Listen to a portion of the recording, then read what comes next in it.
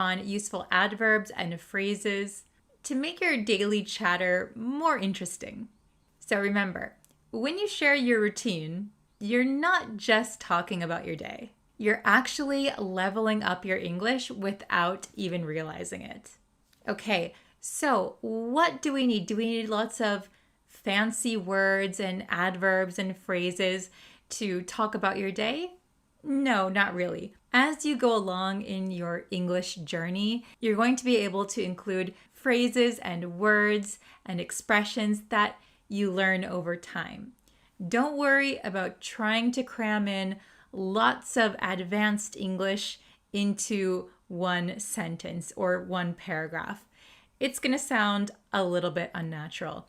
There are many videos out there. I've made some advanced versus basic English. Now, saying something is advanced versus basic doesn't mean you have to use the advanced way. There are just two ways to say the same thing. So sometimes we want to use advanced English in some cases to sound a little bit smarter, more sophisticated. But on the day-to-day, when you're just talking about your daily routine, when you're talking with your friends, naturally, we're going to use simple, basic English, okay? So some common verbs that we use when talking about daily routines are begin, do, start, and finish. You can add more to your daily routine, of course, but these are the basic ones that we're going to use today. Pretty easy, right? Then we're going to add in some adverbs. Simple adverbs you've probably heard before, but adverbs really give more detail to what you're talking about. For example, carefully, easily, regularly, at the same time. And of course, we're going to throw in some basic nouns. Habit, routine, regimen, and commute. Okay, let's talk grammar because grammar is very important when we want to make sentences, when we want to communicate, right? So what kind of grammar are we going to use in our daily routine? Okay, so we're going to include basic grammar structures to help get our point across. For example, we can use the present simple tense. For example, I go for a walk every morning. Another grammar structure that we want to use are gerunds and infinitives. For example, I enjoy reading novels before bedtime. I like to watch TV in the evening. And then we want to add some adverb clauses of time. These help indicate when certain actions are done and when they occur in your daily routine. For example, before I go to bed, I always reflect on my day. Okay, I'm going to give you 3 example routines. I'm going to give a morning routine, an afternoon routine, and an evening routine. Please listen and compare it to your own daily routine. Then I want you to try and write down your own daily routine. Use the grammar points that we talked about in this video to make your own. Please leave them in the comments so I can check them. Example 1, morning routine. I usually begin my day by waking up at 7 a.m. After that, I do some stretching exercises to wake up my body. My morning regimen continues as I like to start my day with a healthy breakfast, and I finish it with a cup of coffee. I carefully plan out my outfits the night before, so getting ready is easily done. At the same time every day, around 8:30 a.m., I start my commute to work. How did that compare to your morning routine? Okay, let's try an afternoon routine. Listen to the next one. Example 2, afternoon routine. In the afternoon, I have a regular work routine. I begin by checking my emails and making a to-do list for the day. I do my peak work during the afternoon when I feel most focused. I always start my lunch break at 12:30 p.m. and finish it by 1 p.m. I carefully organize my tasks to ensure they are completed regularly. At the same time each day, around 4:30 p.m., I finish my work and head home. Okay, was that similar to your workday, to your afternoon? Let's listen to one more example. Example 3, evening routine. My evening is all about winding down. I begin by cooking dinner, which is my favorite part of the day. While I eat, I do some light reading or watch my favorite TV show. I start preparing for bedtime around 10 p.m. and I finish my nighttime routine by brushing my teeth and setting out my clothes for the next day. I regularly go to bed at the same time every night, aiming for 10:30 p.m. This habit helps me get a good night's sleep. Okay, how did that compare to your evening routine? Let's look back at some of the words that might have been new for you. In the morning routine, I mentioned the word regimen. My morning regimen continues as I like to start my day with a healthy breakfast. Regimen is a planned routine or set of actions. Lots of people talk about their nighttime regimen or their skincare regimen. They do the same thing every day. In the evening routine, I use the words winding down.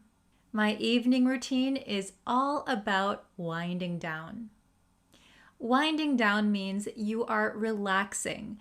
You're getting ready for probably the end of the day. You're done with all of your work, you're done with your tasks, and you can wind down. I also used the phrase setting out my clothes.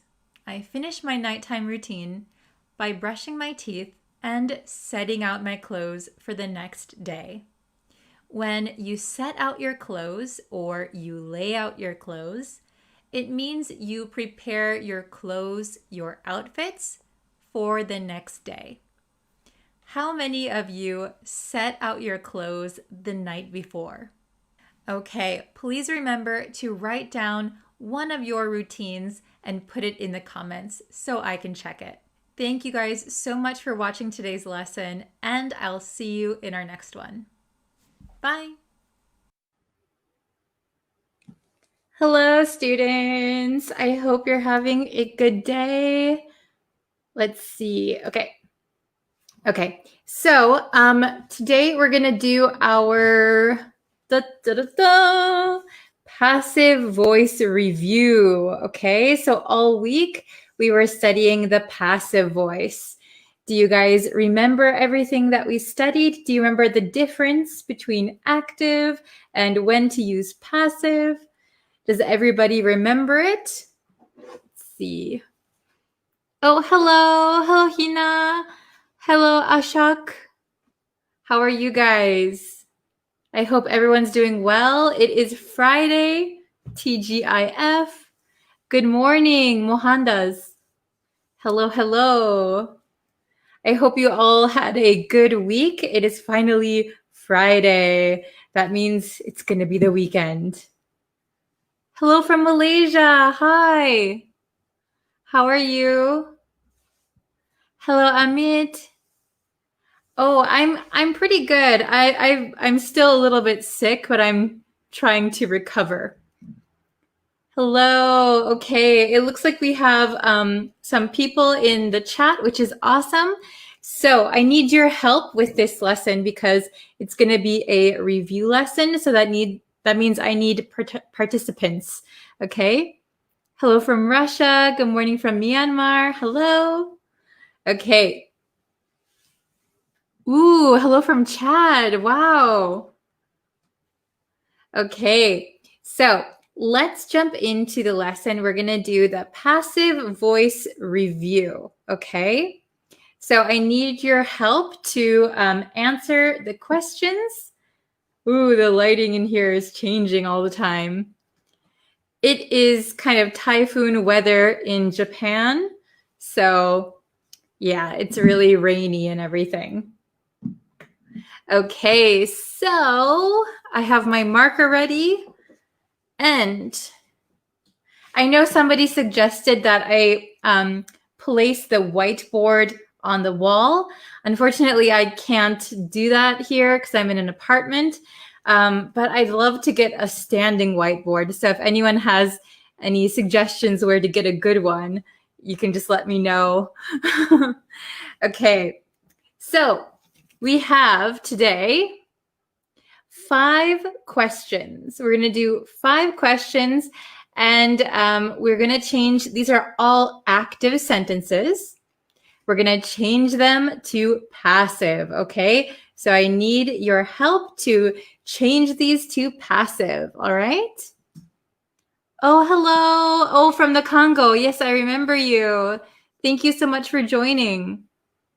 Hello from Cambodia. Hello, hello. Okay, so let's see. I am going to do, let's see. How about number 1? Okay, so let's do number 1 and see who can get the answer the quickest. Okay, so we're changing these to passive. All right, so number 1 is I will do my homework. I will do my homework. How are we able to change this to passive? So what if we don't know who will do the homework? What if the person who's doing it is not important?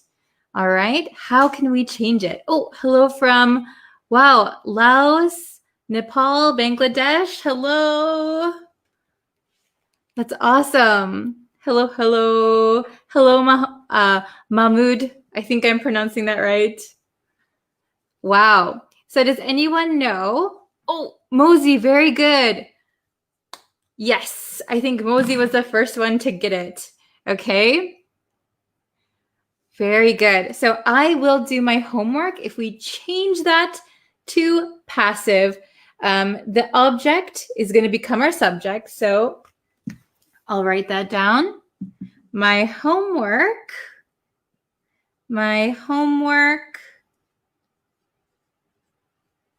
And then here we have will do, right? Will do. My homework will be done is the correct answer. Very good. Oh, Corey, yes, I'll do that. My homework will be done. Oh, very good, Kinmar. Very good. You've gotten most of them. Very good. Okay, so I will do my homework. My homework will be done. And maybe in parentheses, by me, right? My homework will be done by someone. Okay? So we could also change this with get. If you remember get, we learned how to use get yesterday.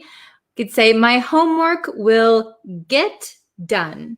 My homework will get done somehow by somebody, right? My homework will get done. My homework will be done. Both are okay. All right. Let's try number 2. He broke the window. Ooh, oh no, he broke the window.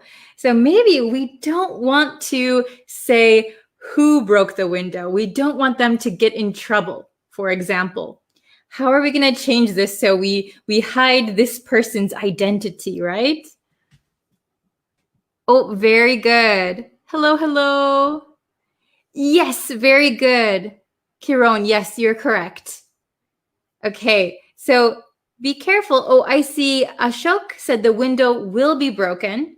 So be careful because we don't say here he will break the window.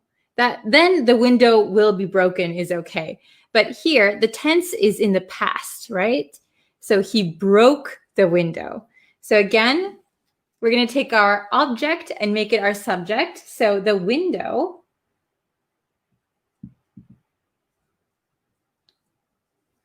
The window, and we're going to take the to be verb in the correct tense. The window was broken. The window was broken. Very good. By him, by someone, right? The window was broken. Oh no.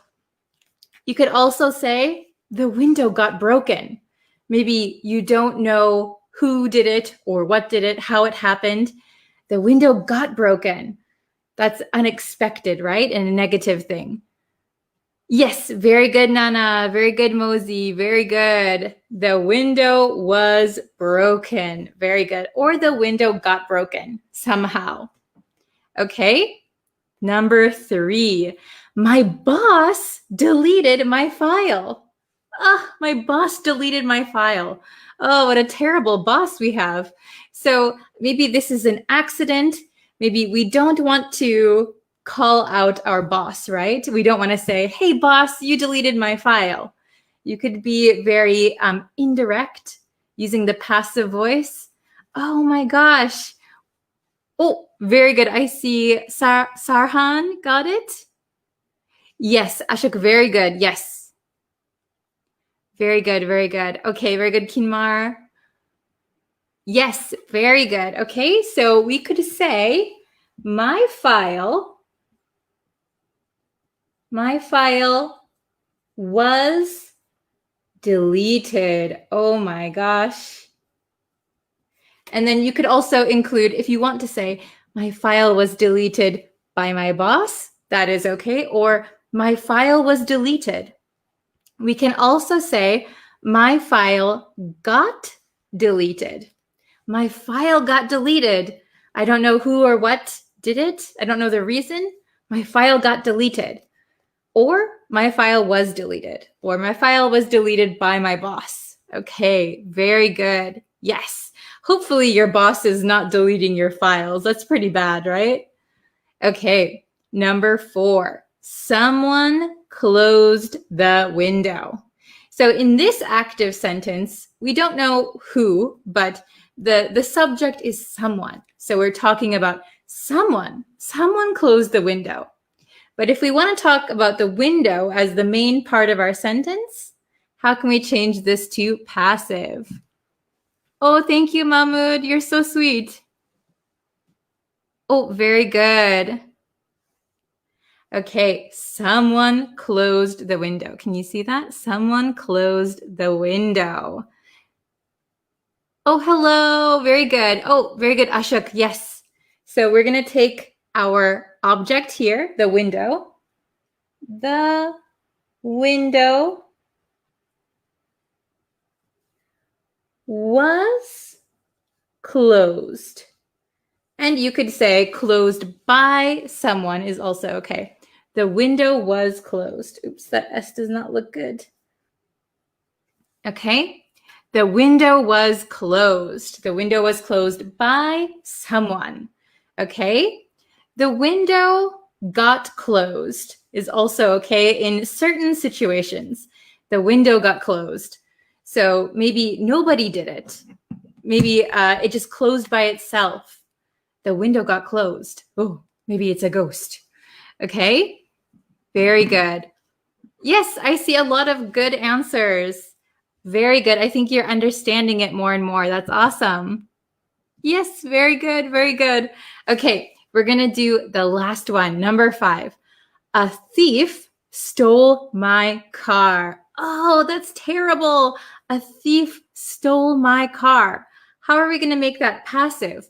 Because we don't know who the thief is, right? Or maybe we want to emphasize, my car, right? If you just notice that your car is gone, you might not think a thief stole my car. You don't know who did it, right? Yes, okay. Keep you very good. Yes. Very good. I see a bunch of correct answers popping up. So my car is going to be the subject of our sentence. My car was stolen. Oh no. My car was stolen.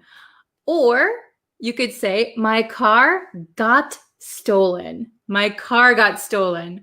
I don't know when, I don't know who, I don't know what. My car got stolen. Or my car was stolen. Very good. Have you ever had your car stolen before? That would be pretty bad.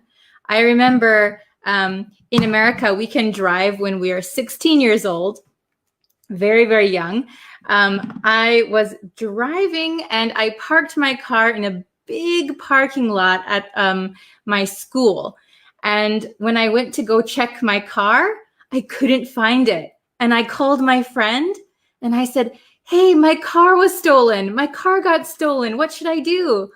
But then, you know what? I actually found it. I just parked in a different spot and I was looking in the wrong spot. So I felt so foolish.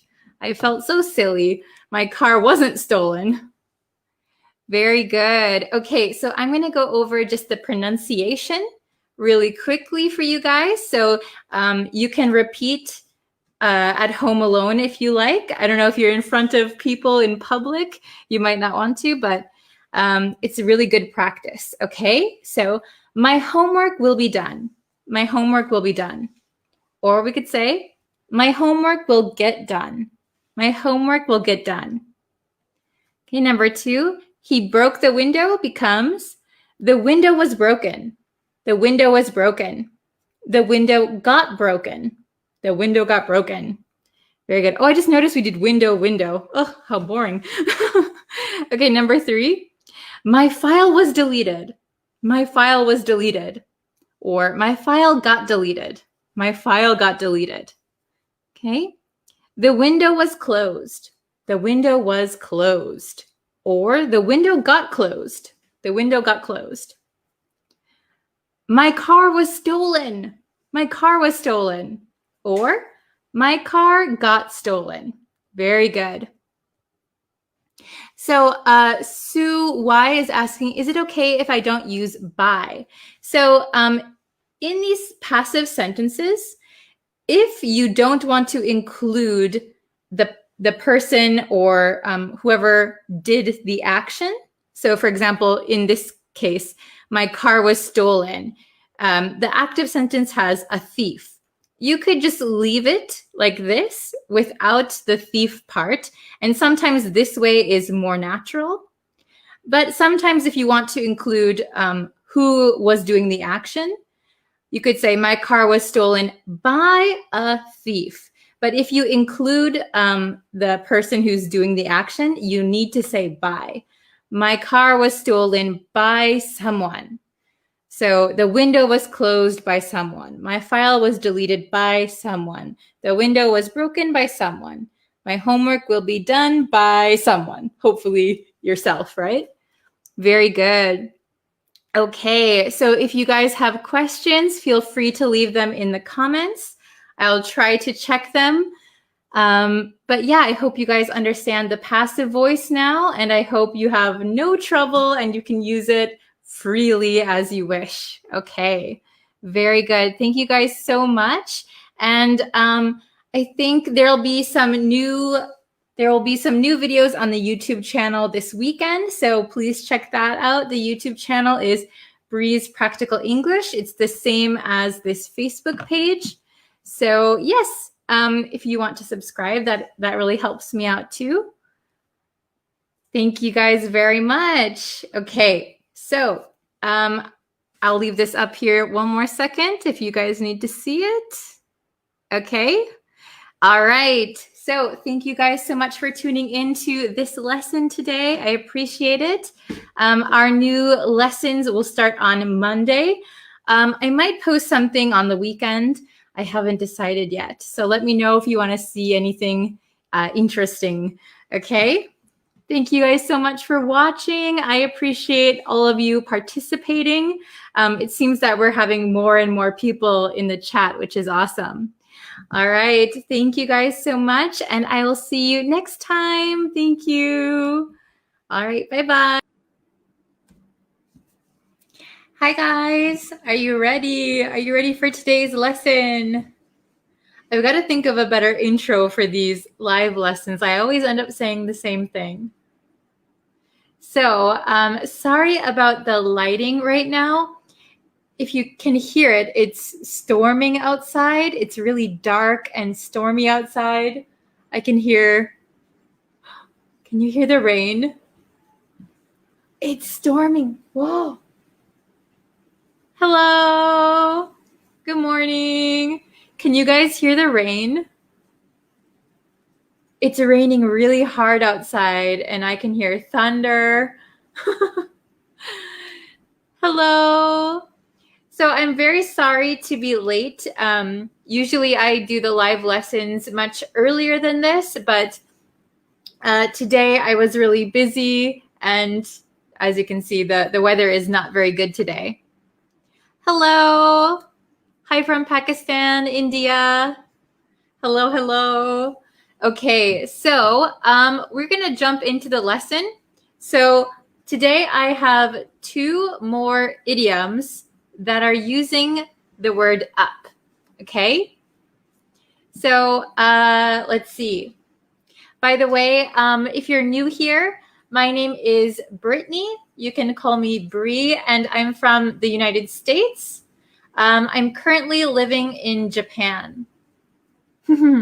Okay. I'm not, you are on time, not late. Oh, could you see the lightning?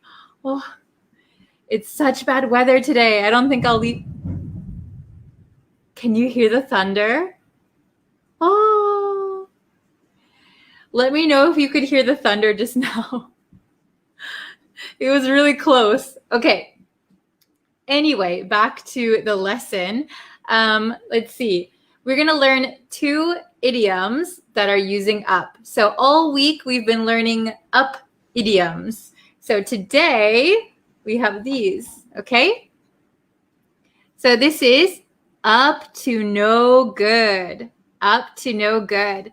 Does anyone know what up to no good means? Up to no good. Okay? So if I say, I think that guy is up to no good. That means I think he's doing something wrong. Maybe he's a little bit dangerous. I don't think I want to be friends with that person. If someone is up to no good, it's kind of like they're suspicious. Or if you remember, I did a lesson on the YouTube channel about idioms. Not idioms, slang, American slang. And shady is one word that I taught. Shady means someone is up to no good. Someone is suspicious. It looks like they're not a good person. Okay? So you don't want to be described as up to no good. Okay? Then the next one, turn up one's nose. Turn up one's nose. What does that mean? Okay. So if you turn up one's nose, so you can say turn up my nose, turn up his nose. So that means this kind of action. But we don't actually do that. But I don't know if it's the same in your country or not. But if somebody, here, I'll put this down for a second. If somebody crosses their arms and kind of puts their nose up in the air, it's like they're looking down on you almost. Oh, this lighting got really weird. Okay, so if you put up your nose and you talk down to someone, it means like you are kind of rejecting them because their offer is not good enough. Oh, thank you so much. Yeah, if you can and if you would like to, please subscribe to the YouTube channel. We're almost at 2,000 subscribers, which is really awesome. Okay. Oh, you have the same word in your country. Awesome. So turn up one's nose means you're kind of looking down on someone. And so if somebody offers something, so if I said the woman turned up her nose at the food, that means maybe somebody gave her a meal and she didn't like it. It wasn't good enough for her. So she turned up her nose. It means she rejected it. Okay? So both of these are negative idioms, okay? Negative. So let's look at the, what do you call it? The exercises for today. Oh, I think I just dropped another marker. That's okay. Also, the lighting is, I'm so sorry for this live stream. The lighting is so strange and I can hear thunder, rain. Okay, let's see. Oh, conceited. Yes, that is a good word, conceited.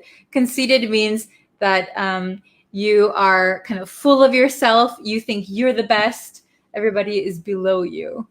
Okay, so I have the meanings up here also. Okay, so up to no good. So doing something wrong. Somebody or a group of people, if they're up to no good, that means they're doing something wrong or they don't have good character. Okay. Oh, is it very late for you guys? Oh, I hear. So somebody's saying it's very early in the morning. Somebody says it's very late. I'm from the US, but I'm in Japan. So it's about 3 in the afternoon. Oh, hello, Frederick. You're just in time. We're just going over the words now. And sorry, it's very rainy and stormy outside. Okay, so up to no good. If someone is up to no good, they're doing something wrong. They're a little bit bad. They're probably doing something bad. Okay? So, turn up one's nose. Turn up one's nose. That means to reject something because it's not good enough. Turn up one's nose. I don't like it. Okay? No problem. If you can't catch the live stream while it's live, I leave them on the Facebook channel. I'll probably start uploading them to YouTube also, just so everyone has a chance to watch them. Hello. Ooh, Switzerland is cloudy but no rain. Hello from Afghanistan. Okay. So if you can understand these 2 idioms, let's try these exercises, okay? So, number 1, my cat at the new brand of cat food. My cat at the new brand of cat food. So what do you think it is? I don't know if you have a cat, but when I had a cat back in America, if we changed his food, he wouldn't eat it. He'd be like, where's my regular food? I don't like this food. So the correct answer should be, my cat turned up its nose at the new brand of cat food. Turned up its nose. What is this lighting? I don't know what's going on. My cat turned up its nose. Okay? My cat turned up its nose at the new brand of cat food. That means the cat didn't like it. It wasn't good enough for him.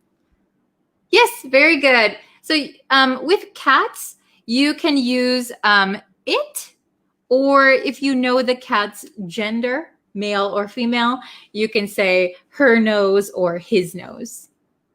Yes, very good. Very good, you guys. Okay, number 2. Try to get this one. That man looks shady. And remember, we learned shady in my American slang lesson. That's on YouTube. That man looks shady. I think he's, Which one do you think? Up to no good, turn up one's nose. Number 2, what is the correct answer? That man looks shady. I think he's, maybe he's doing something not good. He's doing something bad. Which one do you think? Up to no good or turn up one's nose? I'll give you a few more seconds and then I'll write the correct answer. Oh, very good. Up to no good. Perfect, perfect. He's up to no good.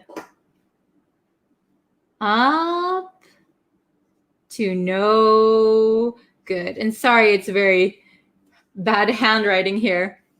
Yes, up to no good. Very good, you guys. Very nice. Okay, then number 3. I don't want you hanging out with those people. I don't want you hanging out with those people. They're maybe not such good people. So I'll start writing the answer. Which one do you think it is? Up to no good, turn up one's nose. They're pretty easy. They're pretty different in the sentence structures. I don't want you hanging out with those people. Maybe they're dangerous. They're not doing good things, right? Okay, I'm going to start writing the answer. Please leave it in the comments. Up to no good or turn up one's nose. Oh, very good. Very good, Ali. Oh, Ali said good morning, teacher. Yassine and Jasmine, up to no good. Oh, very good.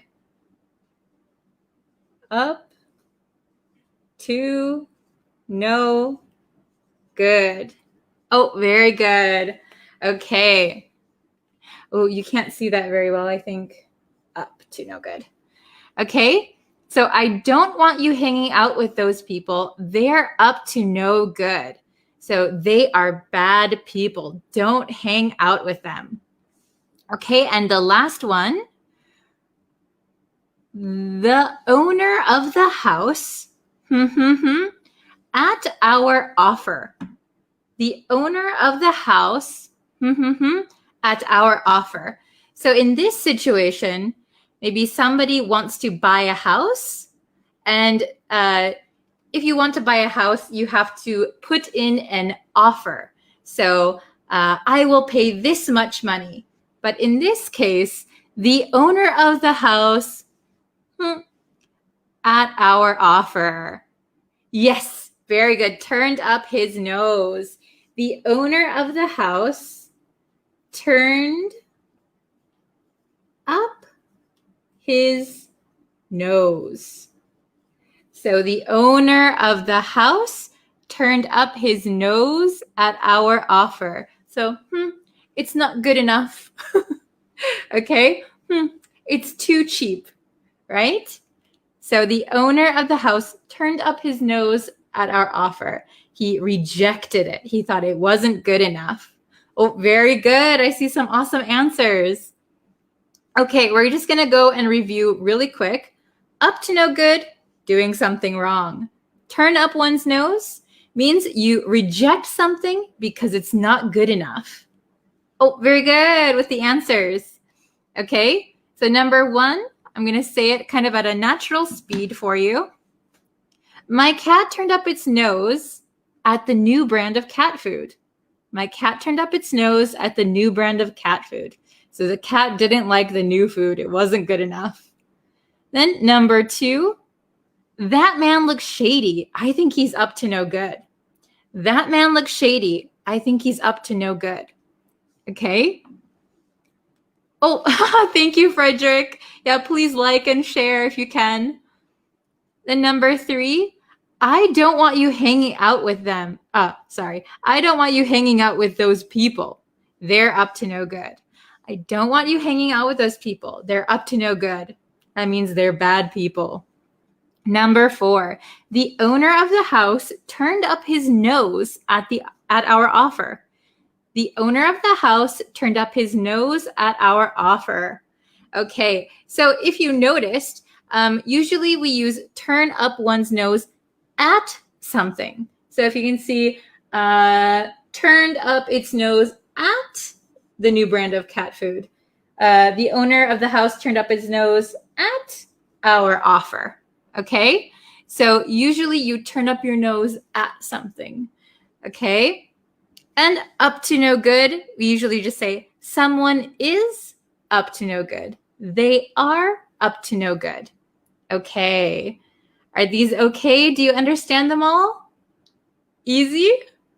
Okay, so please review today's lesson if you couldn't watch it all. Also, please review, let's see, what day is it today? Wednesday. Please review the last 2 lessons because they're all going to be in a review lesson on Friday.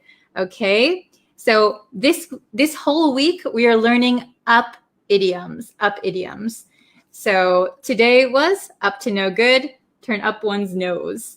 So please remember them and come back for tomorrow's lesson. And on Friday, we're going to have a final review lesson. Okay, thank you so much. Thank you for joining. I'm sorry of the weird time. I'm sorry if you can hear the rain. And I'm sorry for this bad lighting. But thank you very much for joining me. And I can't wait to see you guys for tomorrow's lesson. Okay, thank you very much. I'll see you tomorrow. Bye. Hello, everyone. Welcome. We are going to have a new lesson today. But first, before we get into the lesson, if you can, and if you haven't yet already, please subscribe to the YouTube channel. So I'm posting lessons quite often over there. So if you would like to know when I post new lessons, you can go ahead and subscribe and you will be able to see when I post new lessons. Oh, Tetetwin, hello. Good morning. I don't know if it's morning for you. Hello from India. Hello. Welcome, everyone. Thank you so much for joining me today. Today's lesson was requested by one of my students. Aliawan always has very good questions. So, by the way, if you have questions, please leave them in the comments. You can always request a lesson. Oh, it's okay if you missed yesterday's lesson. You can always go back and watch it. No problem. But you're here today, and that's what matters. Hello from Cambodia. All right. So this is a live lesson.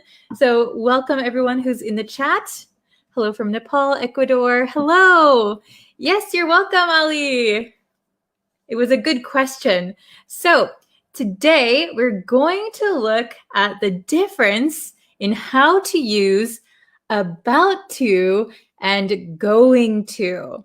So like I said, this was requested by Aliawan. So thank you so much for requesting this.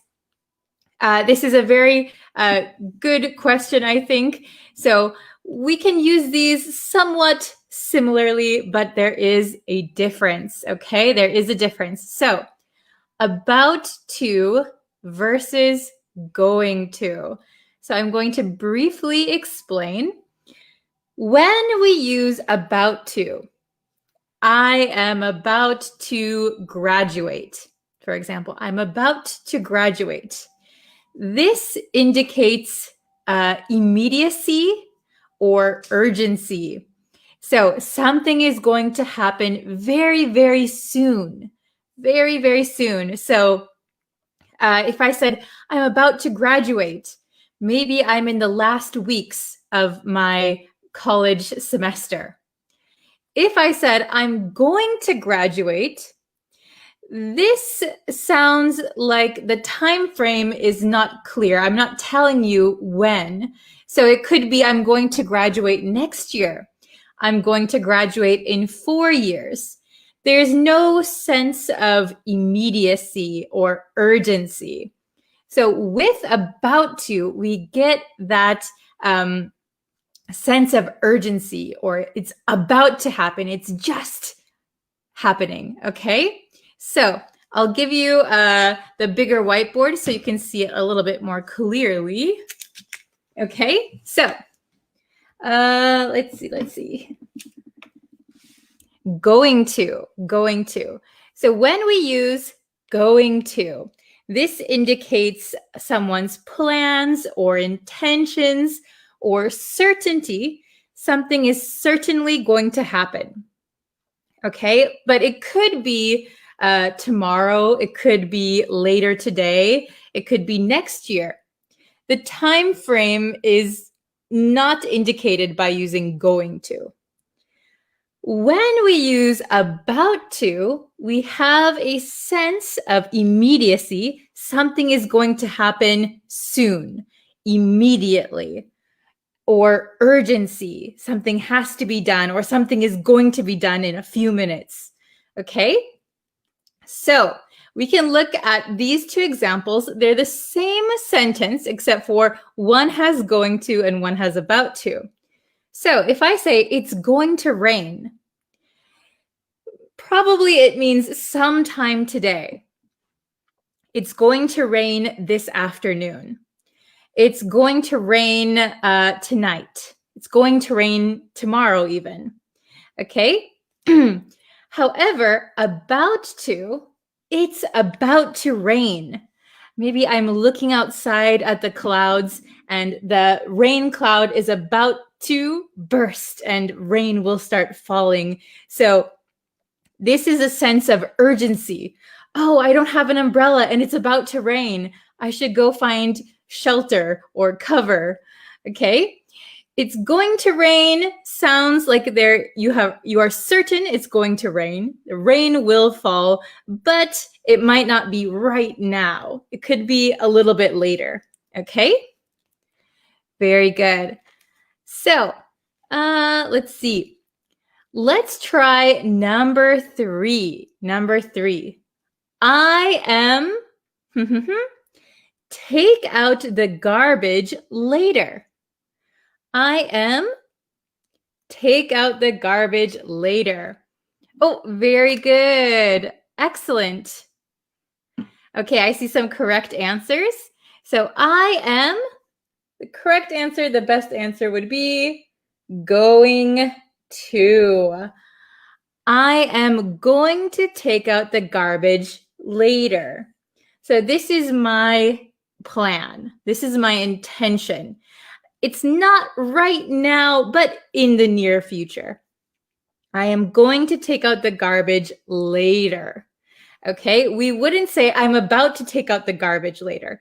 That sounds strange because about to means almost right now and later indicates a different time. So it's contradictory. So we wouldn't use about to with later. Okay, number 4, listen up. So listen up means, hey, listen and pay attention. Listen up. Listen up. The winner is be announced. Listen up. The winner is be announced. Number 3, what do you think? Oh, sorry, number 4. Not number 3, number 4. Oh, very good. Yes, perfect, everybody. Listen up. The winner is about to be announced. The winner is about to be announced. So in just a few seconds, so we should pay attention. We should listen. Okay, who's going to win? All right. Number 5, maybe this is a conversation. So person A, could you turn off the stove? Person B, I was just something. Number 5, what do you think? Oh, everyone, very good. So could you turn off the stove? Oh, I was just. Excellent. Very good. I was just about to. This is very conversational English. I was just about to. So maybe I had it in my head. I'm going to turn off the stove. I started to get out of my chair. I was going to reach for it. Could you turn off the stove? Yeah, I'm just about to. I'm seconds away from turning off the stove. Very good. Okay. So, number 6, last one. He is call at 5 p.m. He is call at 5 p.m. What do you think is the correct answer for number 6? Oh, very good, Joshua, Bobby, nice. Carlo, Ricardo, very nice. Okay, so he is, this should be easy, going to. He's going to call at 5 p.m. Very good, yes. So if you notice, We use going to a lot when there is like a set time or an indicated time in the near future. I am going to take out the garbage later. It's going to rain sometime today. He's going to call at 5 p.m. So when we use about to, I don't think we would ever use it with a specified later time. So about to indicates that it is seconds or moments away from happening. So we can't really use about to with a later time. He is about to call at 5 p.m. So that doesn't really make sense because it indicates a later time. Okay? Is it understandable? I hope this makes sense.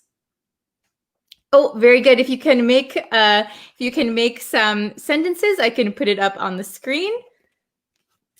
Excellent, excellent. Oops. Okay.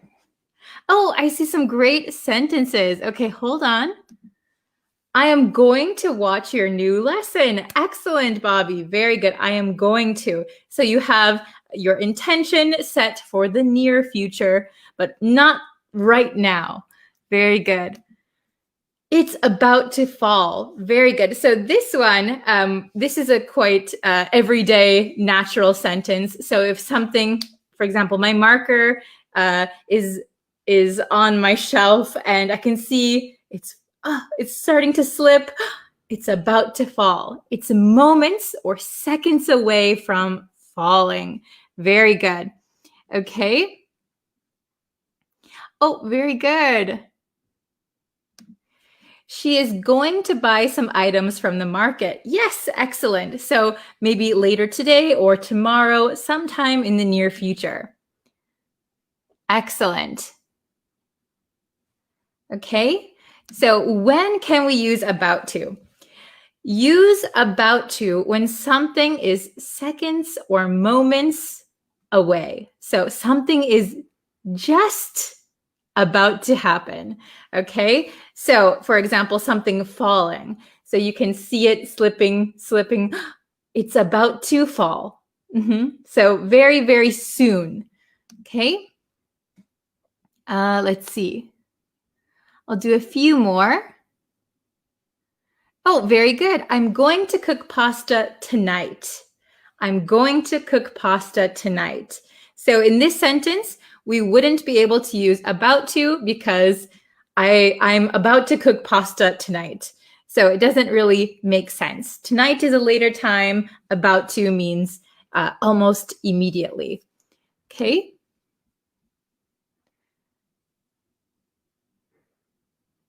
I haven't subscribed to your YouTube channel yet, but later I'm going to do it. Very good. And thank you so much. It's a great sentence. Okay.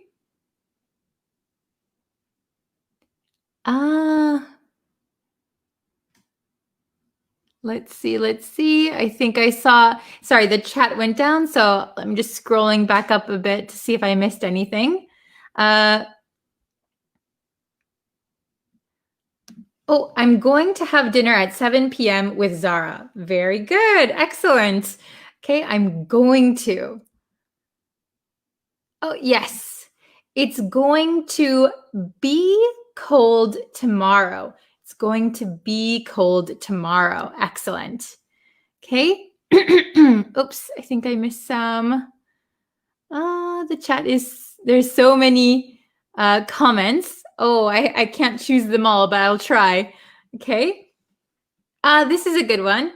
I am going to buy a house next month. Very good. I'm going to buy a house next month. Very good.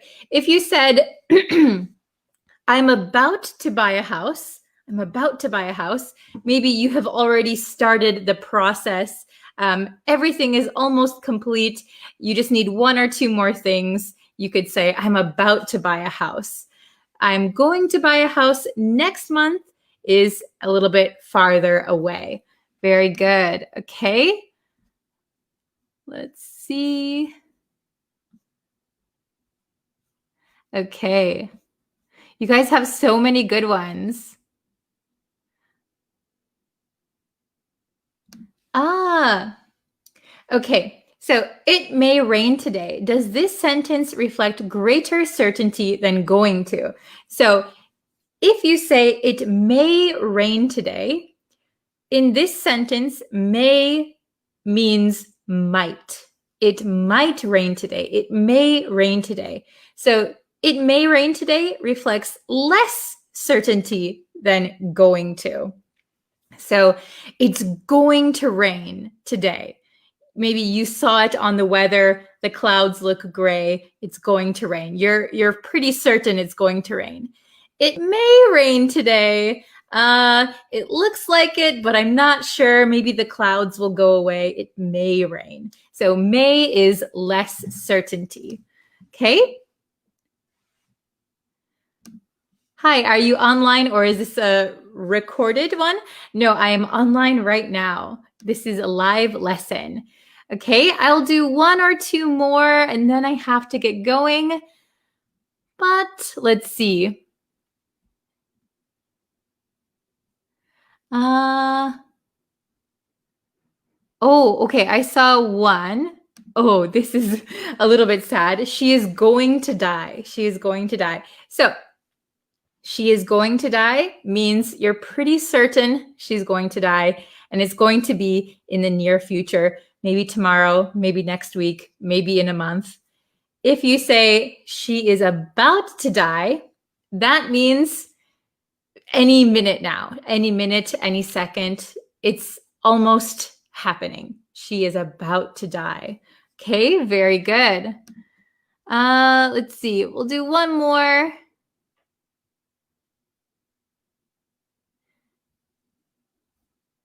Let's see.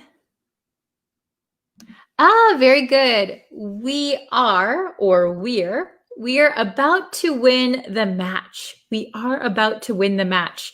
Very good. So that means you are maybe ahead of the other team. There's only seconds left on the clock.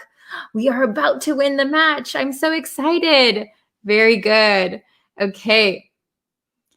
Let's see. Very good. Okay, so if you have more sentences, you can always write them in the comments. And if you have any lesson requests, please write them in the comments as well. I'm always checking them. So yes, I will try and do your lesson requests as soon as possible, okay? So thank you everyone so much for watching. I will be back a little bit later with another lesson on YouTube. So please subscribe so you know when the new lesson will be posted. Okay. Thank you guys so much for watching. I will see you again in a little bit on YouTube. All right. Thank you. Bye, everyone. Hello, everyone. Sorry, I'm super late for the live stream today. Oh, I was so busy all day and I'm still recovering from being sick, but I'm here. We are ready. Let's study. Okay, I'm going to move you a little bit and my microphone. Okay, so this week we're learning about the passive tense, and last lesson we looked at the difference between the active voice and the passive voice, okay? So, yeah, we're learning about the passive voice today, okay? And I wanted to go deeper into studying because I know one lesson is not enough to really understand passive voice. Oh, hello. Thank you guys for joining. I'm so sorry about the time. I'm not sure what time it is for you guys. It is around, it's exactly like 5 o'clock in the afternoon for me. And it's dark and stormy out. And I've been so busy. Hello, Ki Pew. Is that how you say your name? Hello, Quarry. Hi. Hello, Marcial. Okay. Oh no, what's wrong, Quarry? Okay, but we're going to look at the passive voice and we're going to go into detail. Hello from Bangladesh. Hello, Febi. Hello, Abul. Okay, awesome. So I'm so sorry I've been sick. So my voice sounds a little bit strange. I've been so busy recently. It's been crazy. Hello. So I think I usually don't do live streams at this time. So some of you guys might be new to the live streams, which is awesome. Hello Hamet. Hello Mohammed. Hello Neha. Oh, thank you. Okay, very good. So we're going to learn the passive voice, and we talked about it in the last lesson, and today we're going to go through all of the different tenses, and we're going to change the active voice to the passive voice in all the tenses that I have written down here. Okay, so if you guys remember how to do the passive voice, this will be easy. We need the to be verb plus the past participle of whatever verb you're doing. So for each sentence, the verb is the same, okay? The verb and the object of the active sentence are the same. Oh, 1:35 in Sri Lanka. Is that the afternoon or the morning? Oh, hello. Oh, I'm new in your class. Welcome. Is your name Muhammad? Thank you for joining. Hello, Charles. Hi. Is your name pronounced Jal? I'm so sorry, I can't pronounce it. I always see your comments though. Thank you. Okay, so I've got a bunch of tenses and sentences written here.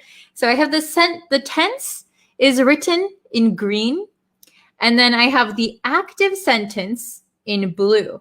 So we're going to be talking about doing the dishes, okay? So doing the dishes means washing the dishes, right? Doing the dishes. 1:35 p.m. Whew. So not so early, right? Okay. So let's do the first one. So present simple. We have the present simple. So I do the dishes. So I've already changed the object to the subject in the passive sentence. How can we change this? I do the dishes. The dishes, we need to be plus the past participle. How can we change this sentence? So number one, I see, oh, very good. Samad. Oh, I'm not sure if I pronounced that right. Very good. So number one, the dishes. So we have dishes, right? Many dishes. Okay. So we're going to change it. The dishes. So the to be verb for the present simple for dishes, multiple dishes. The dishes are, and then the past participle of do is done. Oh my gosh, my handwriting, it's so hard to write on the side like that. I'm going to write that one more time. I'm so sorry. That is too messy. Okay, the dishes, I'll bring it down here to write. It's easier. The dishes are done. Very good. Okay. I'll try to write it big enough for you guys to see. So I do the dishes. The dishes are done. The dishes are done. Very good. Hello from Pakistan. Hello, Samar. Okay. So present continuous. Let's go down to the present continuous. Can you see that? I'm doing the dishes. I'm doing the dishes. So the dishes, how are we going to change it? We need the to be verb. So what to be verb are we going to use? The dishes. Okay. Oh, hello. Oh, very good. Very good, Abul. Okay. Who else knows? I'm doing the dishes. The dishes. Oh, thank you. Okay, so the dishes, I'll give you a hint. The dishes are, oh, very good. The dishes are being done. Very good. So for passive, remember you can drop whoever is doing the action. The dishes are being done. The dishes are being done right now. Very good. Okay, let's try the past simple. Oh, very good, very good. Past simple. I did the dishes. The dishes. What is the be verb? Oh, very good. I see a lot of correct answers. Awesome. Oh, my thing is getting all messed up here. Okay, so I was, I'm here up here, past simple. I did the dishes. The dishes. I'll give you a hint. We need the to be verb in the same tense as did, right? Past simple. The dishes, oh, very good, Mohammed, very good. The dishes were done. Done by me, right? The dishes were done. Or if we don't know who did it, the dishes were done. Somebody washed them, I don't know. Okay? How about past continuous? Can you see this? Past continuous, is that too bright? Past continuous. I was doing the dishes. I was doing the dishes. The dishes, I'll give you a second. Oh, I see a lot of correct answers. Very good. I was doing the dishes. The dishes.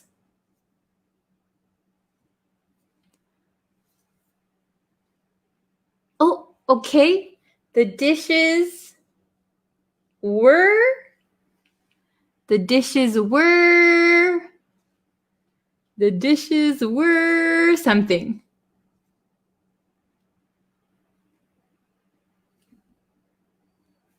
Present. Oh, sorry. Where am I? Past continuous. Oh, very good. The dishes were doing. So very, very close. The dishes were being done. The dishes were being done. I was doing the dishes.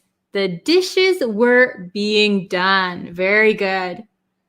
Okay, awesome. Yes. So remember, it was doing, past continuous, were being done. Yes, very good. Very good, Mohammed. Very nice. Okay, oh, can you see this? Perfect. Oh, sorry, present perfect. Present perfect. Oh, very good, Febby. Present perfect. I have done the dishes. I have done the dishes. The dishes, what do you think? I have done. So present perfect. I have done the dishes. The dishes have been done. Oh, very good. Okay, I see some correct answers. Very good. The dishes. Oops, let me see my. Oh my goodness. Sorry, I have my phone here and there's a bunch of notifications coming. Oh, very good. Does everybody have it? I have done the dishes. I have done the dishes. The dishes have been done. Oh, I wrote it in the wrong place. See, you guys can tell I'm sick and a little bit tired, right? My mind is all over the place. The dishes have been done. Very good. Have been done. The dishes have been done. Okay, so how about past perfect? I had done the dishes. Oh, this is getting so confusing, right? Oh, very good, Neha. Very good. Hello from Myanmar. Hello from Pakistan. Awesome. Okay. Who knows the correct answer? Okay.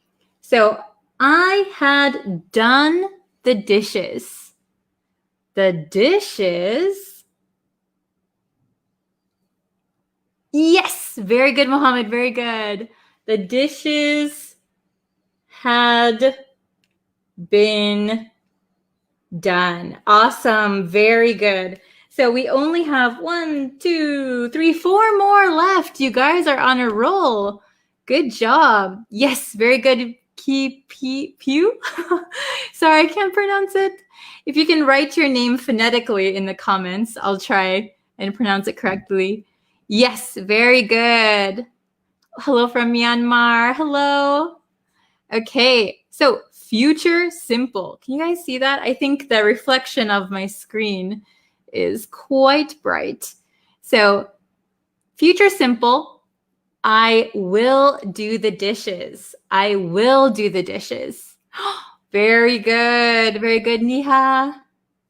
Very nice. The dishes will be done. Awesome. Very good.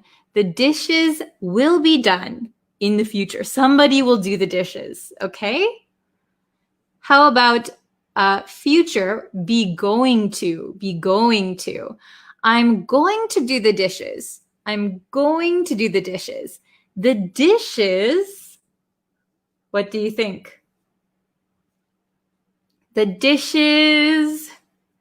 So be going to. So we need to change this be. Oh, yes, the dishes will be done. Very good. We're still up here.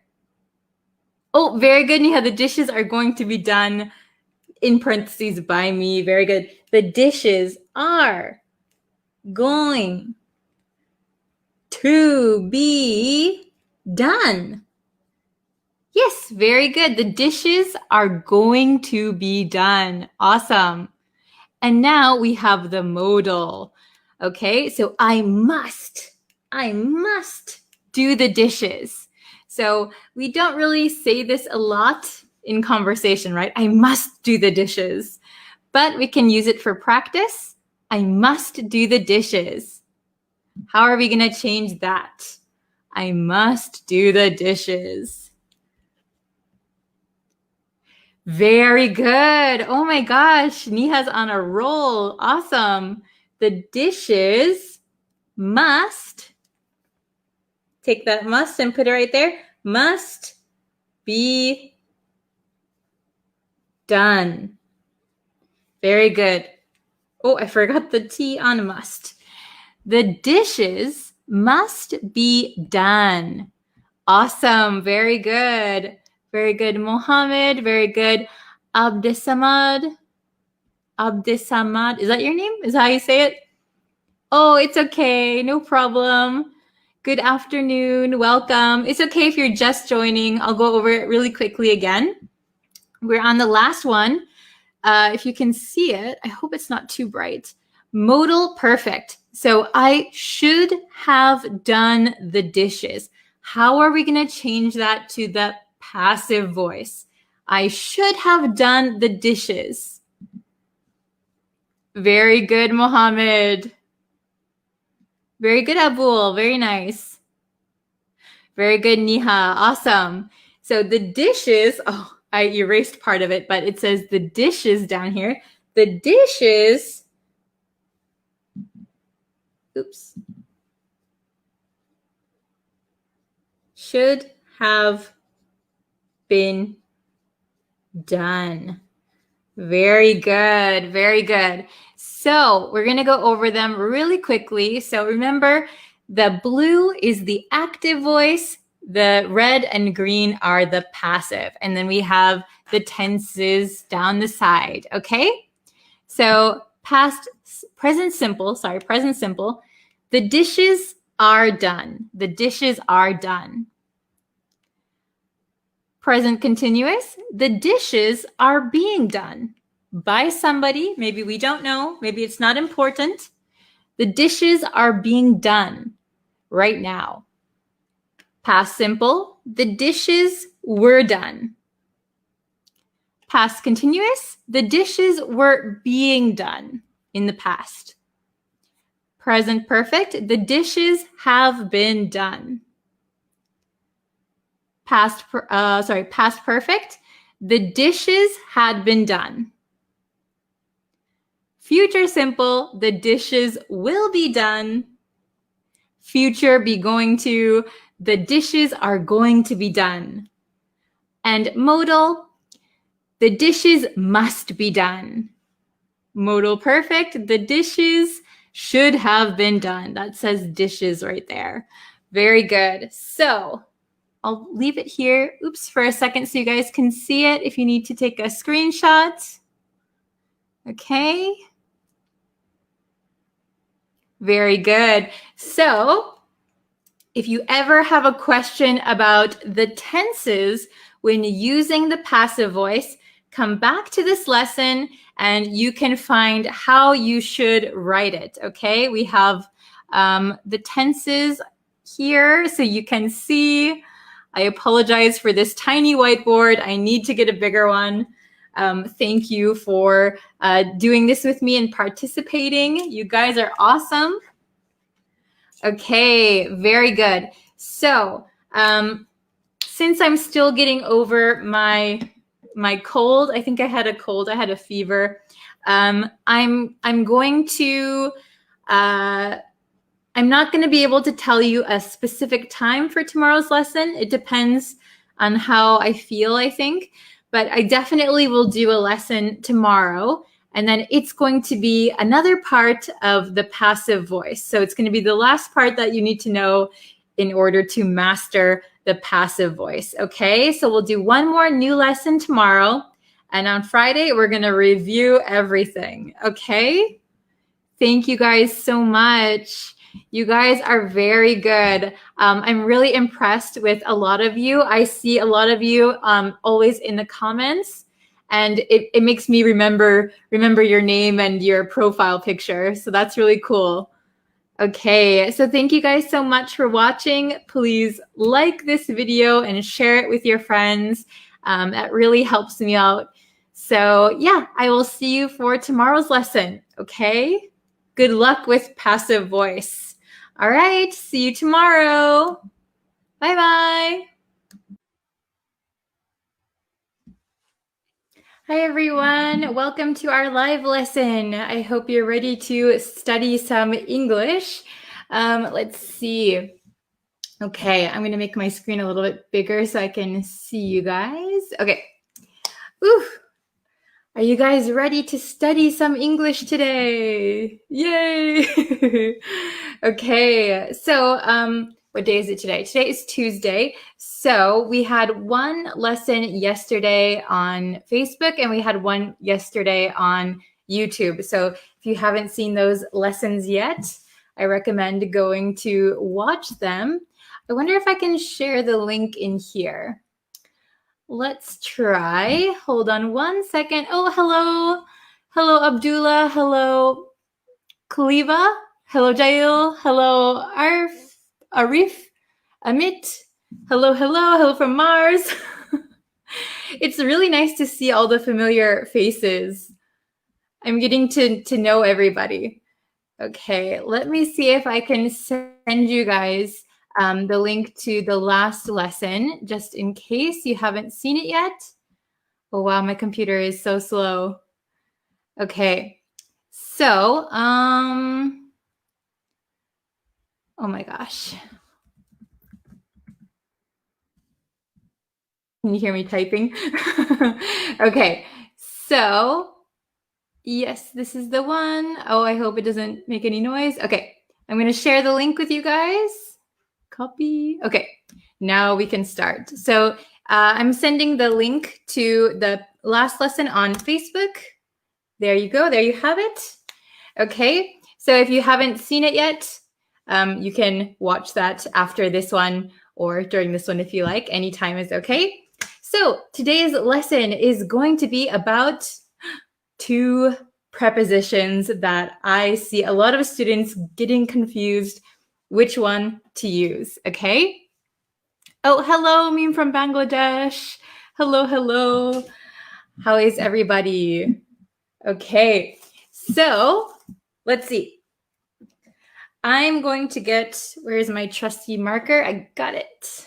Okay, So today we're going to learn the difference in by and with. By and with. So I see a lot of my students getting these two kind of mixed up or confused because they're very easy to confuse, I think. We use them in a similar way, but there are some nuances that native speakers don't even think about. But I think people who are learning English, they think about it a lot because they don't really understand which to use, right? So we're going to clear up any questions you may have about by and with, okay? Very good. So, hello, good morning, good morning. Hello from Myanmar, hello. How is everybody today? I hope you're all having a wonderful Tuesday. Okay, so really quick, by and with. So we use both of these to talk about how we do something, right? So how do you study? Okay, how do you write? So if you want to answer those questions or you want to explain how you do something, you're going to have to use one of these, right? So for example, how did I write this? Well, I wrote it with my marker. I wrote it with my marker. Okay. For example, by.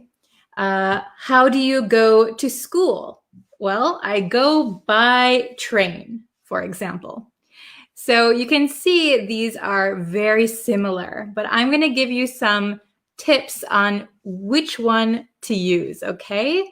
So we'll just get right into it. I have my big board. Oops, I dropped another marker. Okay. So, can you see this? Okay. So we're getting into the juicy part now. Okay. Oh, hello everybody. Hello from Madagascar. Hi. Okay. So let's see. When we use by, we're going to use a verb plus ing. Verb plus ing. When we're talking about how we do something, right? Verb plus ing. Then we can also use by with some nouns. And just to preface this lesson, I'm going to give you the basics. These are the basics, okay? There are many rules in English, but remember, there are many exceptions to the rules, okay? So even though I'm teaching you this, you might find that sometimes we use by and with a little bit differently. Don't worry. So this is going to be the basics, but there are some exceptions to the rules, okay? So just keep that in mind while we're studying. Oh, very good. Very good, Orlando. Okay. So verb plus ing and some nouns. And you can see here we use usually communication or transportation are the nouns we're going to use with by. And then with we're going to use nouns, and they're going to be tools. And what do I mean by tools? Well, I said, how did I write this whiteboard up? Well, I wrote it with my marker. So my marker is the tool that I used to do something. Okay? So remember, by, verb plus ing, and some nouns, especially communication and transportation. Okay?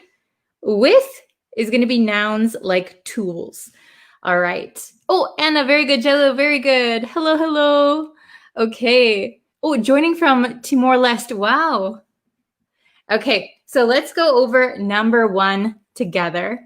Okay, number one. I study English watching your videos.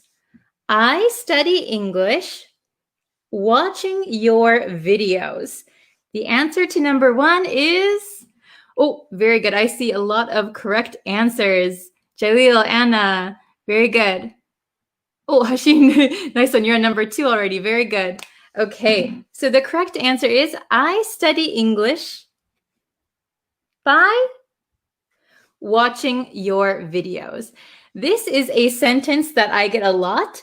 So when my students tell me they study by watching my videos, some students say, I study with watching your videos. That is not correct. Some students say, I study English by watch your videos. And that is also not correct. Remember, we need that ing at the end of the verb, okay? I study English by watching your videos. Okay. Now we're going to go to number 2. I write a pen. I write a pen. Okay, so I see a bunch of different answers for number 2, and this is a tricky one.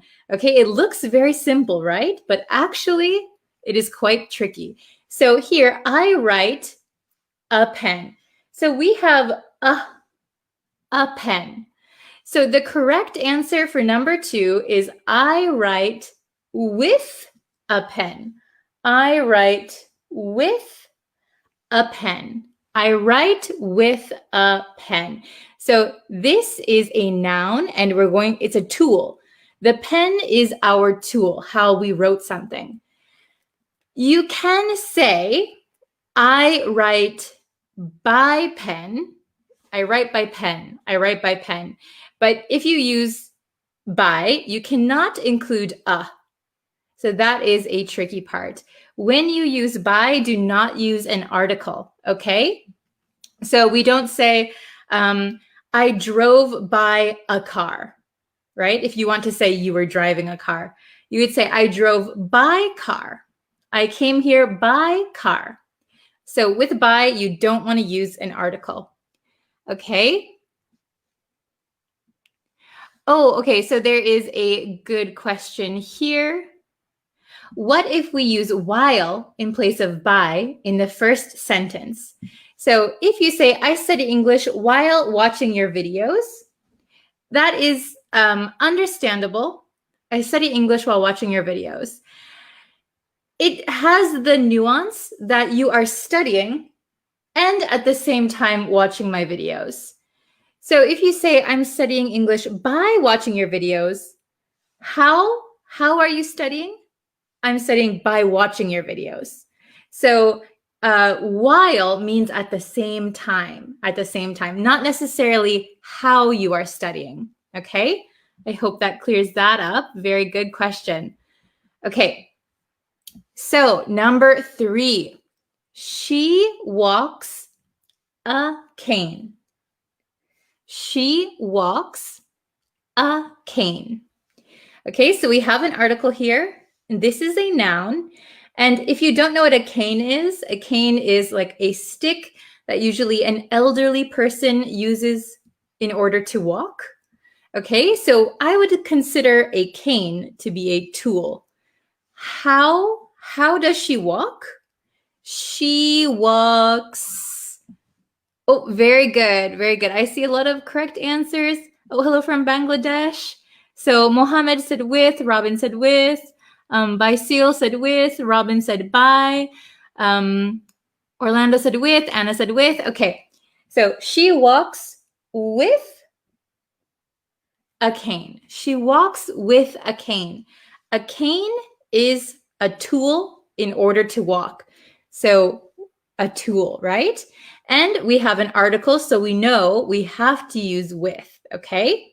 Very good, very good. All right, how about number 4? He commutes an hour train. He commutes hour by train. Okay, oh, I see a bunch of with still, okay?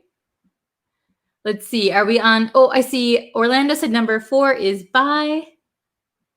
I see a lot of withs. So I'm not sure. Oh, now we're on number 4. Okay, Anna said bye. Arf said bye. Sigit, M.A., Hashim. Okay. Very good. Okay. He commutes an hour by train. He commutes an hour by train. So train is a noun. Train is a noun. But up here, some nouns we can use with by. So especially communication and transportation. Transportation.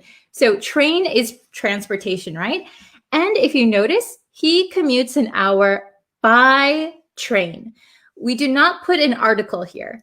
We do not say he commutes an hour by a train. Okay? By train. Very good. Okay, number 5. They clean the windows. Some rags. Oops, it's supposed to say rags here. I erased it with my finger. Okay. They clean the windows. Some rags. Okay, some rags. So, which one do you think is correct? By or with? They clean the windows by some rags. They clean the windows with some rags. Which one? Okay, Anna said with, Ramos said with, Ismail said by, Yatin said with, De Silvia said with. Okay, very good. So the correct answer is with. With. Very good. They clean the windows with some rags. How do they clean the windows? They clean the windows with some rags. Very good. Okay, so rags is going to be the tools that they're using. How are they using it? They're using a rag to clean the windows.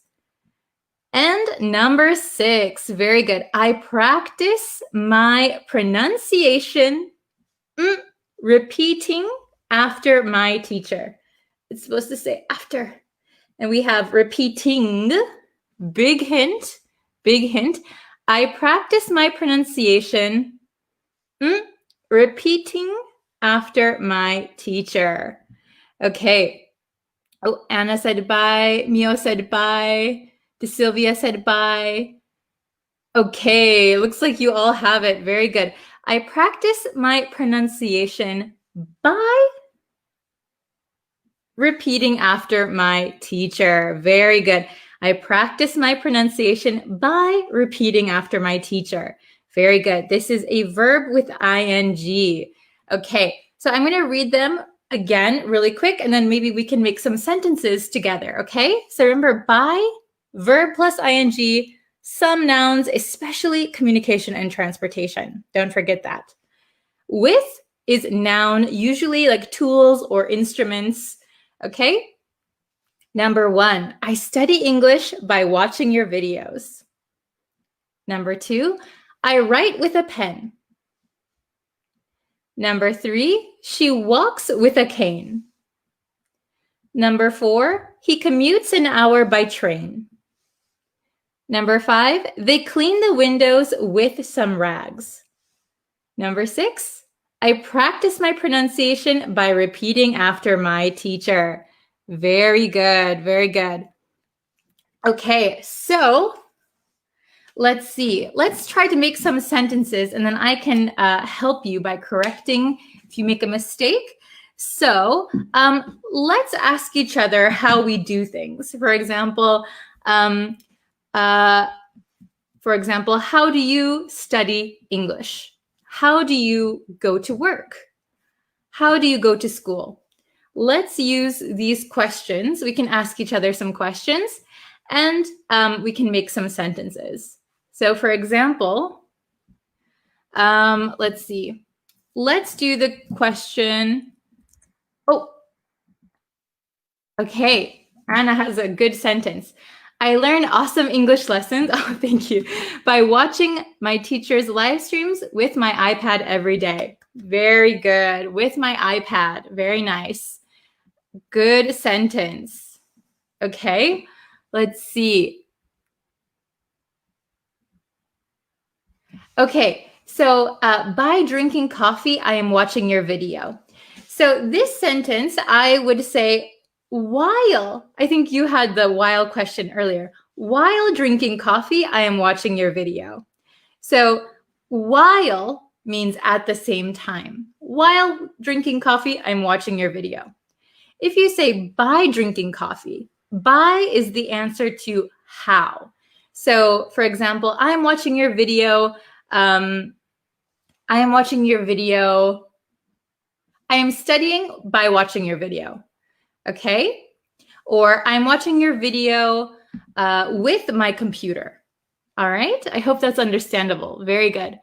Let's see. Ooh, okay. I go to school by bike. Very good. I go to school by bike. Excellent. How do you go to school? I go to school by bike. That is the tool that I use to go to school. Very good. Okay. We have another good one. I go to work by bus. Very good. I learn Italian by myself. Oh, by myself. Yes, very good. How do you study Italian? Well, I learn by myself. Very good. Okay. Very nice. Okay. Let's see. I really want to learn Italian as well. Okay. Let's see. Okay. So, oh, this is a good one. I increase my vocabularies by reading newspaper. Excellent. So, here I just want to point out that vocabulary, we can leave it as vocabulary, because vocabulary already means a bunch of words. So I increase my vocabulary by reading, for example, newspapers, or by reading a newspaper. Very good example. Okay. Most of the time, I learn English by reading some books. Very good. Most of the time, I learn English by reading some books. Very good. Okay. Oh, okay. So Emmanuel says, by bike is wrong, I think. On bike is correct. Please clarify if I'm wrong. Okay. So it's a very good question. If you say, I go by bike, that is a correct sentence. However, a lot of Americans, and I'm not sure about other countries' people, but we often say like on my bike. So I came on my bike. So on my bike is also correct. Both are correct. I think by bike is more correct grammar, more formal. And then on my bike is more casual, like we say in daily conversation. But both are correct. Very good to point that out, Emmanuel. Okay. Oh, so Love Sang said, I am going to school by horse. Oh my gosh, are you really?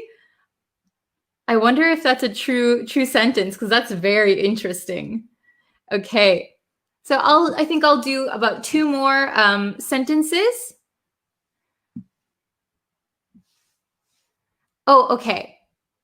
Oops. I improve my English by watching news. Very good. You can say, I improve my English by watching the news. The news. Very good. Okay. And then I think there was a question. Yes. What is the difference between by watching and watching without by? So very good question. So if, for example, the first sentence I have here, I study English by watching your videos. So the question would be, how do you study English? How do you study English? The answer is, I study English by watching your videos. So this is the way or how I'm studying. If you leave out by, I study English watching your videos. I study English watching your videos. I study English watching your videos. I think sometimes native speakers might talk like this. I study English watching your videos. I would include by. This is going to be the best sentence, okay? I study English by watching your videos. Or I get the news by watching TV, okay? That's going to make the most sense, and that's going to be the clearest sentence, okay? So if you don't have by, it's a little bit hard to understand what you're trying to say. Okay, very good. Okay. Good questions. Good questions. And Let's see. Is there one more? Oh, this is a good one. I can lose weight by doing exercise. Yes, very good. I can lose weight by doing exercise. You could also say, I can lose weight by exercising. I can lose weight with exercise. Okay, very good. All right. So thank you everyone for watching this lesson. I'm going to post a link again to my last lesson, which was on YouTube. So here's the link. I think that it's sending. Okay, there's the link. So if you want to watch more lessons, I have some lessons that are only on YouTube. Okay, so if you want to see those, go to the YouTube channel and watch them there. The next lesson will be tomorrow, I think around the same time as today. Okay, so if you're around, please come and join the lesson. Anna said, prepositions are the most confusing in English. Yes, I think it's because we have so many rules and then we have so many exceptions to the rules. That's why it's really confusing. But hopefully I can make it understandable for you guys and easier for you to understand. Okay, very good. Oh, I will. Okay, so I'll do this one. I will trying to learning English by watch your video. How is this sentence? So this sentence is a little bit grammatically incorrect. So I will trying. So we don't say I will trying. We will say I will try to learn. So if we have a to learn, we're going to use the infinitive. I will try to learn English by, if we use by, we need verb plus ing. By watching your video, okay? I will try to learn English by watching your video, okay? Then that sentence will be correct. Very good. Okay. So thank you everybody for watching. If you can, go watch yesterday's lesson on YouTube or on the Facebook page, okay? So thank you guys so much for watching. And if you can share this video with your friends who are also learning English, I really appreciate it. Okay, so I will see you guys tomorrow for our next lesson. Take care and see you tomorrow. Hello. Hi, everyone. I'm going to wait for a few students to get in here before we start. Okay. So I let you guys know on my Facebook page that I was going live. So if you want to know about live announcements, remember to like the Facebook page, okay? And we are almost at 1,000 subscribers on YouTube. Thank you guys so much. Oh, hello. Thank you for joining us. Okay, so now that there's some students in here, let's start the lesson. Okay, so I wanted to show you guys this. This is from scratch. Okay, from scratch. Now, this is a very useful expression that we have. Does anybody know what from scratch means? Does anybody know? From scratch. Have you heard this expression before? Because it's very useful, and we do use it in business also. From scratch. Okay, maybe nobody has heard this one before. So, from scratch means from the very beginning. From the very beginning, from the start. So the origin of from scratch is originally from sports. Oh, hello. Thank you for joining. So the origin is from, when you run a race, there is the starting line. So they used to scratch a line for the starting line. So The scratch means the starting line. So from scratch means from the very beginning. Okay, so let's look at some example sentences to help you kind of understand how to use this expression. Are you ready? Oops, this way. Can you see it like this? Okay, so the meaning again is from the very beginning. We're talking about the expression from scratch. So from scratch means the very beginning. Okay, let me get it readjusted here. Let me know if you can't hear me, okay? So, example number 1. Let's take a look. I made this cake from scratch. I made this cake from scratch. Okay, I made this cake from scratch. That means you didn't buy the cake and you didn't buy any cake mix. You made it from the very beginning. So you used eggs and milk and flour and all of those things to make a cake. You didn't buy it and you didn't buy any pre-packaged ingredients.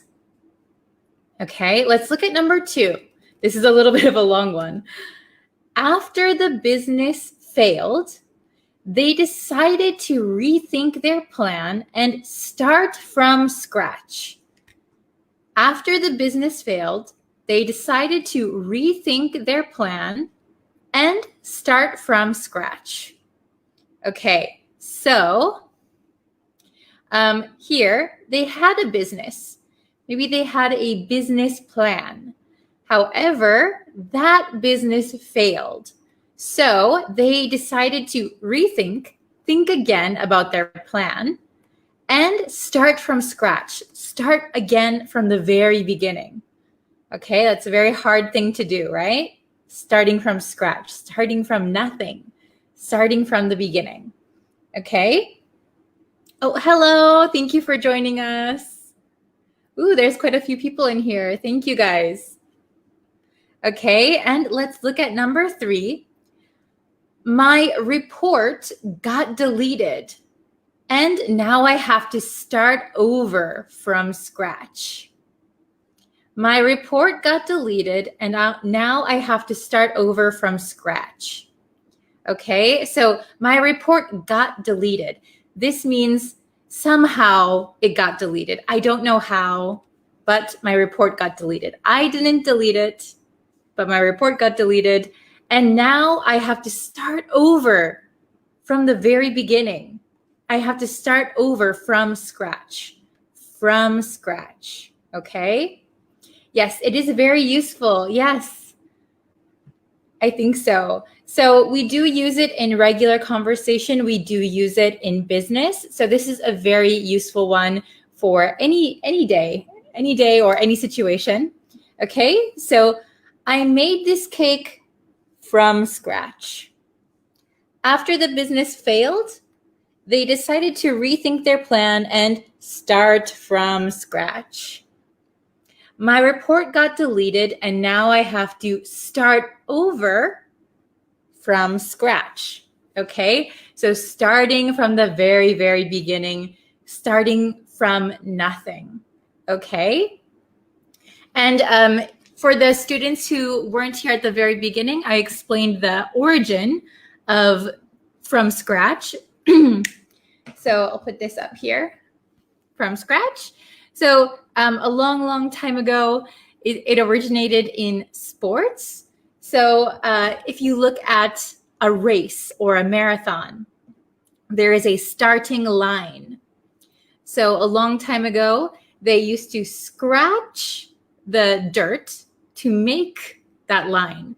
So that is why the starting point was called the scratch line. So from scratch means from the very beginning. Okay? Oh, it's a new word. Okay, good. I'm glad that I can teach you guys something new, because I think it's very, very helpful. Can you guys try to make a sentence from scratch? We use from scratch a lot of the times in cooking, to cook something from scratch. I'm not very good at cooking things from scratch. It's a little bit difficult to start from zero. Or like when you learn a new language for the first time, you're starting from scratch because you don't know any of the language, right? You're starting from zero, from the very, very, very beginning. Okay? Hi there. We're learning from scratch, from scratch. So if you guys can, please leave a comment with a sentence using from scratch, okay? It's very, very useful. And if we look at pronunciation, it's quite straightforward, I think. Pretty easy. From scratch, scratch, okay? From scratch, from scratch.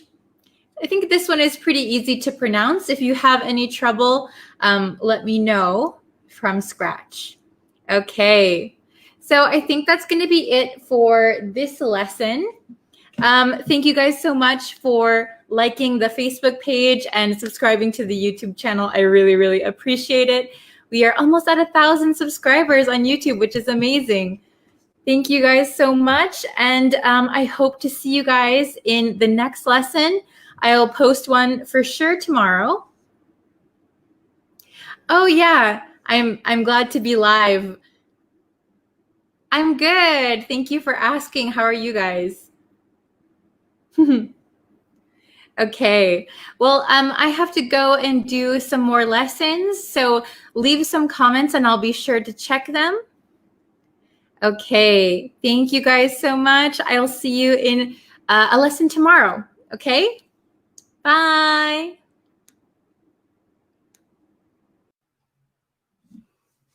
Hello, everyone. Thank you for those of you who are joining me live. I know it was a really quick impromptu live stream, but I wanted to try a new style on these live streams. So generally, when I do the live streams, I'm using markers and whiteboards, but I think they're really not that practical for these video lessons. So what I want to do is try something new. So if you'll bear with me, I don't know if this is going to work very well or not, but we're going to try. Hello, Anna. Hi. Nice to see you. So I'm going to try a new style of lesson today. So I hope, this is my microphone, I hope that it's understandable. And I'm sitting in my living room. So we're going to try this new style, okay? So are you guys ready to talk about romance and love in English? So if you are, we can start. Hello, MD Ansari. Is that how you pronounce your name? Hello, hello. Okay, so this is what I'm going to do today. No whiteboard for this lesson. We'll see how it goes. Okay, so I'm going to share my screen. So can you see that? Can you see romance in English? Okay, if I do this, it's really hard to see both windows, but okay, we're going to talk about romance in English. All right. So, oh yeah, I'm glad you think it's interesting. I think it's very interesting.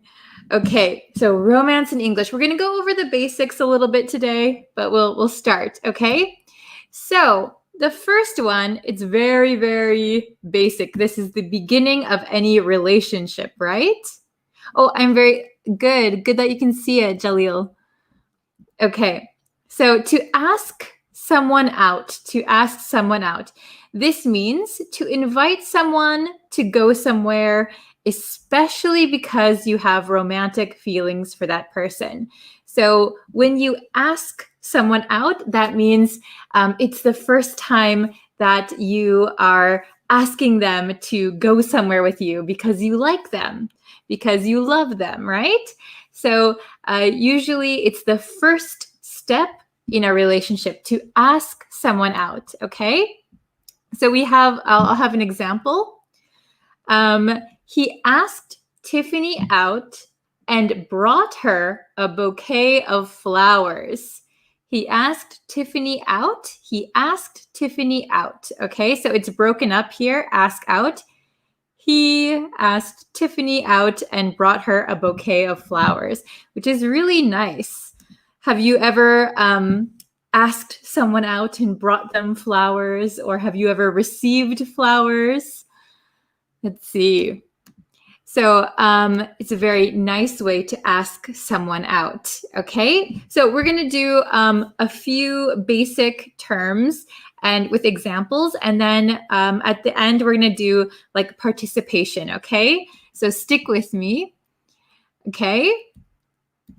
Ooh, the next one, very, very similar, to go out with, to go out with.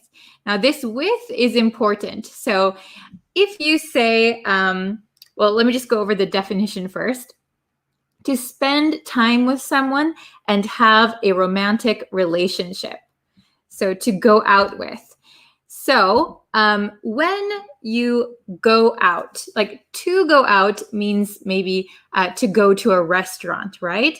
But to go out with someone, after this with, we're going to put a name, right? So he is going out with Jenny. So that means they are in a relationship already. They are going out. Okay? They are going out. So after someone asks someone else out, maybe they start going out. So it's very similar to dating, to go out. Are you following me so far? Is it difficult to go out with someone? Let's see the example. I'm going out with Tom. I'm going out with Tom. So this means that you have a relationship, a romantic relationship, very lovey-dovey with Tom, okay? Usually it's you don't date other people if you're going out with someone. Is everybody here in a relationship? Please comment if you are in a relationship with someone. I'd love to see who is going out with someone. Okay, so we'll just move on to the next one. This is easy, right? So to date. So number one, there are two kind of meanings. Number one is to be in a romantic relationship with someone, right? And this is a verb. This is an action, to date someone. Okay, we've been dating for 6 months. So this is an action. You are actively dating someone. Okay, we've been dating for 6 months. Now we have another example, another definition, right? Oh, can you see everything? Okay, a social meeting planned before it happens, especially when you are in a romantic relationship. So this is a noun. I forgot to write it here, but this is a noun. So date can be a verb or a noun. And here's the example. Oops, you can't see it if I do that. This is brand new for me.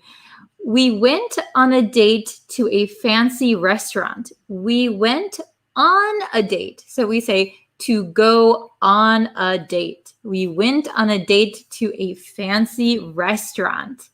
Okay, so I love going on dates to fancy restaurants. What is your favorite kind of date? Do you like to go on a date at a very fancy place, or do you like just watching a movie and staying home? Yeah, please let me know. Okay, so we're going to go to the next one. Ooh, to get engaged. Wow, this is a very fun one. So this means to formally agree to marry. So to get engaged, right? Let's see the example. We got engaged on our anniversary. So you'll notice that the next few that we look at, they all contain get, okay? So to get engaged. We got engaged on our anniversary. All right. Oh, let's see. Oh, Anna couldn't see the last example. Okay, hold on. Let me go back. Can you see it at the very bottom? Can you see it now? We went on a date to a fancy restaurant. That was the last one. It's at the very bottom. And then if we go here, we got that one. I know it was on the end of the page, so I hope you could see that one. So David asked, going out is similar to dating. Yes. To go out means they're synonyms, right?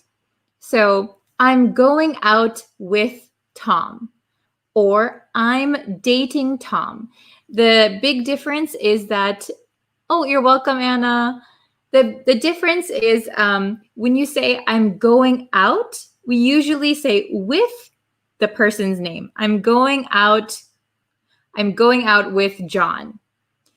But if you say date, we don't add with, okay? So I don't know if you can see me that well. Okay, can you see me better? So right when I'm talking, I'll make my face a little bit bigger. So when you say date, I'm dating Tom. We don't add with, okay? But they're the same meanings. All right, I'll make this bigger. Okay, and we don't say engaged with someone. So I am engaged to John. John is engaged to Sally, right? We got engaged on our anniversary. No with. Okay? And the next one, to get married. To get married. So I tried to find a good definition of to get married, but the basic definition is to become joined in marriage. To become joined in marriage. So yeah, to become joined in marriage, I think everybody knows what married means. It means that under the law, you are officially a couple, and then you live together, start a family to get married. Example, they are getting married next month. They are getting married next month. Okay? So remember, to get married. And then we don't use with this one. We don't say, I'm getting married with him. We would say, I'm getting married to him. Okay? Or I'm getting married to her. So that's one difference here. To get married to someone. Okay? Oh, hello, Corey. Nice to see you. Okay, so next one. Oh no, this is the terrible one, right? To get divorced. Oh, this is very sad. So it means to legally end a marriage, to get divorced. So I know in America, the divorce rate is about 45 or 50%. So I think that's right. Half of all marriages will end in divorce, and it's very sad. What is it like in your country? Do people get divorced often or not? Let me know. Okay, so here's the example. Okay. They seemed very happy, but in the end, they got divorced. They got divorced. So divorce, to get a divorce is one way of expressing it, but another way is Jill and John got a divorce. They got a divorce. So a divorce, to get a divorce means the same thing as to get divorced. So you can use it in both ways. They got divorced. They got a divorce. Okay? Yeah, I hope it doesn't happen. Oh, Corey, you're so funny. Okay. So next one. Oh, these are our questions. Okay, oops, I think you can't see the bottom one if I move it around. Okay, so we have our questions now. So do you remember we have ask out, go out with, date, get engaged, and get married, get divorced. So let's look at the first one, right? I can't wait to. Our wedding is in just 2 days. I can't wait to. Our wedding is in just 2 days. Can anyone answer number 1?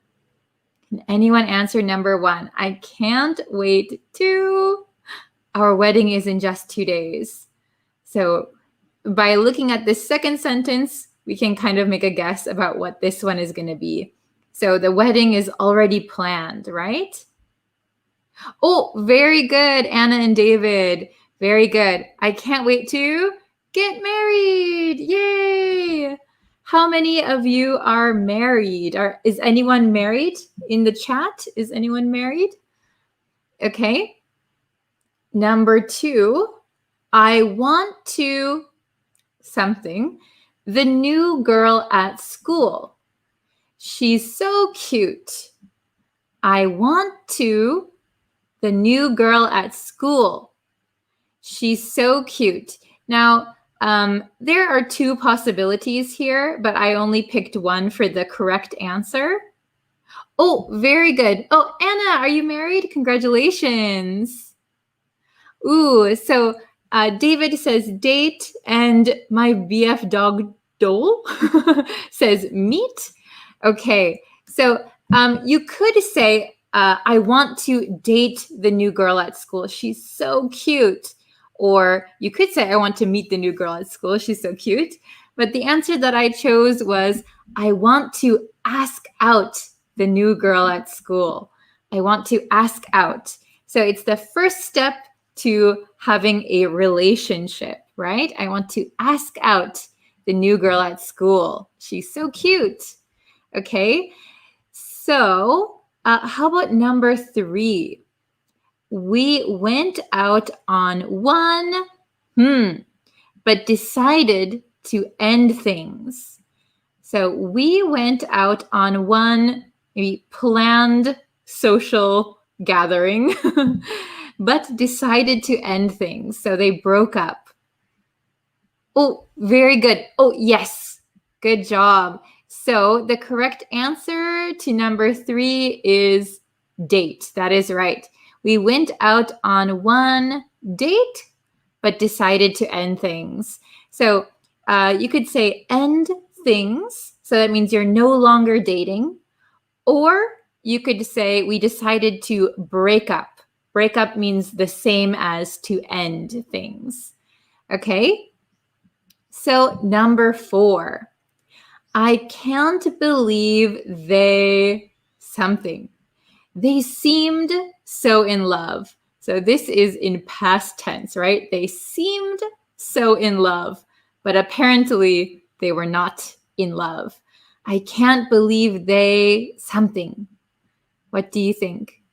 Dole is your dog's name. Oh, it's a cute name. I like it. I really wish I had a dog. Okay, so I'll give you one more second to think. Yeah, to break up, here I'll type it in the chat. Break up. Break up means that you are no longer together. Oh, Anna, yes, very good. David, very good. Okay, so I can't believe they got divorced. Oh, that's so sad. I can't believe they got divorced. They seemed so in love. Okay, only 2 more. So number 5, Josh has been Sally for almost a year. Josh has been maybe together Sally for almost a year. Now, we could say dating. Josh has been dating Sally for almost a year, but we use date on number 3, so I chose a different expression. Oh, Oh, very good.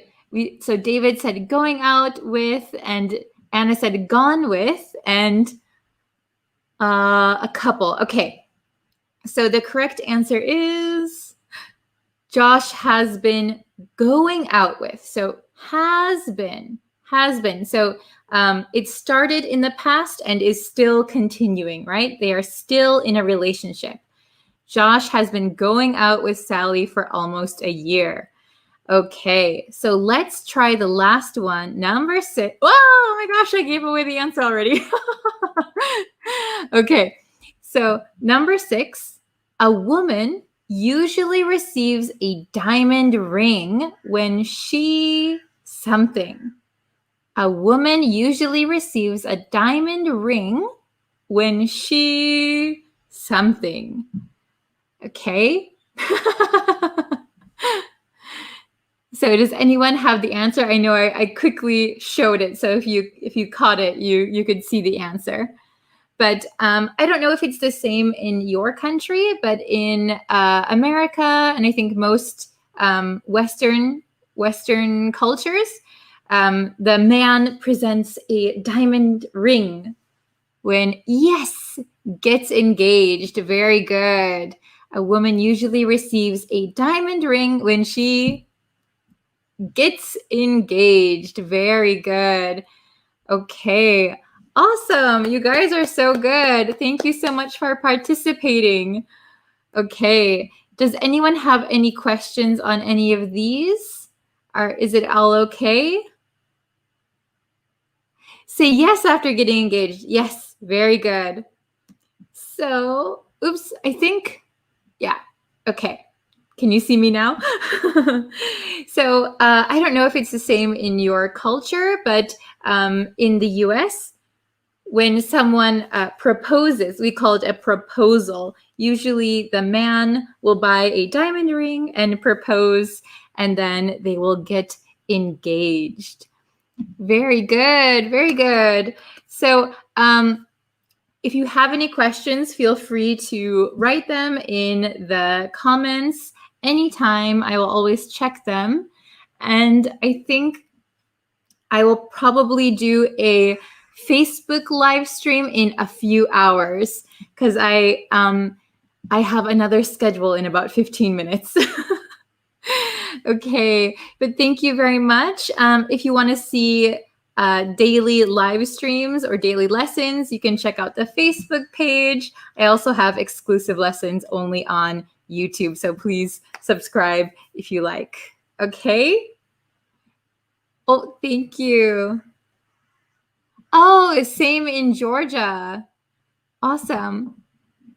Oh, today you're in Korea. I think in Korea today is Chuseok. Is that correct? Okay. So anyway, thank you guys so much for watching. Oh, thank you, Anna. Yes, I know. It's Korean Thanksgiving Day. I have one other Korean student and they just told me, and it's very interesting. Yeah, I love Korea. I've been there a few times. Okay. Well, unfortunately, I have to go now. Oh, Dave, you're here. Hello. Enigma Dave. I have to go now, but thank you guys so much for watching. Oh, happy Middle Autumn Festival. Wow, there's a lot of holidays going on right now. And it's almost Halloween is this year, but I don't think anyone will be out doing anything, unfortunately. Oh, okay. Well, thank you guys so much for watching. I will try to post in an edited video this weekend. Okay. Thank you guys so much, and I will see you soon. Bye.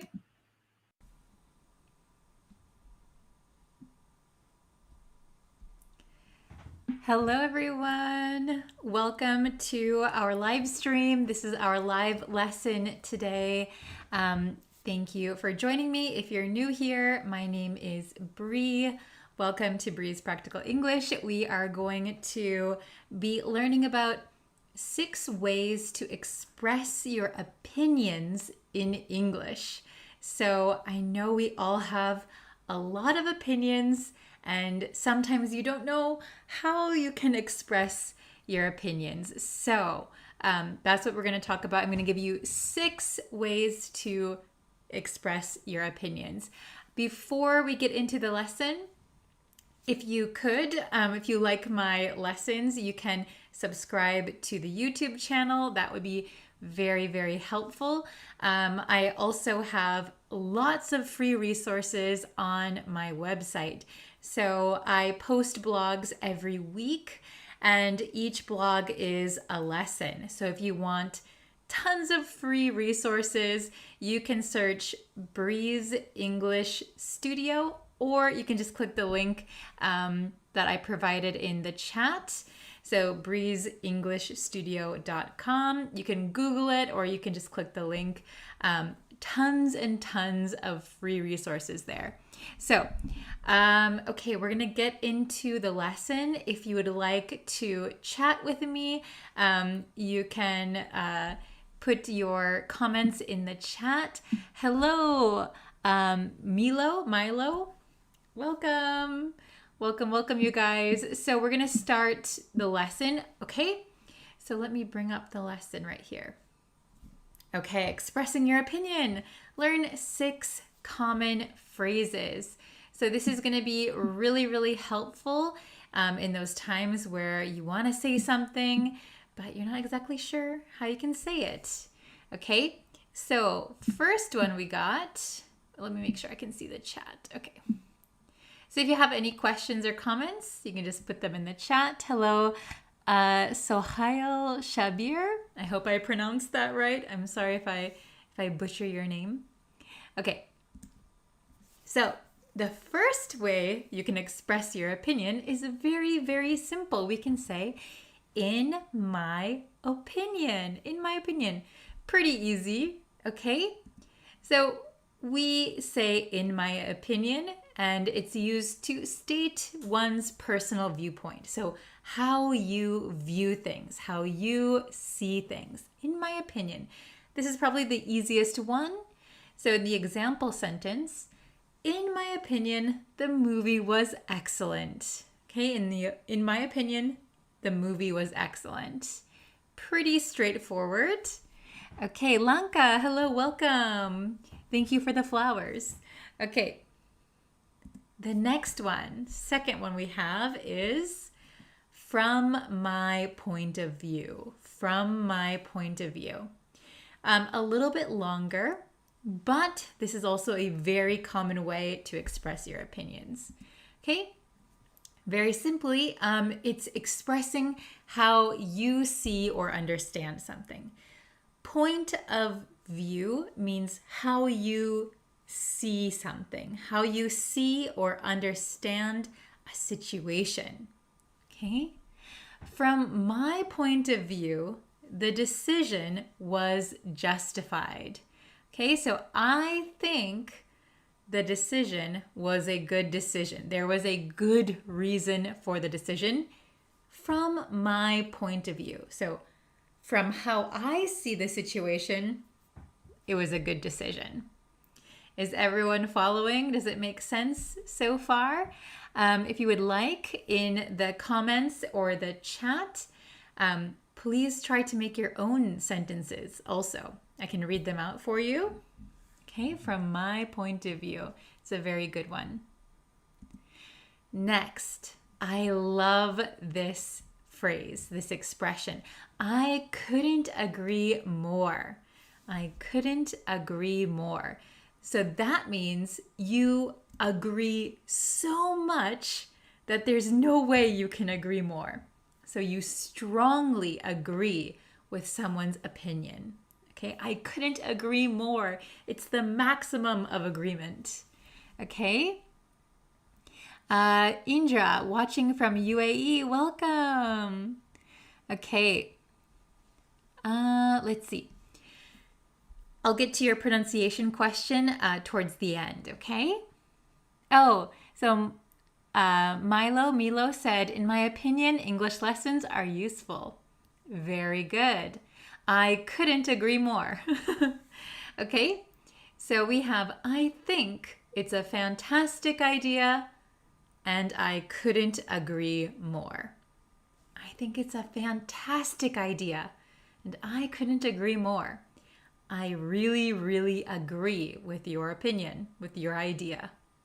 Okay? Next, I have a different perspective.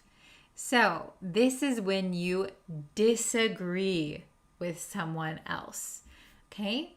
The speaker has a viewpoint that differs.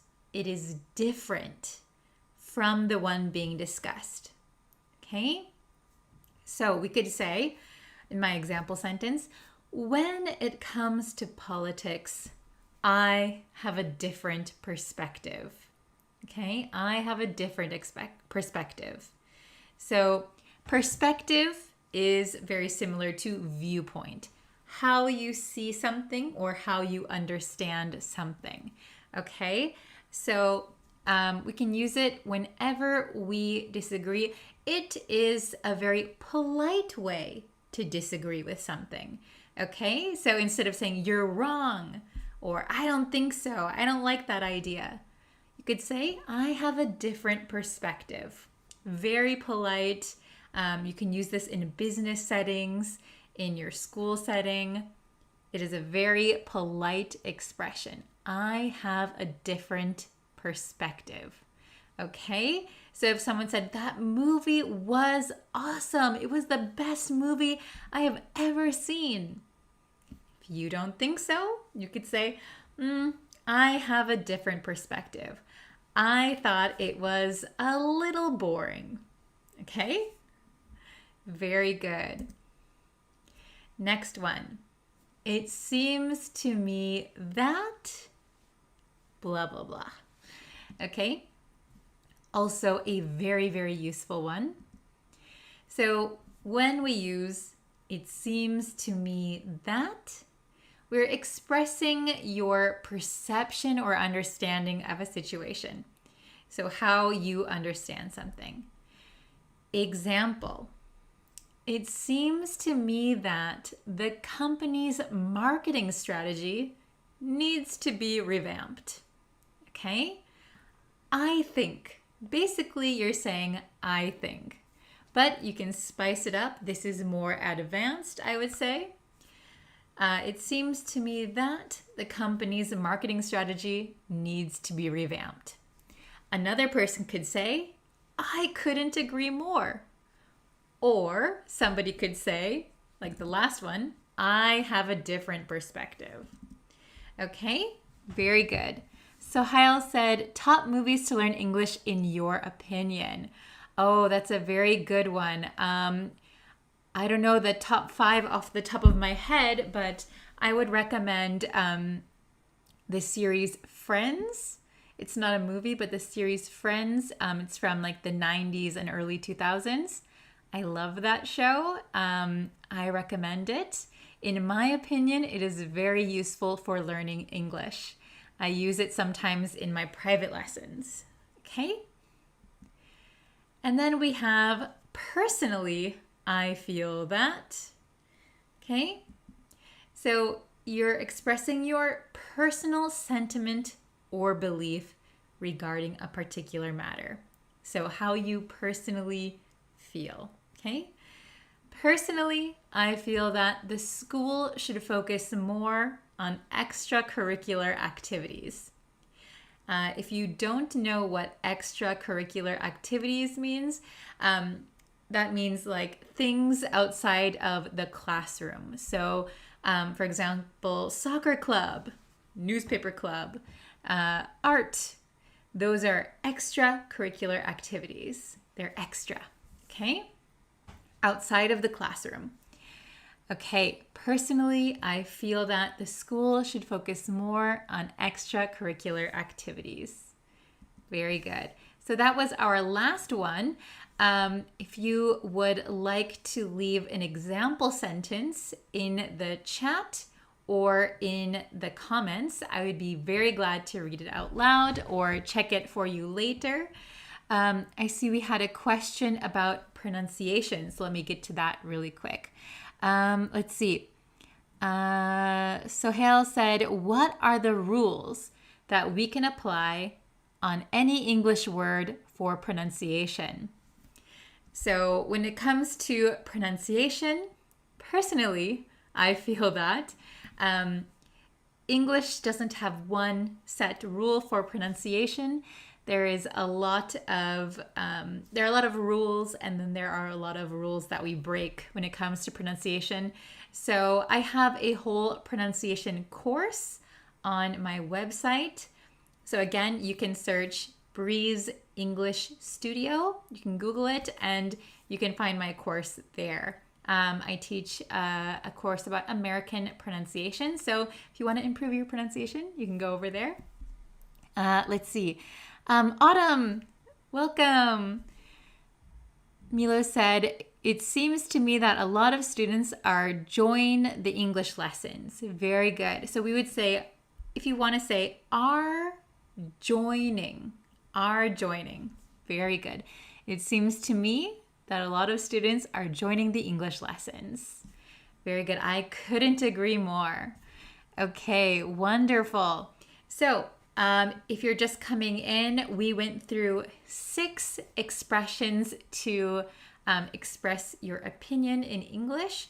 So please go back through the lesson if you're just joining us, and leave a comment using one of the 6 ways. So I would like to see you use them, and then we can try to use them in the next lesson as well when you comment to me. Okay, you guys did so well. Thank you very much. So I know it was a quick lesson, but I have another private lesson I have to do in just a few minutes here. So thank you so much for joining. Again, I have so many free resources on my website.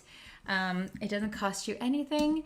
It's Breeze English Studio. Okay? So thank you very much for joining me today. And I will see you in our next lesson. I'm going to try to do them live lessons every week. Okay. Thank you so much. Okay. See you next time. Bye, guys.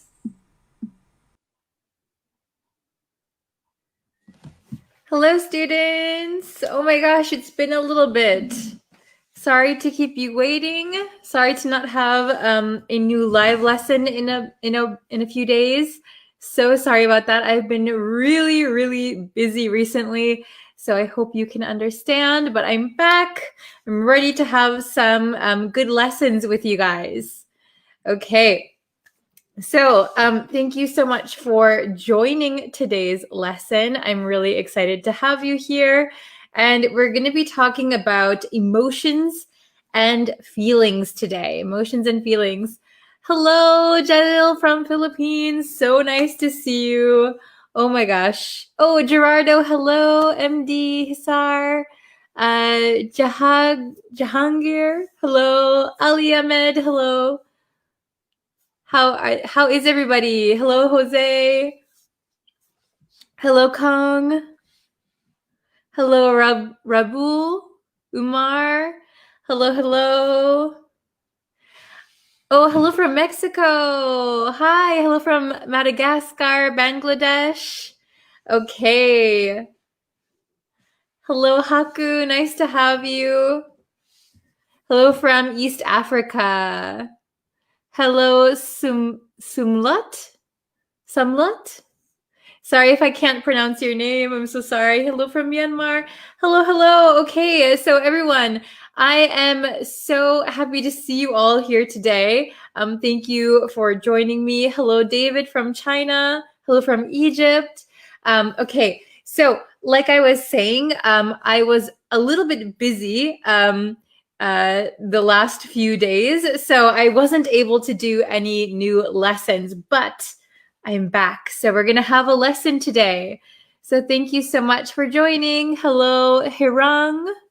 Hello. Okay. So let's see. I have 3 new words that I want to teach you, and these words are going to help you describe your feelings, describe your emotions. Okay. Very nice. So I'm going to show you, I'm not going to use the whiteboard today. I'm going to use my share screen. So, okay, let me know if you can see my screen. Okay, can you read this? Is it big enough for you? Is it big enough? Please let me know in the chat if it's big enough for you. Hello. Hello from Sudan. Hello from Libya. Hello from Thailand. Okay, so I think you guys can see the screen. So it says feelings and emotions here. Hold on one second. Let me get this so I can see both of my screens at the same time. Okay, so feelings and emotions. So I think some of these words are going to be new for you. Okay, so let's go through them together.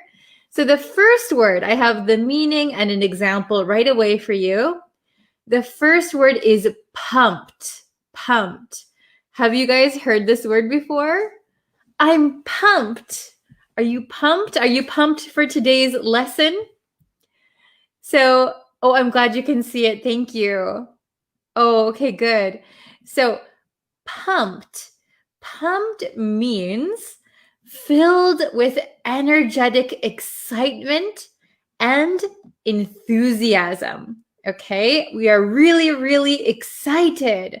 Okay, so if you can think of a balloon, if you have a balloon, like a balloon, you pump a balloon full of air. But for humans, for people, we are pumped, we are filled with excitement. Like we could pop like a balloon. We are pumped. Okay? So this is a casual word. This is an informal word, but you will hear a lot of native speakers talking like this. Okay? Ah, I see. Yeah, you've heard it in a song. Yeah, I'm not sure of that song, but yeah, pumped just means very, very excited, excited. Okay, so the example we have here is, I'm pumped for the tennis match. I'm pumped for the tennis match. So this means I am so, so excited for the tennis match, okay? So I'm pumped, I'm excited. All right, does everyone understand pumped? Okay. Hello, Jalil. Hello. Hello, Matana. Okay, so we are learning pumped, pumped, filled with excitement. Okay, let's look at the next word. So I have 3 words for you today. This is the first one. The next one is stumped. Stumped. Have you heard this word before? I'm stumped. He's stumped. You're stumped. We're all stumped. Okay, so the meaning of stumped is confused or puzzled. So I don't understand. I'm so confused. Usually we use stumped when we're trying to think of the answer to something. Oh, I can't figure out this question. I'm stumped. Okay. Hello from Jordan. Oh, very good. I am pumped. I am pumped for the new job. Awesome. I'm pumped for my new job. I hope you're pumped. Very good. Okay. So we have an example here. Even the teachers were stumped by the difficult math problem. Even the teachers were stumped by the difficult math problem. Okay? So stumped means confused, puzzled. So even the teachers who should know the answers to most of the questions were confused. They were puzzled. They were stumped. They were stumped by the difficult math problem. Okay? Very good. Let's go to the last word that we're learning today. The last one is irk. Now, this doesn't even look like English, right? It's a very strange word, irk. I-R-K, only 3 letters, irk. So, what does irk mean? What does irk mean? Irk means to irritate or annoy. Irritate or annoy. So we use it in the same way. Something annoys me. Something irks me. Okay? So let's see. The example here is, it irks me when people eat with their mouths open. It irks me when people eat with their mouths open. Okay? So that means that it annoys me when people eat with their mouths open. Can you think of something that irks you, that annoys you, that irritates you? Oh, this is a good example. I'm stumped by the explanation today. You're stumped, but I hope it's understandable. Ah, it's like an Arabic word. Interesting. Do you have a similar word, or it looks like a similar word? Okay. Very, very good. So irk.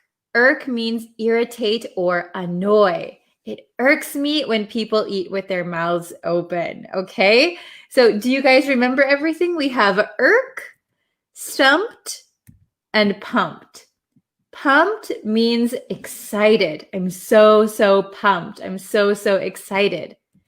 Stumped means I'm so confused. I don't understand. And irk means irritate or annoy. Okay? So let's try to do some questions, and you can see how they're used in sentences a little bit more. Okay? So we have 5 sentences, 5 questions. Let's try to do number 1 together, okay? So number 1, it, me, when I find spelling errors. What do you think? Oh, this is a good example. I'm stumped to go on vacation. Maybe you would be pumped to go on vacation. You'd be excited. I am pumped for this Spanish exam. Oh, interesting. So you're very excited for the test. Okay? Very good. So number 1, it, me, when I find spelling errors. Who can answer number 1? Ooh, Ariana, very good. Oh, Devaska's in the chat. Hello. Josette, Suhana, very good. Okay, Ariana Hitet, very good. Okay, so the answer to number 1, it irks me when I find spelling errors. So it really annoys me. It kind of frustrates me. It irks me when I find spelling errors. I don't like it, okay? So this person doesn't like when they find spelling errors. It annoys them. It irritates them. It irks them, okay? Let's try number 2. He was, to find out he'd passed the test. Oh, okay. So this is a positive word. So which one is positive? He was so happy, so excited to find out he'd passed the test. Who can get number 2? Okay. Oh, Pio, very good. Very nice. Okay. Oh, I see a lot of them. Okay. MD, good job. Suhana. Okay, Jose, very good, very good. Oh, I see a lot of correct answers. Tet, Devaska, very good. Okay, he was pumped. He was pumped to find out he'd passed the test. He was very excited. Okay, let's try number 3. I don't know the answer. I'm something. So which one means I don't understand? I'm confused. I don't know the answer. I'm something. Okay? Thank you for being pumped for my lesson. Okay. Oh, number 3, I saw you got it. Very good. Okay. Ariana, good job. Sohalia, very good. Oh, awesome. Jose. Janba. Okay, awesome. So I don't know the answer. I'm stumped. I'm stumped. I don't understand. I'm not sure. I'm confused. Okay, I don't know the answer. I'm stumped. Good job, everybody. Okay, we only have 2 more. So number 4, there are 2 answers here. Okay, so it, him, when he gets on easy questions. It, him, when he gets on easy questions. Let's see who can get it. Ooh, very good. Oh, Joshua, very good. Ricardo, awesome. Okay, very good. Sayu, good job. Okay, I see a lot of good answers. Wonderful. So we'll do the first one. So it irks him. So it frustrates him. It annoys him. Okay, so something annoys him. It irks him when he gets on easy questions. Okay, so the correct answer is stumped. Okay, so it irks him when he gets stumped on easy questions. This means that it frustrates him when he gets an easy question that confuses him. Maybe he's thinking too much or he gets confused, even though it's an easy question, right? Okay. And the last one, the very, very last one, I'm so for my next English class. I'm so for my next English class. Okay? What do you think the answer to number 5 is? Oh, very good, Nandar. Very good. George, very good. Awesome. Ariana, good job. I'm so pumped for my next English class. Okay, so I'll read them one more time. Number 1, it irks me when I find spelling errors. So it frustrates me, okay? Number 2, he was pumped to find out he'd passed the test. He was very, very excited. Number 3, I don't know the answer. I'm stumped. I'm very confused. Number 4, it irks him when he gets stumped on easy questions. So it annoys him when he gets confused on easy questions, even though they're easy, right? And the last one, I'm so pumped for my next English class. I'm so excited. Okay, very, very good. So let's see. Okay, I'm back. Can you all see me now? Hello. Okay. So let me make my screen a little bit bigger. Okay. So if you want to make your own examples, I can quickly correct them for you. Okay. Let's see. Ooh. Okay. So does anyone have any question or you want to make a sentence? Let's see. Okay. Can you give a sentence example for the word irk in past tense? Very good. So yeah, you can just add ed for irk. You can say, I was irked by the way he talked. For example, I was irked by the way he talked. Irked just means annoyed. So we use it in the same way. I was annoyed. He annoyed me. I was irked. He irked me. That irked me. Okay? You can just add ed. Can you explain more about irk? Good question. Okay. So irk just means like annoy, irritate, frustrate. So when something bothers you, it irks you. It irks you. Okay. So, for example, it irks me when I get a question wrong, or it irked me how he talked about someone. Okay. It annoyed me. I didn't like it. Let's see. Devaska, what is the difference between I'm stumped and I stumped? So this is a good question. So when you say I'm stumped, it means that you don't know something. You're confused. But if you say I stumped, the next word should be someone.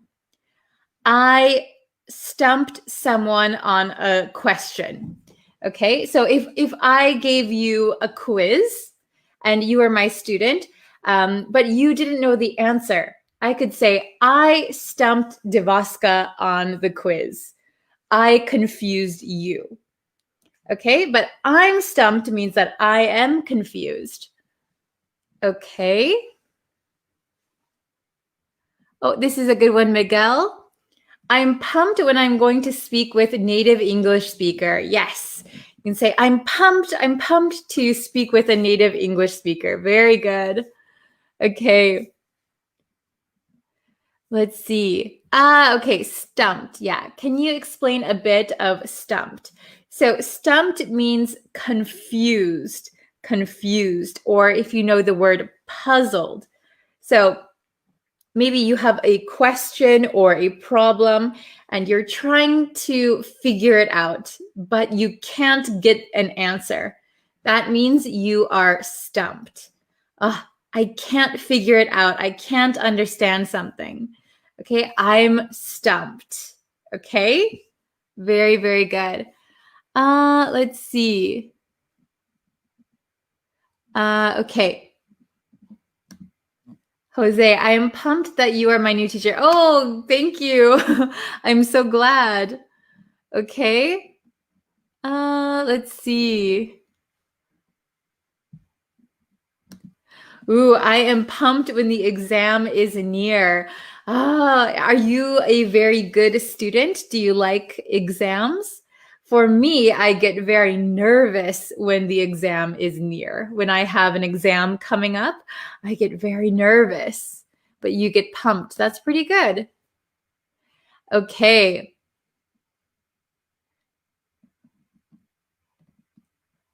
Very, very good. Oh, yeah, this is a good one. I can say tricky too. Yeah, if a question, so a question can be tricky, and you can be stumped by a tricky question. Yes. The question is tricky. Your feeling is that you are stumped. Okay, very, very good. Okay, so thank you guys for watching this lesson. We've been going for 20 minutes already. Wow. Okay, so I'm going to do another lesson tomorrow.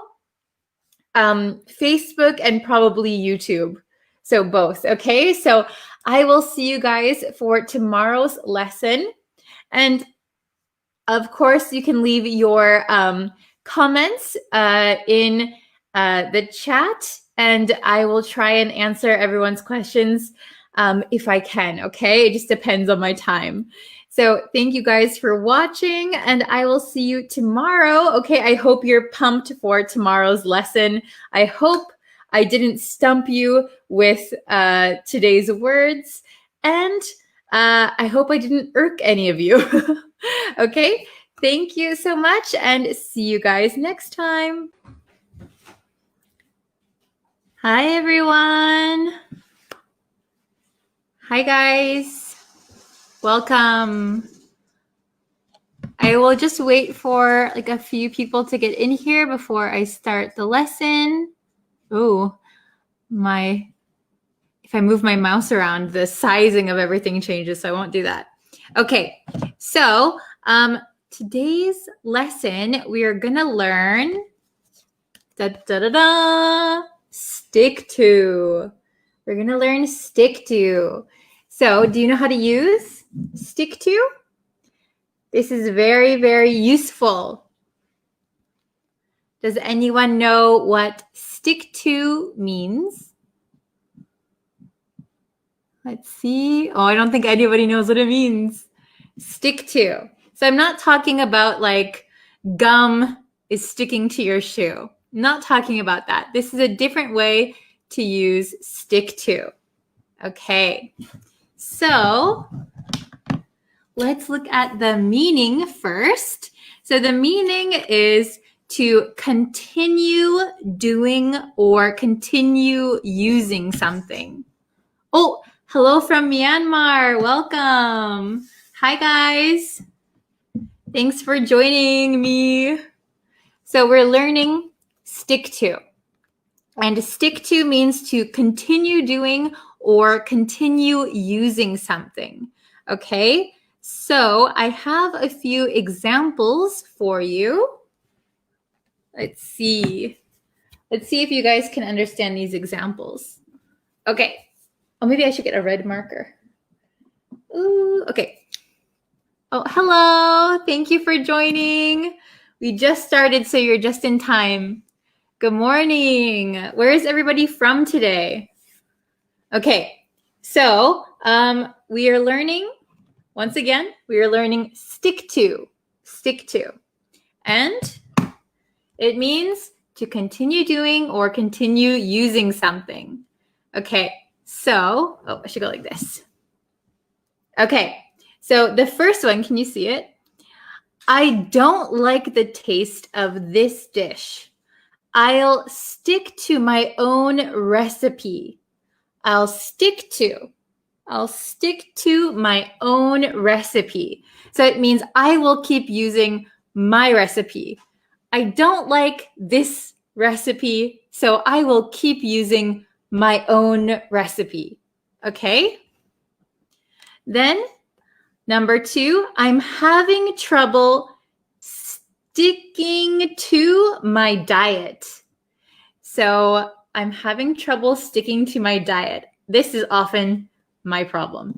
So when you have a diet, when you've decided, okay, I'm not going to eat sugar, I'm not going to eat junk food, that means you have to continue not eating junk food. And that is sometimes very difficult, right? So I'm having trouble sticking to my diet. I'm having trouble keeping my diet. Okay? Oh, you're welcome. Oh, from Kurdistan. Hello. Okay, is it making sense? Do you guys understand the meaning so far? Let's look at number 3. He's good at sticking to a schedule. He's good at sticking to a schedule. So this means he's good at keeping his time. He's good at being on time for his schedule. He's good at keeping his schedule. Okay?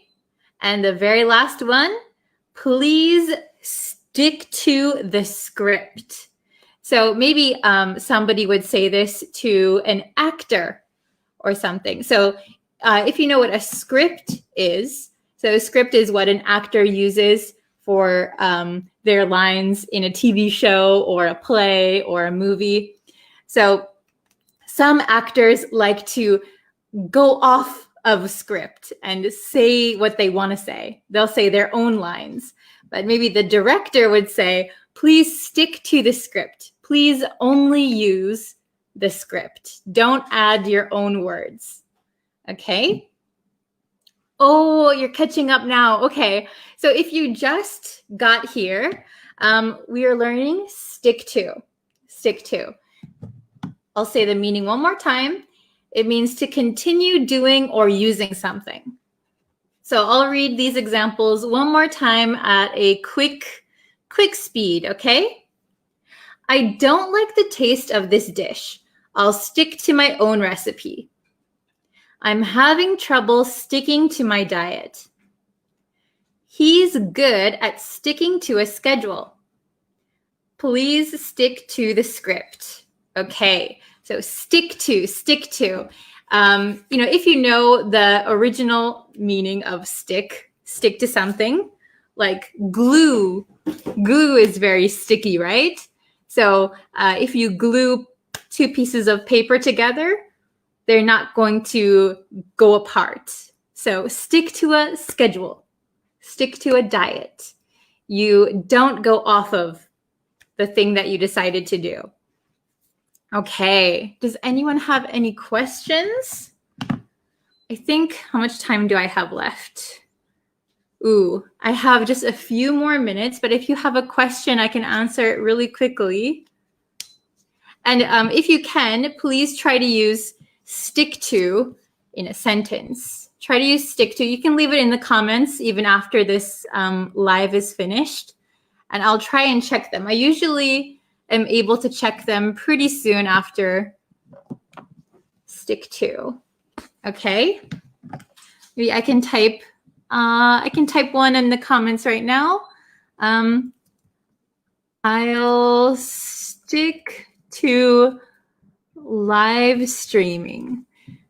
So I'll stick to live streaming. Put that in the comments. My computer is a little bit slow today. I'll stick to, that's a good one. I'll stick to my workout routine. Stick to my workout routine. Okay, so that means that I will keep doing it. I decided something, so I will keep doing it. Or I like something, so I'll keep using it. Okay? Very good. So thank you guys, everyone who joined. Thank you so much. If you want to, you can share this video when it's on the Facebook page if you want. And if you could like the Facebook page, that would be really, really helpful. It helps me a lot. And if you would really like to, you can go and subscribe to the YouTube channel. We have over 1,000 subscribers, which is really awesome. And I'm working on a new lesson. I hope it will be out this week, I hope. My computer is being a little bit slow, so that's why it takes some time to get the lessons out recently. But okay, thank you guys so much, and I'll see you in the next lesson. Bye.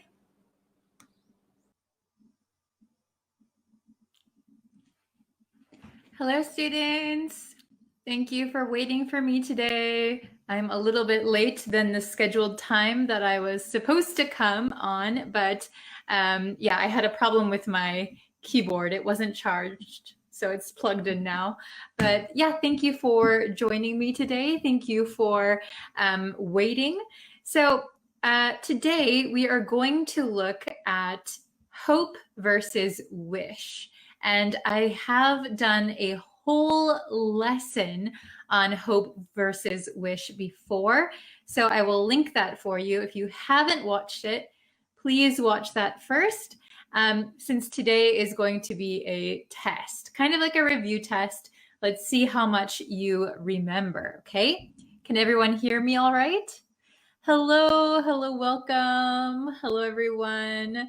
So don't forget to shout out your country. Let me know where you're from, where you're watching from. I see people from Pakistan, Madagascar. Welcome. Mexico, nice. Okay, so let's get into it. We have 7 questions today, 7. Okay, so let me see. Okay, can everyone see that? Hope versus wish. So this is a quiz, all right? So again, for those of you just joining us, I will link the original lesson for you to watch. Very good. So I'll quickly review.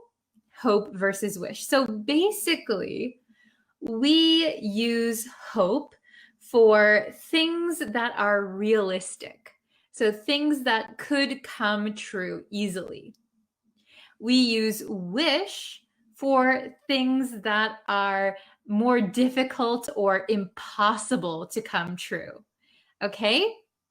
So, for example, I am quite tall. I'm quite tall for women, I guess. I'm 5'9". I'm 5'9" or 175 centimeters, so I'm quite tall. So sometimes I wish I were shorter. I wish I were shorter. Okay, so wish we're going to use for things that are difficult or impossible to come true. So there's no way that I can change my height. So I would say, I wish I were shorter. If something is more realistic, like it's possible that it could happen, we can say hope. We can use hope. So for example, I hope you get a good score on today's quiz. So it's realistic, it's possible. So I hope you get a good score. Okay, very good. Okay, so let's try the first one. Okay, so question number 1. We'll start off a little easy. Okay, so something, it doesn't rain tomorrow. It doesn't rain tomorrow. So we could use hope or wish.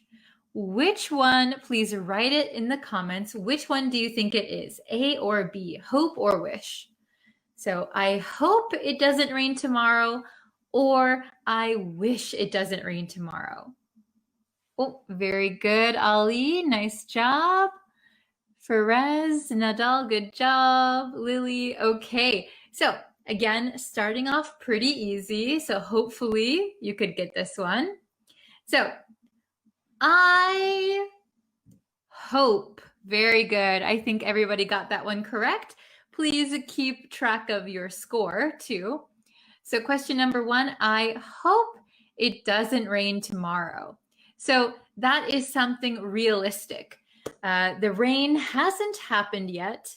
So I'm just hoping and praying that the cloud goes by and doesn't rain, okay? There's always a chance that it won't rain. So I hope it doesn't rain tomorrow. We still have a chance. It is possible. Okay? Very good. Question number 2. Okay, question number 2.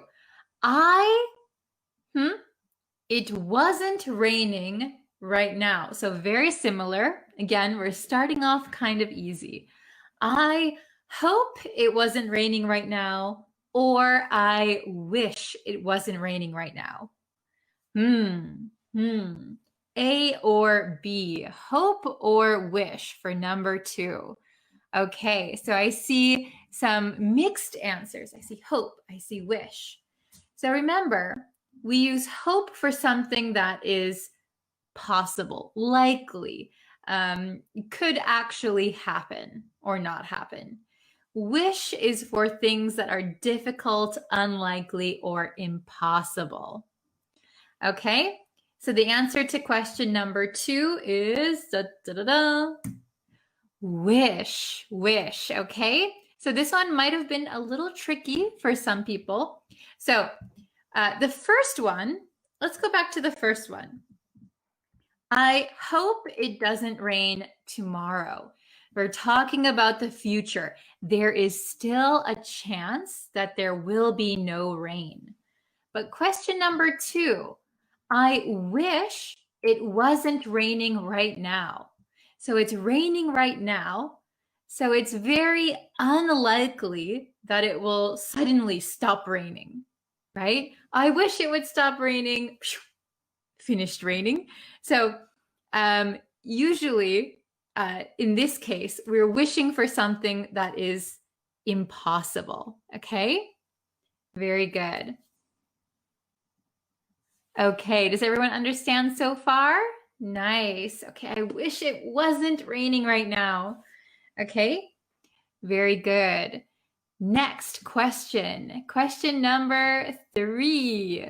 Okay, I hope or wish we didn't live so far apart. Okay, we didn't live so far apart.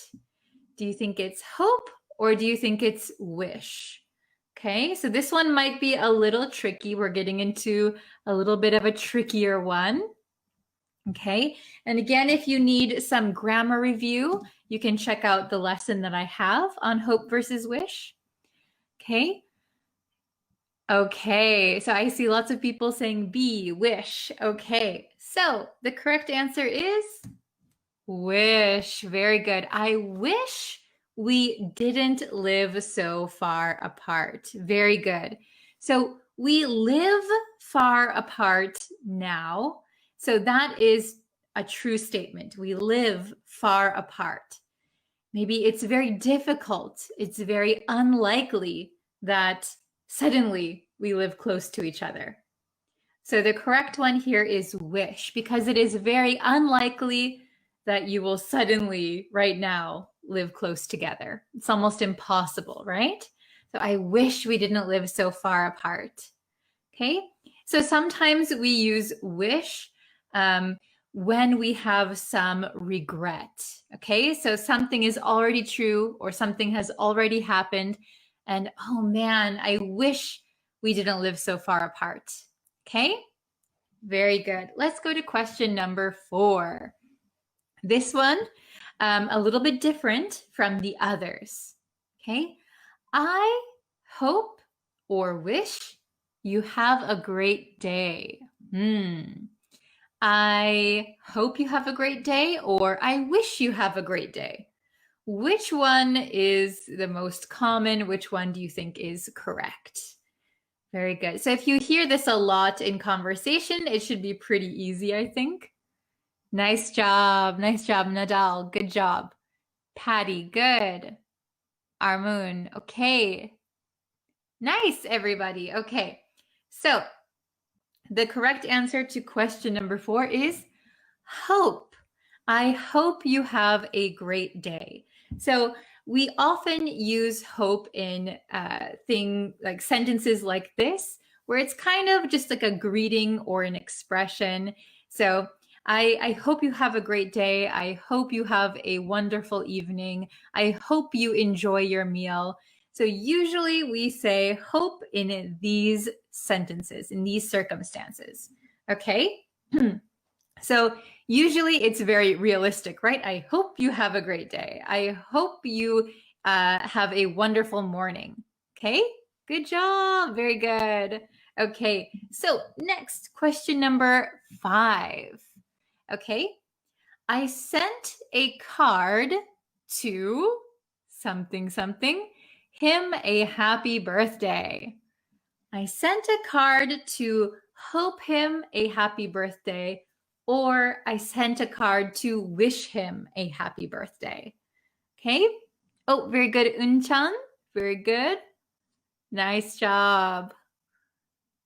Okay, I see some correct answers coming in. Very good.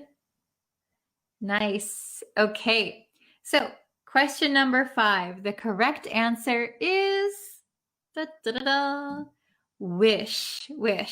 So we use hope for like daily greetings. I hope you have a good day. I hope you have a good night. I hope you sleep well. Wish we often use for like special occasions, to wish someone a happy birthday, to wish someone a Merry Christmas. Okay, so like Christmas, birthdays, we usually use wish. Very good. Nice. We have 2 more questions left, just 2 more. Okay.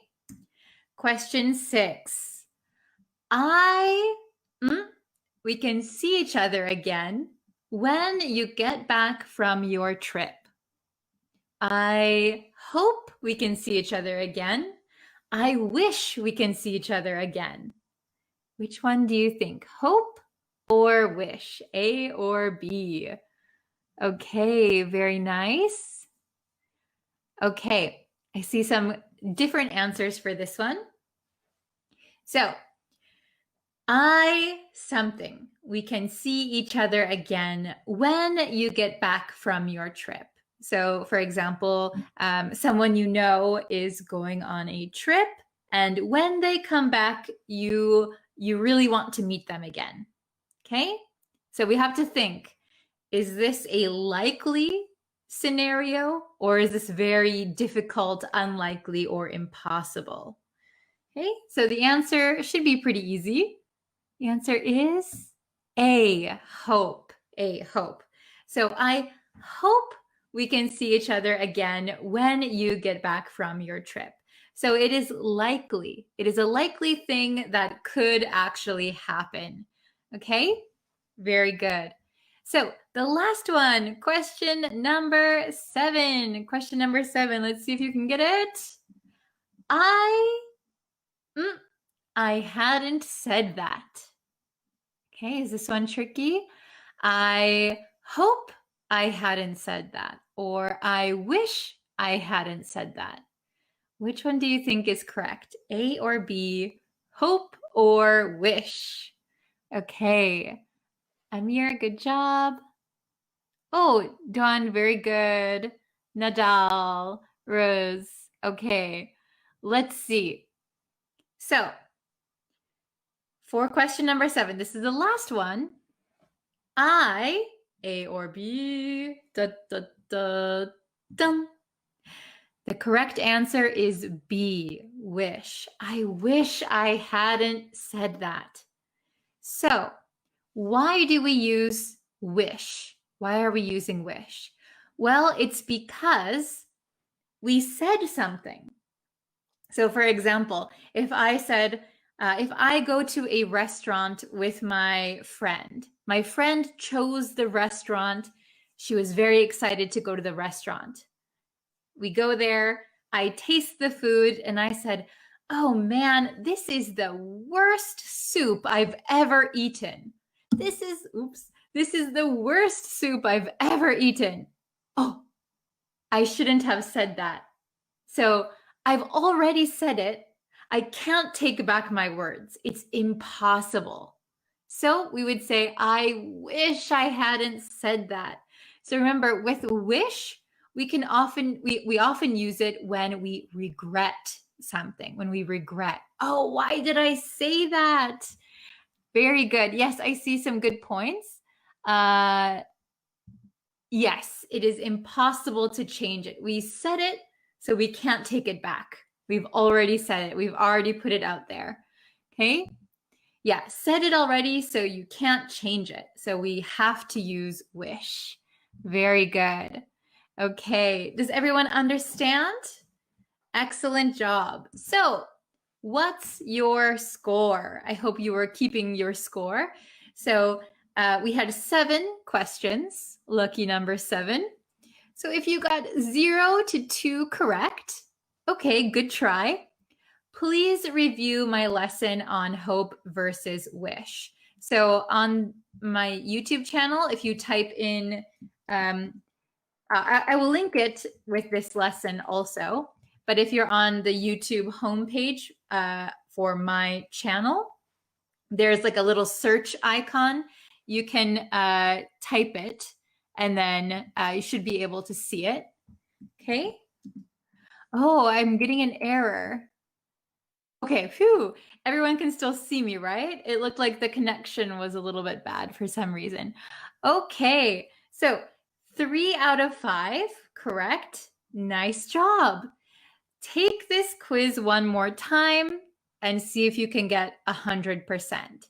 So maybe you misunderstood the question, or you just kind of forgot. So go back, take it one more time, see if you can get 100%. And 6 to 7 correct, fantastic, you've got it, you're pretty much there, okay? So you can always go and review the YouTube lesson. I'll link that. That is the full grammar lesson on wish, and hope. So if you have any grammar questions, check out that lesson. Okay, very good. Let's see. Oh, 6 to 7. Good job, Lily. Wonderful. Oh, 2 incorrect. Not bad. Not bad. Well done. 6 out of 7. Yes, very good, Lily. Okay. Let's see. 6. Good job. 7 out of 7. Wonderful. Wonderful. So I see that you guys are doing very well. I couldn't join, so I've got 5. I see. Yes, if you came in late, because this is a live lesson, if you came in a little late, go ahead and see if you can get the others correct as well. Okay.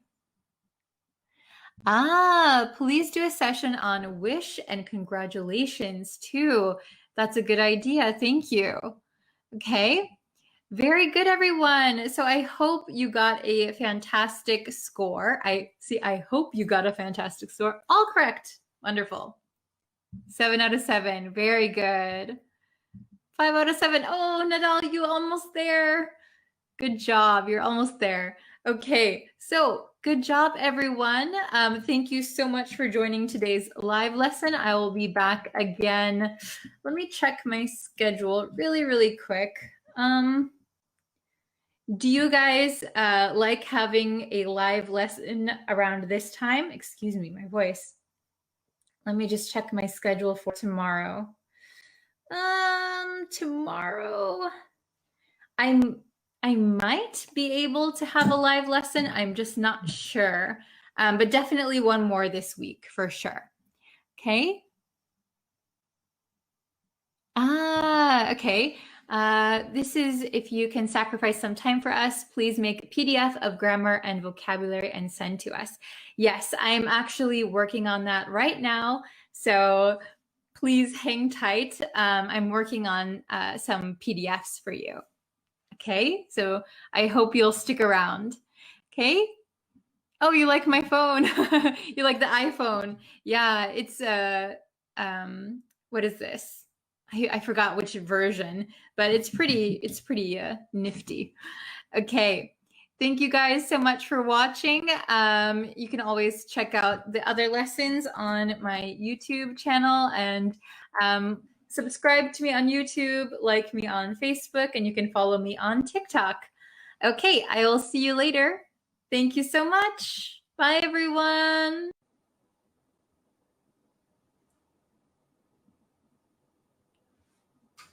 Hello, everyone. How are you guys doing today? If you're joining us live, let me know what country you're watching from. So we always have lots of different countries. We're a pretty international group here. So shout out your country. And before we get into the lesson, if I could remind you to please subscribe to the YouTube channel. That helps me out a lot. It lets me know that you are enjoying the lessons and that you want to see more. You can follow me on Facebook. You can follow me on TikTok, Twitter, YouTube, everywhere. Hello from Peru. Hello. And if you could like this video, and if you want to share it with your friends who are also learning English, that helps grow our community. Okay. Hello from India. Hello from Mexico City. Hello from Mexico, Syria, Egypt. Nice to see you all. Hello from Pakistan. Welcome, everyone. Okay, so we're going to get into the lesson. Hello from Cambodia. We're going to get into the lesson today. So today we're going to look at some basic English grammar, but let's see how well you understand this basic English grammar, okay? Hello to Vashka from Myanmar. Hello from Palestine, Somalia, Brazil. Wow, so many countries. Okay, so yes, we're going to check our basic English grammar skills. We're going to be looking at adjectives, nouns, and verbs. So actually, a word can be a noun in one sentence. can be a verb in another sentence, and it can be an adjective in a different sentence. Okay, so even though it's the same word, it can take on different parts of speech. Adjective, noun, verb. Ohayou gozaimasu. Okay, so we're going to check. I'm going to share the screen. There you go. You should be able to see it. Okay, so we have adjective, noun, or verb. Basic English lesson. So even if you think your English is pretty good, let's just test it, okay? Let's see if you can answer these pretty easily, okay? There's 9 simple questions, okay? So, question number 1. My daughter wants to invite you to her play. My daughter wants to invite you to her play. So the word that is underlined is play. In this sentence, is it a verb, an adjective, or a noun? So if you don't know, a verb is an action word, an adjective describes a noun, and a noun is a person, place, or thing. So in question number 1, do you think play is a verb, an adjective, or a noun? Write your answers in the comments. Let's see who can get it correct. Okay, so I see some people saying verb, some people saying noun. Hello from Bangladesh. Hello, hello. Okay, very good, very good. Okay, I see some correct answers. So here in question number 1, play is a noun, a noun. So when you hear the word play, you might automatically think it's a verb. Play, that's an action, right? Like you play with the kids, you play with your friends. But here, my daughter wants to invite you to her play. This is a noun because her play means, for example, if you know what a school play is, you get a script, you have to memorize some lines, like Shakespeare. Shakespeare wrote plays. Okay, you wear a costume, you get on stage, lots of people are watching you, and you tell a story on stage. That is called a play, and that is a noun. So my daughter wants you to my daughter wants to invite you to her play. Okay, very good. So it is a noun here. Question number 2. The children love the play kitchen at their kindergarten. Okay. Very good. The children love the play kitchen at their kindergarten. Oh, we have a quick question that I want to answer. So 2 nouns can be used together? Yes. So when 2 nouns are used together, usually one noun is acting as an adjective. So for example, a race car. Race is a noun and car is a noun, but here race is acting as an adjective. Okay? So the children love the play kitchen at their kindergarten. Oh, I see lots of people saying adjective, some people saying verb. Adjective. It is an adjective here. So the children love the play kitchen. So here we have the word the article the. So we know that one of these words is going to be a noun. Here, kitchen is a noun. So play is describing the kind of kitchen. So you will often hear this in English when talking about children's toys. Okay, so it's not a real kitchen. It's a play kitchen. So a very small kitchen, maybe it's made of plastic that kids can pretend they're using a real kitchen. Okay, So the children love the play kitchen, so kind of pretend kitchen, toy kitchen, at their kindergarten. Kindergarten is before elementary school. So usually in America, we have preschool for really, really young kids, then kindergarten. Maybe they learn how to write letters. They learn 1, 2, 3, 4, and then elementary school. So kindergarten is for very young children. Okay, question number 3. Let's play outside. This one should be easy. Let's play outside. Is it a verb, an adjective, or a noun? What do you guys think? Oh, I put the answer. So it is a verb. It is a verb. Sorry, I didn't give you a long time to answer.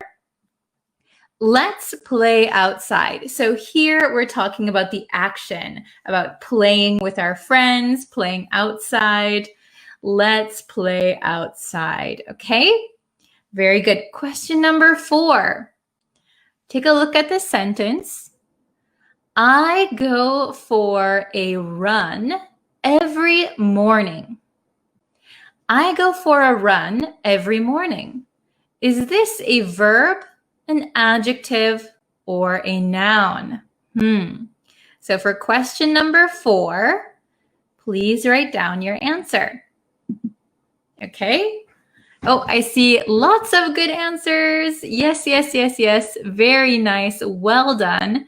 So the correct answer here is noun. It is a noun. So if you notice, we say a run. So we can say go for a run. Go for a walk. So in these sentences, when we say a run, a walk, these are nouns. It's kind of like the event of running, event of walking. Think of it as an event. So if you said, I go running every morning, that would be a verb.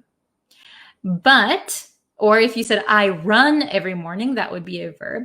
But a run is a noun. Very good.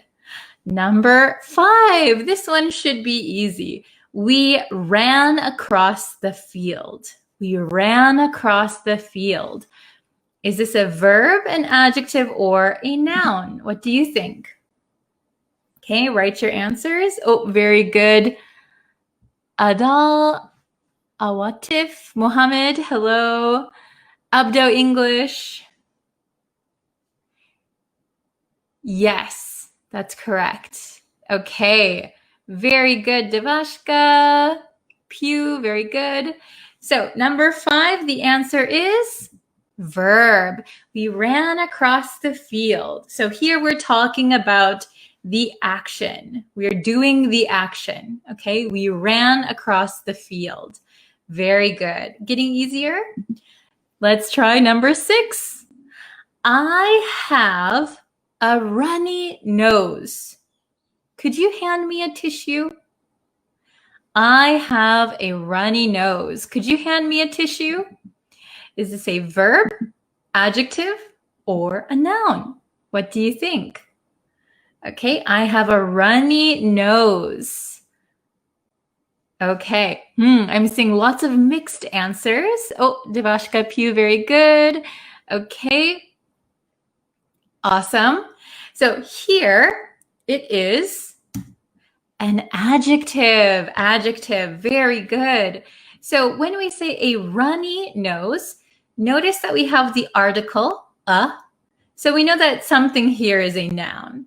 And if we look, nose is a noun. What kind of nose? A runny nose. So this is an adjective. And we learned runny nose quite a while ago when we talked about health in English. So if you have a runny nose, it means the kind of green or yellow stuff in your nose is coming out like water. So if you have a cold, if you have allergies, you might have a runny nose. You keep wiping it. Okay, a runny nose, that's an adjective. Good. Okay. Okay, good question. What does have mean here? So when we talk about our health condition, we use have. I have a runny nose.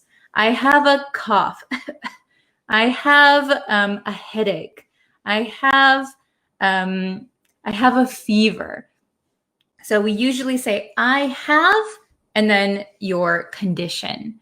Okay, good, very good. Number 7, only a few more, okay? Oh, welcome, happy to join you, thank you. Okay, question 7, put the open bottles on the counter. Put the open bottles on the counter. Is this a verb, an adjective, or a noun? Verb, adjective, noun. Put the open bottles on the counter. Okay, we have somebody said number 2, which is an adjective. Adjective, very good. Devashka, adjective. Okay, adjective, very good. You guys are so smart. Okay, so the answer for this one is adjective. Excellent. So we have put the, so we know we have a noun coming up. So then we have open bottles. The bottles are the noun.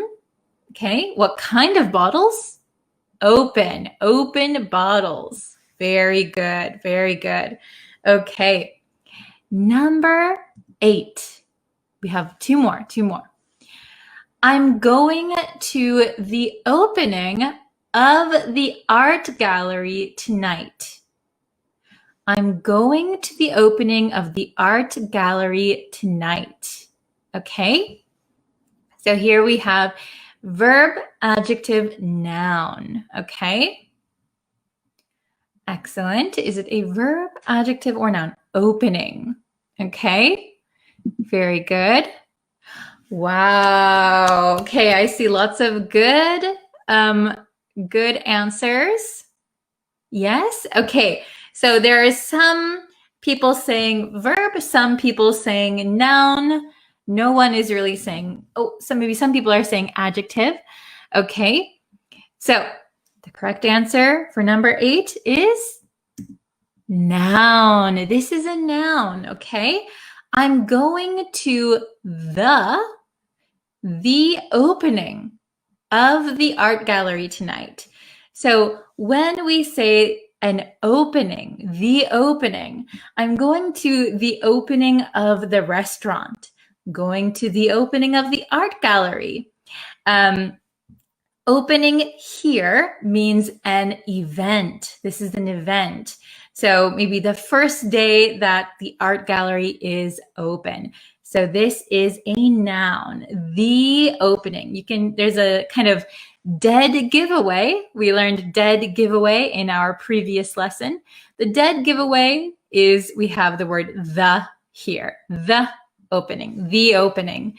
Okay, so opening here is considered an event. So it is a noun. Good job. Oh, Tetwin, hello. It's okay if you're late, you can always watch one more time. Okay, last question. Could you open this jar for me? So open, is this a verb, adjective, or noun? Hopefully this one is easy. Oh, Grammar Miat is also late. No worries. Welcome everyone. Okay. Oh, okay. We have verb. One is verb. Okay, you guys got it. Nice job. Okay. Easy one, right? Okay, verb. It is a verb in this sentence. Could you open this jar for me? So we're talking about this action of opening something, opening a jar, opening a door, open. Okay, so this is the verb. Good job. So that was the last question. There were 9 questions in total. How many did you get right? Let me know in the comments. Did you get 9 out of 9? If you came in late, maybe you only got 1 or 2. That's okay. But I hope that it was a little bit challenging. I hope that you were able to get a little bit of a new experience with these words. I taught play kitchen consider as combined word.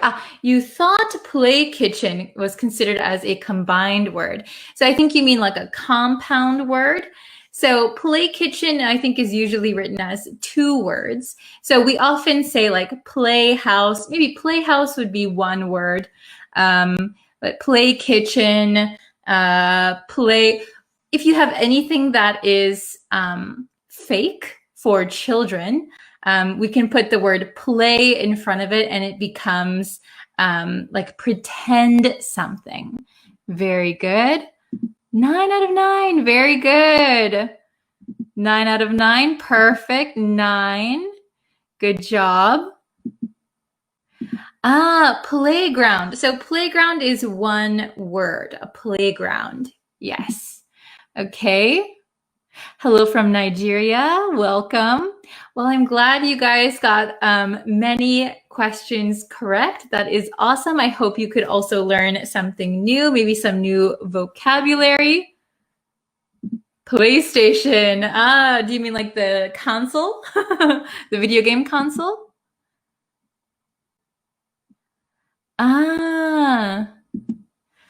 Okay. Tetwin has a question. He has been my friend since 10 years ago. He has been my friend since 10 years ago. This means we are not friends now, doesn't it? He is my friend. It means we are always friends, right? If you said he had been my friend 10 years ago, it would mean you're not friends now. But he has been means it started in the past and continuing until now. So, for example, I have been studying English for 10 years. Then it means you're still studying now. Okay, I hope I understood your question correctly. Hello from Sudan, welcome. Play Store, yes. So if you're, if you have some like little tiny pretend store for children, you could call it a play store. Or if they made it out of cardboard or something, you could call it a play store. You could call it anything, could be play something for children. Okay. Oh, welcome from the Philippines. No worries if you're late. Okay, hello from Iraq. Okay, so I hope you enjoyed the lesson. I think I will end it here. Let's call it a day. There will be another lesson later on YouTube. So if you could subscribe to the YouTube channel, I would appreciate it. There will be another live lesson on Facebook tomorrow. So you can follow me on Facebook. And I try to update TikTok every day as much as I can. Okay. Thank you guys so much. Okay, so thank you, and I will see you very, very soon. Enjoy the rest of your day. Thank you, everyone. Bye-bye. Hello, everyone. How are you today? Are you ready for a new lesson today? So we're going to go over a pretty popular expression in American English. It is just kind of like an exclamation that we say in certain situations, and it's not grammatically correct. So I want you to know that first. The expression I will share with you is not grammatically correct, but it is a popular expression in American English, okay? Let's take a look at it. And hello, everyone who's joining. Thank you so much for joining us today. Okay, so today's expression is, if it ain't broke, don't fix it. If it ain't broke, don't fix it. So this is a popular expression in American English. And you might notice this word here, ain't. So ain't is not actually a word. However, in American English, sometimes some people use this word. What it means is isn't, basically, isn't, is not. So if it isn't, this should be broken. If it isn't broken, don't fix it. If it isn't broken, don't fix it. However, the expression as we say it is, if it ain't broke, don't fix it. Now, I wasn't sure of the origin of this expression, but I did look it up, and let me see, I pulled it up just a moment ago. If it ain't broke, don't fix it, origin. So this was said by Bert Lance. In the 1970s. So in 1977, in an issue of the magazine Nation's Business, he popularized this expression, this phrase, if it ain't broke, don't fix it. So this is actually a quote from a man in the 1970s. So we say it like he said it at that time, okay? If it ain't broke, don't fix it. So what does this expression mean, this phrase? Let's look at the definition, okay? Let's look at the definition. Very straightforward, right? So, all right. So it's a simple expression, I think. If it ain't broke, don't fix it. The meaning of this expression is, if something is already sufficient, if something is sufficient or it's good enough, leave it alone. So don't touch it. So it's good enough. Let's not change it. Let's just leave it alone. Don't try to correct or fix it. Okay? So this could be anything, right? So if you think that something is good enough or something is sufficient, satisfactory for you, you don't want to change it, right? You don't want to change it. Just leave it how it is. Leave it how it is, right? So for example, I used to be a cheerleader. And we had a routine that was really popular during basketball games. We would do a routine. It was very popular. So when we went to a cheerleading competition, we thought, well, if our routine is pretty good, right? So why should we change it for the competition, or why should we create a new one, right? So we thought about our routine. If it ain't broke, don't fix it. If it ain't broke, don't fix it. Let's just keep it how it is. Okay? We won third place, by the way. Okay? So if it ain't broke, don't fix it. So if something is good enough, don't try to change it. Don't try to fix it. Don't try to do something new. Just leave it alone. Leave it alone. Okay? So I'm sure that we could think of a lot of instances, a lot of examples where this expression can come in handy, right? It's very useful. All right, so I just have 3 examples. They're kind of longer, so I just made 3 today, but let's take a look and see if it helps you better understand this phrase, okay? Number 1, my computer may be old. So, okay, yeah, my computer is old, but it does the trick. So does the trick, what does that mean? So I thought I would include this one. It does the trick. So when something does the trick, it means that it has the necessary or desired effect, right? So my computer may be old, but it gets the job done. It does the trick. It's satisfactory, okay? Why should I update it? So, maybe your computer has some update. You need to update your computer, or maybe the newest model came out. Ooh, I should update my computer. So my computer may be old, but it does the trick. It's satisfactory how it is now. Why should I update it? Why change anything?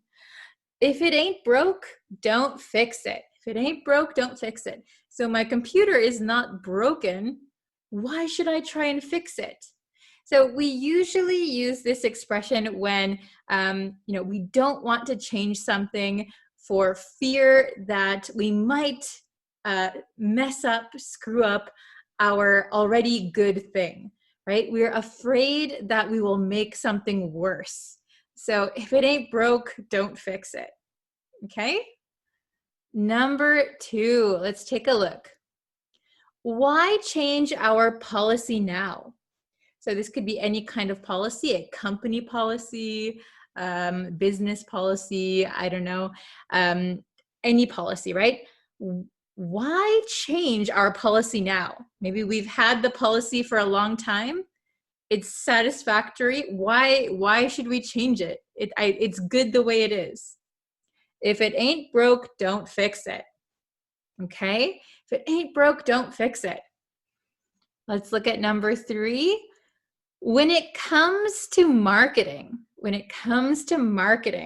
if it ain't broke, don't fix it. When it comes to marketing, if it ain't broke, don't fix it. So for marketing, maybe marketing teams know what sells products. They know what is successful. So if some new guy comes in and he wants to change everything, he wants to change the marketing strategy, he wants to try new commercials, new advertisements.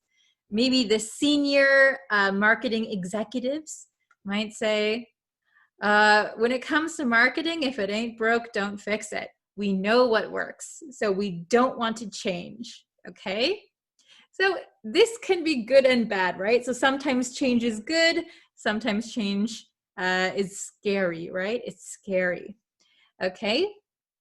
So let's just go over this one more time. If it ain't broke, don't fix it. Grammatically incorrect. This is a terrible sentence.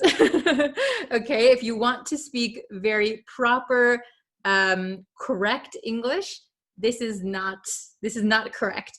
However, it is very common in American English, I must say. Okay, so if something is already sufficient, leave it alone. Don't try to correct or fix it. Just leave it the way it is. Okay, so please try to leave an example of something that you think is satisfactory, you think it's sufficient, and if it ain't broke, don't fix it. All right? So this could be about a variety of things. It could be about anything, really. So for example, I film YouTube videos, right? I film YouTube videos. And for a long time, I was nervous to try a new style of video. So the videos that I made, I thought were sufficient. So I was afraid to upgrade the quality. I was afraid to buy a video editor, right? Final Cut Pro. I was afraid. I was nervous. I thought I would make my videos worse. So before, I thought, if it ain't broke, don't fix it. I will just keep doing what I'm doing. Okay, so please, in the comments, leave some examples where you think if it ain't broke, don't fix it. All right? Thank you, everyone, for joining today.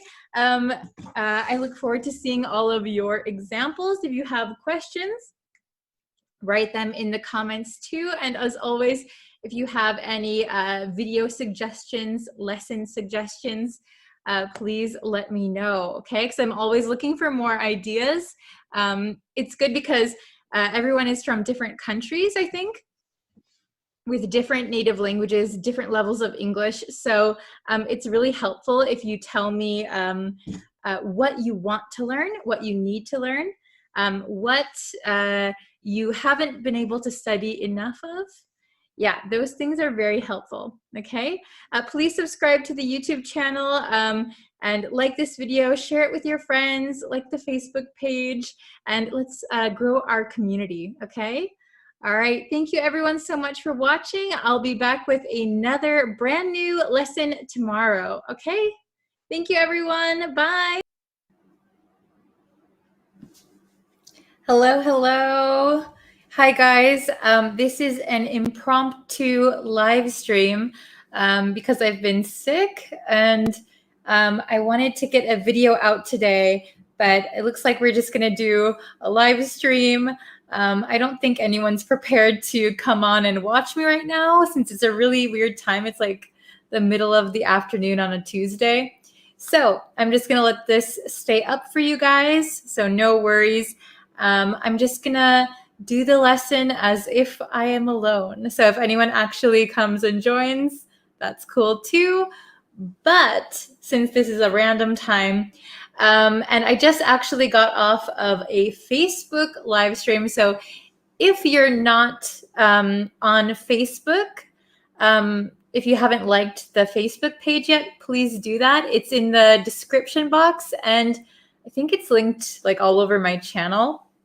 It's the same name as this channel, Breeze Practical English. So if you just search it, you can find it.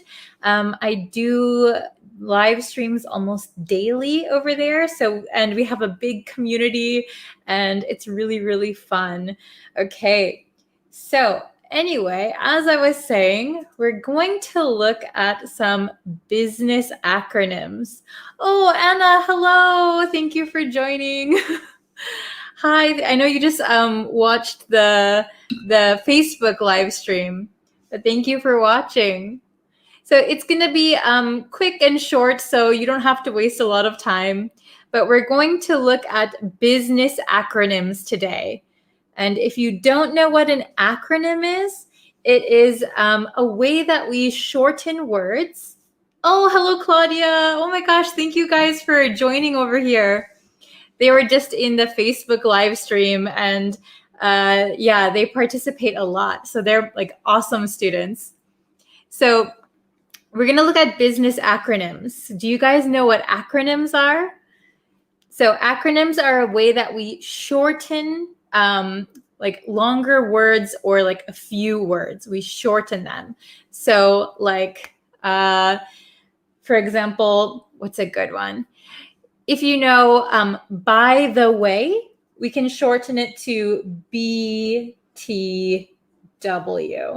right? By the way. This is an acronym, So in business, oh my gosh, we use so many acronyms, right? So some of them you might know and some of them might be new. So we're just going to take a look at some of them and explain what they mean and how to use them, okay? Oh, hello. Is your name pronounced Mahmoud? Am I pronouncing that right? Mahmoud?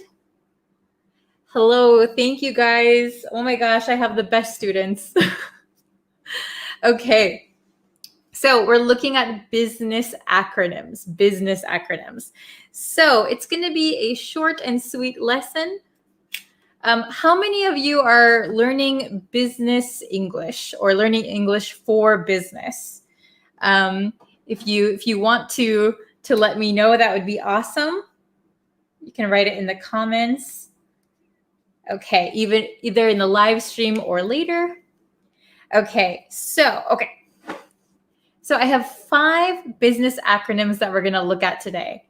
So here they are. I haven't written what they actually stand for yet. Oh, hello from Myanmar. Hello. Is your name pronounced Win Ung? Win Ung? Thank you for joining at this random time.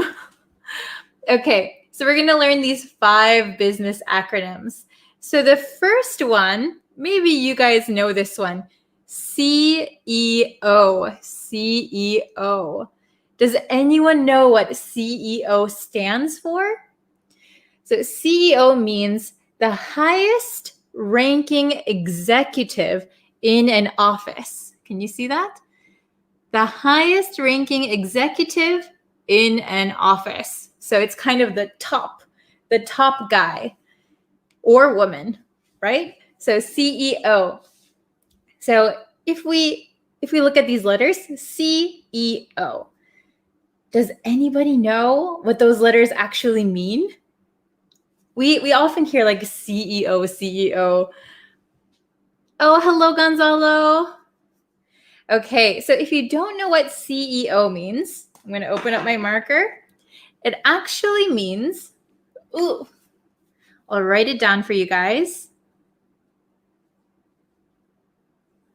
Does anyone have a guess? CEO. Anybody know what the C stands for? Oh, very good. Chief of Office. Very, very close. Yes. Oh, very good. Very, very close, Anna. Yes. So CEO is Chief Executive Officer. Chief Executive Officer. So the C, the E, the O. So it's kind of like the top person, right? Very good. You guys are so smart. Okay. How about CFO? CFO. So this is another position title in a company. We have the CEO and we have the CFO. So maybe there's a hint down here. So if we look at what it means, has primary responsibility for managing the company's finances.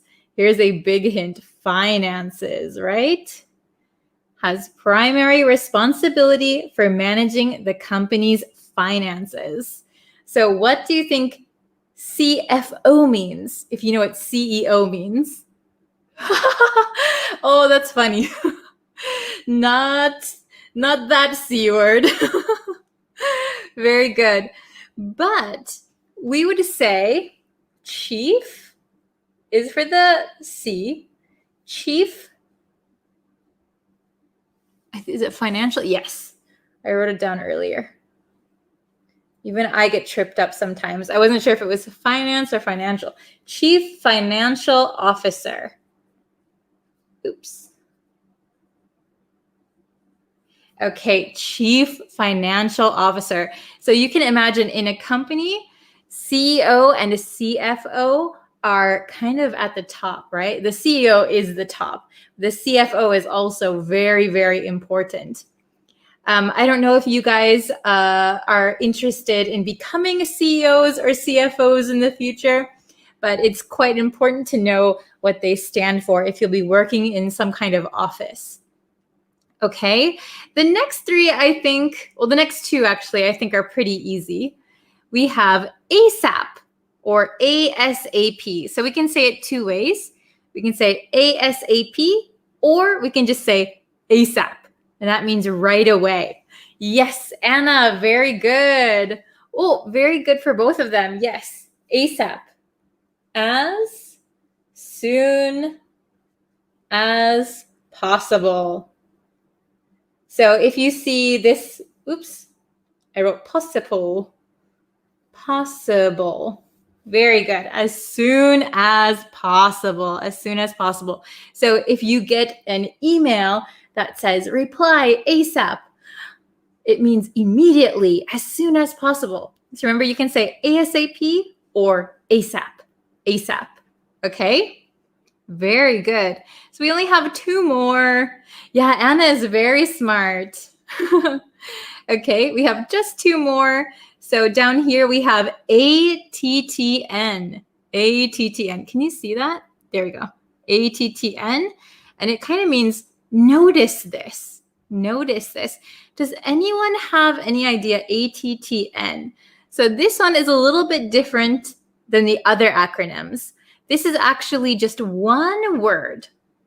This is just one word. It's not a word that starts with A, a word that starts with T, another word that starts with T, another word that ends with N.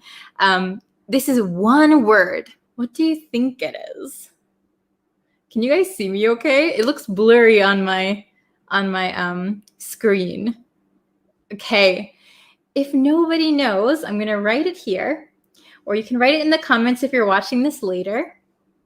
Oh, Anna, very good. Yes, it means attention. Attention.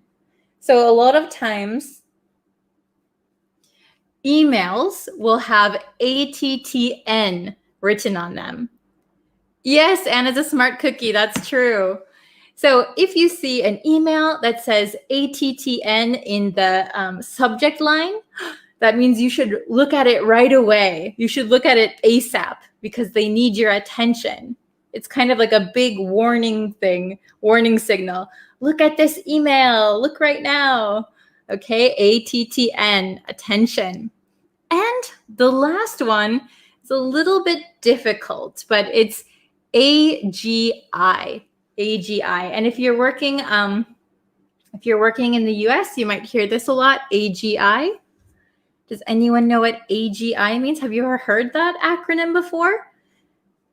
So we have down here income minus adjustments, right?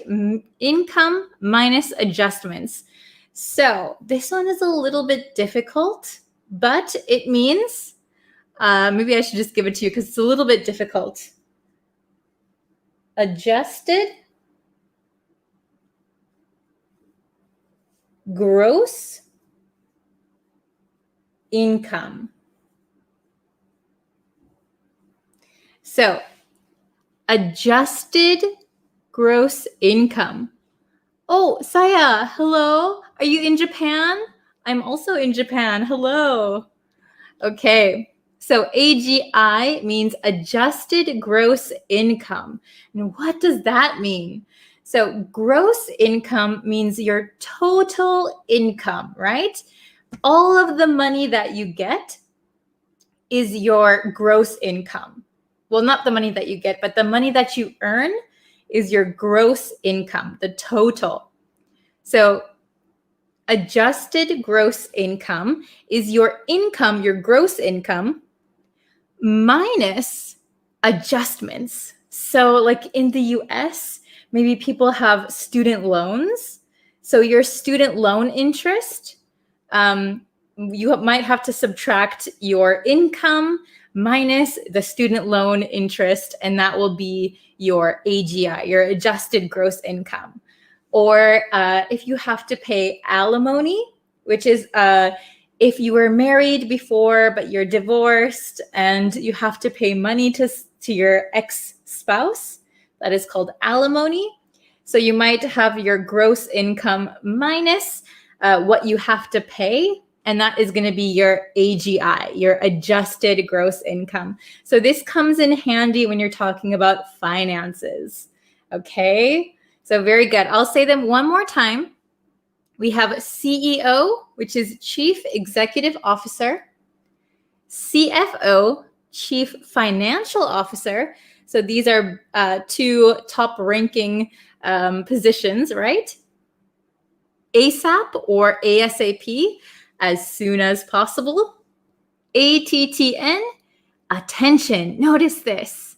And AGI, your adjusted gross income. Okay, so your income that you earn minus all the things that you have to pay, like student loan, interest, and alimony, things like that. Okay, I hope these were helpful. Please let me know if you're learning business English, and let me know what kind of English that you guys want to see next time. Thank you guys so much for watching. I can't believe that I had some viewers over here. I thought everybody was going to be tired, but thank you guys for watching. Okay, so please let me know what kind of English you guys want to study. And because I do a lot of the Facebook lives, and Plus, I want to do YouTube Live. So I want to make them a little bit different. So if you want more advanced English over here, that might be one thing. Oh, can I speak Japanese? Yes, I can. I have been living in Japan for 13 years. It's a long, long time. Can you speak Japanese, Win? That'd be interesting if other people could speak Japanese here. I have a channel for my Japanese viewers.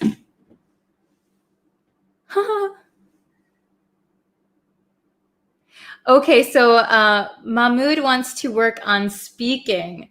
So maybe you think more like speaking tests or like shadowing or something like that, maybe?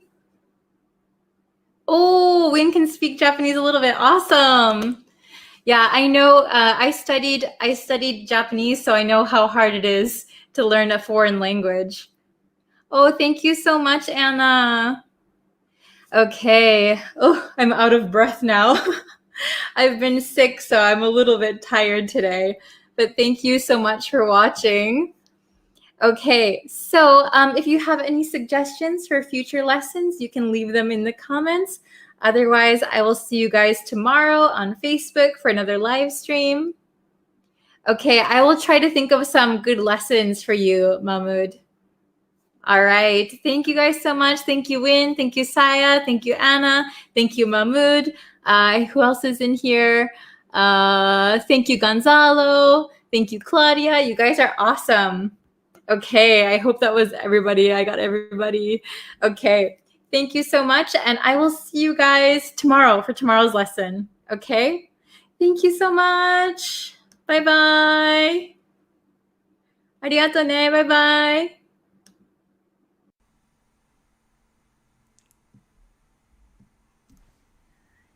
Hello, everyone. I hope you're all doing well today. Welcome to my live lesson. We are going to be doing dictation and or shadowing. So I'm going to explain what those are.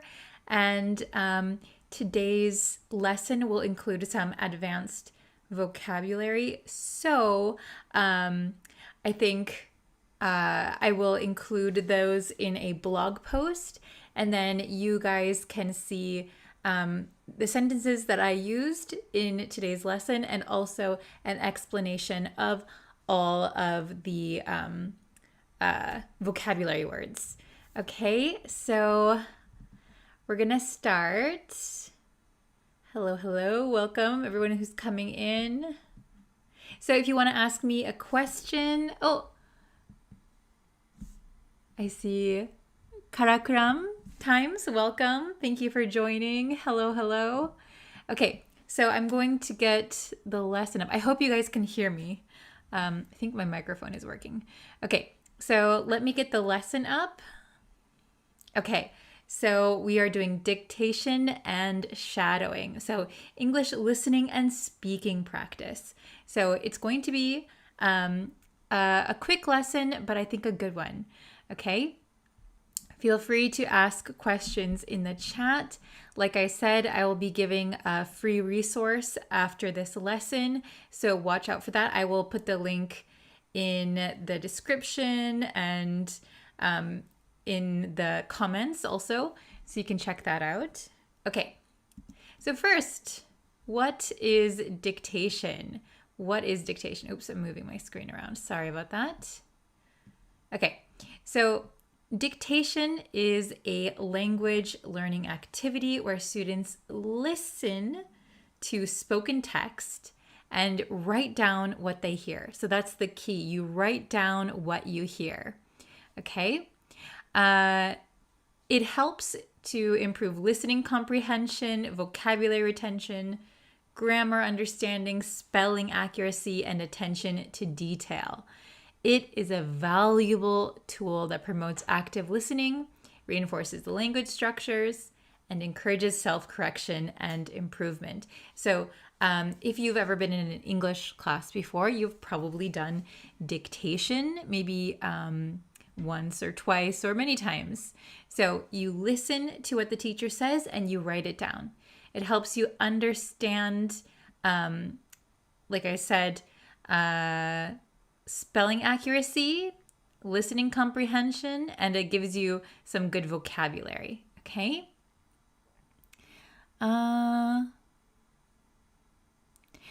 Okay, so Karakram asked to start a class of spoken practice. I will try to do that.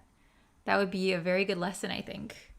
Okay, what is shadowing? So this may be helpful. So shadowing is a language learning technique where students listen to a native speaker or audio recording and immediately repeat or shadow the words and phrases they hear. So this is very good with speaking practice.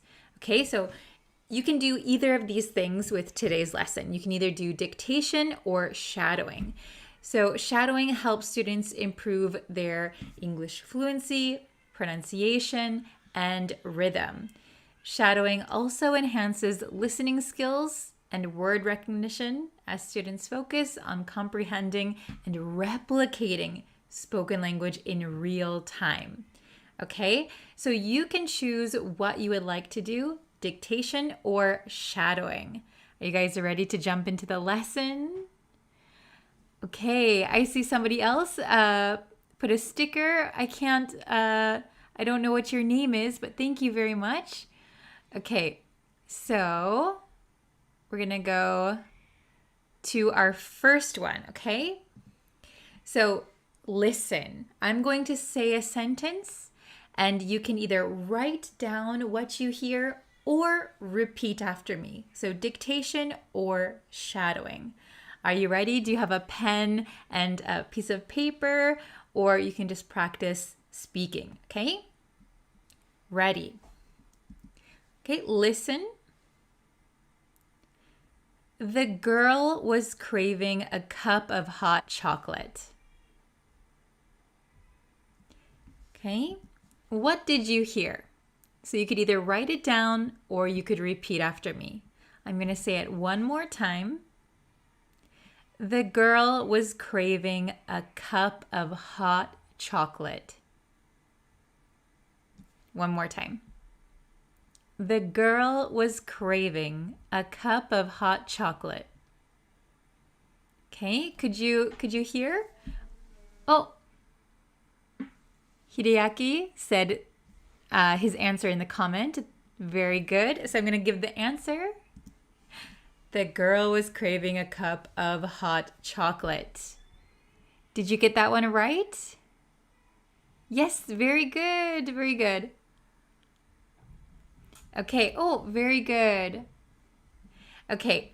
So after this lesson, I'm going to provide a link for my blog post, and it's going to explain the vocabulary in these, okay? So if you don't know what craving means, it means when you really, really want something, especially food or drink, okay? Let's go to the second one. Okay, write down what you hear, or you can repeat after me. Okay, this is number 2. We're going to do 5. This one's going to be a little bit more difficult, okay? The author's eloquent words captivated the audience. Okay, so listen again. The author's eloquent words captivated the audience. What did you hear? Okay, I'm going to say it one more time because I know this one is pretty tricky. The author's eloquent words captivated the audience. Okay. All right, I'm going to put the answer. If you want, you can type your answer in the chat or in the comments. So I'm going to post the answer. Okay. The answer is the author's eloquent words captivated the audience.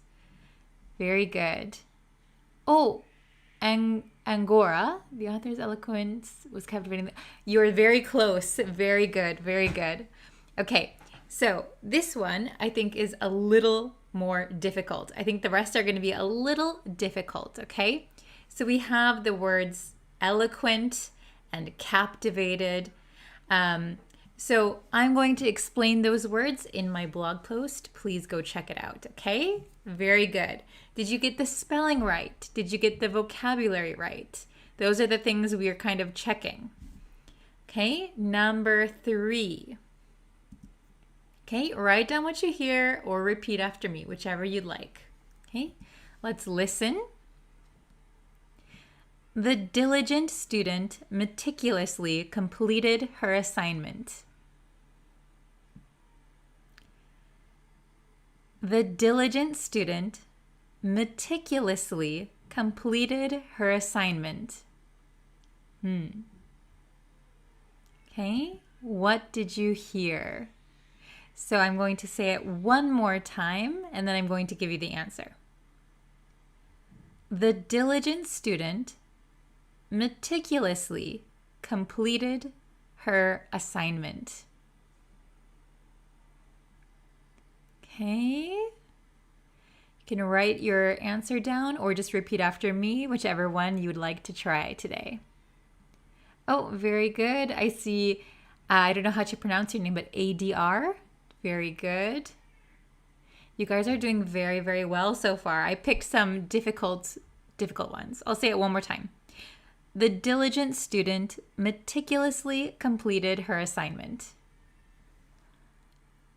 Oh, very good, Hideaki and Angora. Well done. Okay. The answer is the diligent student meticulously completed her assignment. Again, if you are a little confused by these words like diligent, meticulously, check out my newest blog post. They will explain all of the vocabulary. Okay? Well done, Karakuram. Very good. Okay. Number 4. Okay? The entrepreneur established a successful startup company. Difficult. The entrepreneur established a successful startup company. Okay, let's listen one more time. The entrepreneur established a successful startup company.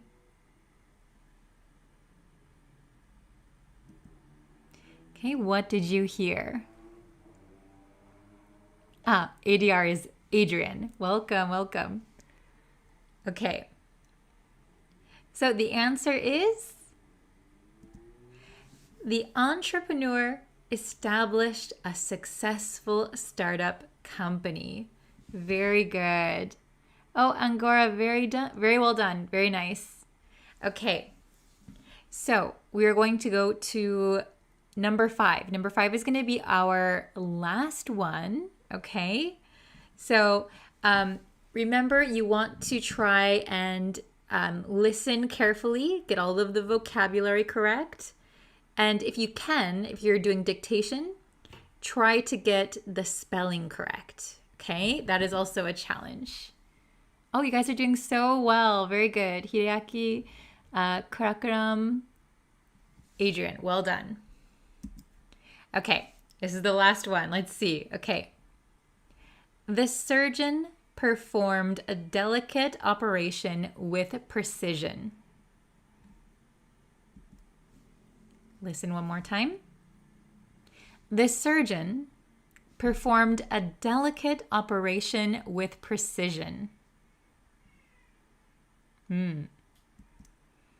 Okay, what did you hear? Okay, I'll say it one more time. This is the last one. The surgeon performed a delicate operation with precision. Okay, you can write your answers down or just repeat. Hideaki, very good, very good. Okay, I'm going to put the answer. Ta-da! The surgeon performed a delicate operation with precision. Very good. You guys did very well. Very nice. Okay, so I want to know how many you got correct. We did 5 listening activities. If you came in late, you might have only done a few of them. Let me know how many you got correct. Did you do dictation or did you do shadowing? So if you did one, for example, if you did dictation this time, you can always watch it again and do the next one. You can do shadowing next time. If you did shadowing this time, you can do dictation next time. Okay. Oh, Karakram, very good. So also remember that we're trying to get all of the grammar correct and the vocabulary. So did you get the spelling? Did you understand the vocabulary that I said? Some of the vocabulary is a little bit advanced. Okay. Yes, Angor, very good. Nice. Okay. I'm so glad you guys participated. I love interacting with you guys, so it's very nice. It's hard to get time to do this, but it was very nice. Okay. So, let's see. Where am I here? I'll make myself big again. Okay, very good. I'm so impressed with you guys. So I tried to pick a little bit of more advanced vocabulary to see if you guys could catch those words, if you could spell them correctly, and if you could understand them. So I've said it many times, but I'm going to post a blog about this lesson exactly. So it's going to explain each sentence with the vocabulary in each sentence. Okay, so thank you guys so much for watching. I hope I'll be back very soon with another live lesson. You guys are awesome. And if you have suggestions for a lesson, I know Karakaram, sorry if I'm not pronouncing your name right, you suggested speaking lesson. So I'll try to think of how I can do that because that would be, I think, very beneficial for many students. Okay. Yes, I think it's very nice to be very interactive with you guys. That way it's like easier to study, right? You have some motivation. Okay, but please leave your lesson suggestions in the comments, in the chat, and I will see you guys very, very soon. It was a short lesson, but thank you guys so much for watching. Okay. I will see you and I will be back very soon. Thank you guys. Bye-bye.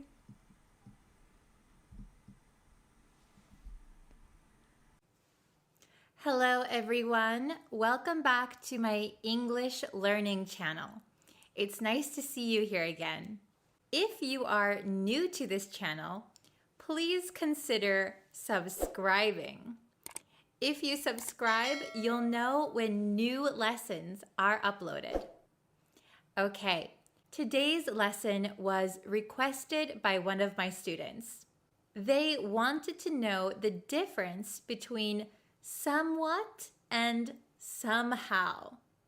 Okay, so we're going to look at these two words today. But I'm going to throw in one extra word, somewhere. So we're going to learn somewhat, somehow, somewhere today. Are you ready? You might have already realized that all 3 of these words begin with another word, some. So what do we know about the word some? Well, some means a little, okay? And then following the word some, we have some question words. So we have somehow, how is a question word? Somewhere, where is a question word? Somewhat, and what is a question word? So you've probably already studied what those words mean. What, how, where. These are common question words. But if you look at the word as it is, for example, somehow, a little how, somewhat, a little what, it doesn't really make sense, right? So for these words, you need to know what they mean as one word. They're not 2 words put together that you can understand. You have to remember them as one word. Okay, let's take a look at somehow and somewhere first. These two words are related because they both mean that some information is unknown. Somehow means in a way that is unknown. We don't know how something happened. I'll give you a quick example. Even though I didn't know how to drive very well, I somehow made it home in one piece. This means I wasn't a very good driver. I don't know how, but I was able to make it home safely. I somehow made it home in one piece. I made it home safely. Let's try one more example. I was so surprised to see that my dog followed me to the park. He somehow escaped from my yard. I don't know how he escaped, but somehow he escaped. Okay, do you think you understand somehow? Let's look at somewhere. Remember, somewhere is a little bit related to somehow. We are lacking information. We don't have enough information. So you might have guessed that somewhere means a place that is unknown. So somehow is a way that is unknown. Somewhere is a place that is unknown. Let's look at some examples. I am looking for my glasses. I know I put them somewhere. I put them in a place, but now I forgot or I don't remember where I put them. In that case, we say somewhere. I know I put my glasses somewhere, but where was it again? I don't remember. I don't know. How about this example? I want to go somewhere warm for my vacation. I don't know where exactly I want to go, but I want to go to a place that's warm. So maybe Hawaii, maybe Bali, somewhere warm. The place is unknown at the moment. Okay, you guys are doing really well. Let's look at the last word. So somehow and somewhere were kind of related, right? They were unknowns. However, somewhat is not related to the last two words. Somewhat actually means a little. So we use somewhat when we want to talk about an amount of something. All right, let's look at some examples. I am somewhat tired. This means I'm a little tired. Learning English is somewhat confusing at times. This means learning English is a little confusing at times. Okay, do you think you understand all three of these words? Let's do a quick quiz and see how well you can remember how to use them. I'll give you a sentence. Try to fill in the blank with which word you think is correct. Okay? Ready? Let's start. The project has progressed Do you think it's somehow, somewhere, or somewhat? The project has progressed.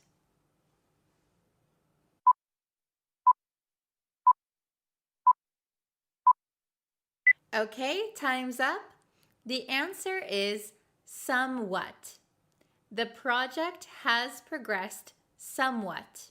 So the project has progressed a little bit. All right, let's look at another question. I think John lives in this neighborhood. I think John lives in this neighborhood.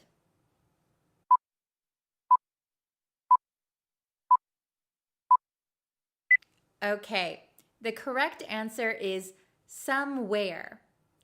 I think John lives somewhere in this neighborhood. Okay, let's try another question. I didn't study at all, but I passed my test. I didn't study at all, but I passed my test.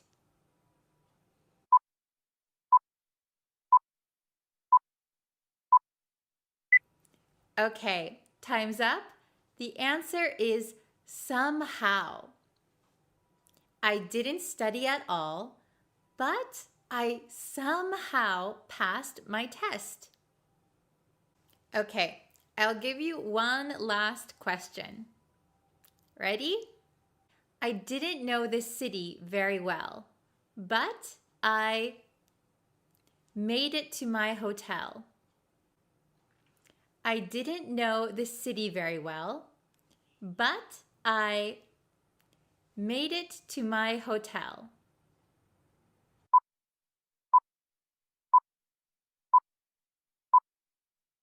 Okay, time's up. The correct answer is somehow. I didn't know this city very well, but I somehow made it to my hotel. Okay, how did you do on that short quiz? Did you get all of the questions right? If so, you are good to go. If you still want some more practice, I'll leave a link to extra homework in the description box. You can find other resources on my Patreon. If you want to see more quizzes, more homework, or live streams, go check out my Patreon. Let me know how you did on the quiz in the comments below. I hope you guys all passed. I hope you guys found this video helpful. Thank you so much to the student who requested it. If you have some requests, you can comment them in the comments or you can find me on Facebook. All right, I'll see you guys in the next lesson. Bye for now.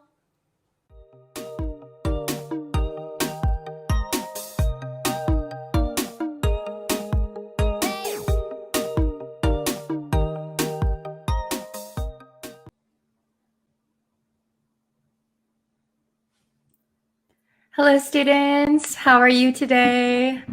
I hope you're having a fantastic day. We're going to get into today's lesson.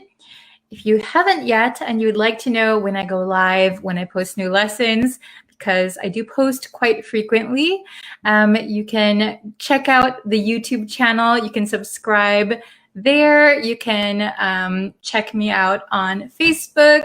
Everything is Breeze Practical English. Like and follow, turn on notifications, and you can also follow me on TikTok. Okay, hi everyone. Hello, April. Nice to see you today. How is everyone? So today we're going to focus on a phrasal verb. So we're going to look at one phrasal verb today that has a few different nuances, a few different meanings. So we're going to check that out, and then let's see if you can make some example sentences also. Hello, everyone. Hello, Ko. Hello, Pancho. Hello, Nur.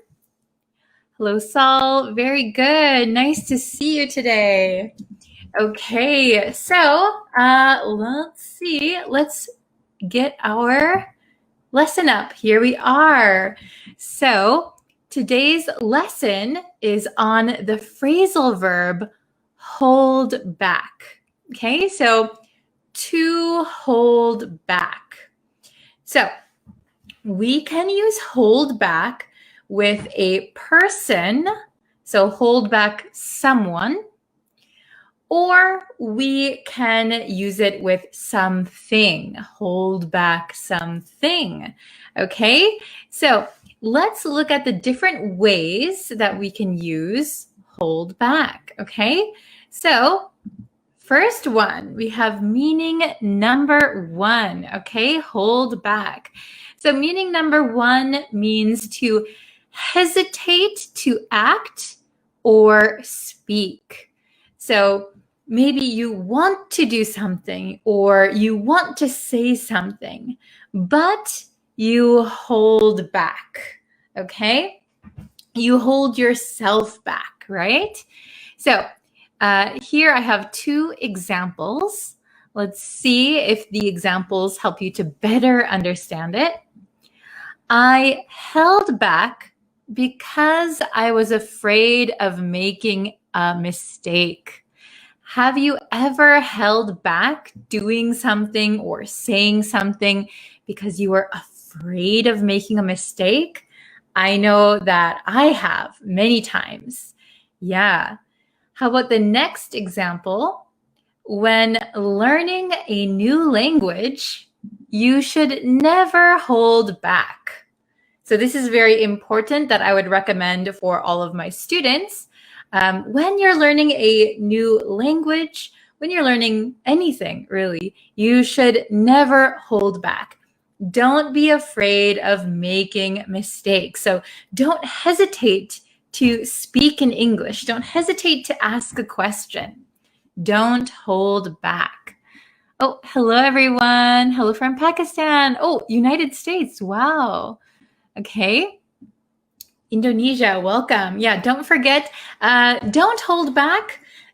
Please shout out your country in the comments. Okay, very good.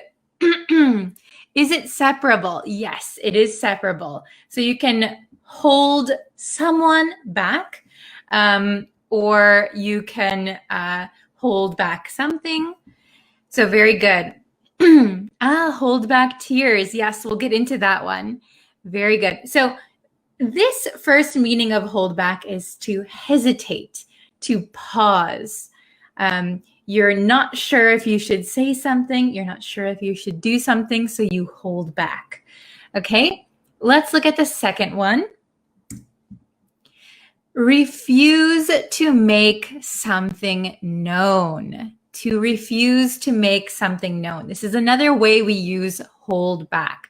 So this is kind of like concealing something, hiding something, keeping a secret. That would be holding back. You can hold back information, right? So here are the examples. Are you holding anything back from me? So here you can see we separated. Are you holding anything back from me? The next one, tell me all about it. Don't hold anything back. Okay, so in the first example, are you holding anything back from me?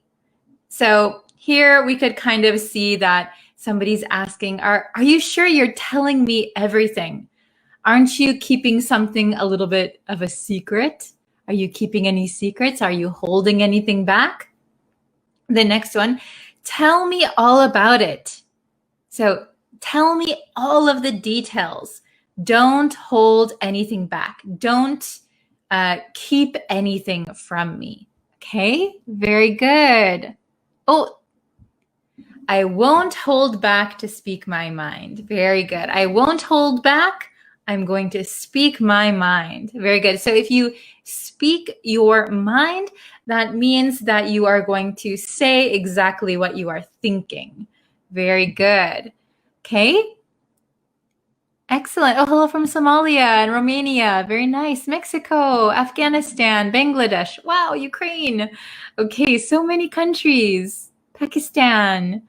Okay, so the next one, meaning number 3, is to prevent or restrict the progress or development of someone or something. Okay? So this is restricting, to stop something from progressing, to stop someone from development or progressing. Okay, so we can see these 2 examples. She held back her tears, which I saw in the comments earlier. She held back her tears. So if you hold back your tears, that means you are trying to prevent the tears from coming out. You can also hold back a sneeze. If you feel like you have to sneeze, we could use hold back a sneeze or hold in a sneeze if you're trying to prevent it. And then the next one, his lack of experience held him back. So if you don't have experience, for example, in a career field that you would like to advance in, if you don't have enough experience, it might restrict you. It might prevent you from making progress or developing. So hold back here is restriction, okay? So it could be also physical restriction. So I held back my friend when he tried to punch someone. We could also use it for physically restraining someone. Okay? Very good. Let's see. Yes, put obstacles in front of someone. Very good. Oh, hello, Mira. It's okay if you're late. Very good. Okay, hello from all the different countries. All right, we have one more meaning. Okay, the last meaning. This is, I think, particularly for the US. So if we hold back a student, that means to make a student repeat a year at school because of poor marks. So if someone does very poorly in school, if they don't get good grades, they could be held back a year. I don't know if you have that in your country. So the opposite, if you are very, very good at school and you need to go to the next grade, a grade higher than you would normally be in, that would be skipping a grade. So most students, they start in grade 1, 2, 3, 4, 5, 6, 7. They go in order. But if you have bad grades, you could be held back a grade. Or if you're really, really smart, you could skip a grade. Okay? Very good. Oh, I like it. What's holding you back? What's holding you back? What a very good question. Why are you hesitating? What's holding you back? Okay, let's take a look at these examples really quick. If you fail this test, you'll be held back next year. I hope no one's ever said that to you, because that would be a very scary thing to be told, right? From your teacher. Okay, next one. Tommy was held back and had to repeat the 6th grade. Oh no. So if you fail a lot of tests, or if you simply don't understand the material, if you don't do your homework, there is a possibility that you will be held back. So when I was in elementary school in America, I knew one girl who was very, very smart. She was very good at reading, and the school allowed her to skip a grade. So even though we started in 1st grade together, she went to 2nd grade while we were in 1st grade. And I also knew another student who was repeating the 1st grade because he didn't pass the first time. So he did it one more time. Okay, very good. So can you guys make some sentences with hold back? And I'll put them on the screen and we can see some interesting sentences. Okay, very good. So let's see. Do not hold the youth's future back. Yes, very good. It is correct. Do not hold the youth's future back. Do not hold back the future of the youth is another way you could say it. Very, very good. Yes, no one likes to be held back. That's true in almost every meaning of the word. No one likes to be held back. We like to push forward. We like to make progress, right? Okay. Interesting. What held you back from coming to class early? So what restricted you? What held you back? Or maybe you were hesitating. Were you hesitating to come to class? What held you back? So what was the reason? Why did you hesitate? Okay.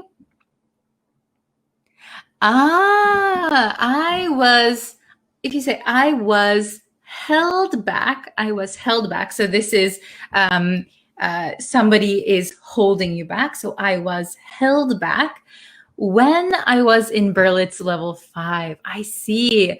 Did anyone else take classes at Berlitz? Berlitz is a very popular English school here in Japan as well. Okay. Very good. Let's see. If you're held back, it doesn't mean that you aren't capable of going ahead. Very good. I like the way you put that. So even if you're held back, it doesn't mean you aren't capable of going ahead, of moving forward. That's very true. Okay. Oh, hello from Cambodia. Welcome. Don't be held back. Happiness will come back. Oh, interesting. Interesting philosophy. Okay. No one can hold you back when you decided, or when you have decided, when you make a decision. Very good. Employees hold back many things from their bosses. Very true. So I think this one is referring to keeping some secrets or not telling everything, right? Employees hold back many things from their bosses. So for example, if you came in late and your boss didn't know, you might hold that information back. Very good. Okay. So I have to end the lesson here today. I have a little bit of a busy day today. Oops, sorry about that. But I hope to be back with more lessons very soon. Thank you guys so much for watching. If you would like to know when I have more lessons, you can subscribe to me on YouTube and like me on Facebook. Turn on notifications. That way you'll know when I go live. And you can also follow me on TikTok. All right. Thank you guys so much for watching. Please leave your example sentences in the comments and I will try to read all of them. Okay. Thank you, everyone. Have a great day. Bye. Hi, everyone. Welcome to Bree's Practical English podcast. So I just decided to do this kind of on a whim. So I've been trying to come up with ways to keep up with my lessons on YouTube and Facebook while having a small daughter at home. And I thought this would be a really good way to get you some listening practice in a very casual way. And it's a little bit easier for me. I don't have to get my regular setup ready. So it looks effortless, but it actually takes a little bit of time to set up the lighting and everything like that. And of course, I have to get dressed and put on some makeup and brush my hair.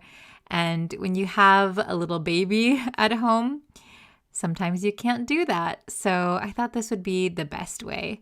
So I think the format for these podcasts are going to be really chill, very casual, I think. I'm not going to have a specific theme for each podcast, but I think I'm just going to talk about what's going on in my life or things that I've seen or experienced, and I want to share that with you guys. So in today's podcast, I really want to get your opinion on something. Something that I witnessed last weekend, actually.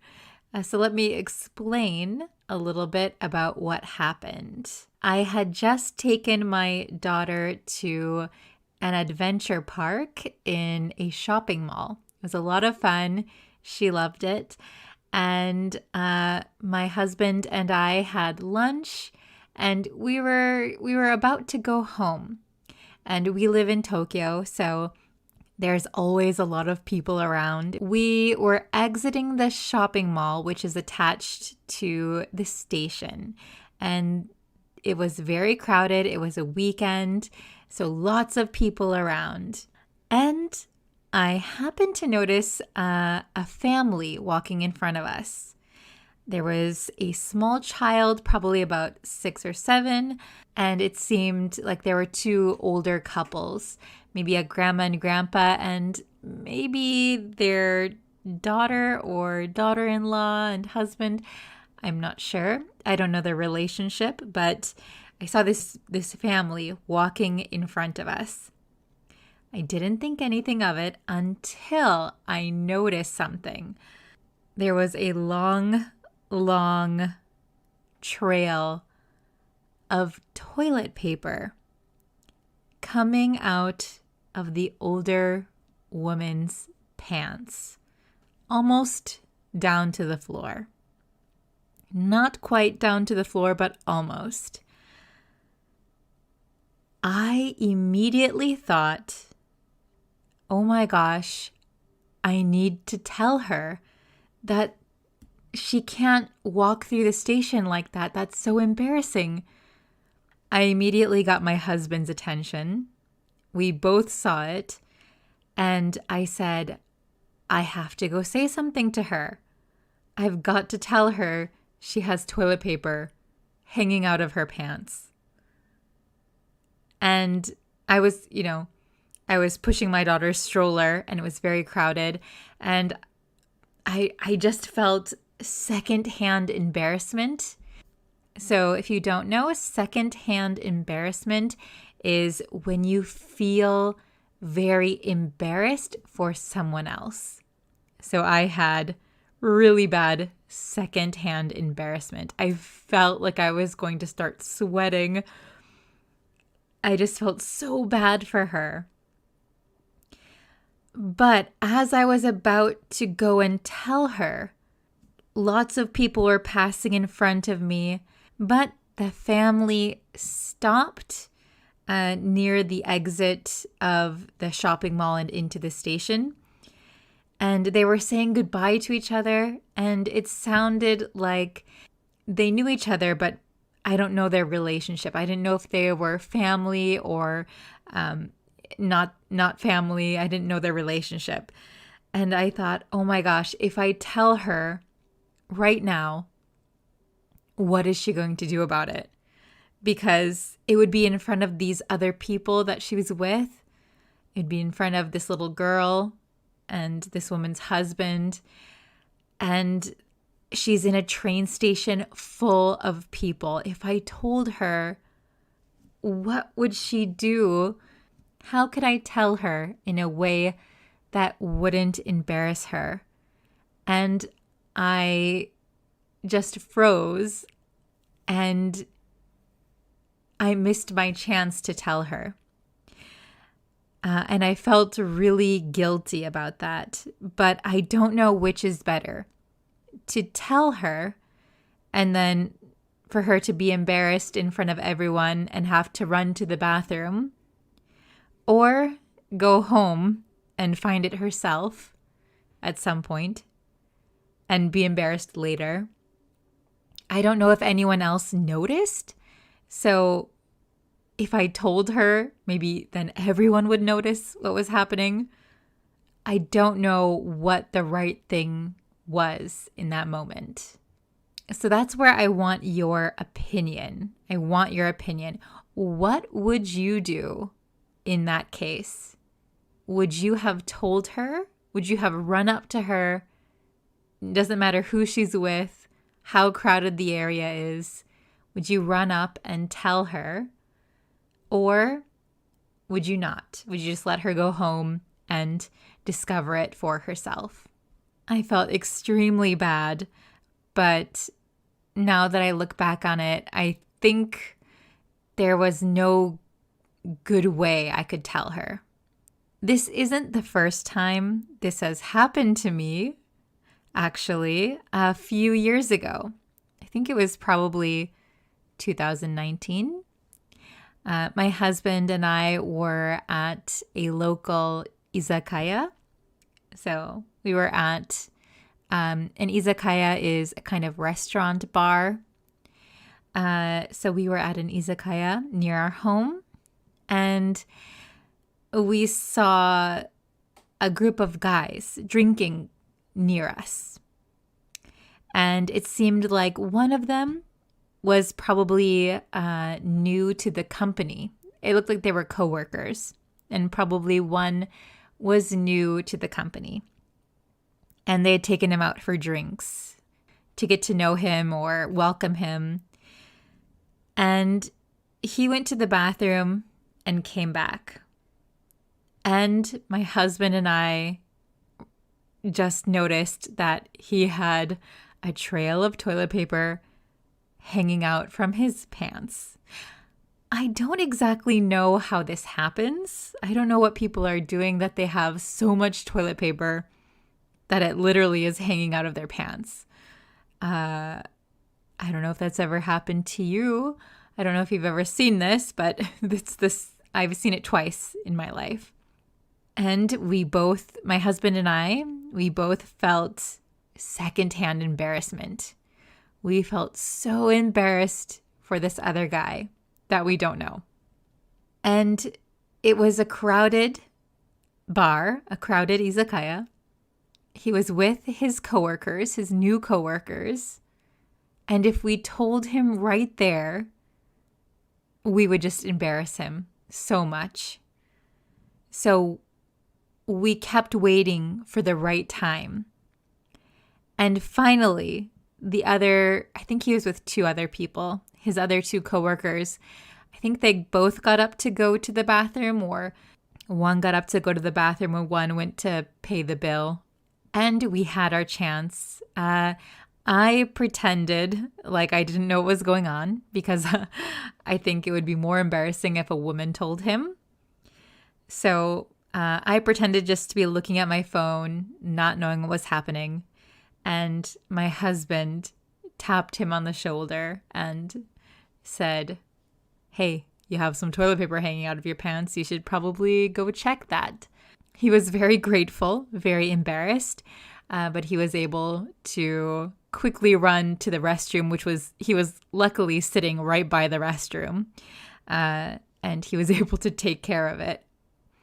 In that situation, we were lucky because we had an opening.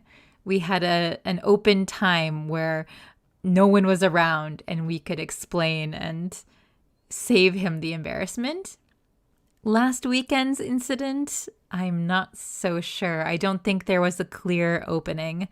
But please leave in the comments what you would do. And if this has ever happened to you, if you've ever seen it in public before, or if you want to share a story where it happened to you and someone helped you out, please share that as well. I just want to know what you would do. Okay, so I think that is the topic of today's first podcast. Let me know. And you can also let me know what you think of this podcast format. Do you like it? Do you hate it? Maybe I can get some guests on sometimes, and you can listen to a real-life English conversation. So I guess that's it for today's podcast. Come back for the next one, probably pretty soon. All right, guys, that's it for today's podcast. Thank you so much for listening, and I hope to see you in our next lesson. Bye, everyone.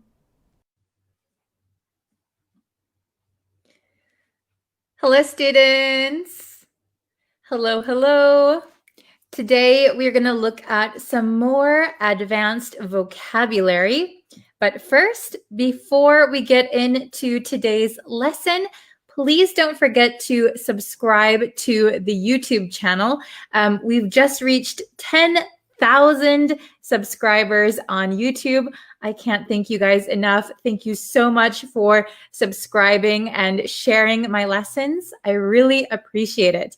You can also like the Facebook page. And I go live Monday through Friday, and I post new videos on YouTube every single day. So welcome. Hello, everyone. This is a live lesson, so I can talk to the chat while we are in the lesson. Hello, Tetetwin. Nice to see you. Hello, Mario. Okay, so yes, all right. Today we're going to look at some more advanced vocabulary. There was an advanced vocabulary test over on YouTube. So we're going to look at some of the words that were on that test today.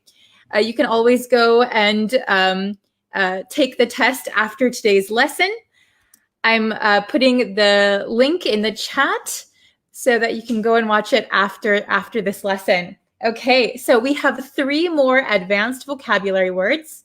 So today's words are, ta-da, dismal, frugal, and sluggish. Okay, do you guys know these words? Ah, I see. Some people have a poor internet connection, so don't worry. You can always watch the lessons later, no problem. Okay, so we have dismal, frugal, sluggish. All right. Do you know any of these 3 words? Okay. Are they all brand new for you? Okay. Yes, we just started. Okay. So dismal. What does dismal mean? Well, dismal means kind of gloomy or dark, a dark mood, a gloomy mood. Or we can use it informally to mean very bad, very bad. The score of the soccer game was dismal. It was very bad. Today, I live in Japan. The weather outside is dismal. So it's raining and cloudy today. So the weather today is dismal. Okay. The next word is frugal. Frugal. Okay. The pronunciation is frugal. Frugal. So frugal means that you are careful with your money.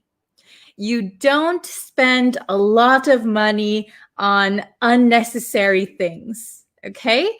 So frugal is a good thing to be.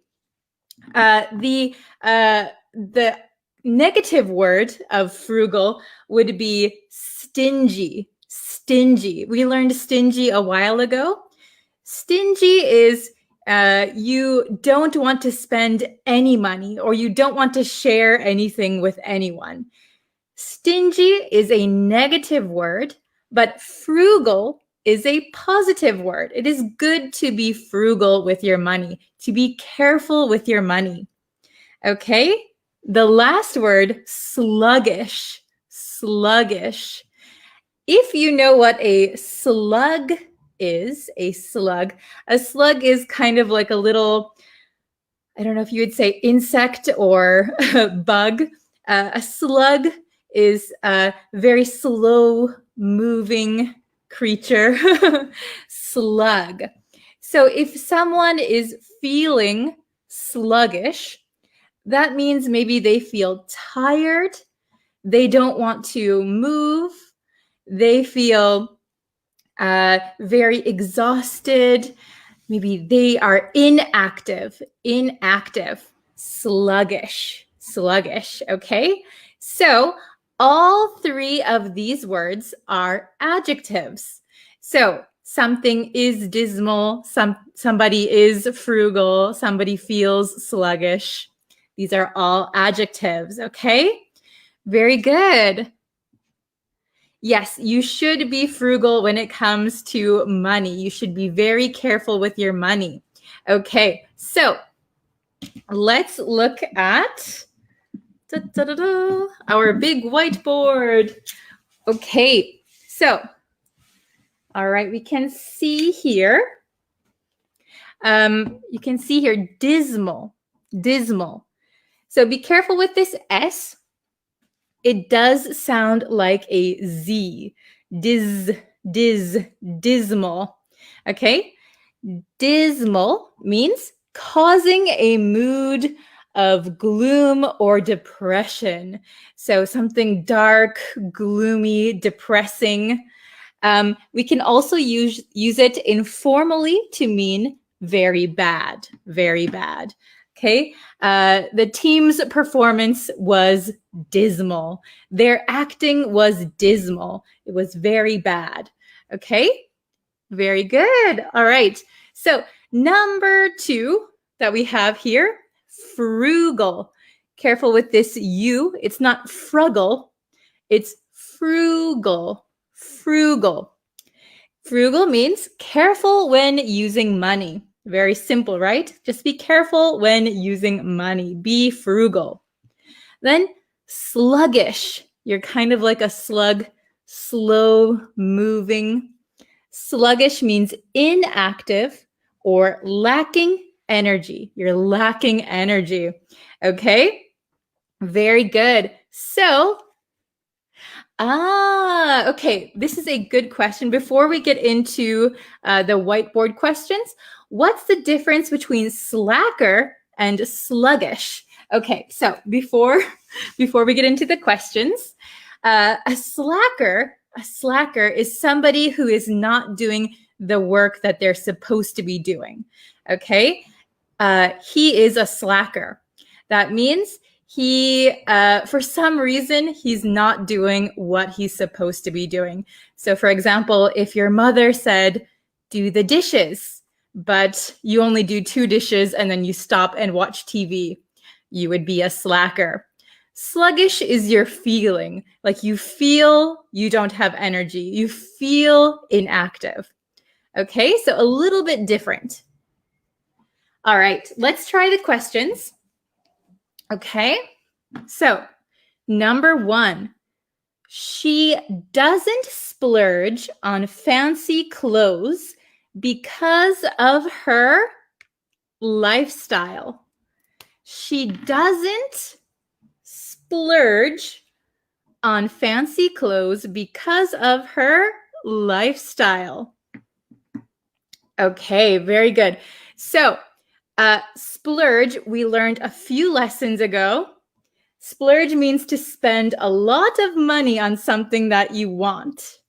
Okay, so you can splurge on new clothes. You can splurge on a new car.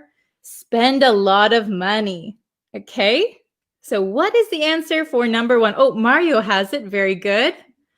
All right.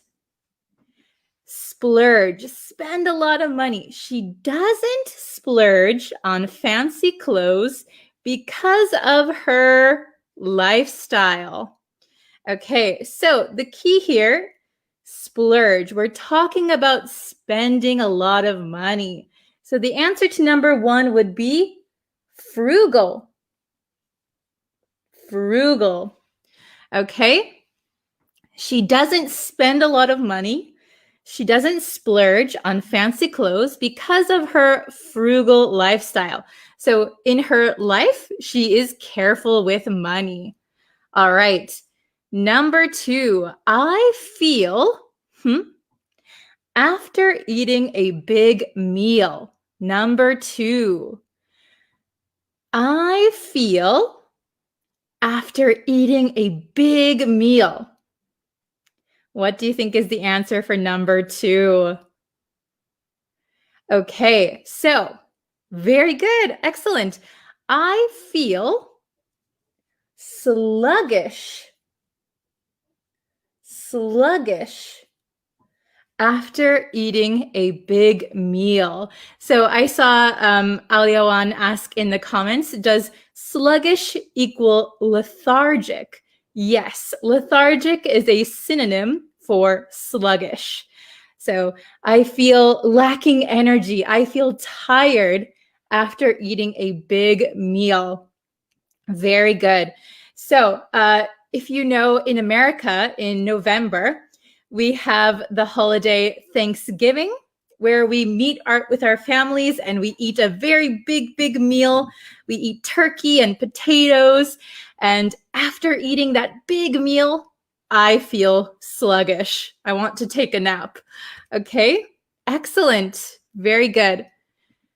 Number 3, he had a look on his face. Oh, very good, Mohammed. Excellent. He had a look on his face. Very good, Aliawan, Joshua, excellent, Abu. Excellent. Oh, thank you, Musa. All right, Yosef. Okay, he had a dismal look on his face. So his face looked gloomy or depressed. Maybe something bad happened. He has bad news. He had a dismal look on his face. Okay, excellent. Everybody did a good job. All right, number 4. We have, oops, this is supposed to be one line. I think I erased it with my finger. That's all right. You know, it's one line. Okay, so 1, 2, 3. I'll just put the line here. Okay, so we have 3 answers for number 4. Let's see if you can get all 3 correct. Number 4. I'm not one to be overly something. I'm not one to be overly something. So overly means too much or too something, super something. I'm not one to be too overly, but I think the tickets were overpriced. Overpriced, overly. So over means too much. Overpriced means too expensive. I'm not one to be overly something, but I think the tickets were overpriced, too expensive. The team's performance was, and the outcome, so the result, the outcome was something. Okay? Very good. What do you think goes here, here, and here? 3 words. Okay, yes, very good. So everybody got the first one. Excellent, excellent. I'm not one to be overly frugal. I'm not super careful with money. I'm not overly frugal. I'm a little frugal, but not too frugal. But I think the tickets were overpriced. They're too expensive. The team's performance was, so here, if we just had it like nothing here, the team's performance was, we could put either dismal or sluggish. Both would be okay. But the last one, and the outcome was, So there is a correct order here. Oh, Joshua, very good. Okay. Oh, excellent, Mohammed. Fahim, nice. Okay, you guys are on the ball. The team's performance was sluggish. Sluggish. So they were lacking energy. They were lacking energy. It wasn't an exciting game. They were lacking energy. And the outcome, so the result or the score, was very bad. Dismal. Dismal. Can you see that? Dismal. Okay. I'm not one to be overly frugal, but I think the tickets were overpriced. The team's performance was sluggish, and the outcome was dismal. Okay, very good, everyone. You guys got it. Excellent. So now you've just learned these 3 advanced vocabulary words. You can try to make some sentences and I'll put them up on the screen, okay? So try to make a sentence with dismal, frugal, or sluggish. Dismal, frugal, or sluggish, okay? You guys are very smart. Okay, so remember that these are adjectives, okay? Dismal, frugal, sluggish. Can you guys make a sentence? I can put it up on the screen. I can give you some corrections. Hello from Ecuador. Okay, what is the difference between frugal and mean? So mean, I'm not sure exactly what you mean. Mean has several meanings. So like, what do you mean? Or don't be mean. Don't be a bad person. Or you can have the means to do something. Means could be like money. Frugal means you're careful about spending money. Okay? Oh, I'm glad you can understand it, Ari. Thank you. Oh no, my face is dismal. Oh no, is there something wrong? Are you in a depressed mood? Are you gloomy? Okay.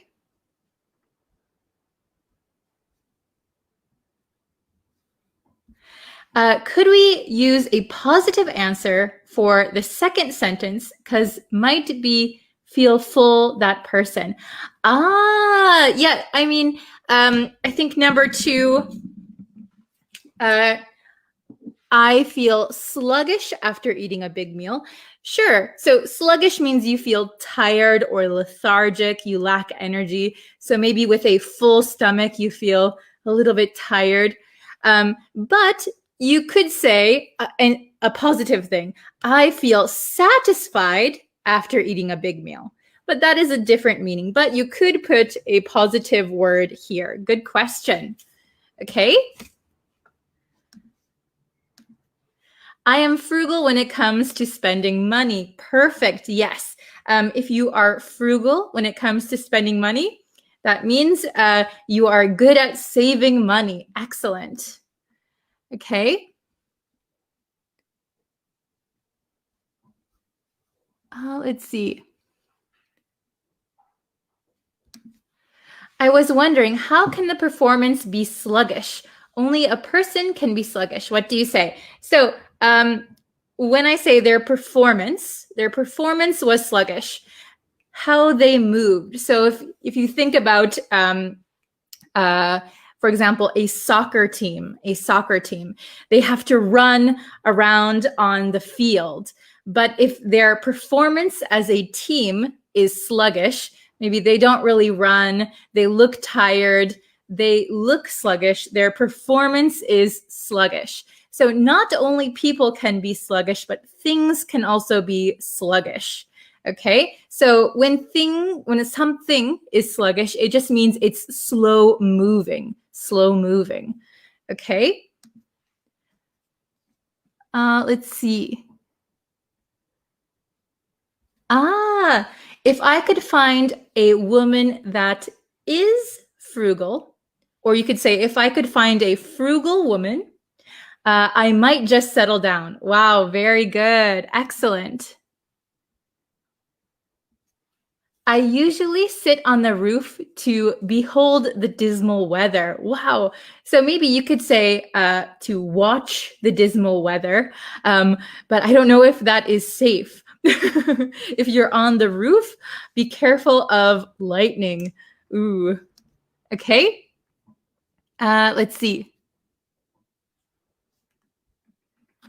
Let's see. This is very good. I was sluggish on the exam. So maybe you could say I was sluggish on the day of the exam. And as a result, I got a dismal grade. Very good. Well, not very good. I hope you get a better grade next time, but that is a good example. Okay.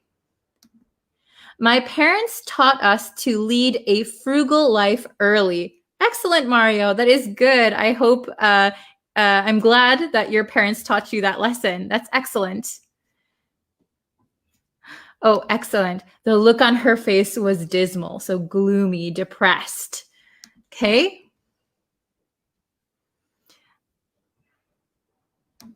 Oh, I'm a stickler to be frugal with time. So you could say I'm a stickler when it comes to being frugal with time. Very good. Okay.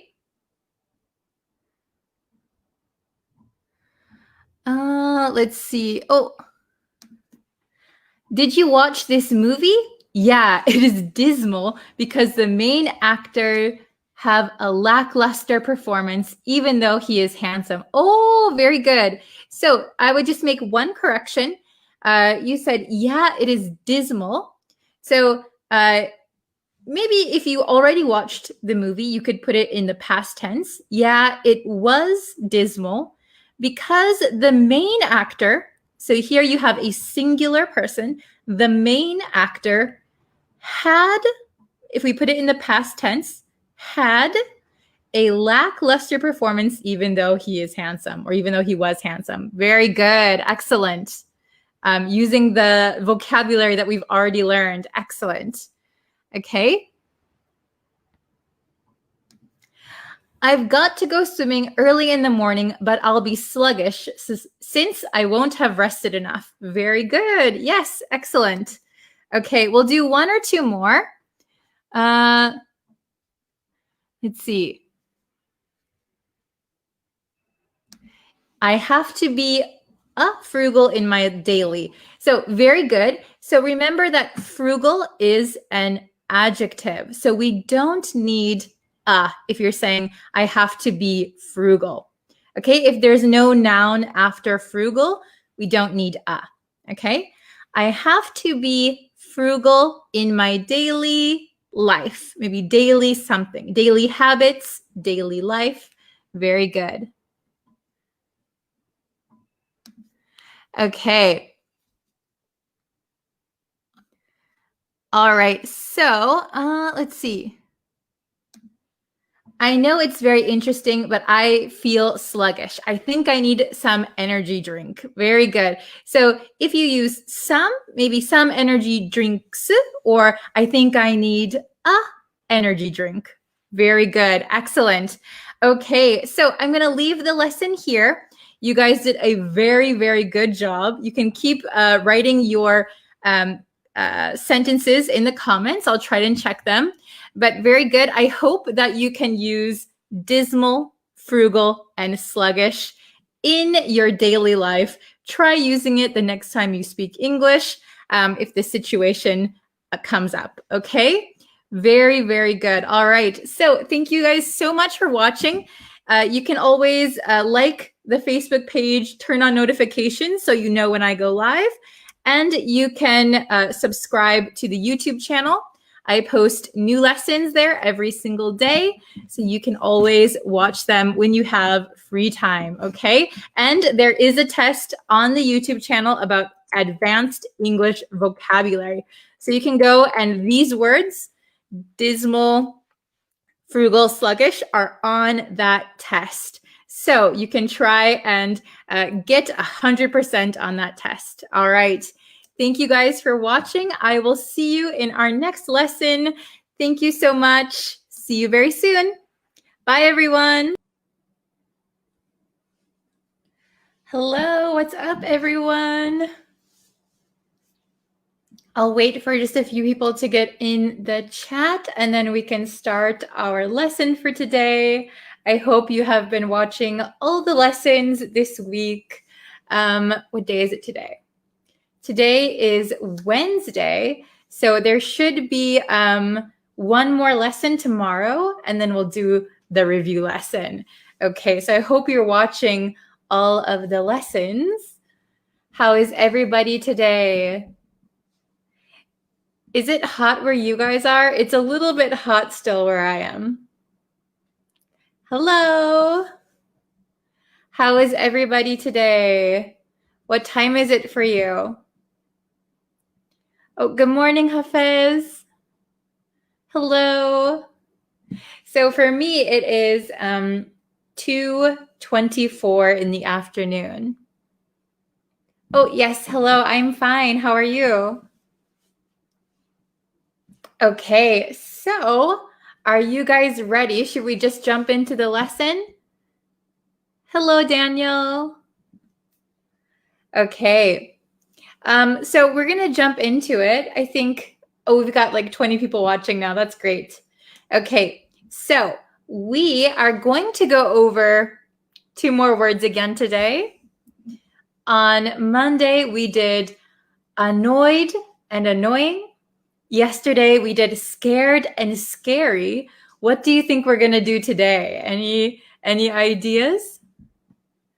Oh, hello. Okay. So today, we're going to learn the difference between fun and funny.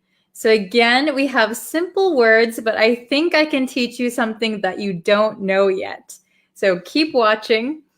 Fun or funny. So a lot of my students, again, sometimes mistake these two. So they use the wrong one. Okay? So does anybody know the difference between fun and funny? So fun is the entertainment you are experiencing or you experienced. So we can use fun as a noun and we can use it as an adjective, okay? So fun can mean enjoyment as a noun, and as an adjective, it can mean amusing. Oh, hello from Bangladesh, Sudan. Very nice. Yes, but so Hafez said fun is a noun, funny is an adjective. Yes, but fun can also be an adjective, right? So enjoyment is a noun, so fun can mean enjoyment. And as an adjective, it can mean amusing, okay? So remember that. And we can look at funny. Now, funny, as you probably know, funny is an adjective. And it can mean like causing laughter. Oh, 6:20 in Morocco. Hello, thanks for joining. So, funny in English too, sometimes we have to clarify what funny are you talking about? Okay, so funny can mean causing laughter. Ha ha ha ha. So funny, right? But it can also mean strange or weird. Strange or weird. So in English, even amongst native speakers, if we said, "Oh, that's so funny," we could say, "Is it ha ha funny? Like, is it making you laugh? Or is it weird funny? Like, is it strange?" So if you say, "That is funny," we don't really know which one you're talking about, ha ha funny or strange funny. Okay? So I'll give you a quick example for each. So we could say, as a noun, we could say, let's see. The kids were having fun, right? The kids were having fun. We could say, last night was fun. Then for funny, we could say, wow, your dad tells really funny jokes. Ha ha ha, funny. But if we said, your dad tells really funny jokes, it might mean your dad tells strange or weird jokes, okay? So funny has 2 meanings. Okay. We usually use it as an adjective. There are times when we use funny as a noun, but I think we don't really do that so much these days, so I don't think it's that important. Okay, so we're going to go on to our exercises. As always, I have prepared the big whiteboard. Okay, so we have 6 today, 6 questions, because I thought this is a pretty simple one and it's good to just review. So meaning up here, fun, enjoyment as a noun, amusing as an adjective. So remember, we can use it as a noun or an adjective. Okay, I know a lot of my students only use it as a noun, and then whenever it's an adjective, they use funny. But we can use fun as an adjective as well. Okay? Alienation of someone, you meant to say. Oh, sorry, I don't understand what you meant, Hafiz. Okay, I'll check back. So funny, causing laughter, ha ha ha, that's so funny. Or something that is strange. You look kind of funny. Uh-oh, you look a little bit strange, okay? So let's go through 1 through 6. I think they're pretty simple. All right, so number 1, please write in the comments what you think is the correct answer. Tell me a story. Tell me a story. So this one is used as an adjective. Which one do you think is correct?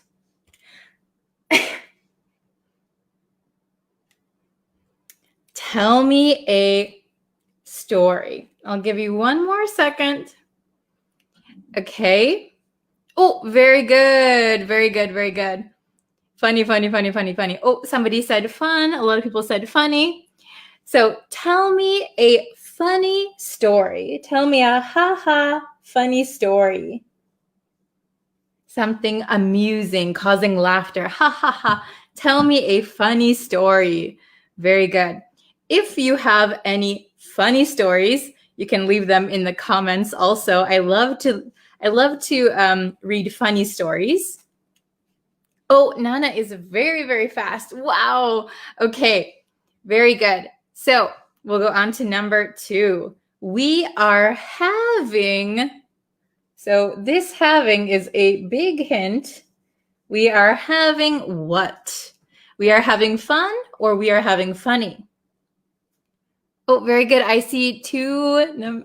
Yes, fun, fun, fun. Yes, very good. We are having fun. We are having fun. So usually when we say having, it's followed by fun. We are having fun. Are you having fun? Having fun, having fun. This is kind of a pair that we often see. Okay. Oops. Very good. Let's go to number 3. Let me check the comments. You guys are so fast. Whoa, whoa, whoa. Okay.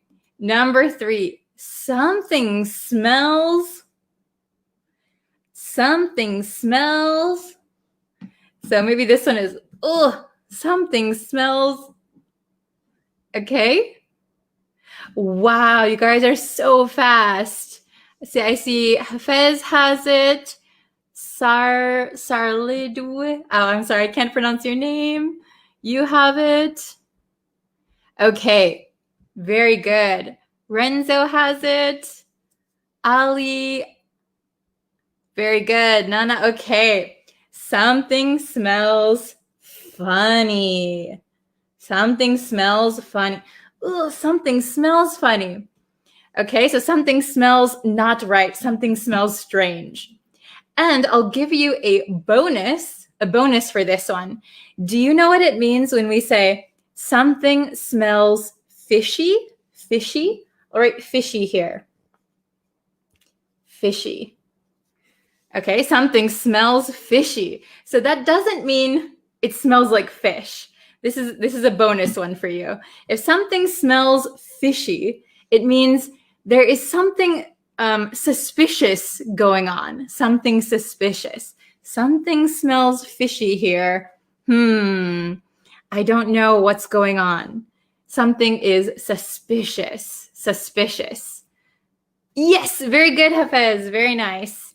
Okay, something smells fishy. Or something smells funny. Ugh, open a window. Okay, number 4. That joke is so... Very good. I see Hamidullah has it. That joke is so... So this is an easy one. Joke. That joke is so... You've got it. Funny. A different kind of funny.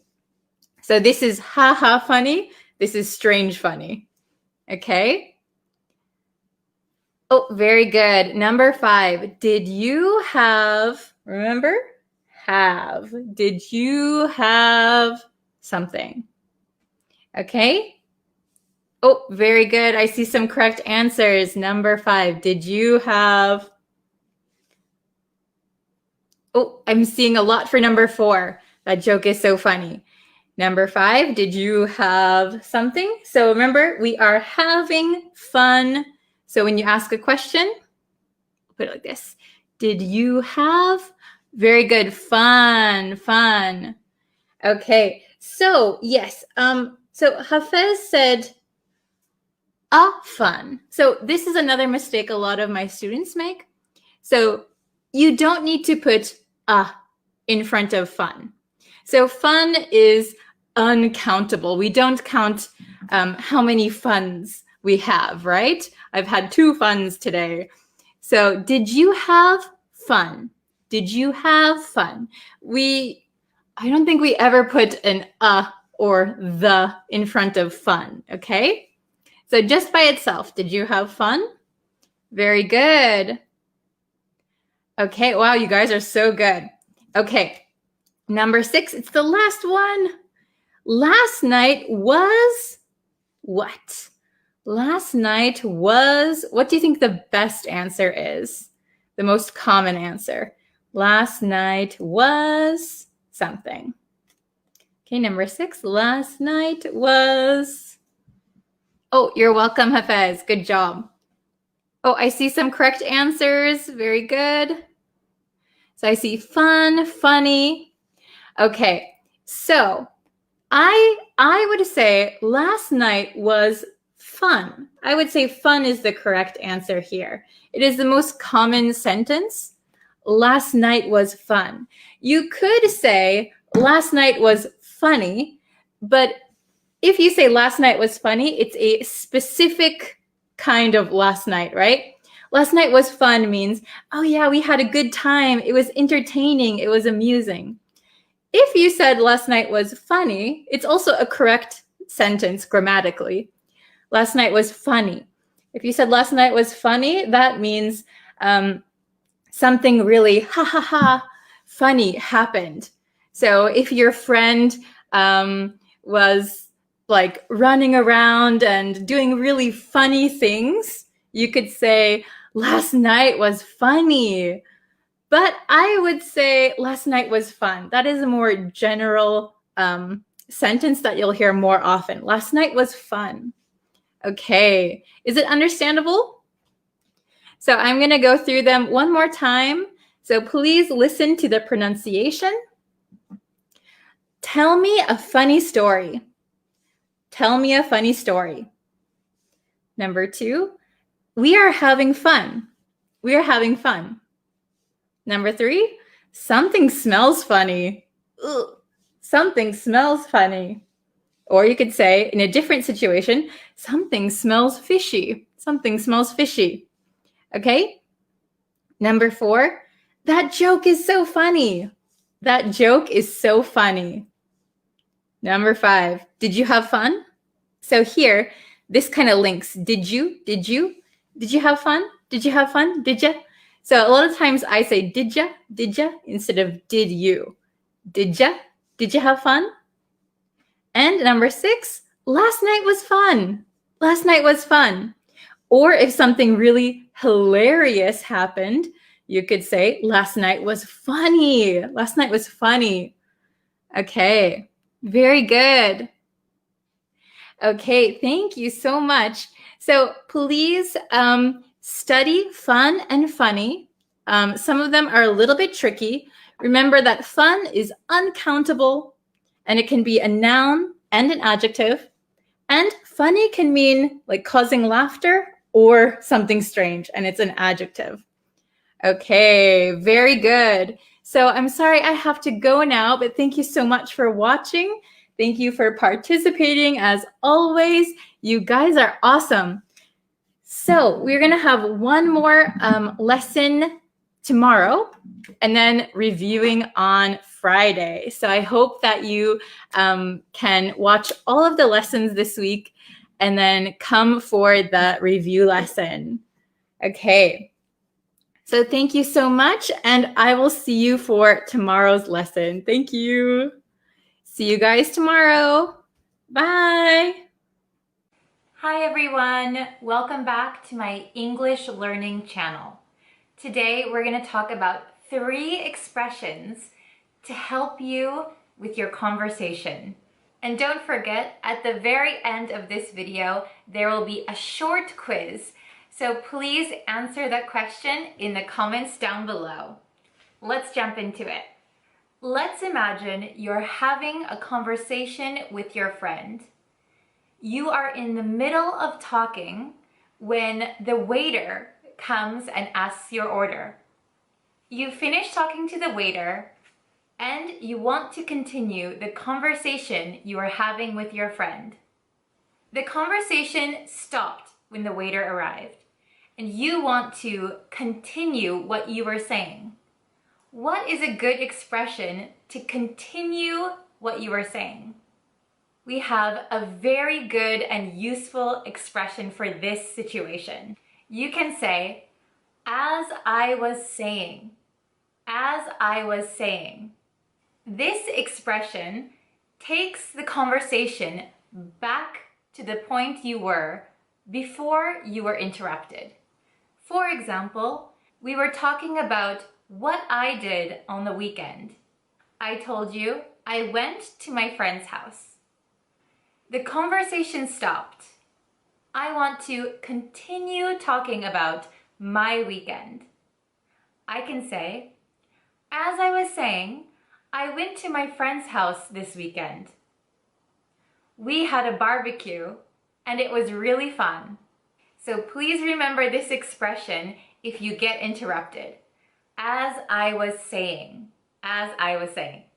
The second expression I'm going to teach you today is speaking of. Speaking of. Let's imagine I told you about my weekend. I went to a friend's house and had a barbecue. You want to start a new topic, but it relates to the topic we already talked about. I went to my friend's house and had a barbecue. Maybe you are planning a barbecue in a couple of weeks.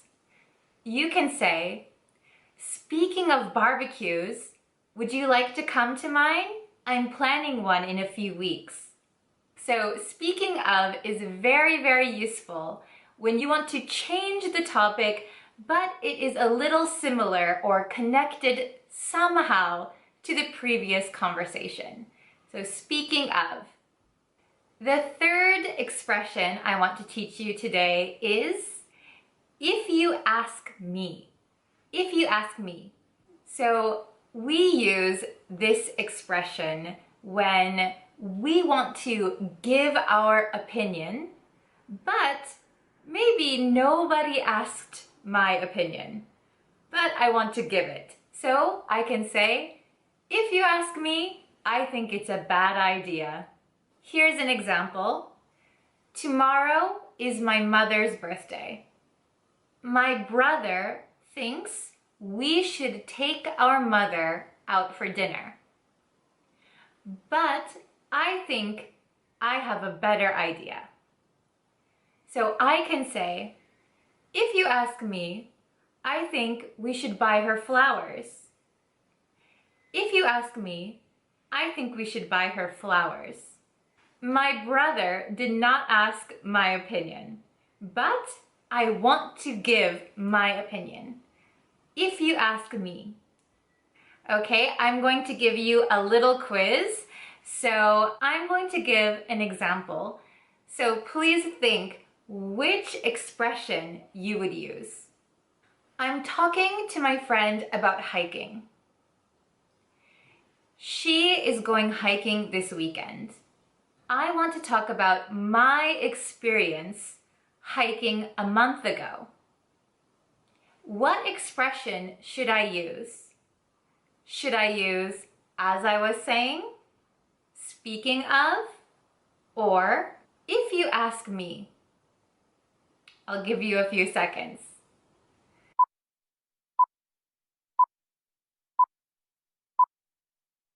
The correct expression to use here is speaking of. Speaking of hiking, I went hiking a month ago. It was really fun. Question number 2. I'm talking to my student about studying English. My student says English is the hardest language to learn. I don't think so. I think Japanese is a hard language to learn. Which expression should I use? As I was saying, speaking of, or if you ask me?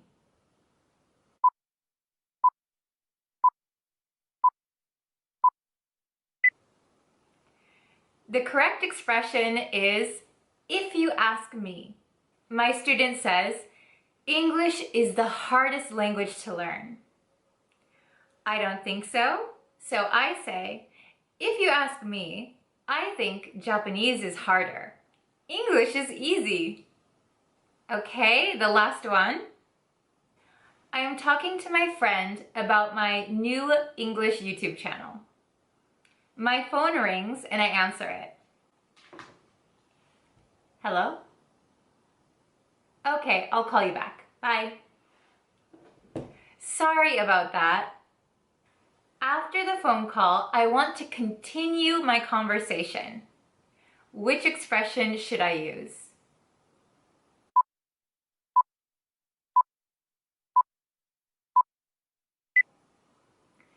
If you said, as I was saying, you are correct. Sorry, I'll call you back. I'm so sorry. As I was saying, I started this YouTube channel and you should subscribe to it. Shameless self-promotion, I'm sorry. Okay, so that was today's lesson. I hope it was very, very useful for you guys. There will be a question at the end of this video, so write your answers in the comment below, and I will see you at the next lesson. Bye!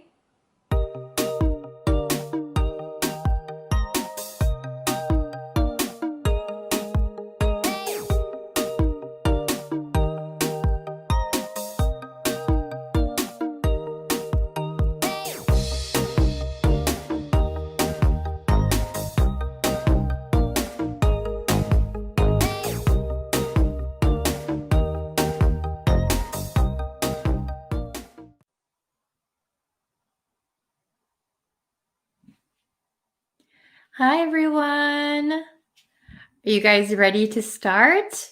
Today we're going to have a live English listening test. So I'm going to be giving you some questions.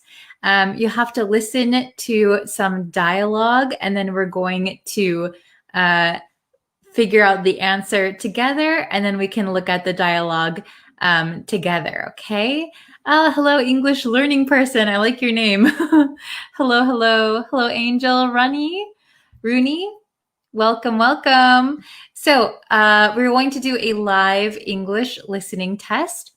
Before we get into the test, if you haven't yet and you want to know when I post new lessons, when I go live, when I do listening tests like this, you can subscribe to me on YouTube.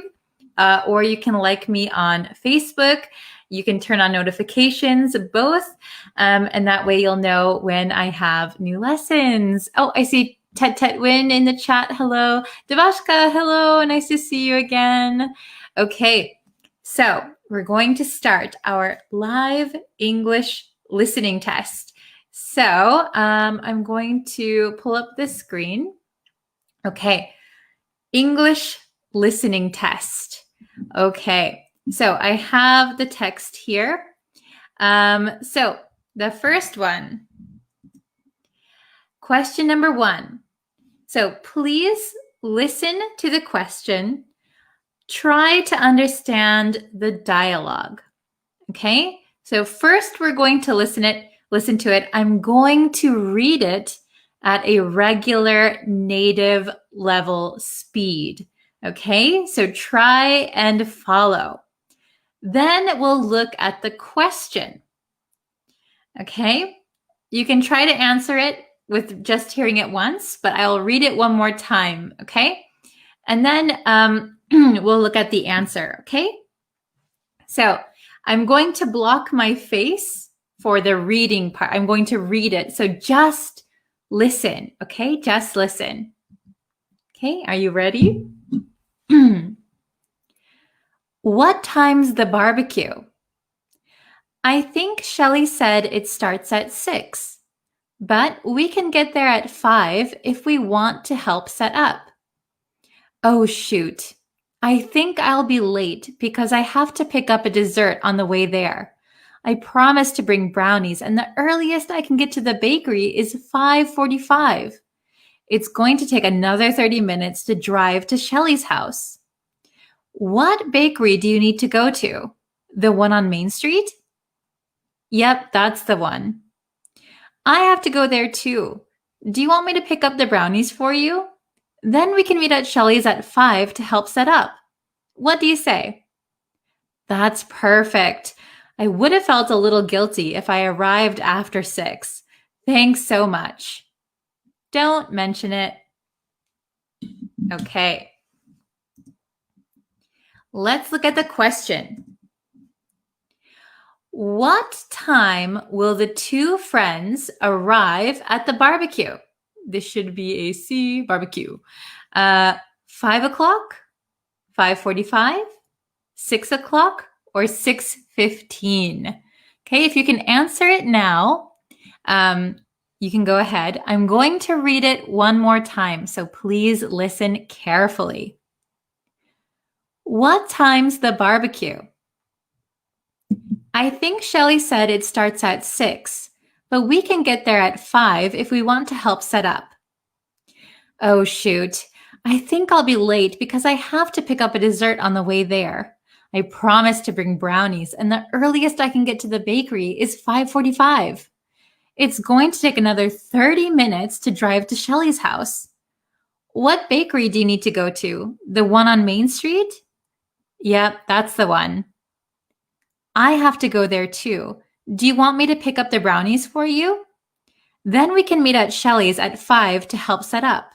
What do you say? That's perfect. I would have felt a little guilty if I arrived after 6. Thanks so much. Don't mention it. Okay, so I'll bring my face back. Okay, oops, didn't want to do that. Okay, here we are. So what time will the two friends arrive at the barbecue? Okay, we have 5 o'clock, 5:45, 6, 6:15.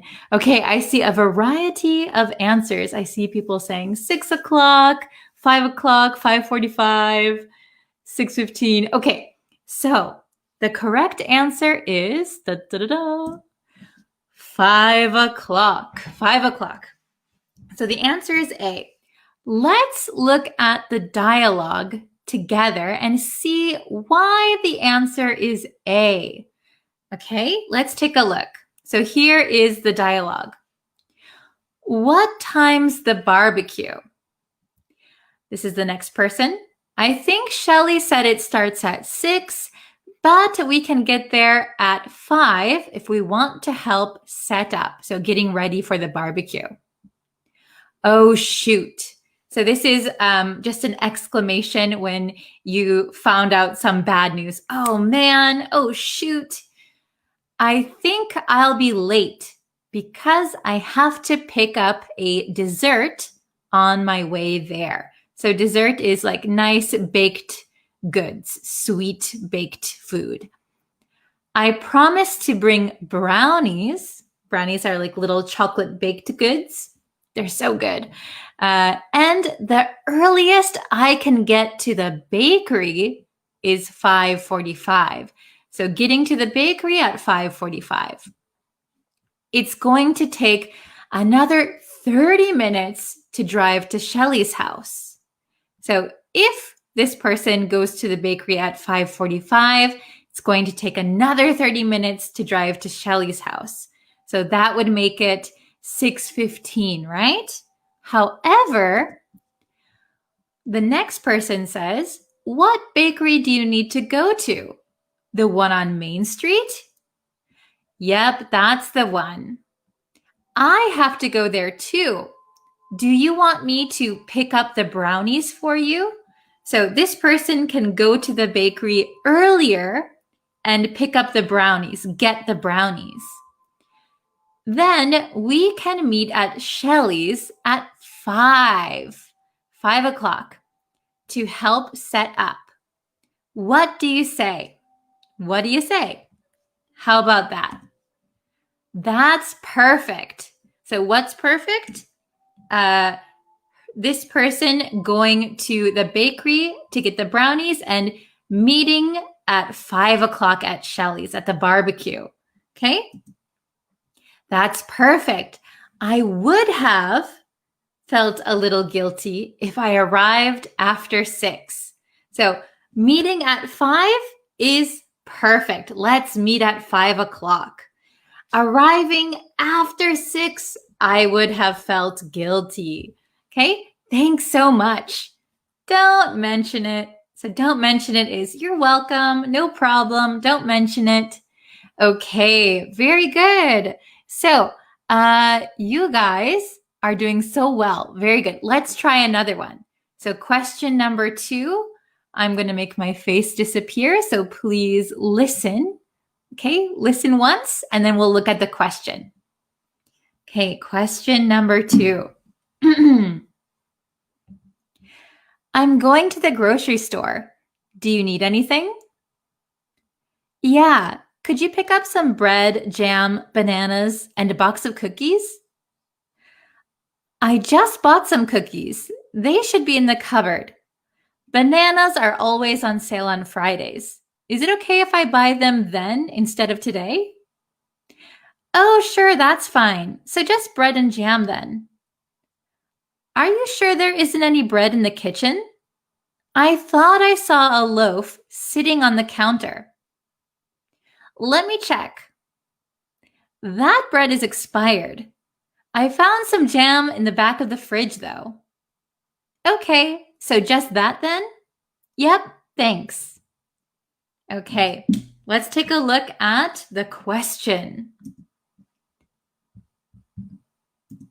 So the question is, what will the woman buy at the store? We have cookies, bread and jam, bread, jam, bananas.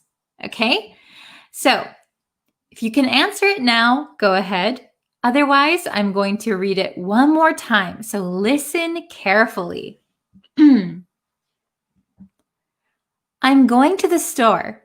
Do you need anything? Yeah, could you pick up some bread, jam, bananas, and a box of cookies? I just bought some cookies. They should be in the cupboard. Bananas are always on sale on Fridays. Is it okay if I buy them then instead of today? Oh, sure. That's fine. So just bread and jam then. Are you sure there isn't any bread in the kitchen? I thought I saw a loaf sitting on the counter. Let me check. That bread is expired. I found some jam in the back of the fridge though. Okay, so just that then? Yep, thanks. Okay, so I can bring myself back here, okay? So the answer to question number 2, oh, I see a lot of correct answers. You guys are doing very well. The answer to question number 2 is C, bread. What will the woman buy at the store? C, bread. Only bread, okay? So let's look at the dialogue. Why is it C? Okay, I'm going to the grocery store. Do you need anything? Yeah. Could you pick up some bread, jam, bananas, and a box of cookies? And the next person says, I just bought some cookies. They should be in the cupboard. Okay, so there are already cookies, so we don't need cookies. Bananas are always on sale on Fridays. Is it okay if I buy them then instead of today? So because it is not Friday, bananas are always on sale on Fridays. So I want to buy them on Friday, not today. Is that okay? Oh, sure, that's fine. So just bread and jam then. Are you sure there isn't any bread in the kitchen? I thought I saw a loaf. So a loaf is a thing of bread, a loaf of bread, sitting on the counter. Let me check. That bread is expired. So there is bread, but it is expired. That means you can't eat it anymore. It's too old. Okay? I found some jam in the back of the fridge, though. So fridge is short version of refrigerator. Fridge. Okay? So there is bread, but it's too old to eat. We need new bread. But I found some jam way in the back of the fridge. So we don't need it. Okay? Okay, so just that then. So that is bread. Yep, thanks. Okay. Oh, very good. You guys are so good. Yes. So because the bread is expired, perfect. Because the bread is expired, we need new bread. The answer was C, bread. Okay, so we have one more. This one might be a little tricky. So I'm going to disappear and you guys can listen, okay? Here we go. Please listen. This is the last one, okay? I'm going out of town for a business trip and I'll be gone from my apartment for about a month. Is there anything I should be careful of? You should notify the post office. You don't want to keep receiving packages while you're gone. Somebody might steal them. Yes, I already did that.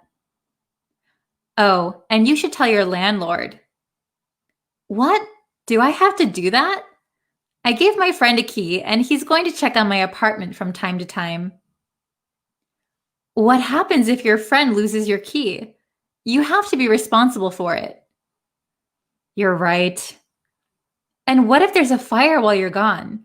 It's best to let them know that they can respond accordingly to the situation. That's true. Okay, I'll do that. Oh, and you should empty your fridge out so that nothing rots while you're gone. Yeah, well, I never cook, so there's really nothing in there anyway. Okay, let's look at the question. Okay, question number 3. What does the person leaving on a business trip have to do? A, leave the key with a friend. B, notify the post office. C, notify the landlord. Or D, empty out the refrigerator. A, B, C, or D. What do they have to do from now? What do they have to do? Okay, so let's listen one more time. Okay, one more time. Take a listen. I'm going out of town for a business trip and I'll be gone from my apartment for about a month. Is there anything I should be careful of? You should notify the post office. You don't want to keep receiving packages while you're gone. Somebody might steal them. Yeah, I already did that. Oh, and you should tell your landlord. What? Do I have to do that? I gave my friend a key and he's going to check on my apartment from time to time. What happens if your friend loses your key? You have to be responsible for it. You're right. And what if there's a fire while you're gone? It's best to let them know so that they can respond accordingly to the situation. That's true. Okay, I'll do that. Oh, and you should empty out your fridge so that nothing rots while you're gone. Yeah, well, I never cook, so there's really nothing in there anyway. Okay, how did you guys do? Let's see. What is the answer to question 3? Ooh, I see some correct answers. Yes, yes, yes. Okay, what does the person leaving on a business trip have to do? What do they have to do from now? Okay, so the answer to number 3 is C, notify the landlord. Okay, so why is it C? Well, let's take a look at the dialogue, okay? Very good. So, let's see. I'm going out of town for a business trip, and I'll be gone from my apartment for a month. Very long time. Is there anything I should be careful of? The next person says, you should notify the post office. You don't want to keep receiving packages while you're gone. Somebody might steal them. So, if you're going to be gone for a very long time, notify the post office. Otherwise, you might be getting mail, packages. Yes, that is not good. Somebody might take them from your front porch. Yes, I already did that. Okay. Oh, and you should tell your landlord. So landlord is like the person who owns the building or who is in charge of your apartment building. Usually you pay rent to them, at least in America. Landlord. If you're doing anything with your apartment, you need to notify your landlord. What? Do I have to do that? I gave my friend a key. So he already gave his friend a key. I gave my friend a key and he's going to check on my apartment from time to time. Okay, so he gave his friend the key already and his friend is supposed to check on his apartment. The next person says, what happens if your friend loses your key? You have to be responsible for it. So this person is kind of saying, is it a good idea to give your key to your friend? What happens if your friend loses your key? You're right. So the next person is agreeing. And what if there's a fire while you're gone? It's best to let them know. So who is them? Them is the landlord. It's best to let them know so that they can respond accordingly to the situation. So if your apartment is on fire, your friend who comes by maybe once a week can't really do anything. So it's best to let the landlord know. So just in case there's a fire or a disaster, they can respond accordingly to the situation, right? If there's a fire, the firefighters might think you're still inside, so they might risk their lives to try and save you. But if the landlord knows that you're not there, they can control the situation. That's true. Okay, I'll do that. So that is let them know. And who is them? The landlord. Okay? Then here's an extra bit that is kind of confusing. Oh, and you should empty out your fridge so that nothing rots while you're gone. Yeah, well, I never cook, so there's really nothing in there anyway. So this person is suggesting emptying out the refrigerator because if food expires, if food rots, if it gets too old, it's going to be really nasty. But this person says, yeah, like agreeing.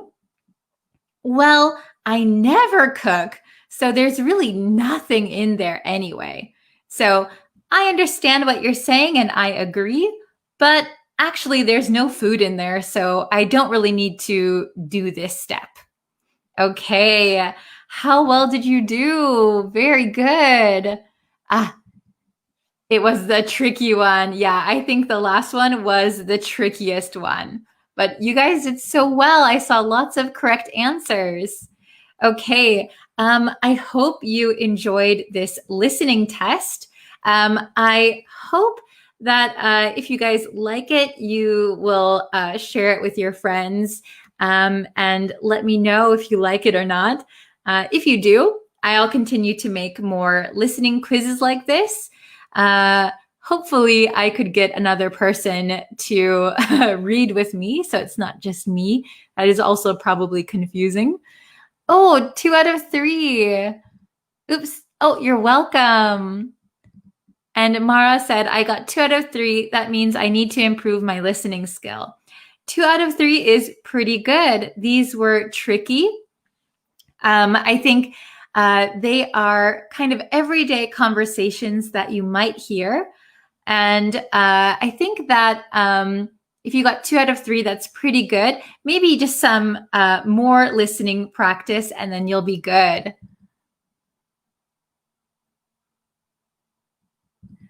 Thanks for such tricky and brainstorming session. Nice attempt to improve listening skills. Oh, I'm glad you liked it. Thank you. Okay. Very good. Let's see. Very good, very good. Let's see. I came right in and I got a good understanding skill. Oh, I'm so glad to hear that. Very good. Okay, so I'm going to end the lesson here today. If you would like, you can subscribe to me on YouTube. I will be posting another lesson later today. You can like me on Facebook, and that way you'll know when I have those lessons also. But yes, thank you guys so much for watching and listening. I can't wait for the next lesson. Okay, thank you everyone. Take care and I'll see you very, very soon. Bye everyone. Hi everyone. Welcome. Thank you for joining today's lesson. I just finished a Facebook live stream earlier today. So if you haven't seen that, we talked about the different spelling of practice and practice. So if you want to go check that out, go to the Facebook page. You can see it. And yeah, I do live lessons on Facebook Monday through Friday, and I do lessons over on YouTube every single day. So thank you so much for joining today. Please subscribe, like the video, and share it with your friends. Okay, so today's video, we're going to talk about the difference between talk and speak. So which one should we use in which situation? So there are a few differences between talk and speak. So we're going to go over those, and then we have some examples to do together. So yeah, let's jump into the lesson. Okay, talk or speak? So I have it written out, so let's go and take a look. I think it's always easier for you guys to see what I'm talking about.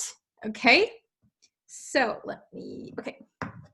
So first, let's go over speak.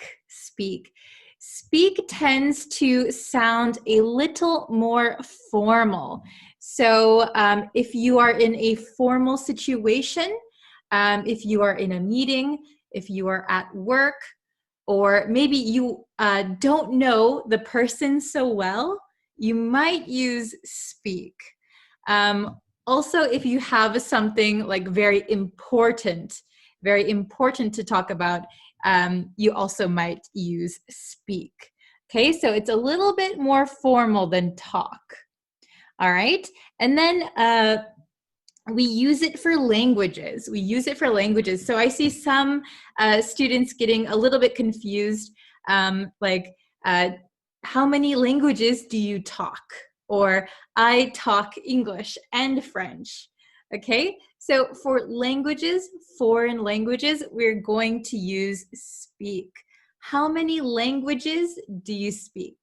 I speak English and Japanese and French. Okay, how many languages do you speak? So remember, speak is for languages. Okay. Also, speak usually focuses on the speaker, and we'll get into that a little bit down here, okay? But speak can be kind of one-sided. It usually focuses on the speaker, okay? So then we have talk. Again, talk is more informal. So you can talk with your friends, you can talk with your family, you can talk with your classmates. Talk. Okay, so we use talk a lot in everyday conversations. Okay, so it focuses on a speaker and the listener. So it can be more like a two-way conversation. Okay, it is really used with everyday conversations. So in less formal situations, we often use talk, okay? So speak, a little bit more formal, used for languages, and it usually focuses on the speaker, okay? Talk is a little bit more informal, used with everyday conversations, and it can focus on both the person speaking and the listener, okay? When we conjugate these verbs, talk is very easy, right? Talk, talked, talked. So the past tense and the past participle are just with an ed. Very, very simple. Speak is a little bit more difficult. The past tense of speak is spoke, and the past participle is spoken, okay? Talk, talked, talked.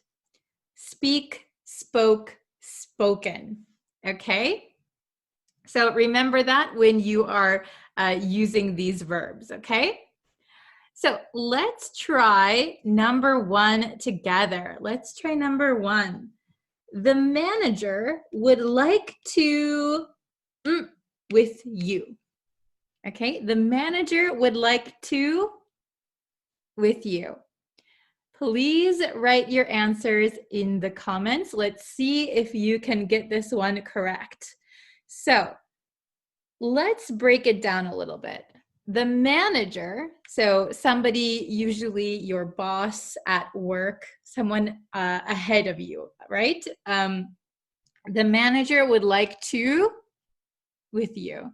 So in this situation, it sounds a little bit more formal, right? So the manager would like to, the best answer I would say is speak with you.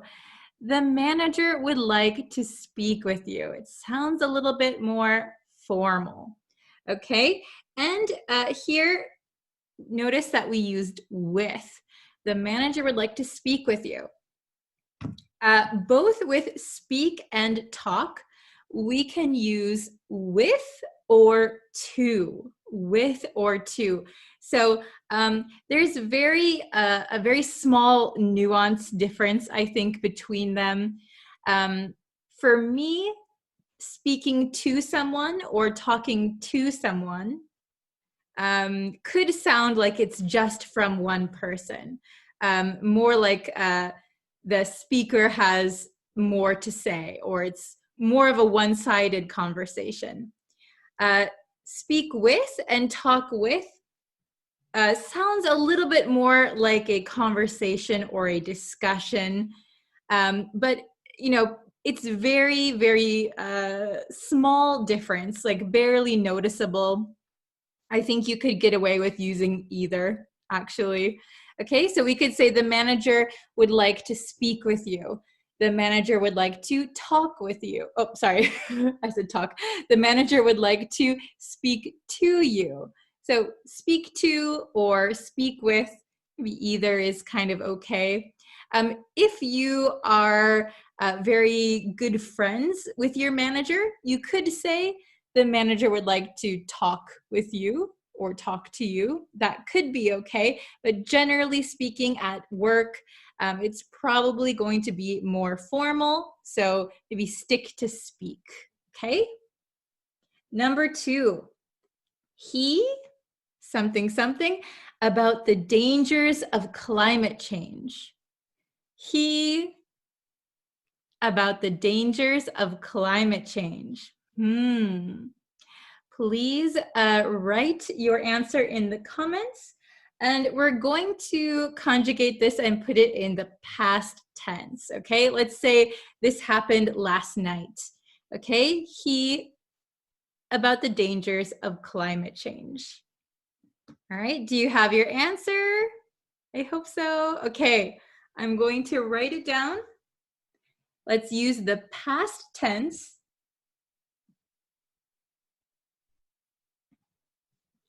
Okay, the correct answer should be he spoke. He spoke about the dangers of climate change. Okay, so we put it in the past tense. Remember, speak, spoke, spoken. Okay, and the reason why we chose spoke for this one is because if you notice in the sentence, there is no mention of a listener, right? He spoke about the dangers of climate change. Maybe he spoke to a big audience, okay? We are focusing on the speaker here. We're focusing on the speaker. So spoke would be the best answer. All right, did you get it correct?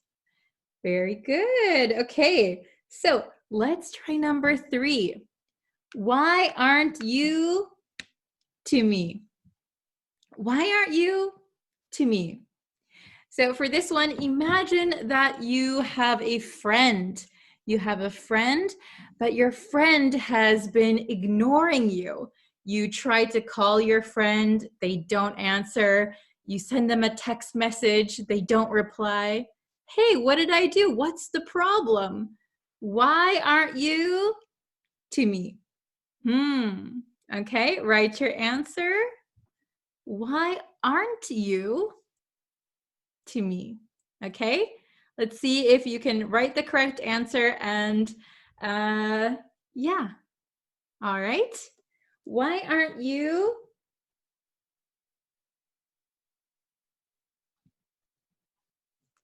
talking to me? Why aren't you talking to me?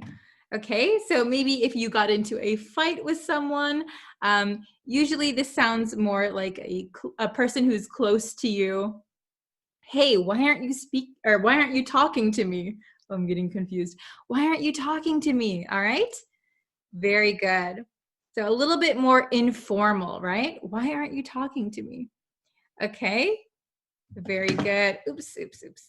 Okay, number 4.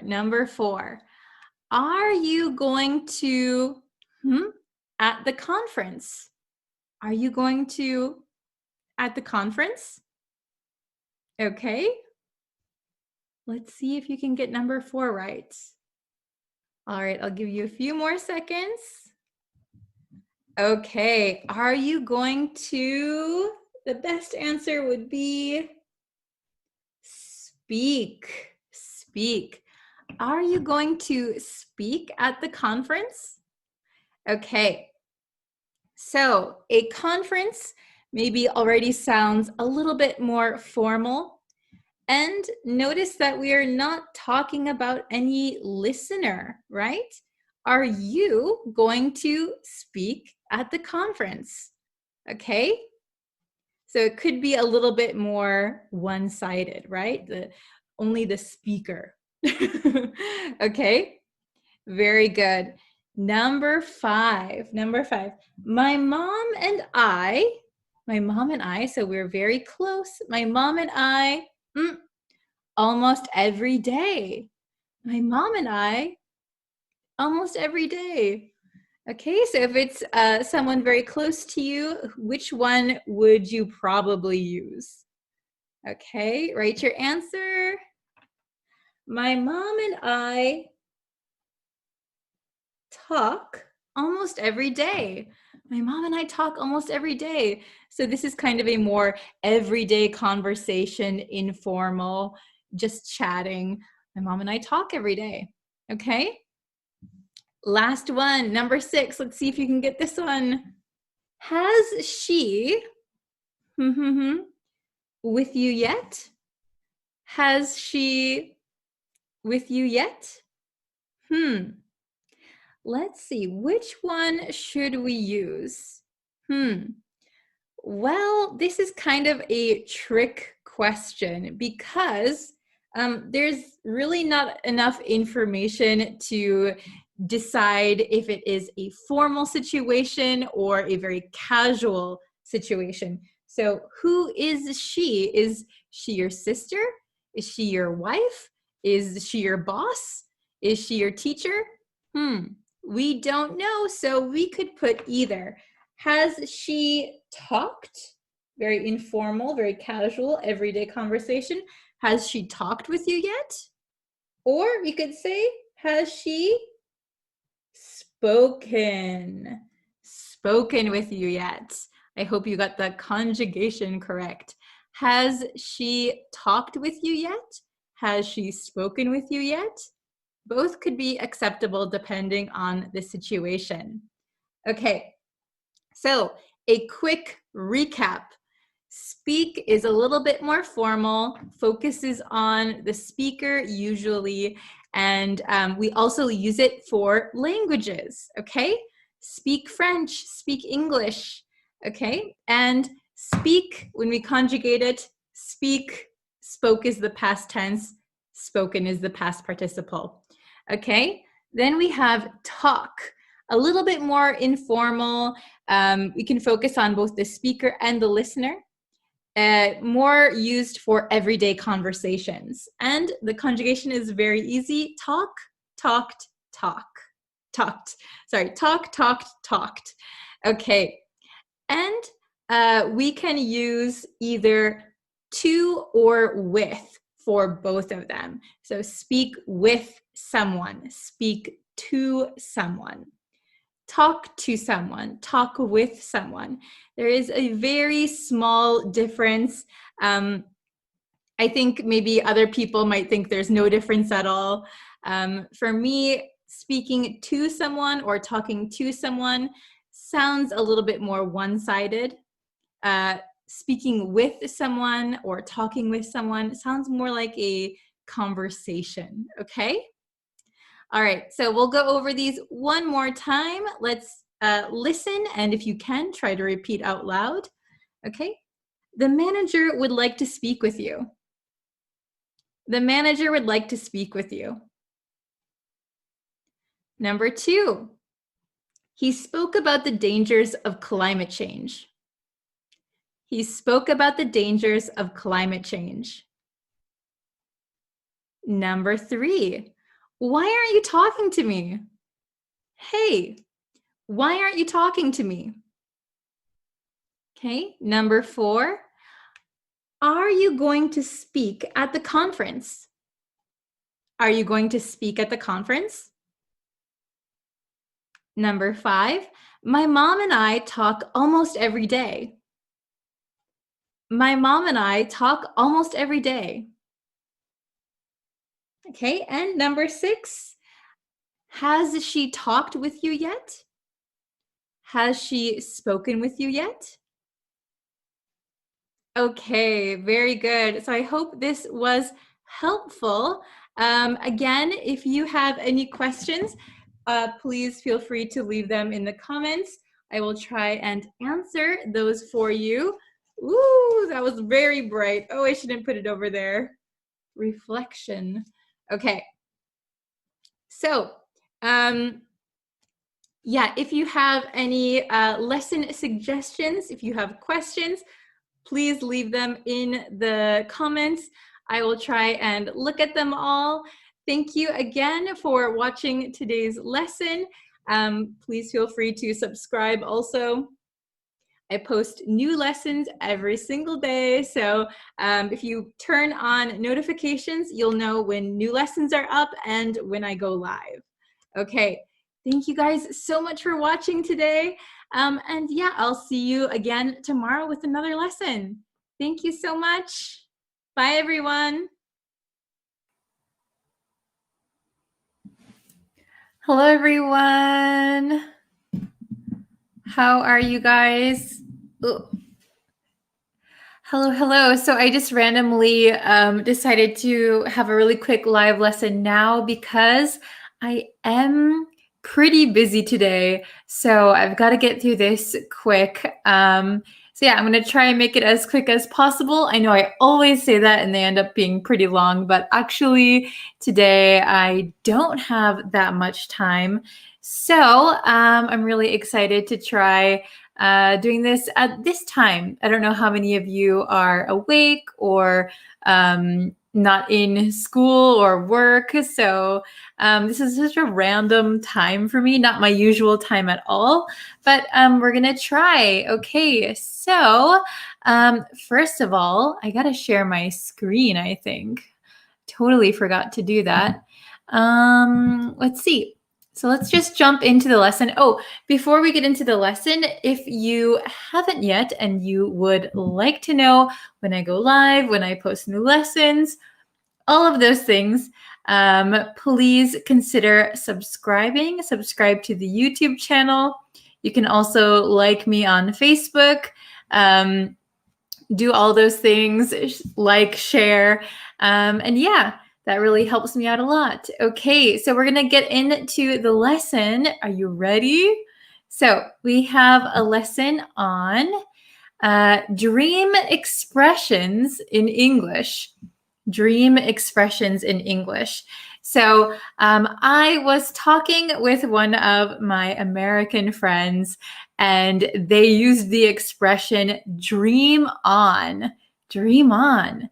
I don't know if you guys know what that means, to dream on, but I realized, wow, we do have a lot of expressions in English that use dream. So we're going to go over 4 of them today.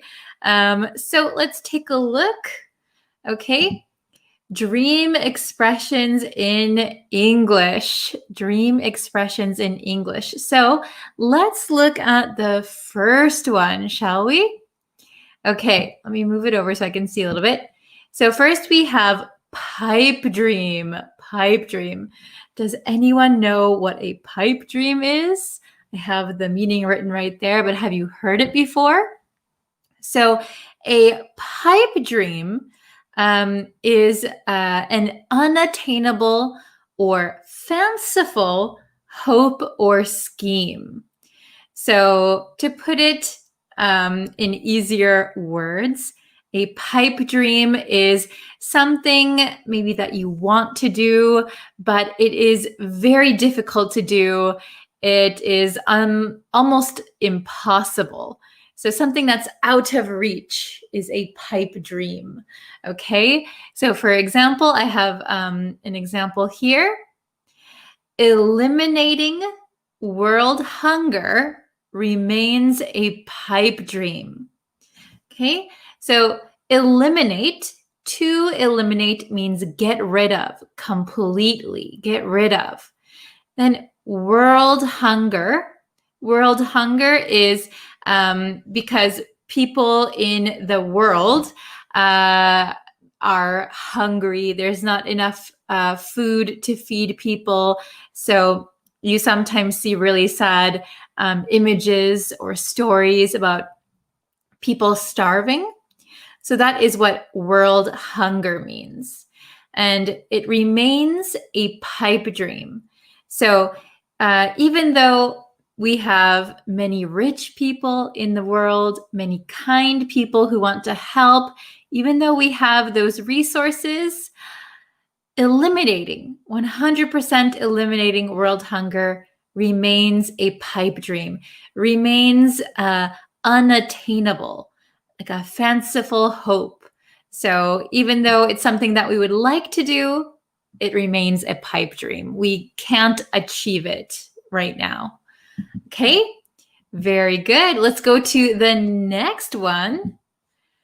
Beyond one's wildest dreams. This is a longer one. Beyond one's wildest dreams. Maybe you have heard this before. I'm not sure. Oops, I'm moving this around so much. So, beyond one's wildest dreams. This means bigger or better than could be reasonably expected. So, if something is much, much better than you anticipated, much, much bigger, better than you expected, you can say it is beyond your wildest dreams. It's beyond my wildest dreams. Okay, let's take a look at the example. The business has grown beyond my wildest dreams. So that means that your business has exceeded your expectations. Your business has grown and it's doing so well. It's beyond your expectation. So we can say it's beyond my wildest dreams. So beyond someone's wildest dreams. So we can put beyond his, beyond hers, beyond mine, beyond theirs. Wildest dreams. Okay, very good. So we have 2 down, 2 more to go. Ready? The next 2 are informal. Informal. My microphone is on, right? Okay, very good. So the next one is dream on. Dream on. So I said this at the beginning.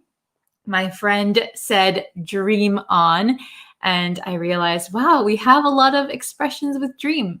So dream on. This is informal, okay? And it's used as an ironic comment on the unlikely nature of a plan or aspiration.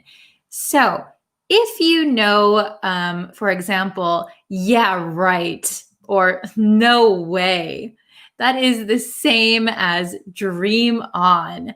So dream on is kind of like saying, yeah, right, no way. That's never going to happen. I don't think that's going to happen for you. Okay. So usually we say it kind of ironically, like sarcastically, ugh, dream on. Okay. So here is an example. You think you're going to win, huh? Dream on. So no way. There's no way you could win. Okay. You think you're going to win, huh? Dream on. So you can see I used gonna here because dream on is quite formal and having huh at the end. You think you're going to win, huh? Dream on. No way. Okay. Then on to the last one. So we've been using dream in our expressions, but the next one is a little bit special. Oh, hello from India. Hi. The next one is nightmare fuel. Nightmare fuel. So we were talking about expressions with dream, but we do have some that include nightmare. Oh, hello, Angza. Welcome. Okay, nightmare fuel. So the meaning is something of a disturbing nature that will cause nightmares. So something that is quite scary or something that you don't like, we could call it nightmare fuel. Something is nightmare fuel. Okay, so I have an example here. That roller coaster ride was pure nightmare fuel. So when we use nightmare fuel, oftentimes the word pure will come before it. So it means like total nightmare fuel, complete nightmare fuel. Okay? The roller coaster ride was pure nightmare fuel. Very scary. Okay, very good. Okay. Hello, everyone in the chat. Hello from Myanmar, India. Very nice to see you guys. we have some questions next. So if you're willing to answer, you can write your answers in the comments, okay? So we have 4 questions. Let's see if you can get these right. Okay, so here are the words that we're using. So nightmare fuel, dream on, beyond one's wildest dreams, and pipe dream. Okay, so these are the 4 expressions we'll be using. Hello from Italy, hello. Okay, so number 1. My vacation to Hawaii was incredible. It was something. Okay? My vacation to Hawaii was incredible. So I went to Hawaii. It was great. It was incredible. It was, what else can we say? We have nightmare fuel, dream on, beyond one's wildest dreams, pipe dream. Write your answer in the comments. What do you think is the correct answer for number 1? Okay, so ready? The answer to number 1 is beyond my wildest dreams. Very good. Oh, thank you, Praveen. Thank you for the kind compliment. Okay, my vacation to Hawaii was incredible. It was beyond my wildest dreams. So even better than I could have ever expected. It was so good. It was beyond my wildest dreams. Oh, very good, everyone. Nice. Okay, number 2. Do you think he'll get the promotion? Do you think he'll get the promotion? This is the person's answer. So, do you think he'll get the promotion? Yeah, right. No way. So, what expression can be used like this? Yeah, right. No way. Okay, write your answer in the comments. Oh, very good. I see answers. Okay, so the answer to number 2, yes, perfect, you guys. Dream on. Dream on. Do you think he'll get the promotion? Dream on. No way. Very good. Okay, we have just 2 more. Should be pretty easy. That movie was pure something. I don't think I'll be able to sleep tonight. Ooh, number 3. That movie was pure, that's a big hint, pure something. I don't think I'll be able to sleep tonight. So we have just 2 left. We have nightmare fuel and pipe dream. Ooh, okay, very good. I see some answers. Excellent. So the answer to number 3, yes, very good. In the chat, I see correct answers. Okay, number 3 is that movie was pure nightmare fuel. So it will fuel your nightmares. So like a car needs gasoline to run, it needs fuel to run. Our nightmares need some fuel to come up in our heads, right? So that movie was pure nightmare fuel. Oh, I don't think I'll be able to sleep tonight. Okay, last one should be quite easy. There's only 1 left. Starting his own business was just a something. What do you think? Starting his own business was just a, oh, excellent, excellent. Marak, is that how you pronounce your name? Excellent, very good. So starting his own business was just a pipe dream. Very good. So what does that mean? He wanted to start his own business. Maybe he talked about it all the time, but maybe he never actually started his business. He just dreamt about it. It was a pipe dream. It was unattainable. Very good. Okay, you guys did so well. All right. So Thank you guys for joining me today. I hope that you can review this vocabulary and use it when the time is right. You guys did such a good job. I'm sorry this is a little bit of a short lesson, only about 15 minutes. So yeah, I'm so sorry about that. But thank you guys so much for dropping by. I'll be back tomorrow with a brand new lesson. Please subscribe if you're new and like and share this lesson. Okay, thank you guys so much for watching. I'll see you next time. Bye, everyone. Hello, everyone. Hello, hello. I'm so sorry for being late today. I'm later than I originally planned to schedule today's lesson. So yeah, I had to go to the doctor today. I'm still recovering from being sick, but it was all great. We're okay, and we're going to start today's lesson. I don't have that much time, so it's going to be a little bit of a quick lesson. Okay, so thank you everyone for joining. If you could, before we get into the lesson, you can always like the YouTube page. You can like my Facebook page. You can subscribe, turn on notifications, and that way you'll know when I post new lessons. Okay, so I want to thank you all for joining. Hello, everyone. Welcome, welcome. So today's lesson, let's get into it. We're going to learn the difference between compare to and compare with. Compare to, compare with. So both of these are acceptable prepositions. Compare to something, compare with something. But they have a little bit of a different meaning, okay? So first, let's go over what compare means. So when we use compare, we use it to talk about differences or similarities between two or more things. Usually two things, could be more, all right?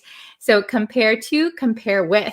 Let's see the differences, okay? And then you guys can make some example sentences and we can put them on the screen, all right? So, okay, here we have it. So compare to. So these are going to be the traditional ways of using these. So compare to.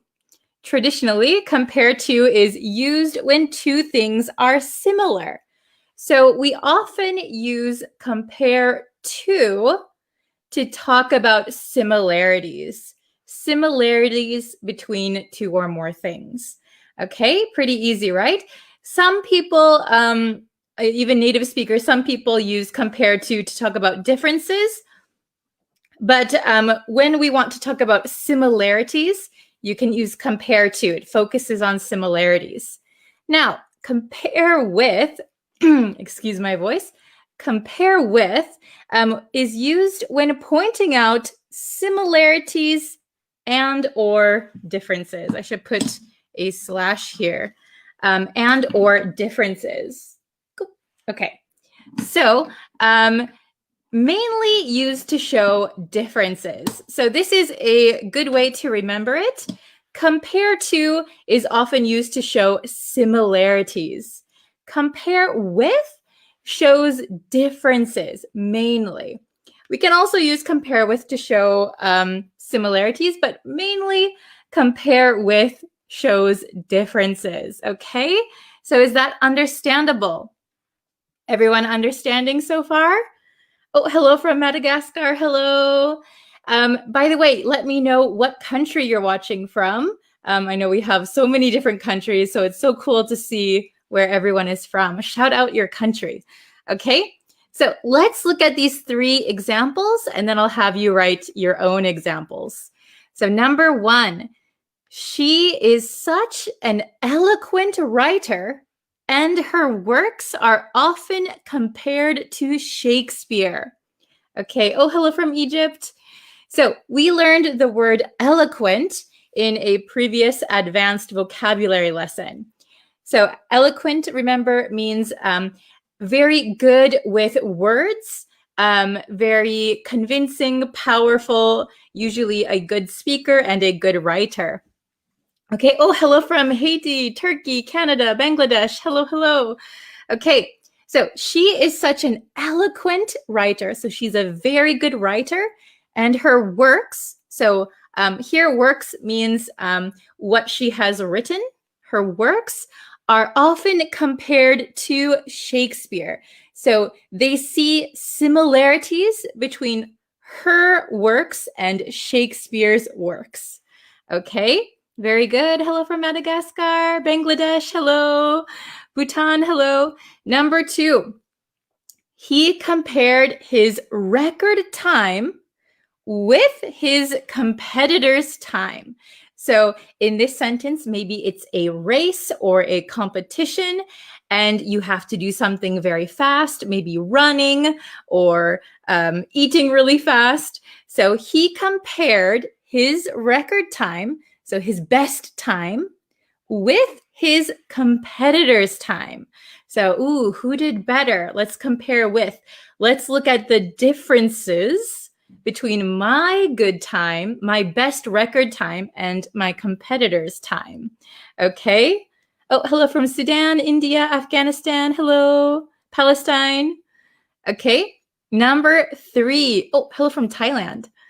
3, we examined our data and compared it with last year's findings. So last year, we analyzed our data. We looked at our data. This year, we also looked at our data and we compared the two. We looked at the differences and maybe some similarities.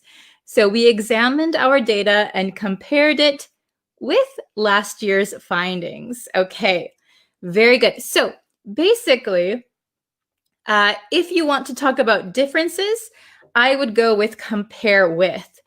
If you want to show similarities, I would use compare to. Okay, so try to make your own sentences. I have about 5 minutes. So if you make your sentence, I'll put it on the screen and we can go over it together. Okay, very good. Hello from Myanmar. Hello. Okay, so let's see. Do you have your own sentence? Can you make a sentence with, let's see. Here's the board. Compare to and compare with. Can you try to make a sentence? Oh, hello from Chad. Hello from Madagascar. Hello from US. Oh, hello. Okay, very good. So maybe I can put a example on the screen. Let's see. My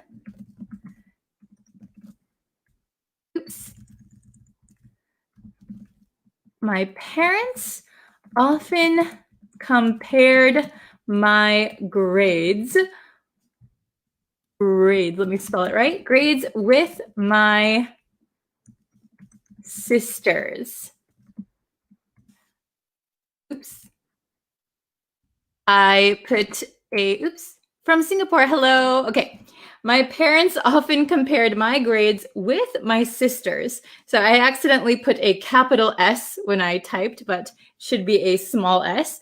So my parents looked at the differences between my grades and my sister's grades, right? Ooh, who is doing better? You need to improve more. Very good. Okay.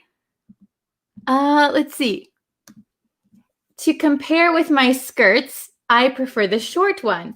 Very good. So maybe we need something, for example, in this case, maybe I would say, when comparing my skirts, I prefer the short one.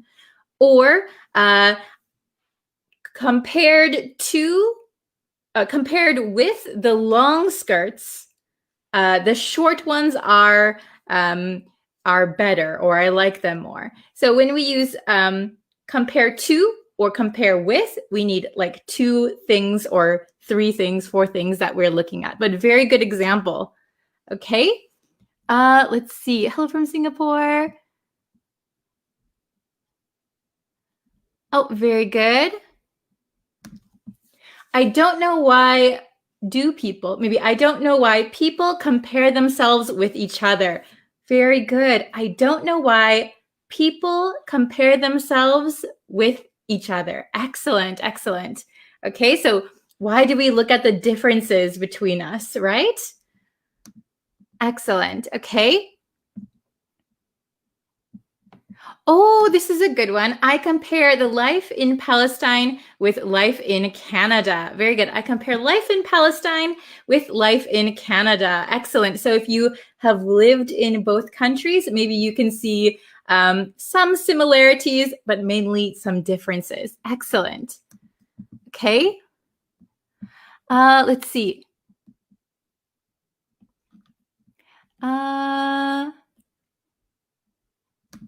She worked, maybe she works or she worked so hard compared to her sister, his sister. So if you have she as your subject, her sister as the object. So she works so hard compared with her sister. Maybe if you're talking about the differences, her sister doesn't work hard. She works very hard. Maybe compare with would be the best one. Good job. Okay. This is interesting. Our culture always maybe is compared with Western culture. I see. That's very interesting. Okay. Let's see. Oh, there's so many. Okay, I only have about 1 more minute. So let's see. Let's see. Yes. Don't compare yourself with others. Very good. Don't compare yourself with others. Yes. You should only compare yourself with the you of yesterday. Okay. Let's see. Oh, interesting. My country is great, and someone don't compare it with other country. I see. So maybe my country is great. Don't compare it with other countries. Very good. Okay. This is interesting. I am very intelligent. Don't compare me to your brother. Yes, very good. We are not similar. I'm not similar to your brother. I am very intelligent. Your brother is not. Okay, very funny. Excellent. Okay, we'll do one more. Do not compare me often with your parents. Yes, very good. So don't try to see the differences between me and your parents. Okay, very good. All right. So you can keep writing your examples. I have to go now because I have quite a busy schedule this week. I'll be back. I'll have another lesson on YouTube later, and I'll have another lesson on Facebook tomorrow. Okay, so please subscribe. Thank you guys so much for watching, and I will see you next time. Bye, everyone. Thank you. Hello, students. Hello. Thank you for attending today's lesson.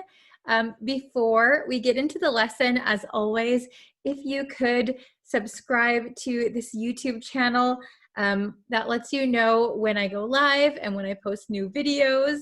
And yes, if you could like this video and share it with a friend who is also learning English, that helps to grow our English learning community.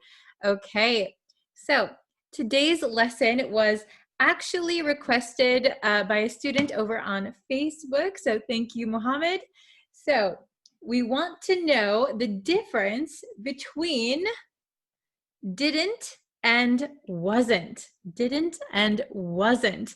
Okay, so I know some students have some difficulty. They don't know whether they should use didn't or whether they should use wasn't.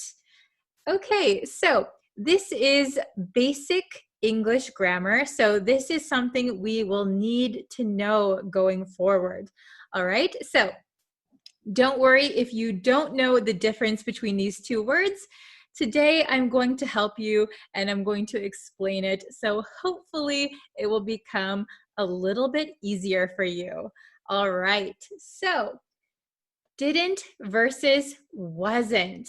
Let's look at the differences, okay? Hopefully it's going to be an easy lesson for you.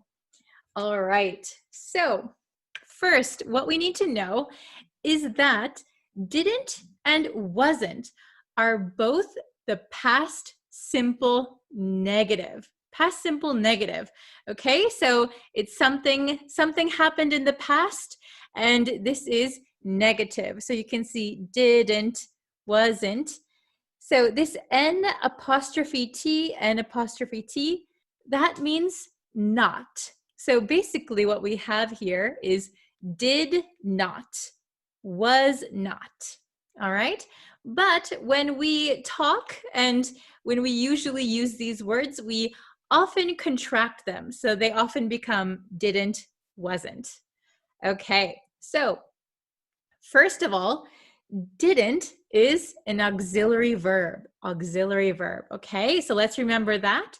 This is how we're going to use didn't. We have a subject plus didn't plus the base verb, okay? So if you know what a base verb is a verb without any changes to it. So for example, I have the word eat here, eat.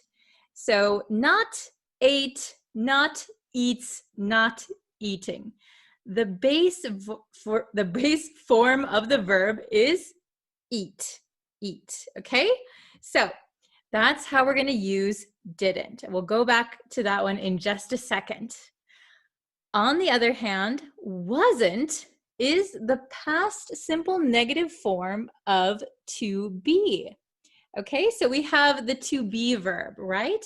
So is, am, are, those can be changed, right, into the negative form. However, please be careful with wasn't, because we can only use wasn't with he, she, it, I, okay?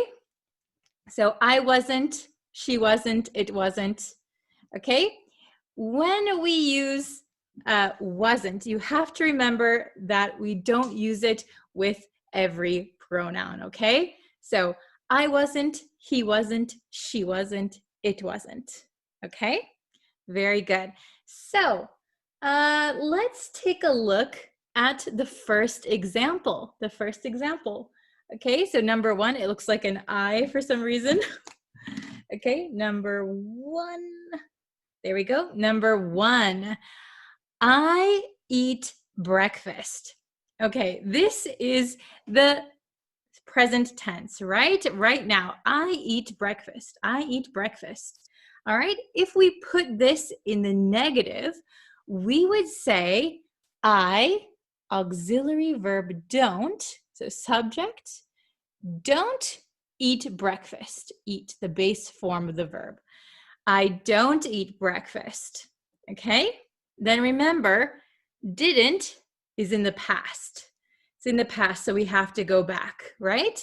So if we wanted to make this sentence in the past, we would say, for example, yesterday, I didn't eat breakfast.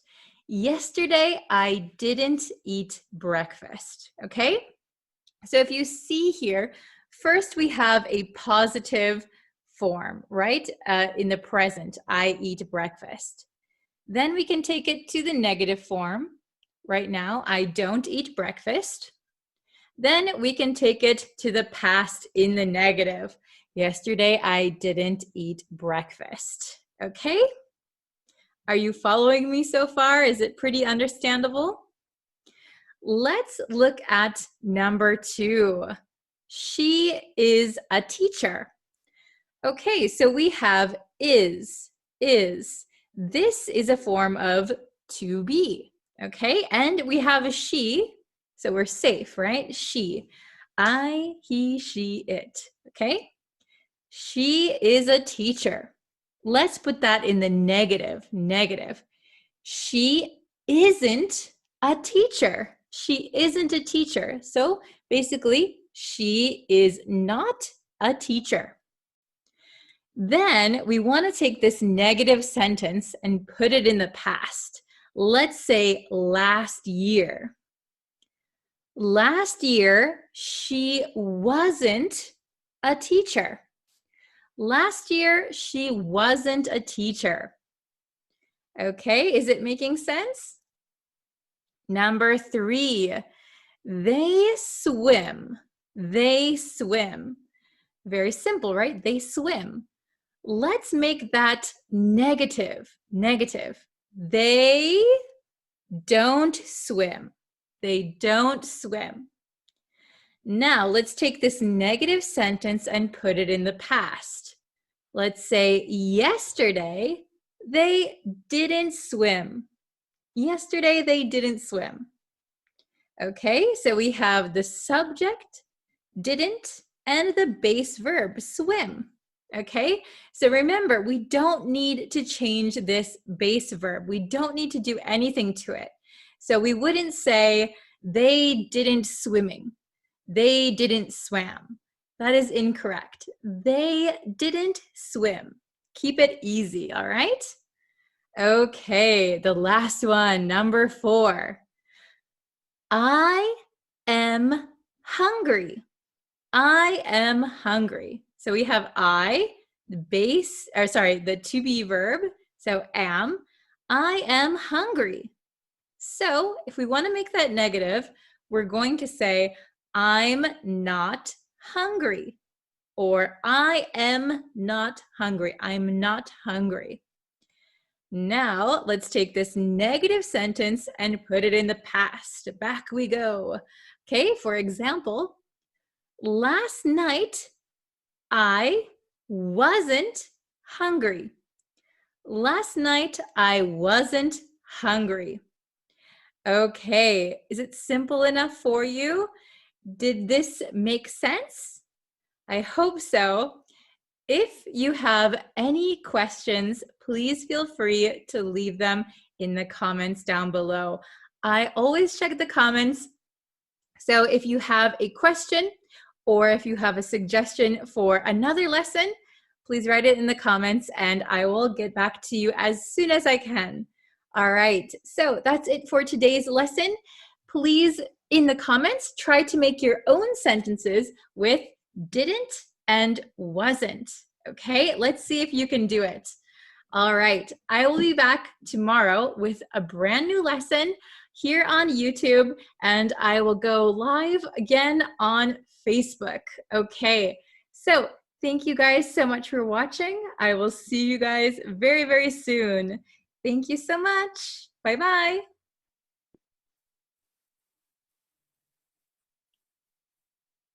Oh. Hi, everyone. Hi, students. Thank you for joining me again today. Today, I wanted to teach you an idiom today. Okay, so we're going to learn, I have it right here. Your guess is as good as mine. Your guess is as good as mine. Have you heard this one before? So, what does this mean? It's kind of long, right? Your guess is as good as mine. So, this means that I have no idea. Okay? It means I have no idea. So, you don't know something and I don't know something. Your guess is as good as mine. We both don't know. Okay, so usually we use this in response to a question. Somebody asks us something, so it means they don't know. And if we also don't know, we can say, your guess is as good as mine. Okay, so I have some examples. Okay, so let's look at these.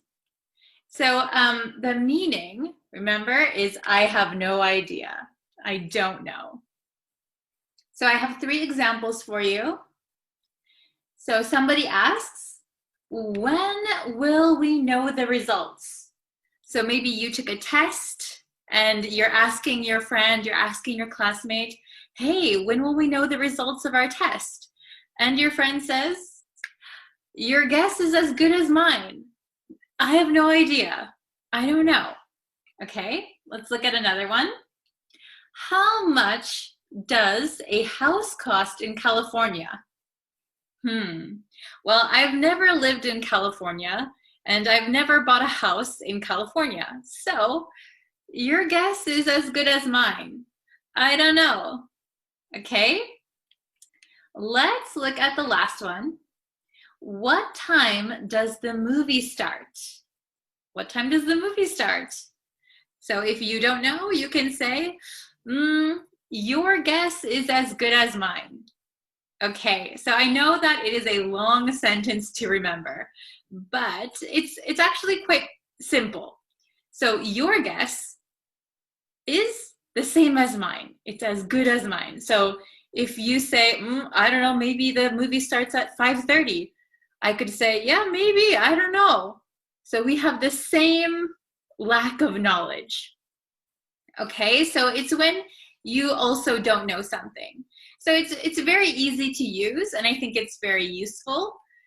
So instead of saying, I don't know, I don't know, I don't know, you can say, your guess is as good as mine. So it's good to change it up sometimes. I think that sounds a little bit more natural. And then when somebody says it to you, you'll be able to understand that they don't know either. Okay, so I hope you guys think this is a useful expression, a useful idiom. So remember, I'll say it one more time.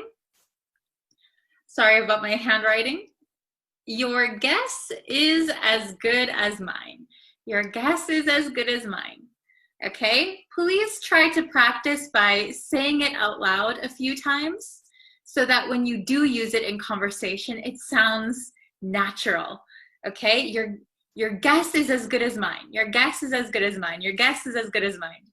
So maybe when you hear native English speakers, it's kind of hard to understand them sometimes.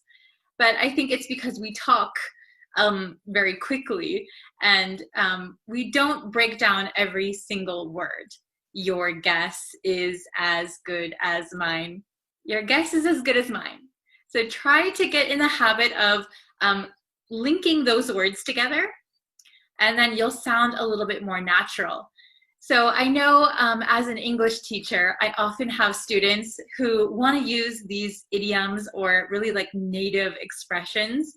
But sometimes when you talk very slowly, because you're not sure of what you're going to say, it sounds a little bit strange because you're saying something that sounds very natural, sounds very native. But if you say it very slowly and like you're not sure, it sounds a little bit strange. So just have the confidence, practice it a lot, and then when someone says, hey, when does the movie start? You can say, your guess is as good as mine. I don't know. Okay, so please practice it. If you have any questions about this idiom, you can write them in the comments below. Today I will be editing a new lesson for the YouTube channel, so go check it out. We're almost at 1,000 subscribers, so thank you so much. So yeah, I will link any of the new lessons on the Facebook page. Okay, thank you guys so much for watching. I really appreciate it, and I'll see you in the next lesson. Okay, bye. Hello everyone. Hello, hello. Welcome to today's lesson. Thank you for joining me today. Happy Monday, if it's Monday for you guys. And yeah, if you guys haven't yet, please subscribe to the YouTube channel. We are growing the community, and it's really nice to be able to go live on there and talk to you guys and see all of you over there too. So please subscribe if you haven't yet. Oh, hello. Oh, hello, December. Hello, Sidra, Kayed, Angel. Hello, hello, hello.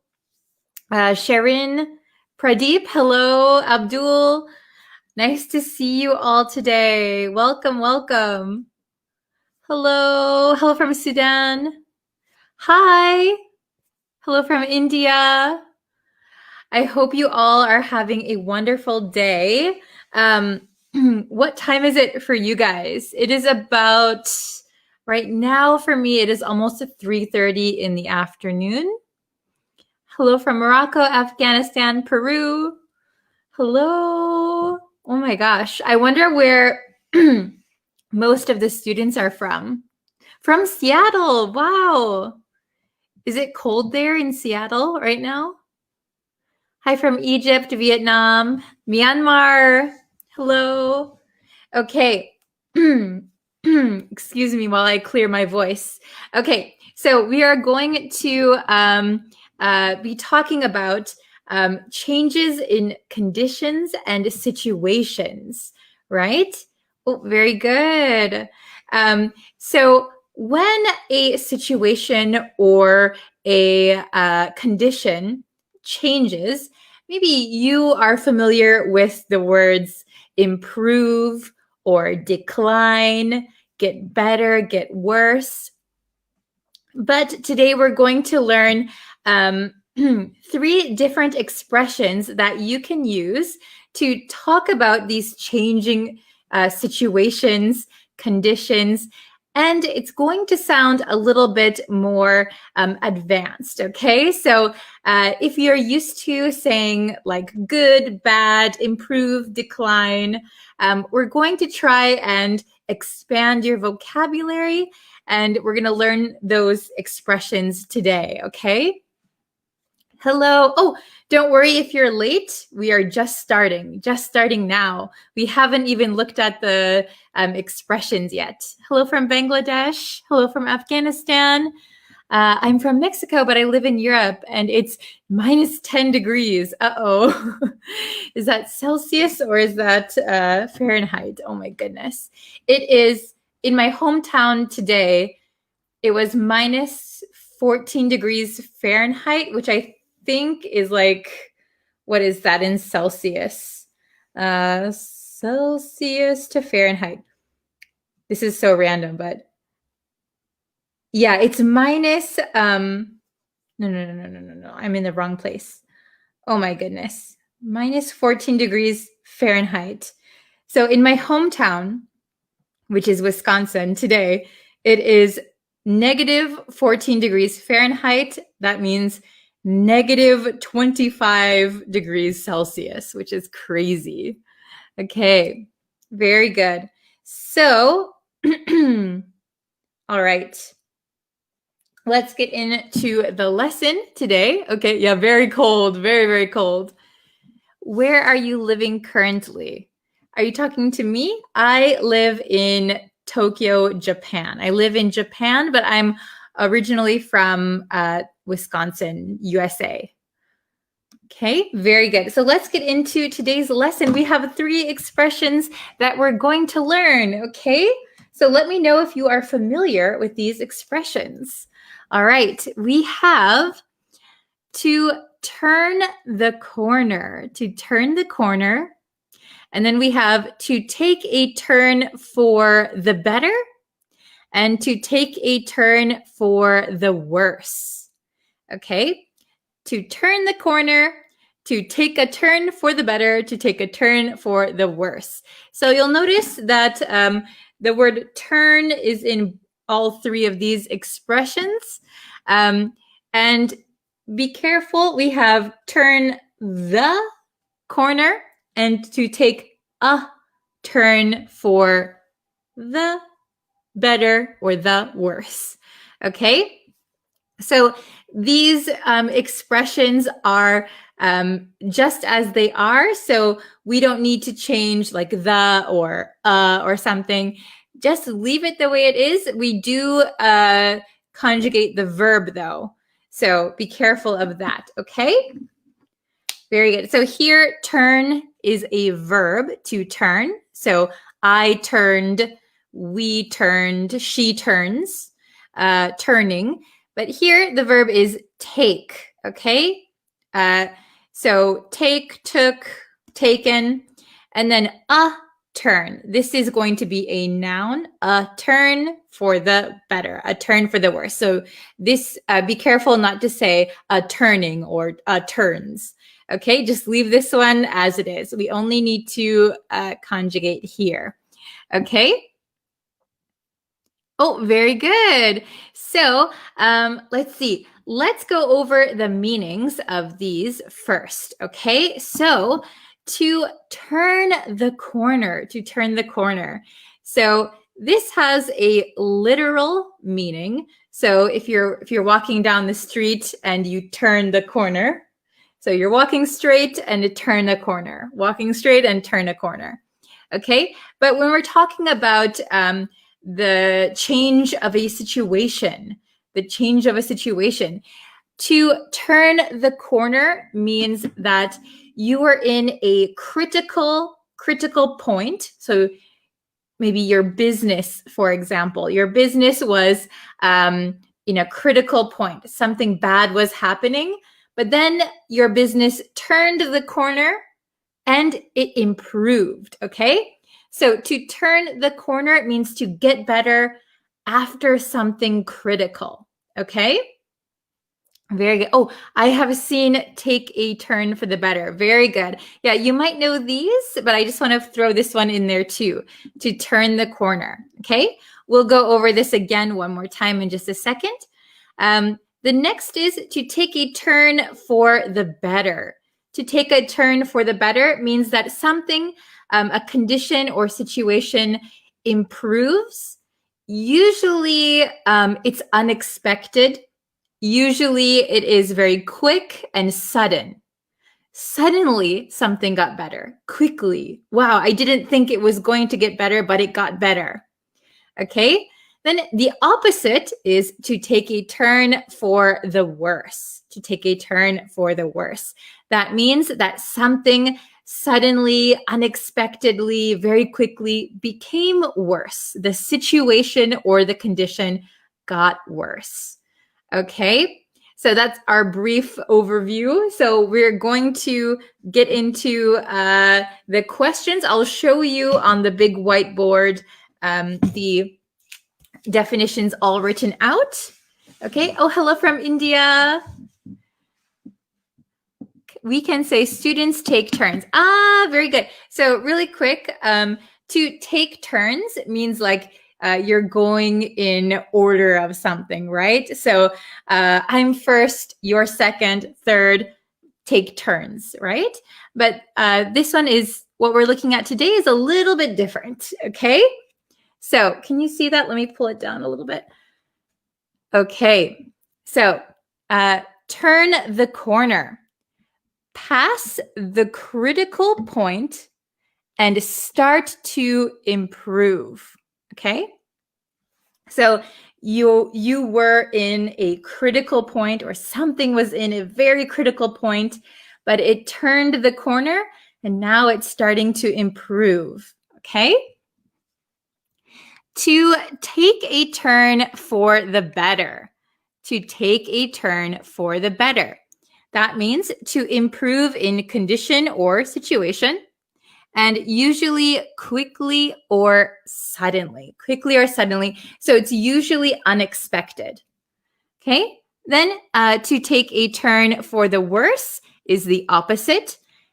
A situation or condition suddenly becomes worse. Suddenly becomes worse, usually unexpected. Okay, oh, hello from Mexico. Good job. Hello from Morocco, Bangladesh, Afghanistan. Okay, so let's take a look. We have just 3 questions today because I didn't have a lot of space. But let's try and put the correct answer. We have these 3 choices. Let's try and put them in here. So we're only going to use each one once. There's only 3 questions. Oh, Afar, I came late. It's okay, don't worry. The lessons are up forever, always. And you can always subscribe to the YouTube channel. I'll post the link again. Subscribe to the YouTube channel and you'll know when I go live, okay? Hello from Libya. Okay, so Let's see. We're going to use each one once. The definition is up here so you can see it.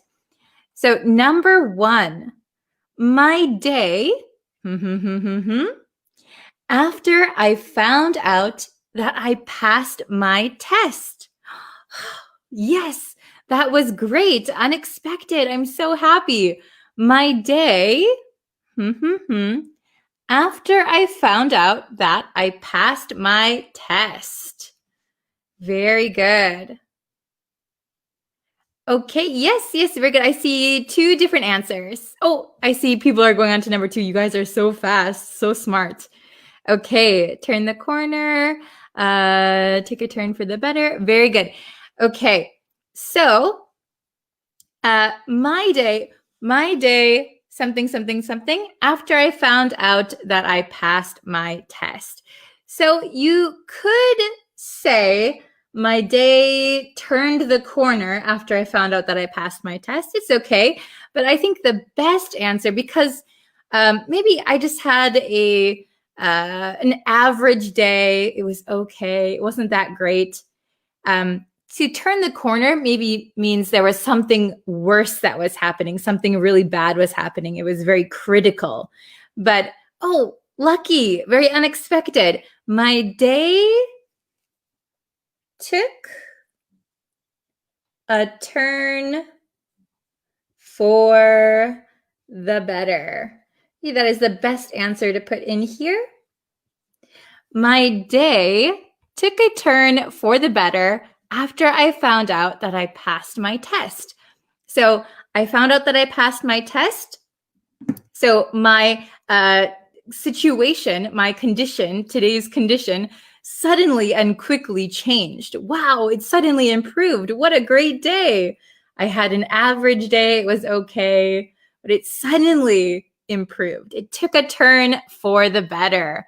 Very good. Number 2, the company was in the red last year, but it claims to have and will be profitable soon. Okay, so if you don't know what in the red means, the company was in the red last year.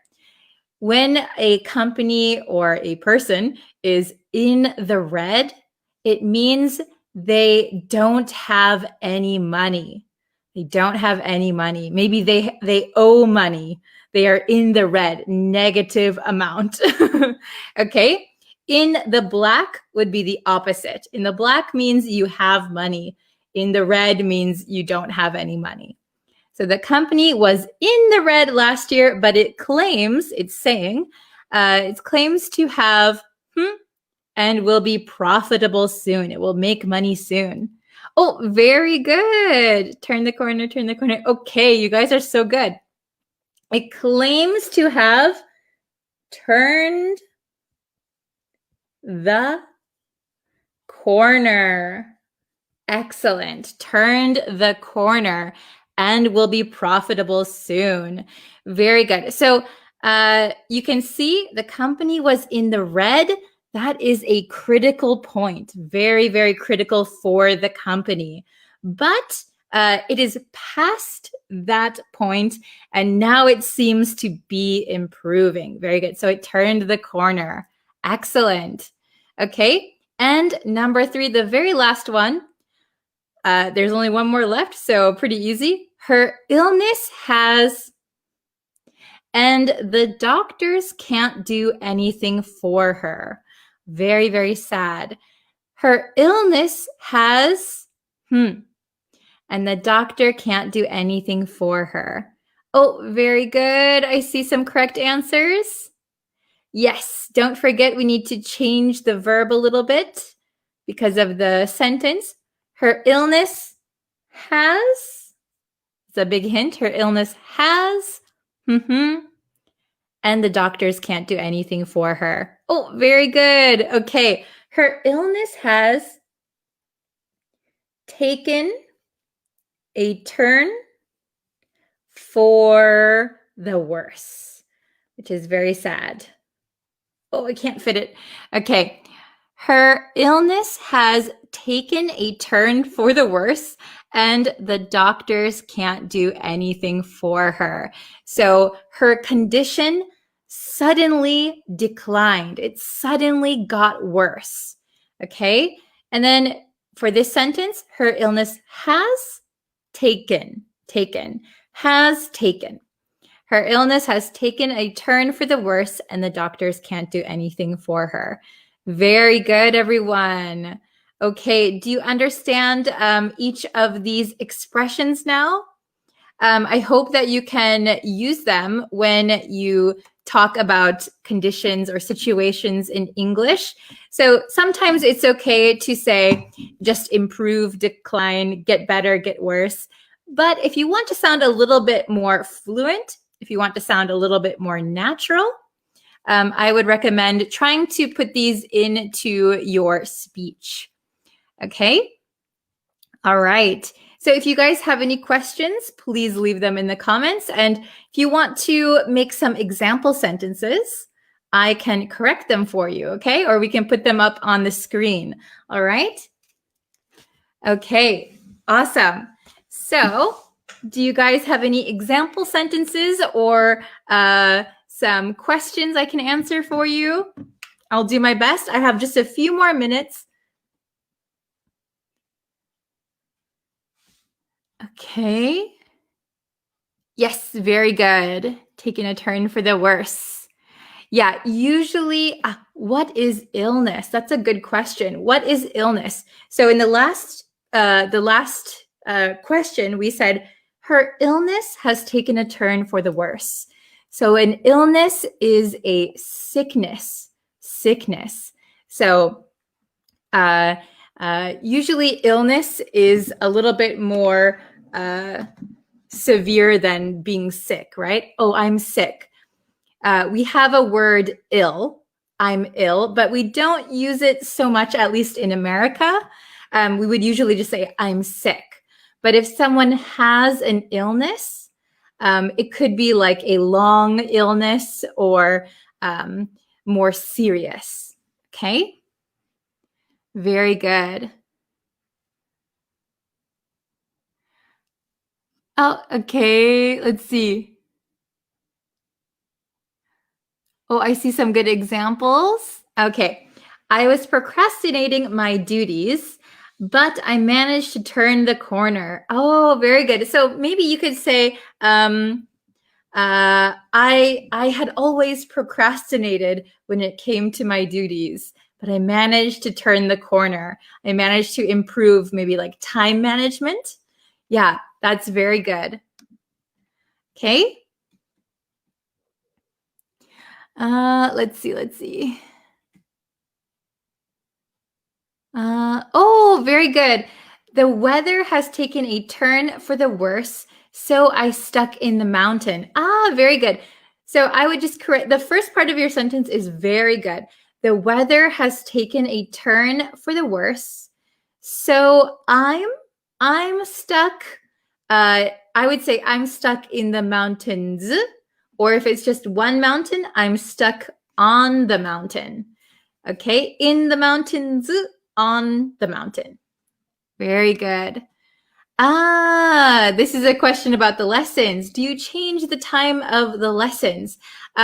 So on YouTube, they are usually at the same time. I try to post at the same time. Recently, it's been 8:30 p.m. Japan Standard Time on YouTube. On Facebook, I try to do live lessons. It depends on my schedule.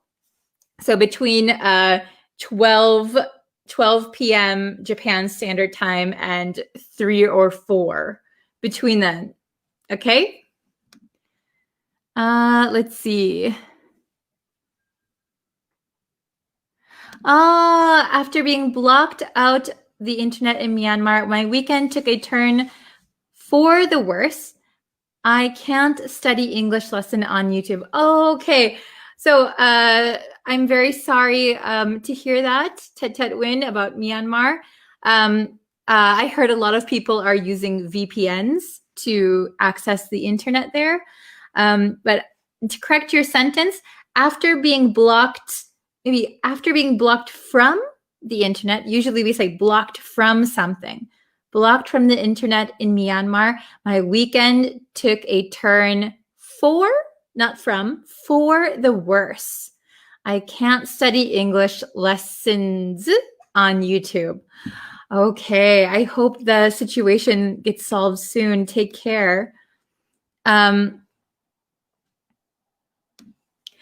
lived in Mexico and now I live in Europe. For me, it was take the turn for the better to live. Is this correct? So you could say, I lived in Mexico and now I live in Europe. My life has taken a turn for the better. My life has taken a turn for the better. Very good. Okay. What is the difference between conditions and situations? That's a good question, since today we're talking about conditions and situations. So a condition could include your health, like a health condition.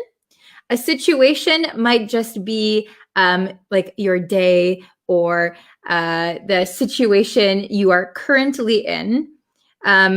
Condition could also include illness. Okay. Let's see. Oh, my company took a turn for the worse after the COVID-19 outbreak. Very good. So instead of saying COVID-19 outbreaking, we would just say COVID-19 outbreak. Yeah, that sentence is very good. My company took a turn for the worse after the COVID-19 outbreak. I hope that your company will turn the corner soon and get into a better situation. Okay. Very, very good. I'll answer maybe just one more question, or if you have a sentence that you want to put up. Okay. Let's see. I'm scrolling up a little bit to see if there's one that I missed. Okay. Oh, please repeat the meaning again. I missed both. So actually we learned 3 today. So I'll briefly go over it one more time. To turn the corner means that you are in a critical situation and now it's starting to improve. Your situation is improving. You've turned the corner. To take a turn for the better means something, a condition or situation, suddenly and quickly becomes better, improves. And the opposite, to take a turn for the worse, means a situation or condition suddenly becomes worse. Usually this one is unexpected. Turn the corner could be maybe you put some effort into it. Okay, very good. I have been jobless for years, but I turned the corner by finding a job recently. Very good. Excellent sentence. Okay, awesome. Wonderful. So thank you guys for joining me today. I will be posting a quiz later today, not on this topic, but I will be posting a quiz on YouTube later today. So I hope you will find that, and I hope you will take that quiz today, okay? I will be back tomorrow with a new live lesson on Facebook, maybe a little bit earlier than today. And I will have a new lesson on YouTube also. So please subscribe to the YouTube channel, turn on notifications, and that way you'll know when I will go live, okay? Thank you guys so much for watching. I love talking with you guys. I love seeing all the familiar faces and names. I hope everyone has a great day. Please stay healthy, stay safe, and I will see you guys tomorrow. Okay, thank you so much for watching. I'll see you in a little bit over on YouTube. Okay, bye everyone. Before we begin the story, please note that we will be highlighting some new vocabulary words throughout the text. To discover the meanings and see examples of these words, you can visit breezeenglishstudio.com for a full explanation to aid in your learning. The link will be provided in the description box for your convenience. Once upon a time, in a faraway kingdom, there lived an evil queen. She was known throughout the land for her wicked ways and her insatiable desire for power. Her cruelty knew no bounds, and her subjects lived in constant fear of her wrath. In a humble village nestled at the foot of the queen's imposing castle, there lived a poor boy named Hans. Hans was an orphan, and he had to work tirelessly just to earn a meager living. He was known for his kindness and his unwavering willingness to help those in need, even when he had little to give himself. One fateful day, the queen's guards arrived in the village, demanding that all the village's treasures be sent to the castle. The villagers, already living in poverty, had nothing of value to offer. The evil queen, infuriated by their lack of tribute, declared that if the village couldn't provide her with a treasure, she would take their children as payment instead. Hans, filled with compassion for the terrified parents and children of the village, stepped forward. He offered the only thing he possessed, a small, plain wooden flute.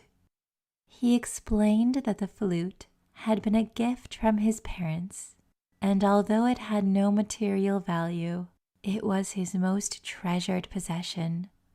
The queen, amused by Hans' pitiful offering, accepted the flute and ordered her guards to leave the village.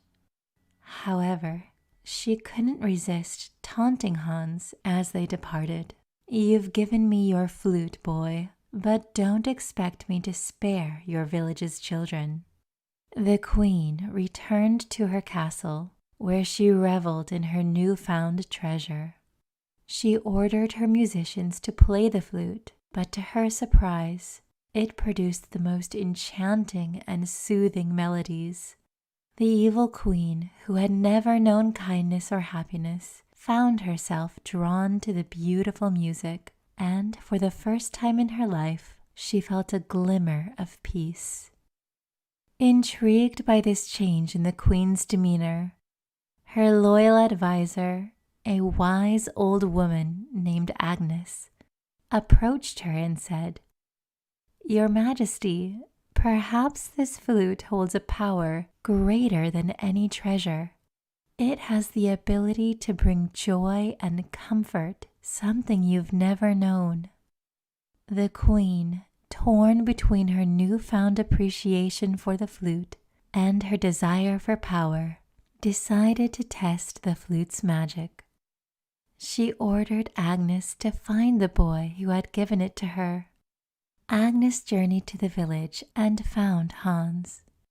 She explained the queen's request and told him that if he agreed to stay at the castle, he could play the flute and bring joy to the queen's life. Hans agreed, not out of fear, but out of his desire to make the world a better place. Hans played the flute for the queen day after day, and as the enchanting melodies filled the castle, the queen's heart slowly began to change. She no longer lusted for power and control. Instead, she yearned for the simple joys that Hans's music brought her. One day, the queen summoned the villagers to the castle to apologize for her past cruelty. She returned their children and treasures, vowing to rule with kindness and compassion. The villagers forgave her, and the kingdom flourished under her benevolent reign. And so, in the end, the evil queen had learned that true power lay not in domination and cruelty, but in the ability to bring happiness and kindness to others. The story of Hans and the magical flute served as a reminder to all that even the most hardened hearts can be softened by the beauty of compassion and music.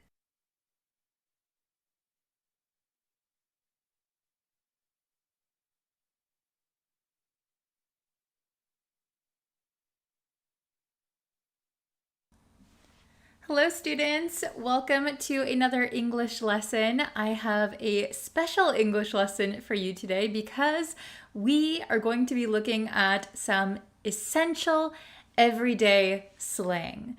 So I know a lot of my students are studying to pass an exam, or maybe you want to work in an English-speaking company, or you want to go to a school in an English-speaking country, but I think if you want to communicate with people in English, you need to know some essential slang words.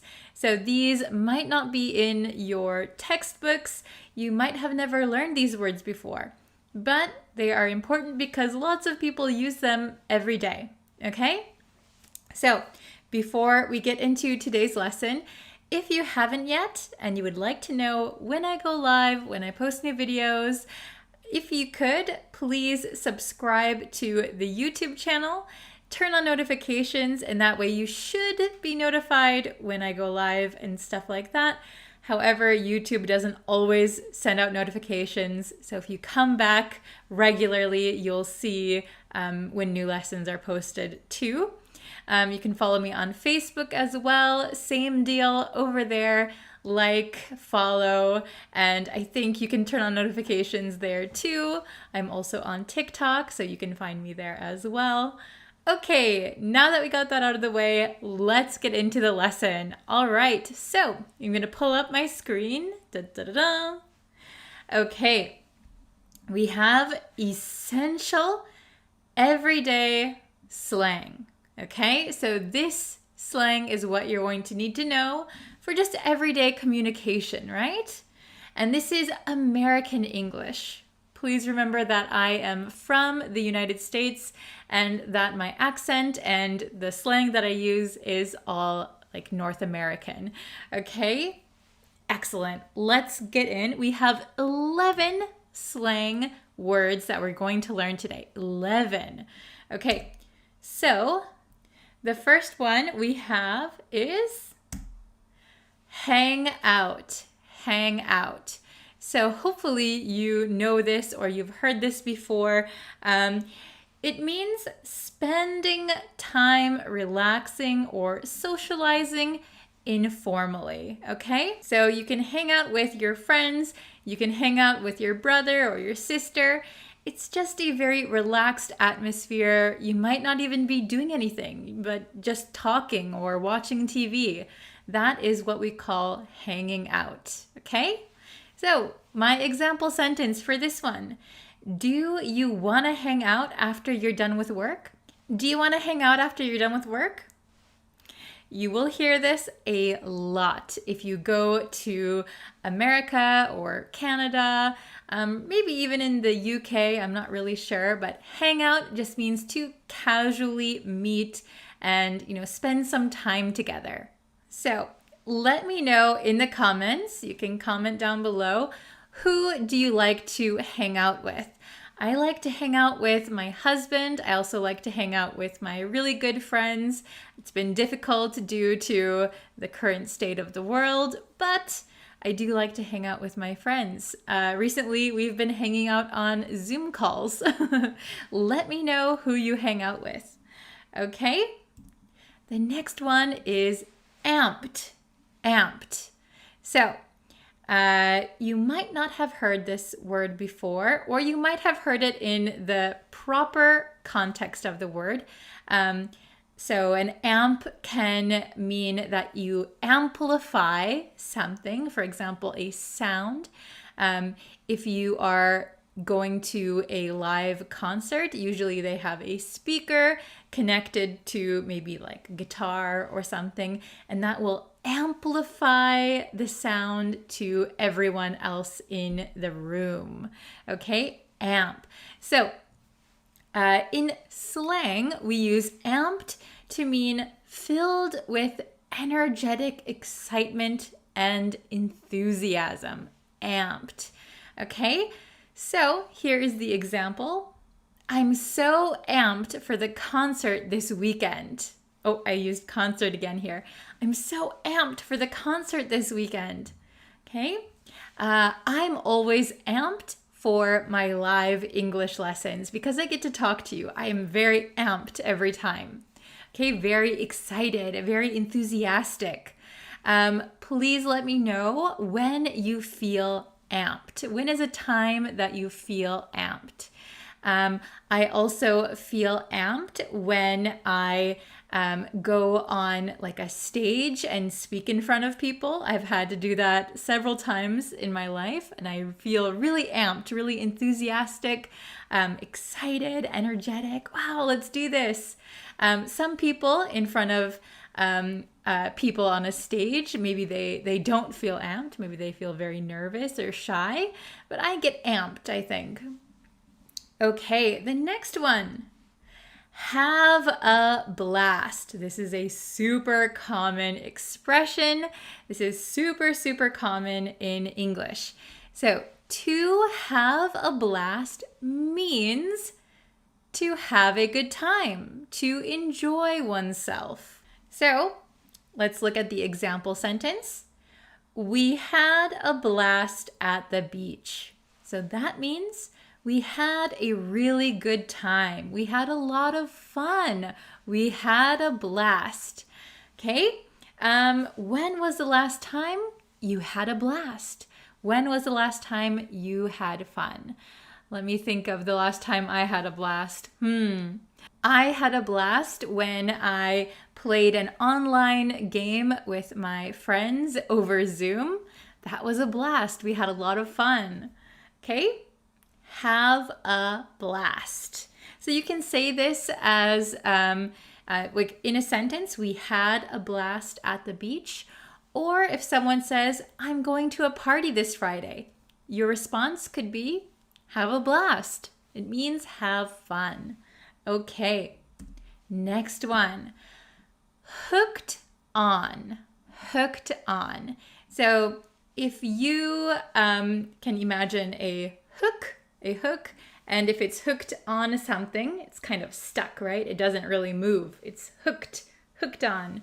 So when you are hooked on something, that means you are very interested and enthusiastic about something. You're hooked on something. You like it a lot. Maybe you can't stop doing it. You're hooked on it, okay? So, she's really hooked on that book. She can't put it down. She's really hooked on that book. Okay, so it's kind of like your interest at the moment, something you're really, really interested in. So for me, I think right now I'm probably hooked on cameras and filming equipment. I'm really, really interested in it. I am looking up YouTube videos, how to use my new camera. I'm looking up my next camera that I want to buy. I'm hooked on cameras.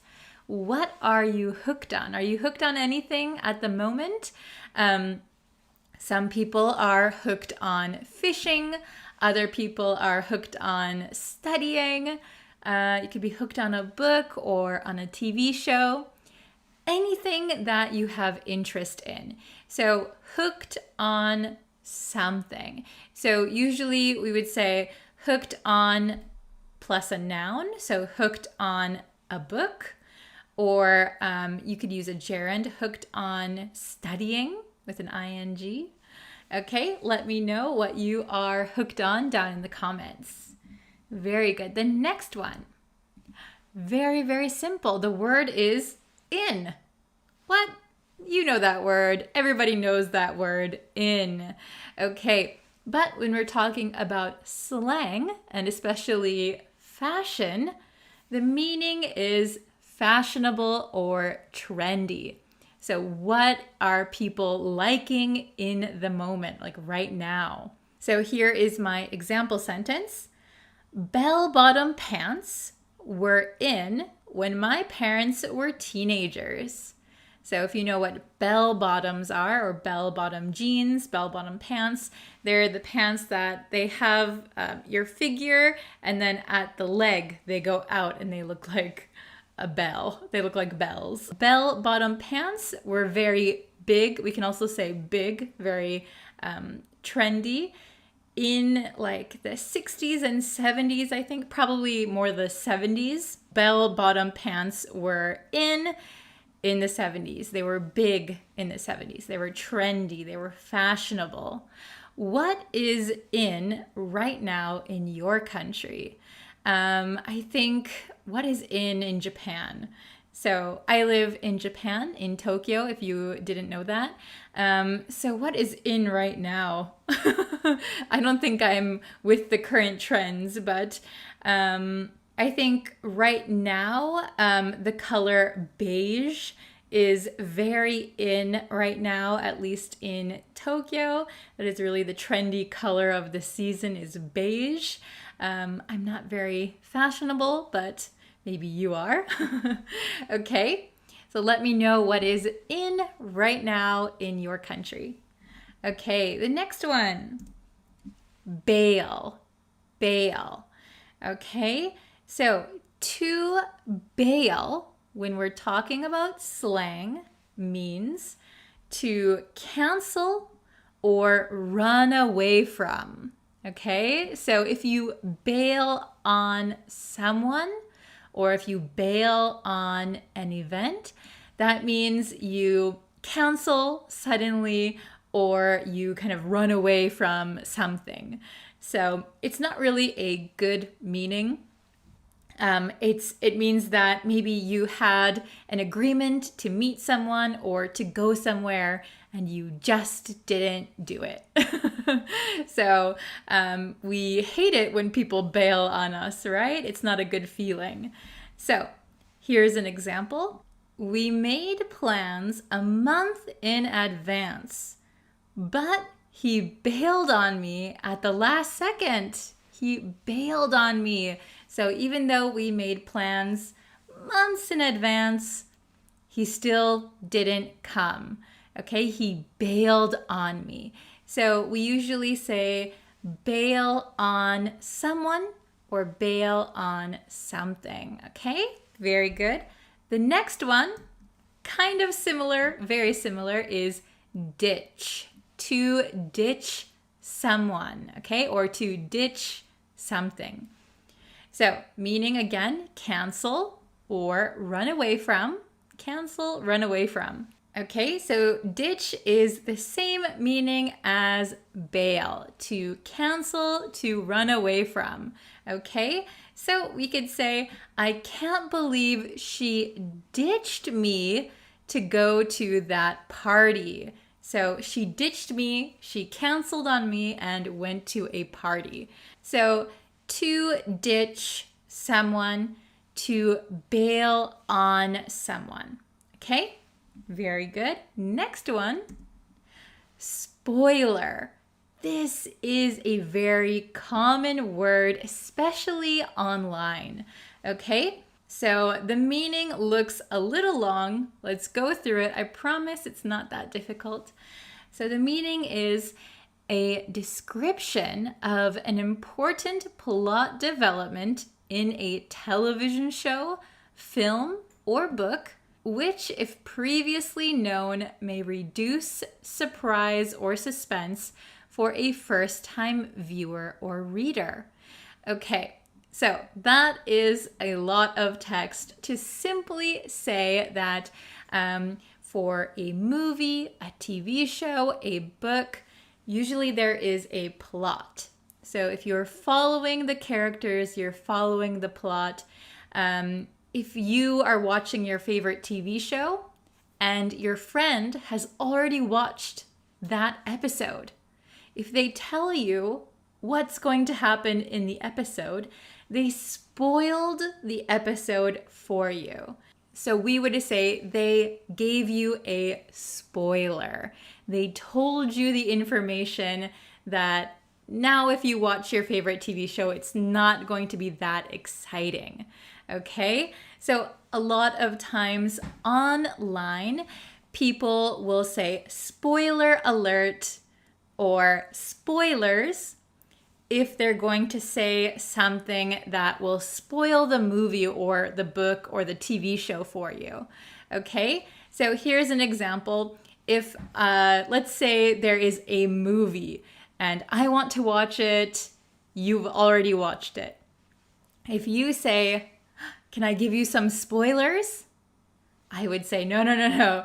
I want to watch the movie. Don't tell me anything. Don't give me any spoilers, please.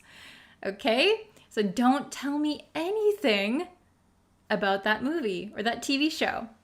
Okay, let's look at my example here. I can't believe he died at the end of the movie.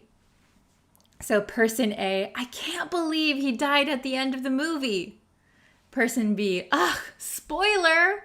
Hey, you just told me what happens in the movie and I didn't see it yet. Ugh, spoiler. So I actually did this a few years ago. I watched a movie. It was a really popular franchise. And I watched the movie in the theater with my friends, and I was so shocked because one of the characters died. One of my favorite characters died. And I came out of the movie theater and I was talking with my friends and I said, oh my gosh, I can't believe that character died. I loved that character. And then my friend said, hey, you might want to stop giving spoilers because there was a line of people waiting to go into that movie. I felt so bad. So that's movie etiquette, right? Movie theater etiquette. Don't give spoilers at the theater because you don't know who is going to see what movie, right? Okay, next one. Hit me up. Hit me up. Okay, so hit me up means to contact someone. So it should be really hit someone up. So I'll hit you up. Can you hit me up? I'll hit her up. I'll hit him up. So it just means to contact someone either by text, phone call, like email. Okay? So the example sentence is, hit me up if you're ever in town. Hit me up if you're ever in town. I'd love to hang out with you. Hit me up if you're ever in town. Okay, very good. So that one is a pretty simple one, I think. Oh, the next one, FOMO, FOMO. So it is written F-O-M-O, and this is an abbreviation for fear of missing out. So they take the first letter of each of these words, and we created this word FOMO, FOMO. So FOMO means the fear of missing out. So what FOMO is for example, if your friend invites you to a party, you want to say yes because of your fear of missing out. If I don't go, what will I miss? I might miss some really good conversations, or I might miss seeing some people. It's FOMO, okay? Let's look at the example. My parents won't let me go to the party. I have so much FOMO, okay? So, my parents won't let me go to the party. Now I have FOMO. I have so much FOMO. So now I'm really afraid that I will be missing some great entertainment or conversations or people. I feel like I'm missing out. Okay? Have you ever felt FOMO before? Have you ever felt like, oh, if I don't go, what am I missing? So I think a lot of people experience that. I don't know if you have a word in your language for that feeling. So this is kind of not an official word, but it's a slang word. But it's what people use when we talk about feeling like left out. Left out. Okay? Next one. Next one is legit. Legit. Okay? So this comes from the word legitimate, but in slang it means extremely good. Extremely good. For example, if we say, those cupcakes were legit. Those cupcakes were legit. That means they were really, really good. Okay? So if I say, that party last night was legit, it was really good. That concert was legit. That concert was so much fun. It was really good. Okay? Very easy to use, but remember this is slang, so I wouldn't recommend saying this for any like interview or speaking test. But if you're talking with friends, this is a completely good word to use. This is a legit word to use. Okay, so those were our 11 slang words. I hope you can remember them and use them in English conversation. If you can't remember some of them, maybe go back, watch this lesson again, take some notes, and you can try and use them when you speak to me in the comments. That's totally okay. Or if you have some American English speaking friends, you can use it with them, of course. But yes, I hope this was a helpful and useful lesson for you. Let me know if you have any questions. Don't forget to try and make some sentences using these words in the comments below. I'll be checking them. And good luck with speaking English slang. All right, I'll see you in our next lesson. Bye, everyone.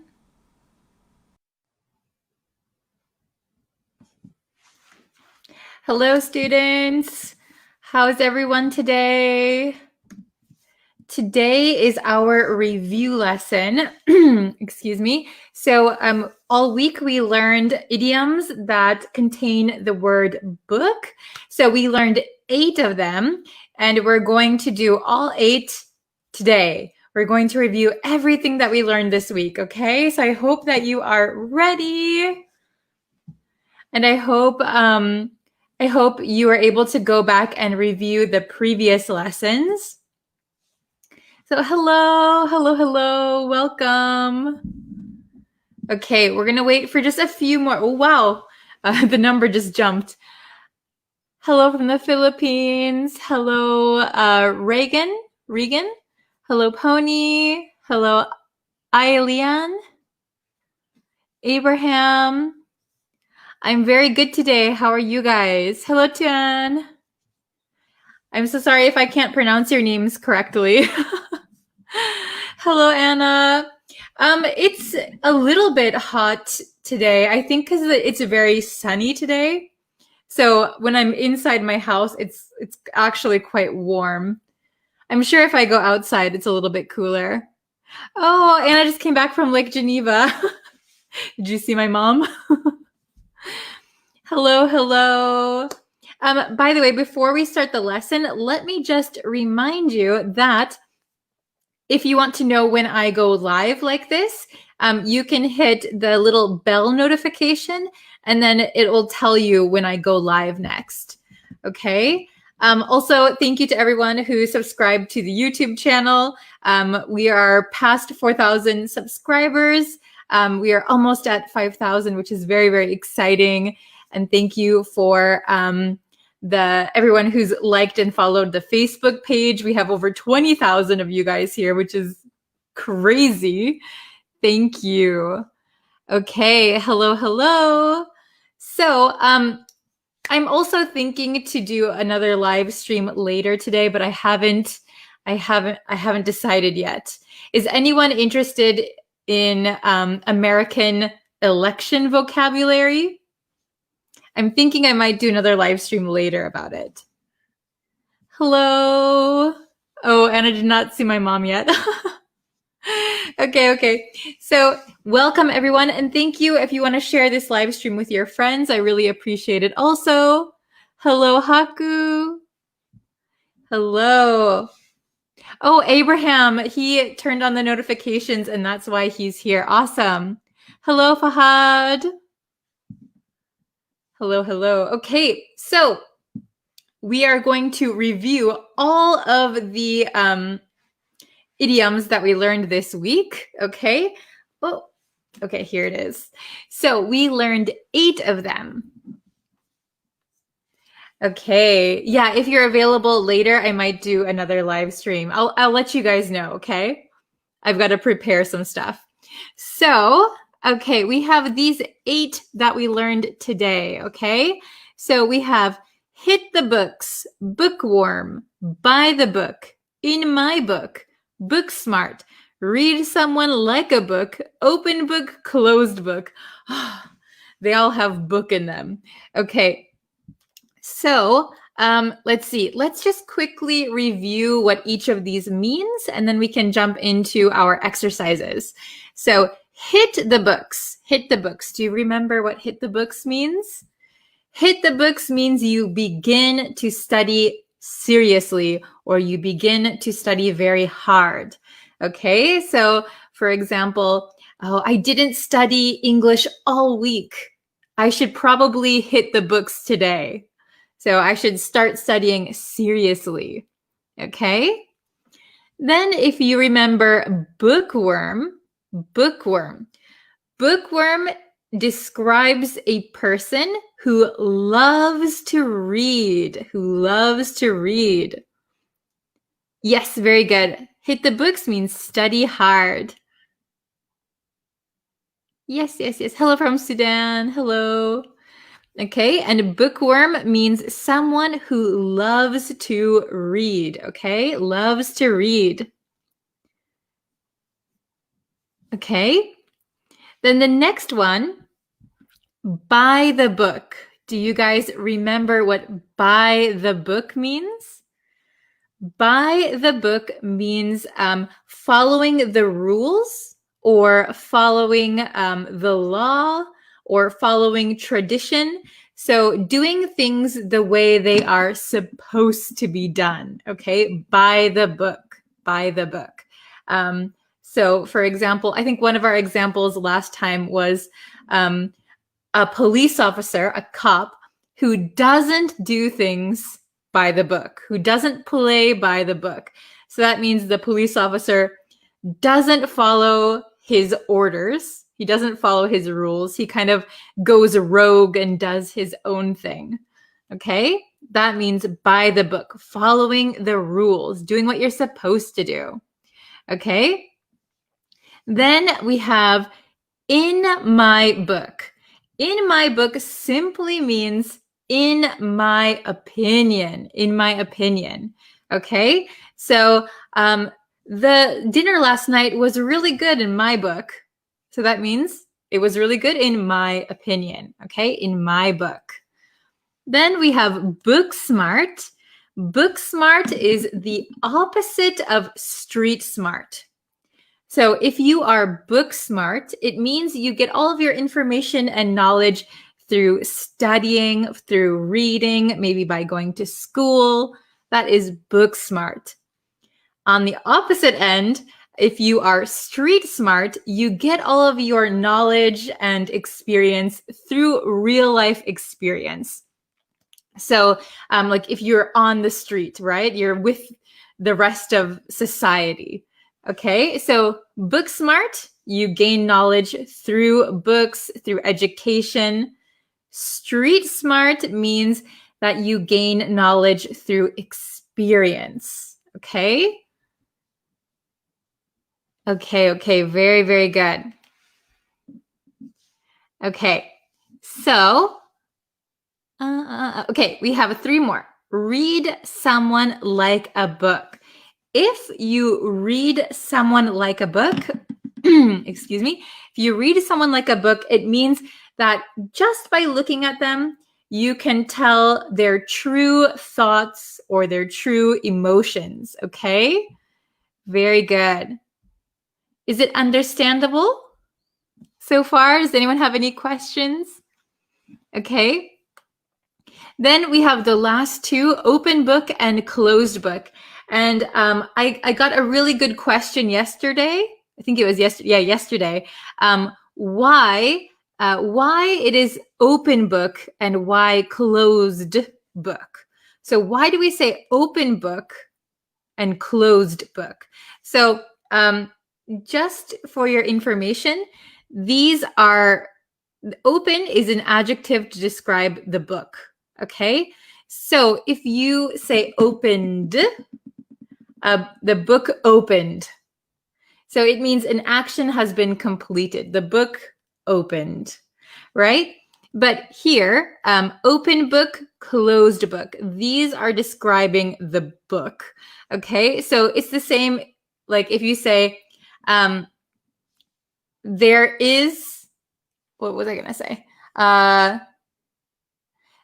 The book is open. The book is closed.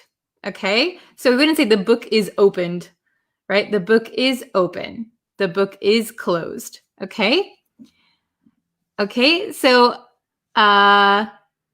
somebody's wanting book smart one more time.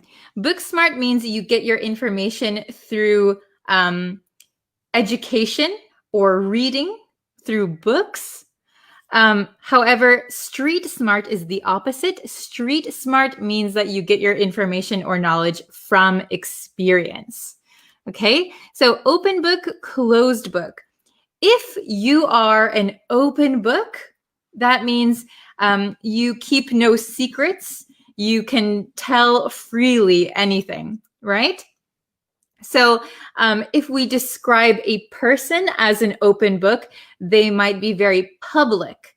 They might be willing to share their information.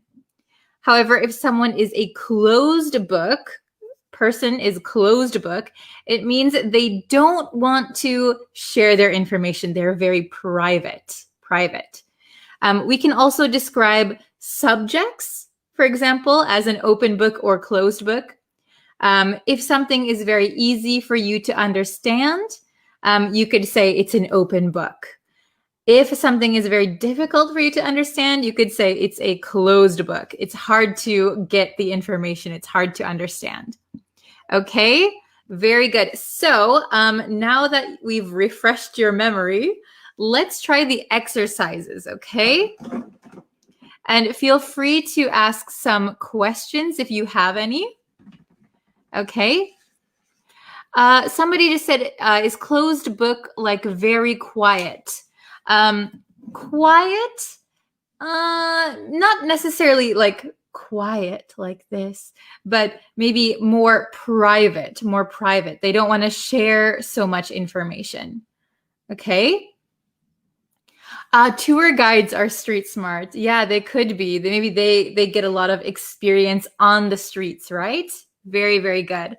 Okay, so let's go over these. And if you're just joining us, don't worry. We're going to go over the exercises.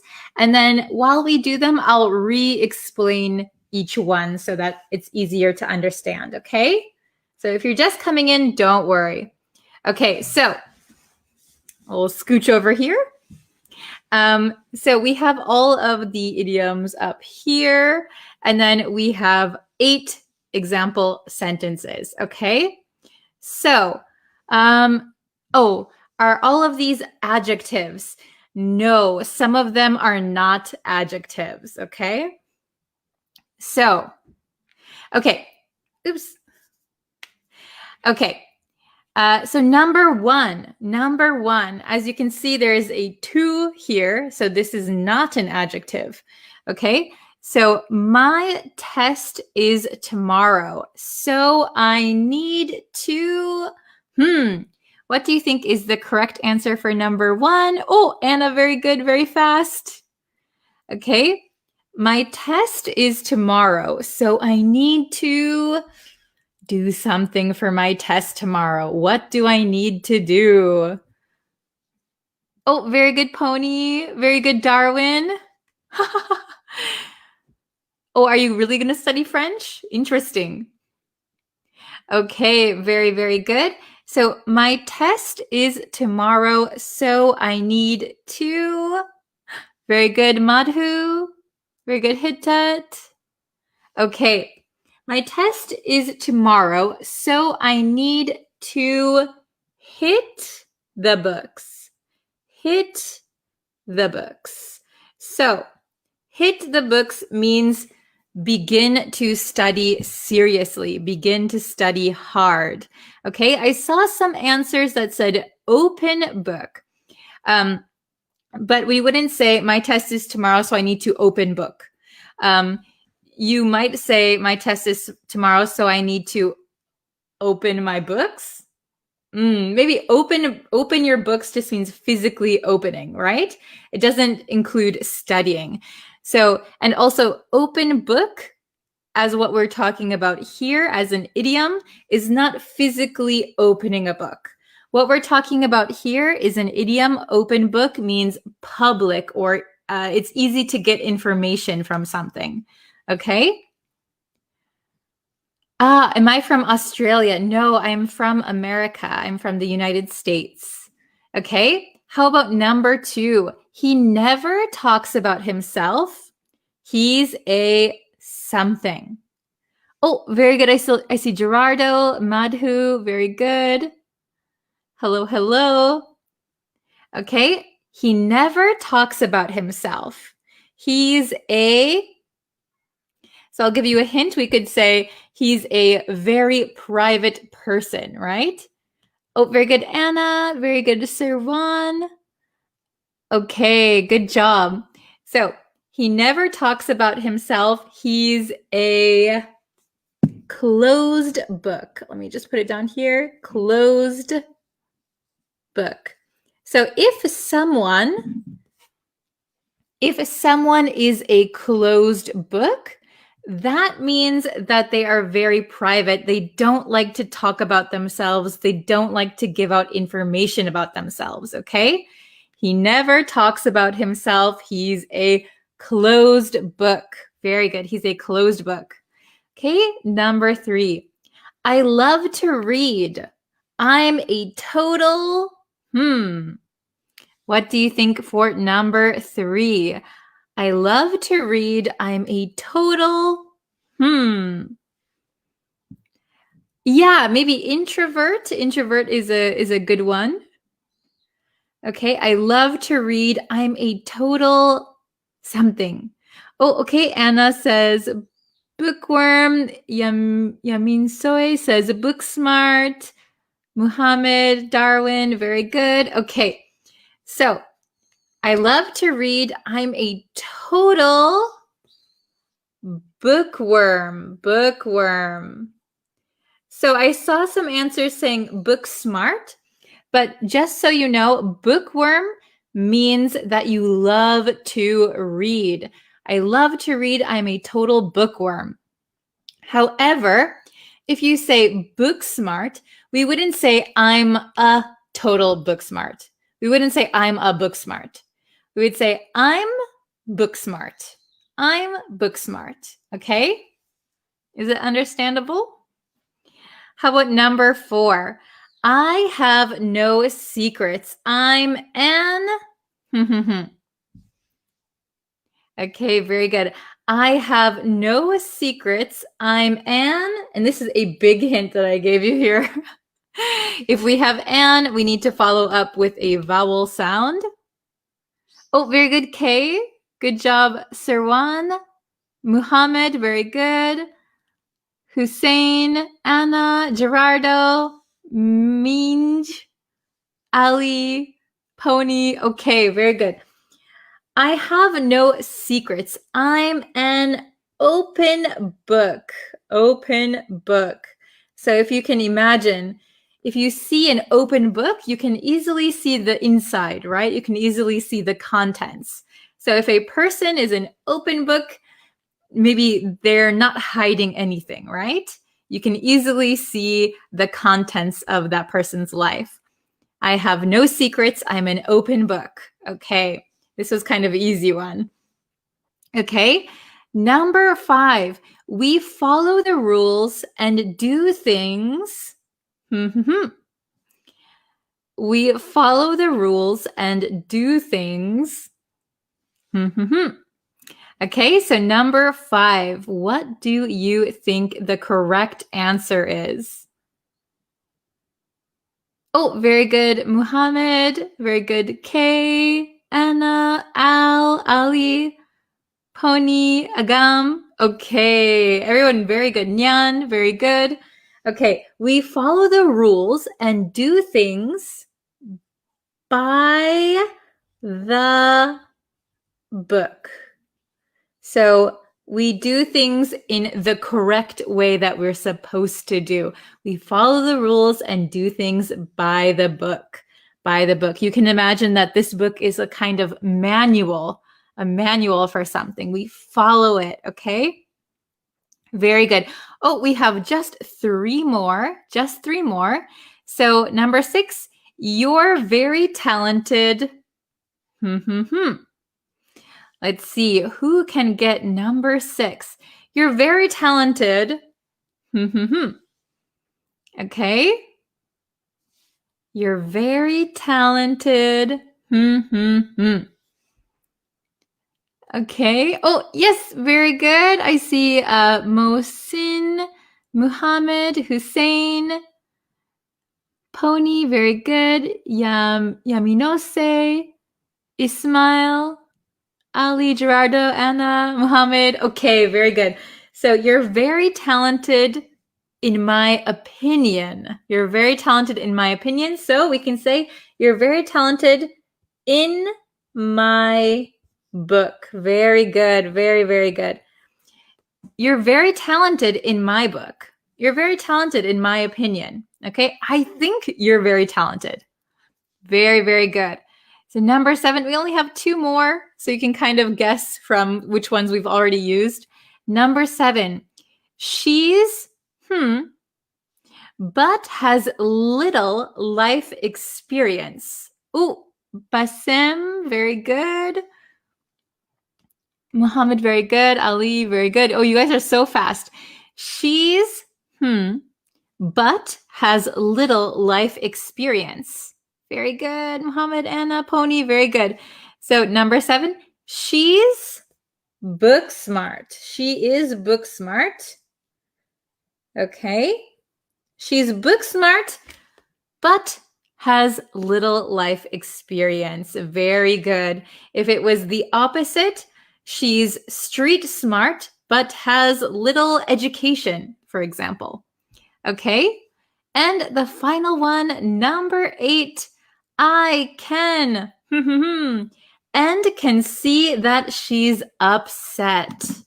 I can, and can see that she's upset. Wow, very good, Ali. Very fast. Okay. Okay, Anna, good job. Very good.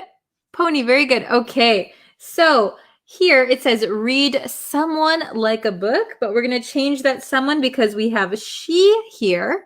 We have she. So I can read her like a book. Oh my gosh, there's no room. Okay. I can read her like a book and can see that she's upset. So I know her, maybe I know her very well, or it's very obvious. Maybe it's very obvious by her face or by her actions. I can read her like a book and I can see that she's upset. Okay, very, very good. So I'll read them very quickly one more time. Number 1, my test is tomorrow, so I need to hit the books. I need to study hard. Number 2, he never talks about himself. He's a closed book. So he's a very private person. He's a closed book. Okay? Number 3, I love to read. I'm a total bookworm. I love to read. I'm a total bookworm. So a bookworm we use to describe someone who loves reading, who loves books. Number 4, I have no secrets. I'm an open book. So I'm very public. I'm very open. You can ask me anything. Okay? Oh, thank you, Abdul. Okay, number 5, we follow the rules and do things by the book. We follow the rules and do things by the book. By the book means you follow the way you're supposed to do something. Okay? Number 6, you're very talented in my book. That means you're very talented in my opinion. Number 7, she's book smart but has little life experience. She's book smart but has very little life experience. So she got all of her education from maybe books and studying, not from life experience. And number 8, I can read her like a book and can see that she's upset. Okay, so read her like a book means I can look at her and I understand what she's feeling and what she's thinking. Okay, very, very good, everybody. Okay, wow, we've already been going for like 24 minutes. Oh my goodness. Okay, so that was the review lesson for today. Everyone did very, very well. I love it when I see your guys' examples. You're good at teaching in my book. Oh, thank you, Angelica. Thank you very much. Okay, so I was thinking to do another live stream, maybe on YouTube or Facebook. I haven't decided yet, but I was thinking to do that and then maybe talk about vocabulary from the US election. If anyone is interested in that, I will put something out to let you know that it is happening. I have to prepare it though, so it might take a little bit of time, maybe in another hour or so. Okay, so it's okay if you're in a time zone and you need to go to sleep or something like that. Don't worry, it'll always be up for you guys to watch. But okay, I have to get going if I'm going to prepare another live stream. So I'm going to end the lesson here. Thank you so much for sharing and for commenting and for writing your examples. I really appreciate it. And if you see somebody that has a question that you know the answer to, feel free to help them out, okay? Oh, thank you, Anna. Yeah, it would be nice to meet you in near Lake Geneva. That'd be awesome. Okay, so, I will see you guys for our next lesson. Thank you so much for watching and take care. All right, to see you guys later. Bye. Hello, everyone. Welcome back to Bree's Practical English. Thank you so much for joining me today. Today, we're going to look at a lesson that I noticed a lot of students having some difficulty with, okay? So we're going to look at the difference between made of, made from, made with, and made out of. So this is pretty tricky, and there are some nuances that make these a little bit different from each other. Okay, before we get into the lesson, please subscribe to my YouTube channel. That really helps me out. It lets me know that you like my lessons and that you want to see more. You can like this video, share it with a friend who's learning English, and you can follow me on Facebook, TikTok, and I also have courses and a bunch of PDFs on my website. So if you're interested in joining one of my courses, you can go to the link in the description and you can join from there. Okay, so let's hop into the lesson. We have made of, made from, made with, or made out of. Okay, so it is true that native speakers might use these a little bit interchangeably.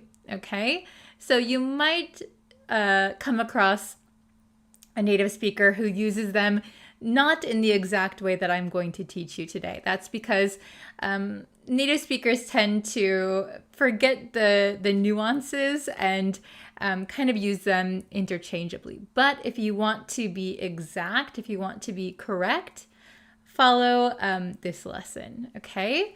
So, made of, made from, made with, or made out of. All right. Let's look at the picture here. So it says, look at the picture below. Okay, we have a car here. Is this car made of cardboard, made from cardboard, made with cardboard, or made out of cardboard?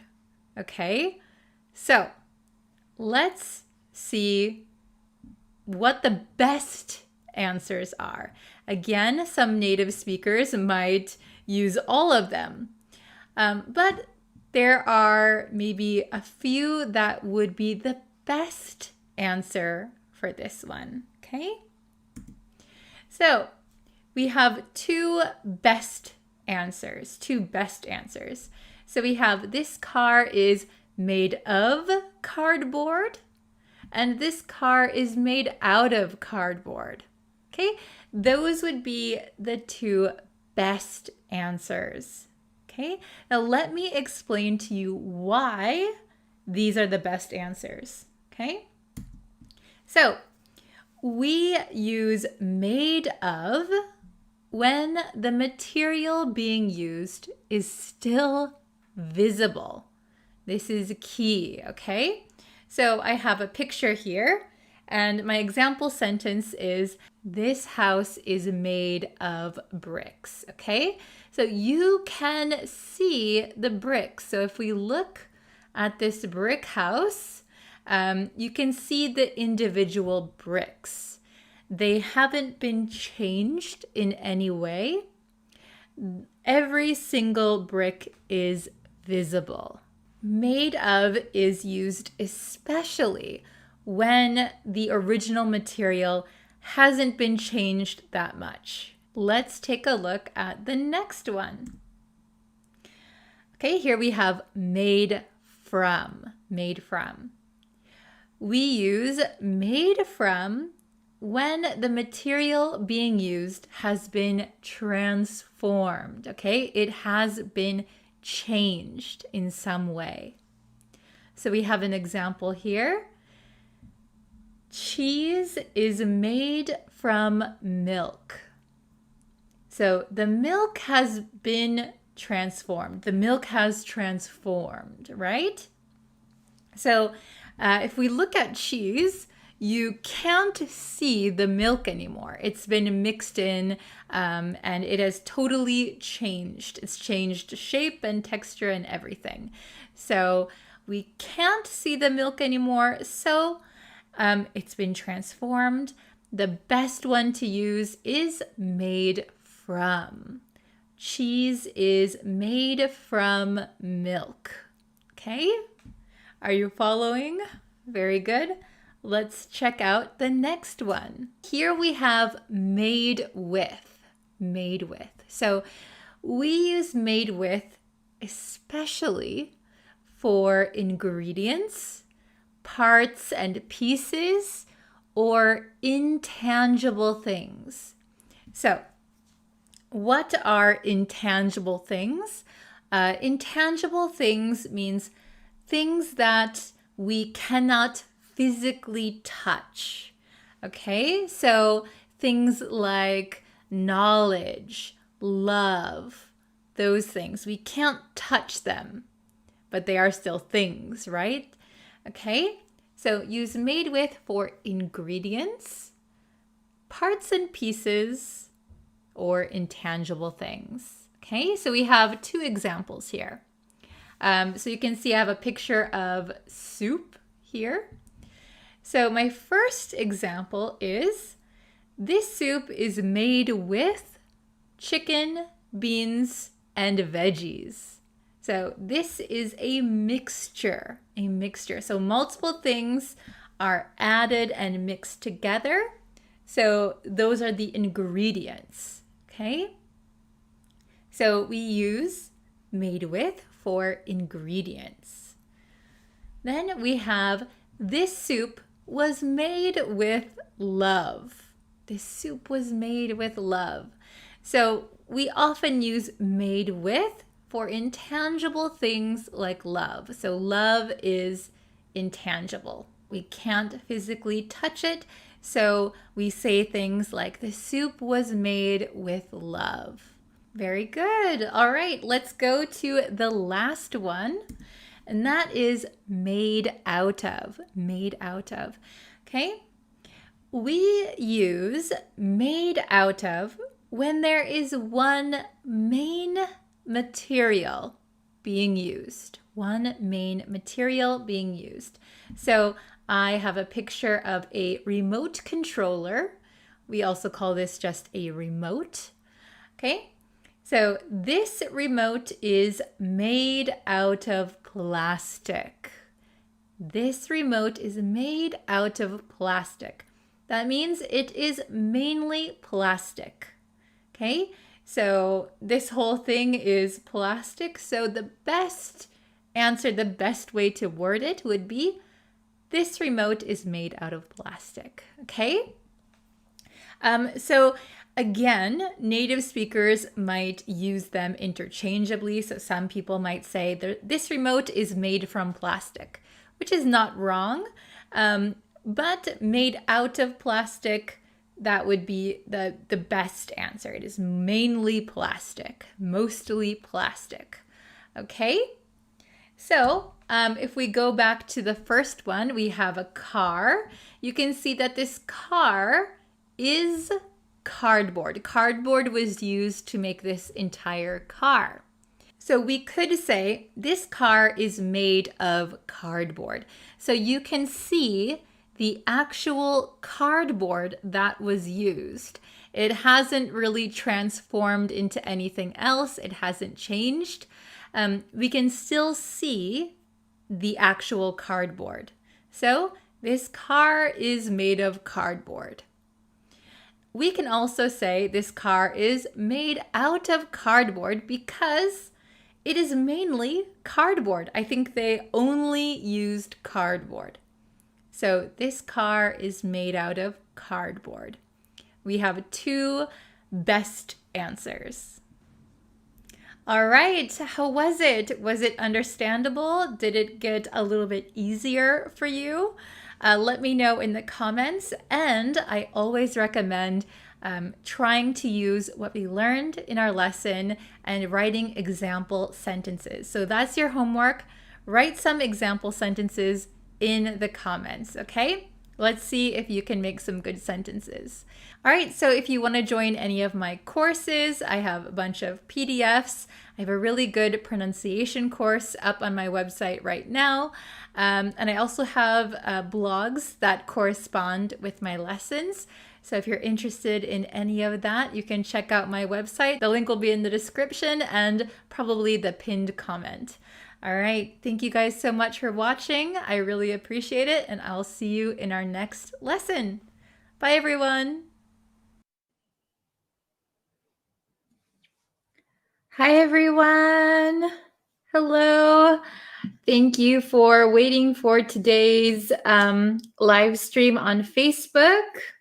I did a live stream already on YouTube today. So if you missed the YouTube live stream, there is a pinned comment on the Facebook page. So you can click that, or you can go to the YouTube channel, and it was the last video on the YouTube channel.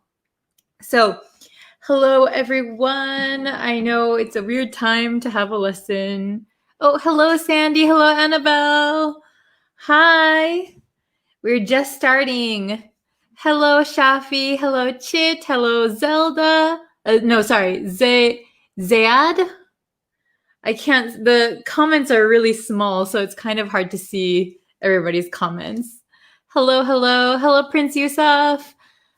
How are you all? Oh my gosh, there's so many people here already. Thank you. Oh, hello from Pakistan. Hello, Rashid. Hi.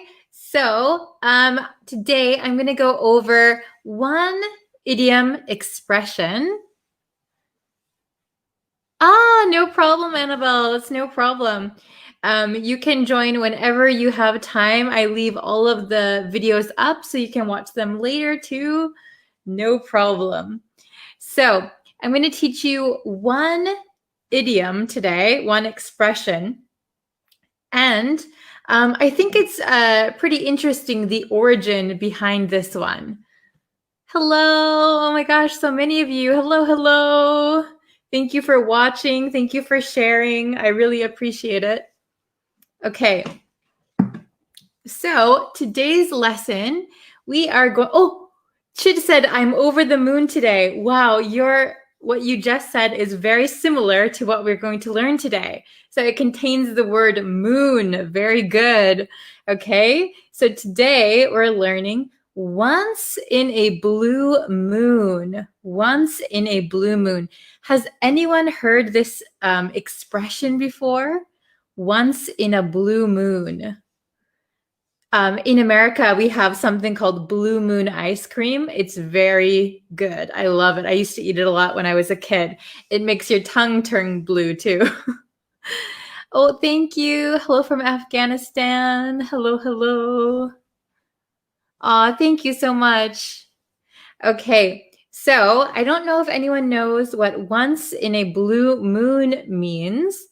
But first, I'm going to explain what a blue moon is. Now, this is an actual thing. This is a word that we use. Oh, hello. Wow, so many people. Thank you.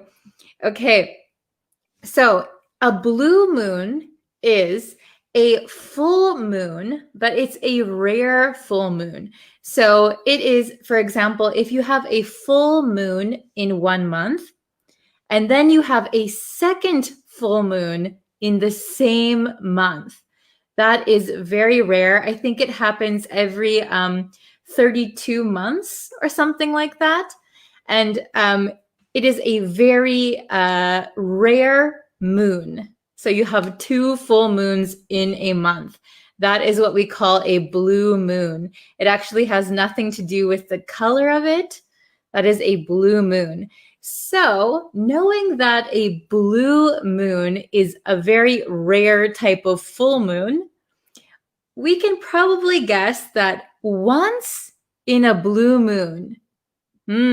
What does that mean? Once in a blue moon. As an expression, once in a blue moon means rarely, very rarely, okay? So if you want to say that something happens only maybe one time in a year, or something is very rare, you can say it happens once in a blue moon. Oh, hello from Afghanistan. Hello, hello. Okay, so once in a blue moon means something happens only one time, very rarely. All right. So, for example, let's see. Okay. I live in Japan, and it's very difficult to find turkey meat. It is very difficult. In America, I used to eat it all the time. But in Japan, it's kind of difficult to find. So I could say, since living in Japan, I eat turkey once in a blue moon. Once in a blue moon. Maybe once a year or once every 2 years, I can find turkey. Okay? So very rarely, very rarely. All right? So we're going to look at some examples. And I want you to think of something that happens very rarely. Oh, thank you. So think of something that in your country or in your own experience, you only do once in a blue moon, something you do rarely. And please tell me, okay? So we're going to go over our examples. So since we have just one, there's not really any questions, but I want you to tell me your own experience, okay? So the meaning of once in a blue moon means very rarely, okay? Oh, happy Monday. Yes, it is Monday. Happy Monday. Okay, so let's go through these 4. So number 1, he comes around once in a blue moon. He comes around once in a blue moon. So that means he only shows up, he only comes around once in a blue moon, very rarely. So we never see him. He only comes sometimes, very rarely, okay? He comes around once in a blue moon. Okay. Oh, thank you very much. I would love to visit Afghanistan someday. Yeah. Maybe after all of this pandemic is over. Okay. Very good. How about number 2? I live abroad. Oh, this is my true experience. I live abroad and only see my family once in a blue moon. I live abroad and only see my family once in a blue moon. So how often do you guys see your family? Do you see your family all the time, every day, or once in a blue moon like me? It's very hard to see my family. Okay. Oh, hello. Okay, so I'm gonna do number 3. Let's look at number 3. So as you can see here, in the first 2, once in a blue moon came at the end of these sentences. But here, number 3, and you can see number 4, it comes at the beginning. So usually it comes at the beginning or the end of a sentence, okay? Oh, Annabelle, do you see your family once in a blue moon? Oh, Pakistan. Yeah, I'd like to see Pakistan too. I'd love to travel. I go to Kabul once in a blue moon. Very good. Oh, yeah, I'd also like to visit India too, for sure. Awesome. Okay, so let's look at number 3. Sorry, there's like a glare on my whiteboard. Can you see it okay? Okay. Once in a blue moon, there... Oh, no, this is the wrong there. Oh, my goodness.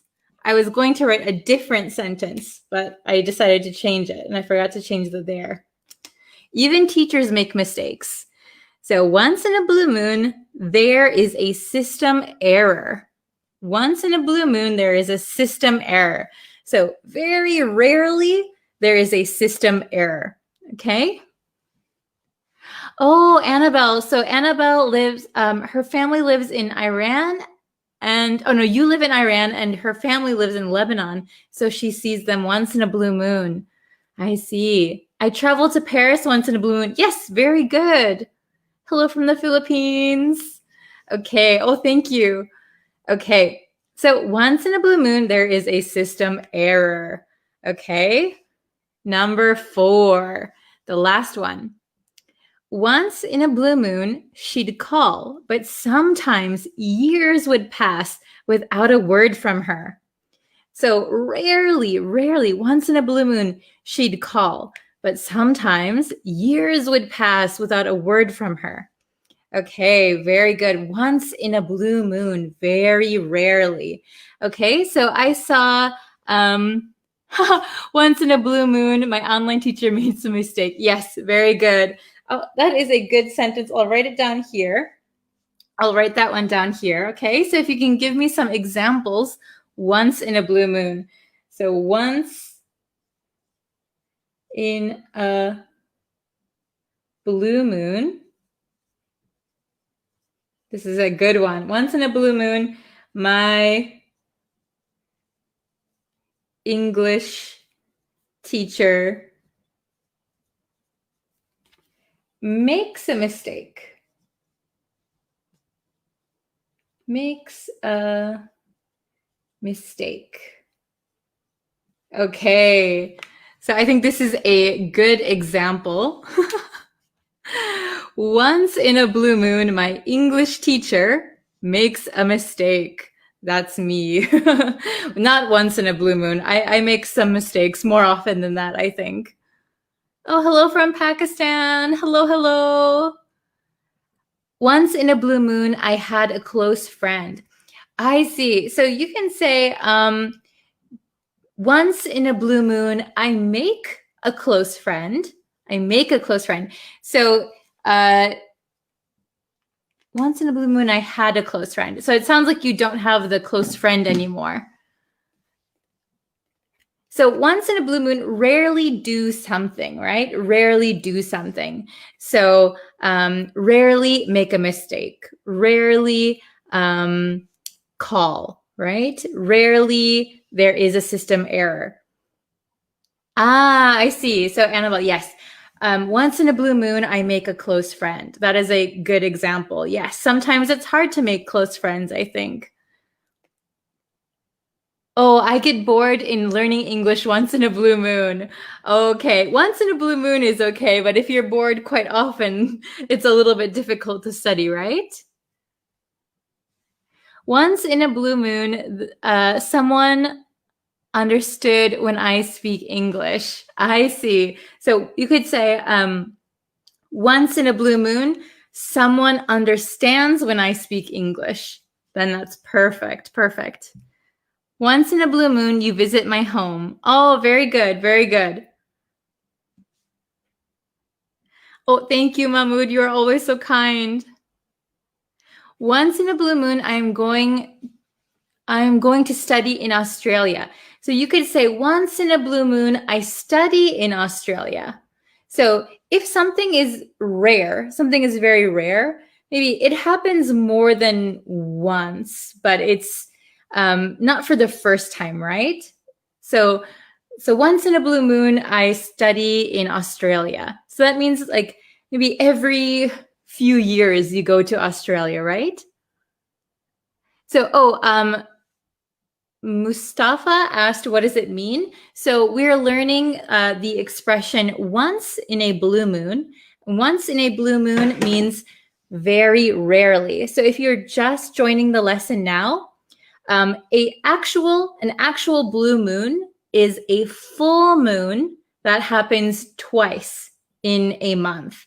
So in a month, you have one full moon. And then if a second full moon happens in the same month, that is called a blue moon, and it is very rare. So that is why we say once in a blue moon means very rarely. Very good. Once in a blue moon, I meet my friend. Very good. Yes. Awesome. Okay, I think you guys got it. There's a lot of good examples that you're writing in the chat. So awesome. Okay, I'll leave this up for one more second if you guys need to see it. Okay, very good.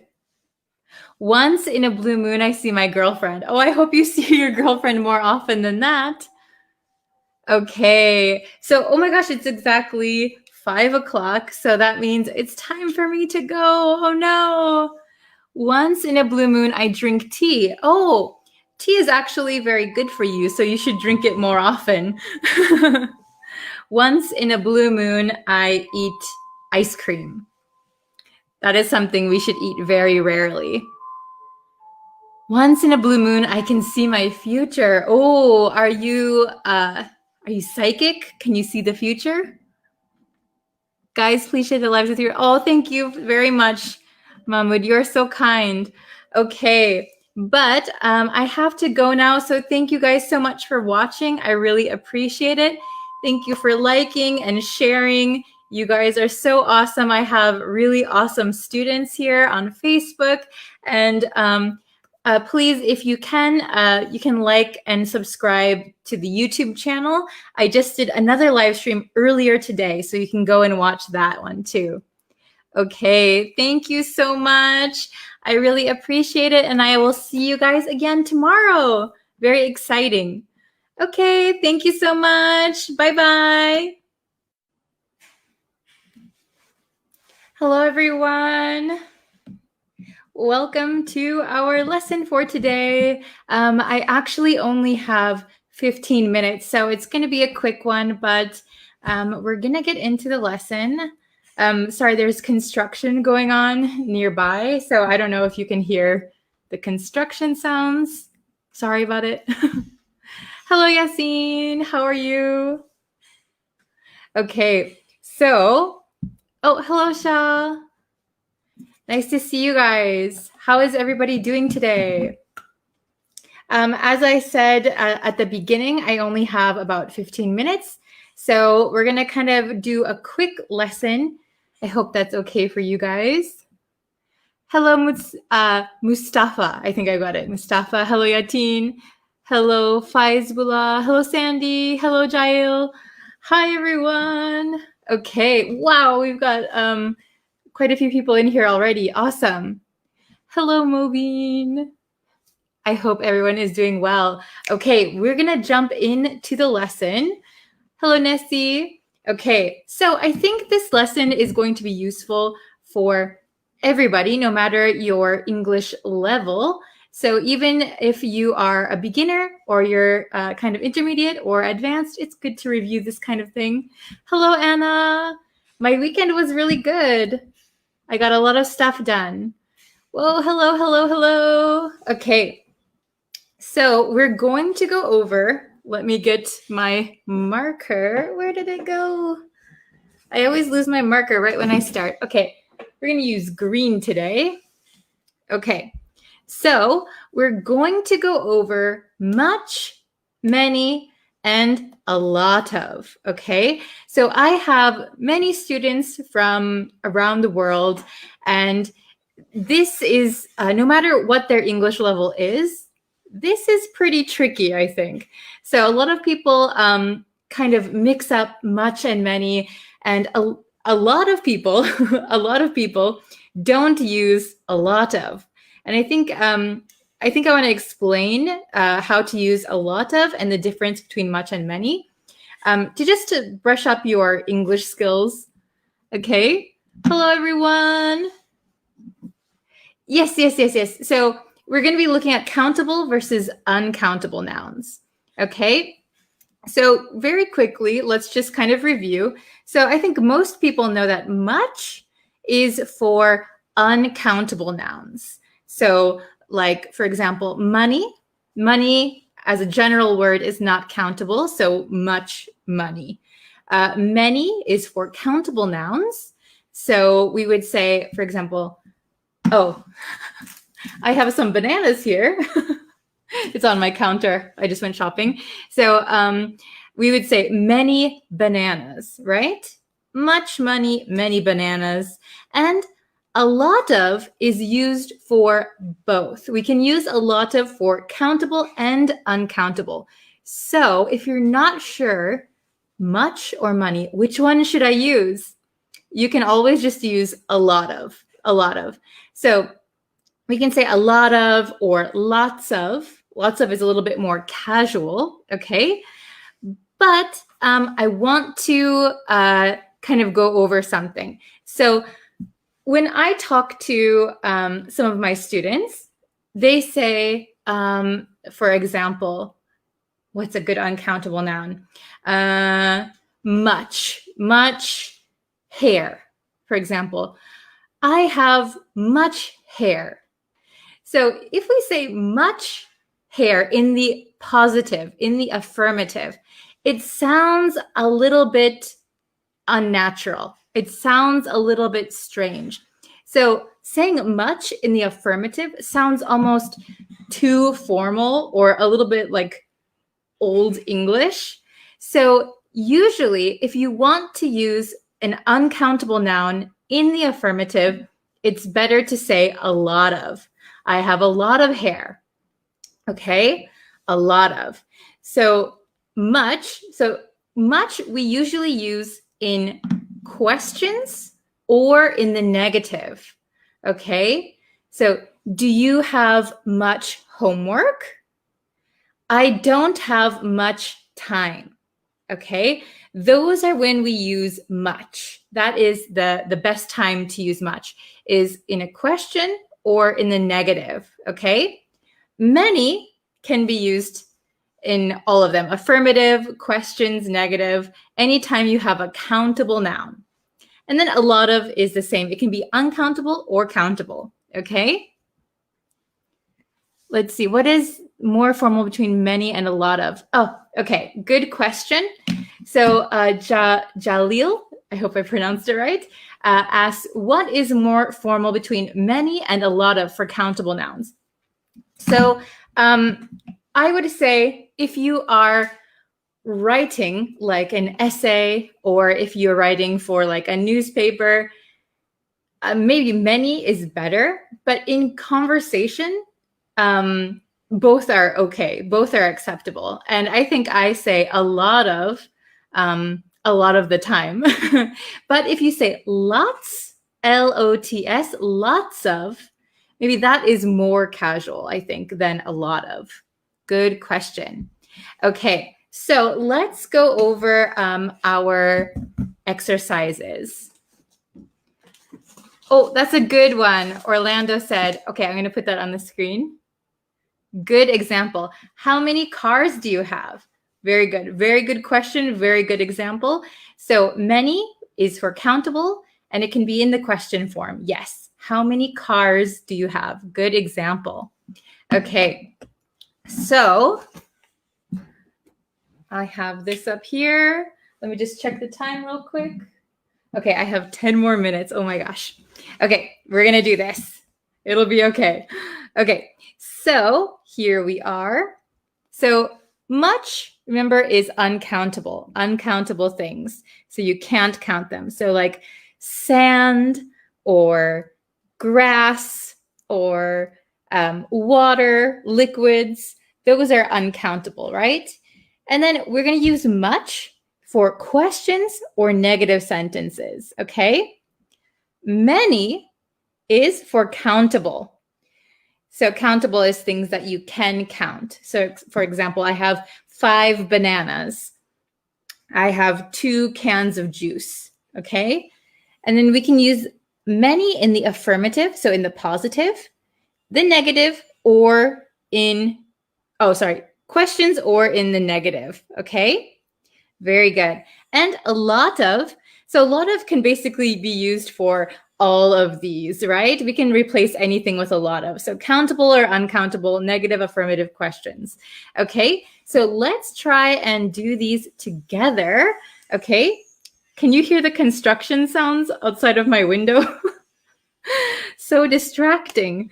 Okay, so number 1. I don't have time. I don't have time.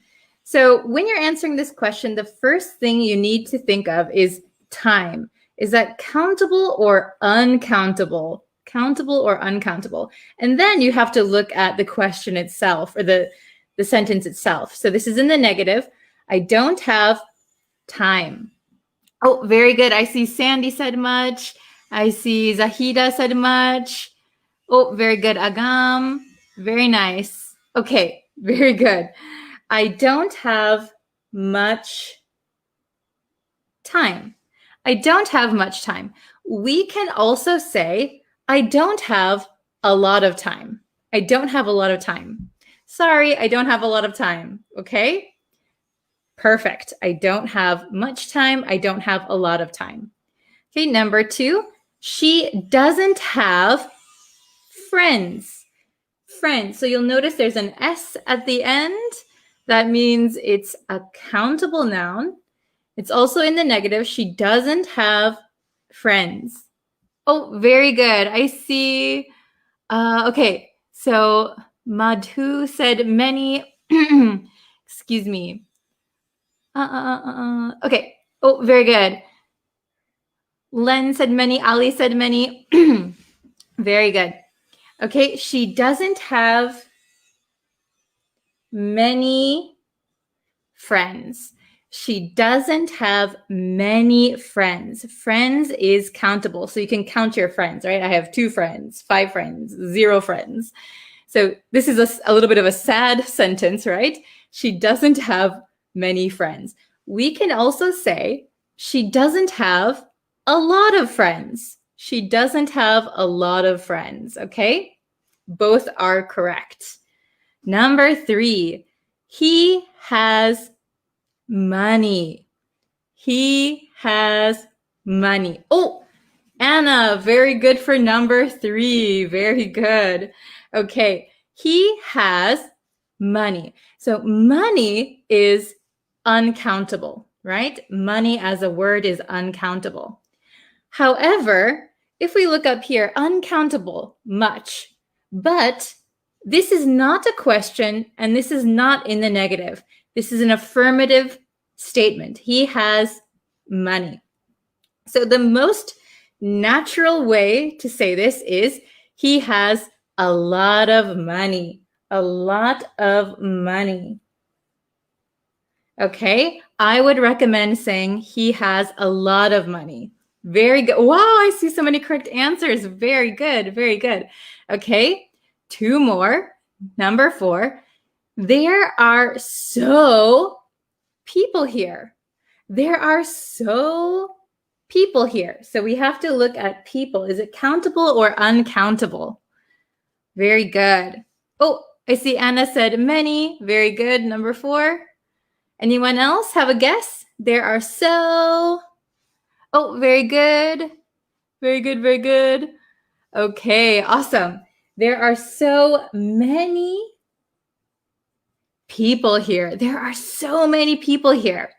Now, I said we can use a lot of for most of these questions, right? However, if for number 4, if we want to put a lot of, we cannot use so. So we wouldn't say, there are so a lot of people here. There are so a lot of people here. We would just say, there are a lot of people here. So be careful of this so. So many. Okay, so many. Not so a lot of. Okay, and then the last one, number 5, do you have homework? Now this is a question, and we have to figure out, is homework countable or uncountable? So if we think, oh, I see a lot of correct answers. Very good. So homework is actually uncountable. Uncountable. And this is a question, so we can use much. It is a question and it's uncountable. Much. Do you have much homework? Do you have much homework? We can also say, do you have a lot of homework? Very good, everybody. Does everybody understand okay? Let me just check my time. Oh my goodness. Okay, I just have about 3 minutes, okay? So I'm gonna read through these really, really quick, so please listen at home, okay? So much is for uncountable nouns, but when we use them in a sentence, they're usually questions or in the negative. We don't use much in the affirmative that much. We don't use much in the affirmative usually. Then many is countable for countable nouns, and we can use it for the affirmative questions or in the negative. A lot of can be for countable or uncountable, affirmative, questions, or negative, okay? So number 1, I don't have much time, or I don't have a lot of time. Number 2, she doesn't have many friends, or she doesn't have a lot of friends. Number 3, he has a lot of money. He has a lot of money. Here we do not say much, not much money. It's in the affirmative. Okay. Number 4, there are so many people here. There are so many people here. We cannot say a lot of because we have the word so. But if we take out so many, there are a lot of people here. And then number 5, do you have much homework? Do you have much homework? So homework is uncountable. It is a question, so we can use much. Do you have much homework? Very good, everybody. Okay. Very good. Oh, thank you so much, Mahmoud. Okay, thank you for sharing the live stream for those of you guys who did. I hope that it was understandable, and I hope that you guys can kind of brush up and remember that you can always use a lot of if you're unsure. So if you don't know, is it much or is it many? Don't worry, because we have this very useful word, a lot of, okay? Sometimes we shorten it when we speak to a lotta. I have a lot of friends. I have a lot of money, okay? Oh, okay. I saw a good question here. What is the difference between many and money in pronunciation? Okay, so really quick, I think that's the only question I can take for today. Oh, I only have 1 minute. Oh my gosh. Okay, so very, very quickly, many has an A, right? Me. You can look at the way my mouth is shaped. Many. Here we have an O, so we say ma, me, ma, money, many, money. Very similar, I know.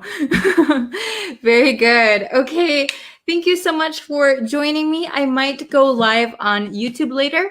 I will let you know, but I have another lesson from now, so maybe in an hour and a half, I could go live. I'm not sure. I haven't decided, so I'll keep you updated. All right. Thank you very much. And I will see you in our next lesson. Take care, everyone. Thank you for your participation. Bye. Hello, everyone. Welcome to today's lesson. Before we get into the lesson, if you could please subscribe to the YouTube channel. I'm putting out new lessons every single day.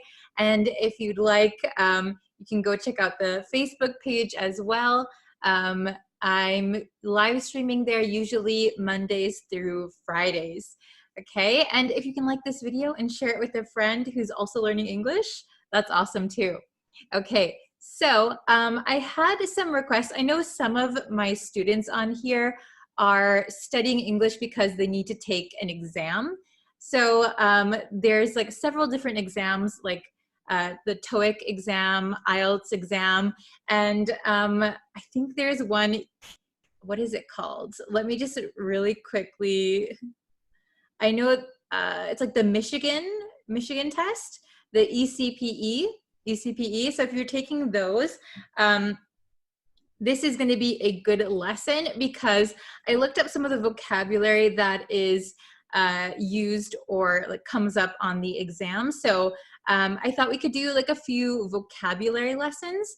So this one is going to be on 2 vocabulary words that are going to be on the ECPE exam, and they also come up a lot in real life, so I thought they were really useful. So I chose these 2 words. They are opposites of each other, okay, opposites. So here are the 2 words we're gonna focus on today. So we have the first word is close-knit, close-knit. And the second word is estranged. Okay, so does anyone know what close-knit or estranged means? Do you know either of these words? So it's okay if it's your first time hearing these words, but they do come up when we talk about relationships in English. That is a big hint. These both have to do with relationships, and they are opposites. So if you are in a close-knit family or a close-knit community, that means that you are very close. Maybe you share common interests, you show affection, you're very, very close relationships. So we can say a close-knit relationship, a close-knit group of friends, a close-knit community is one that we often hear. Then the opposite would be estranged. So estranged means that you no longer show affection for someone.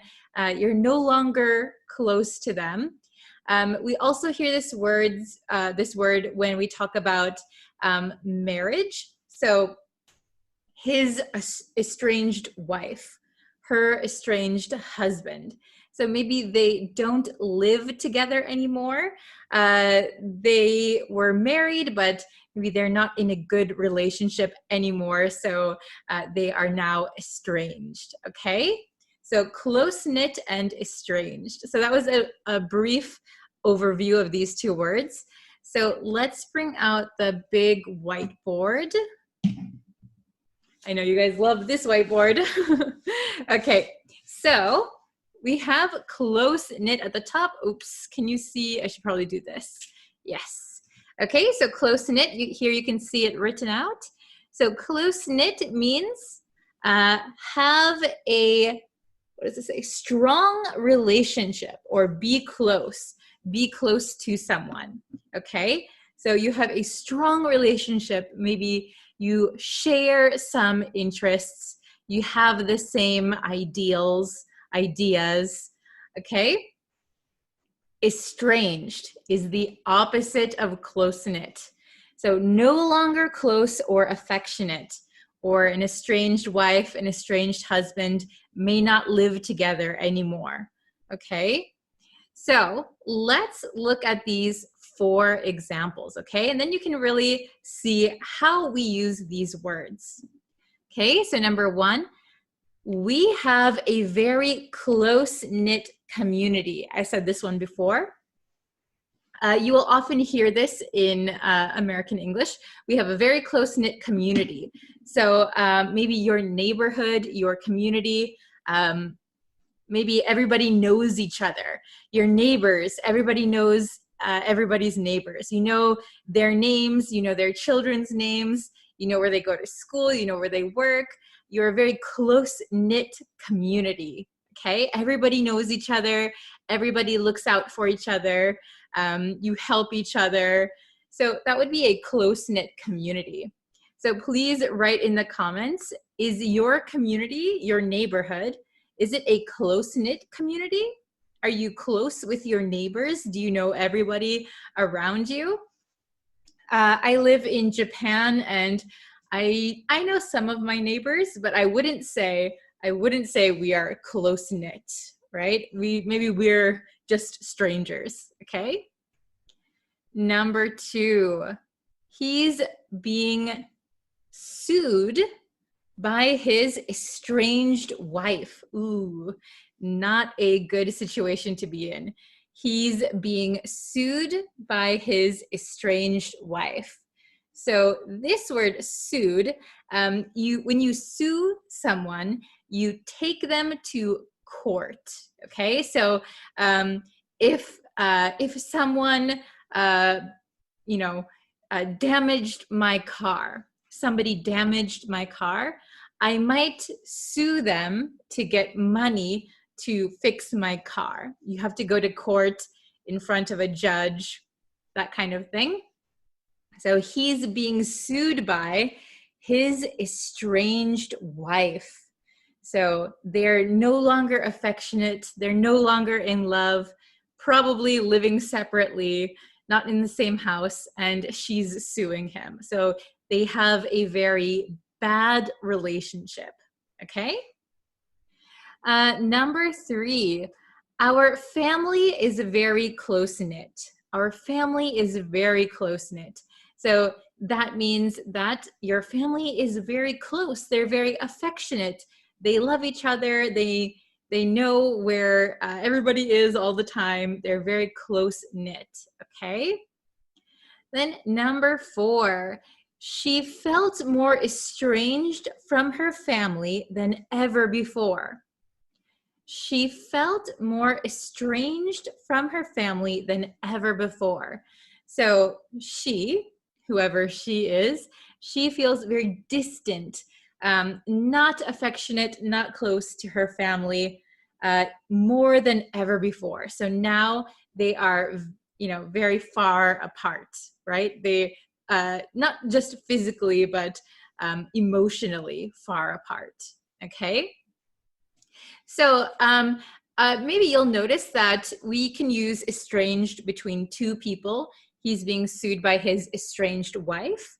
I think close-knit we use it more for groups of people. So a close-knit team, like if you're on a sporting team, for example, I used to play volleyball. Our team was very close-knit. So usually we use close-knit for groups of people, okay? So I'm going to say it one more time. Close-knit means you have a strong relationship with someone or you're very close to someone. Estranged means no longer close or affectionate, or for married couples not living together anymore. Okay? Kind of becoming strangers. You can remember this word, estranged. It has the word strange in it, like you're kind of becoming strangers.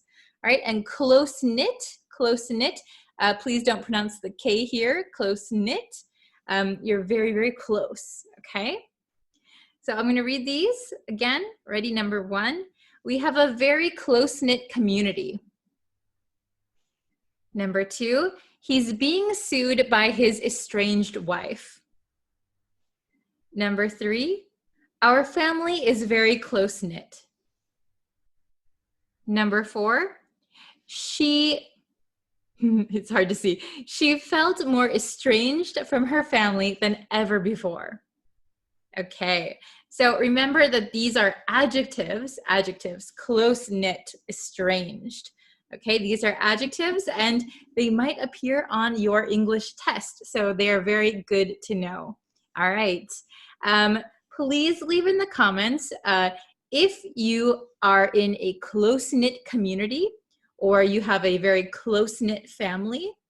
And maybe you can try and make a sentence with estranged also. So for example, she felt very estranged from her brother, for example. Like usually family members become estranged, like stop being close, stop being affectionate, kind of over time becoming strangers. All right, so try and leave some comments and I'll check them for you, okay? Very good. So I will do another lesson here on YouTube, tomorrow. So again, if you haven't subscribed to the YouTube channel yet, please do so. It really helps me out. It lets me know that you want to see more lessons like this. And yeah, okay, so share this lesson with a friend and I will see you for tomorrow's lesson. Thank you guys so much. See you next time. Bye. Hello, students. Welcome to another live stream. I always have to double check to make sure I'm doing this right, but I hope you guys can see me. I hope you guys can hear me okay. So we are going to be having a listening and dictation test today. So if you don't know what dictation is, it means you listen to me and then you have to write down what you hear. Okay, that is dictation. So I'm going to give you some English sentences. I'm going to read them out for you, and then you have to listen to them and write them down. Write what you hear, and then I'll show you the answer. So it's very, very good to increase your listening skills. You could probably learn some new vocabulary. Yeah, we're going to go from basic to advanced to native, okay? And stick around because the last one is going to be the most difficult. So stick around until the end so you can hear the most difficult sentence, okay? So, hello everyone. Oh, I see some people joining. Hi everyone. And don't forget, I have a website, breezepracticalenglish.com. You can go over there and you can see more information about all of my lessons. So if you watch one of my lessons and you want to know a little bit more, or you need a deeper explanation, or you need some more example sentences, go over to breezeenglishstudio.com and you can get more information over there. And I have YouTube, Breeze Practical English, and Facebook, Breeze Practical English, TikTok, Instagram.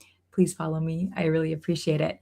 Okay, so we're going to get into our listening and dictation test. Okay? Are you guys ready?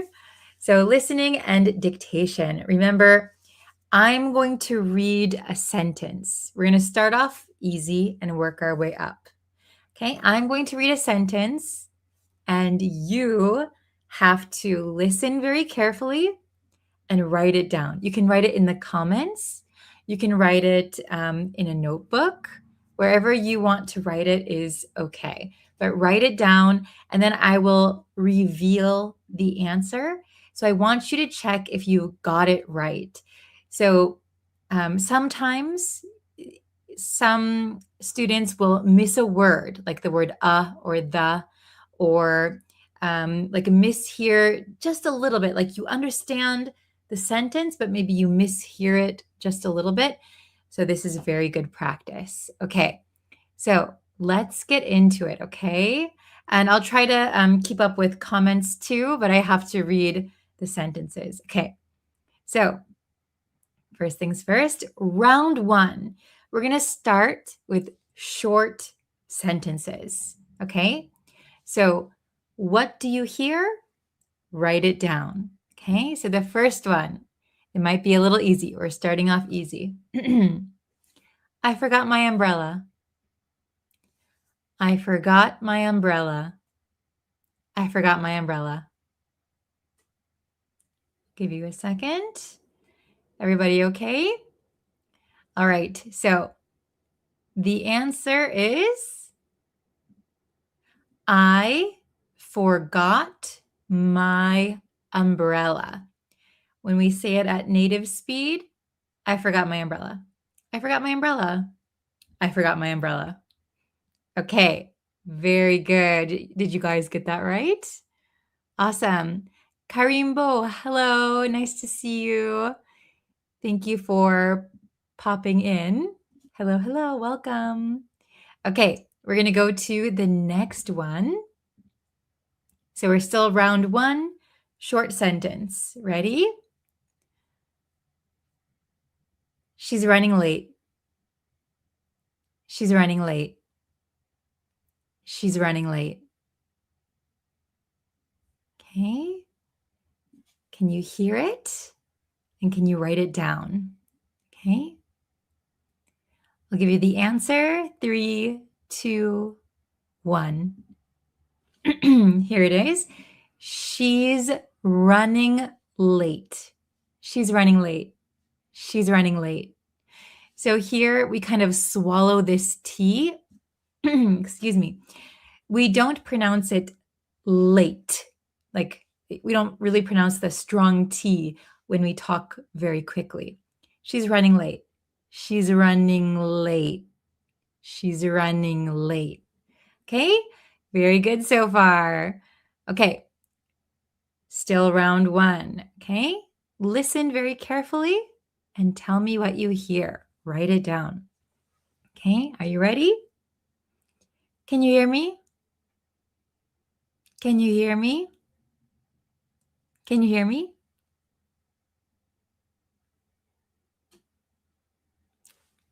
All right. So the answer is, can you hear me? Can you hear me? Can you hear me? Can you hear me? Can you hear me? Okay, very good. You guys are doing so good.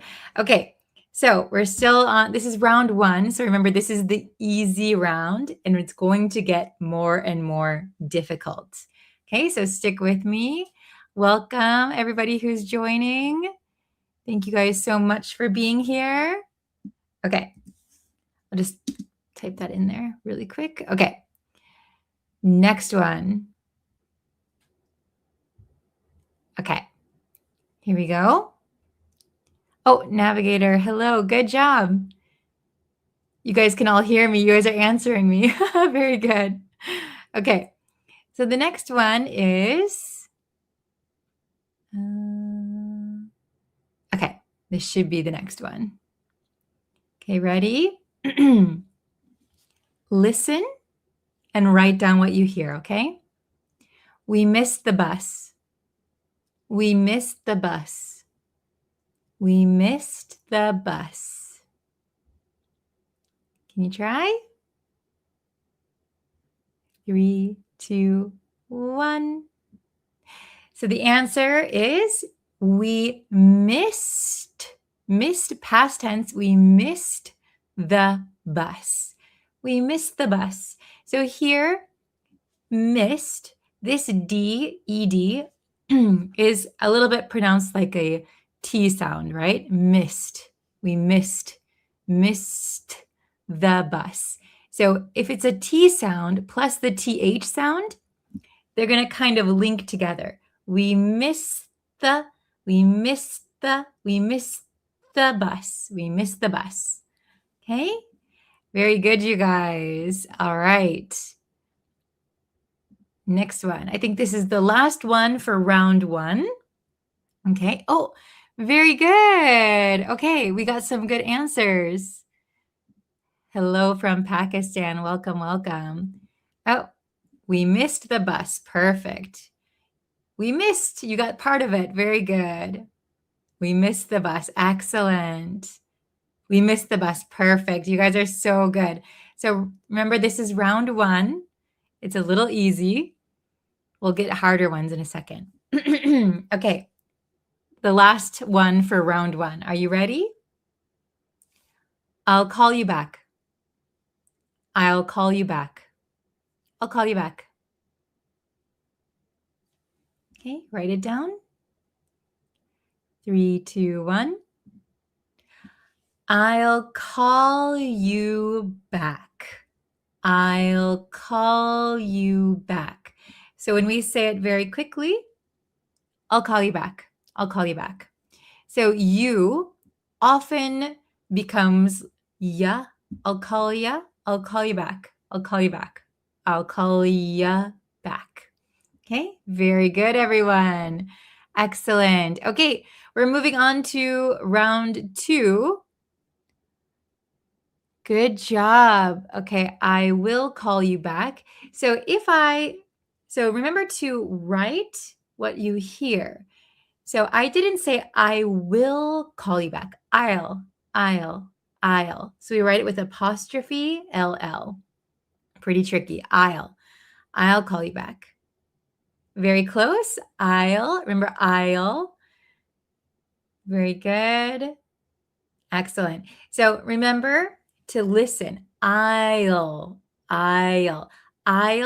is pronounced differently than I will, right? I'll call you back. I will call you back. Can you hear like the difference? Okay. So moving on to round 2, okay? Round 2. So now we have medium length sentences. All right. So number 1, it's a little bit longer.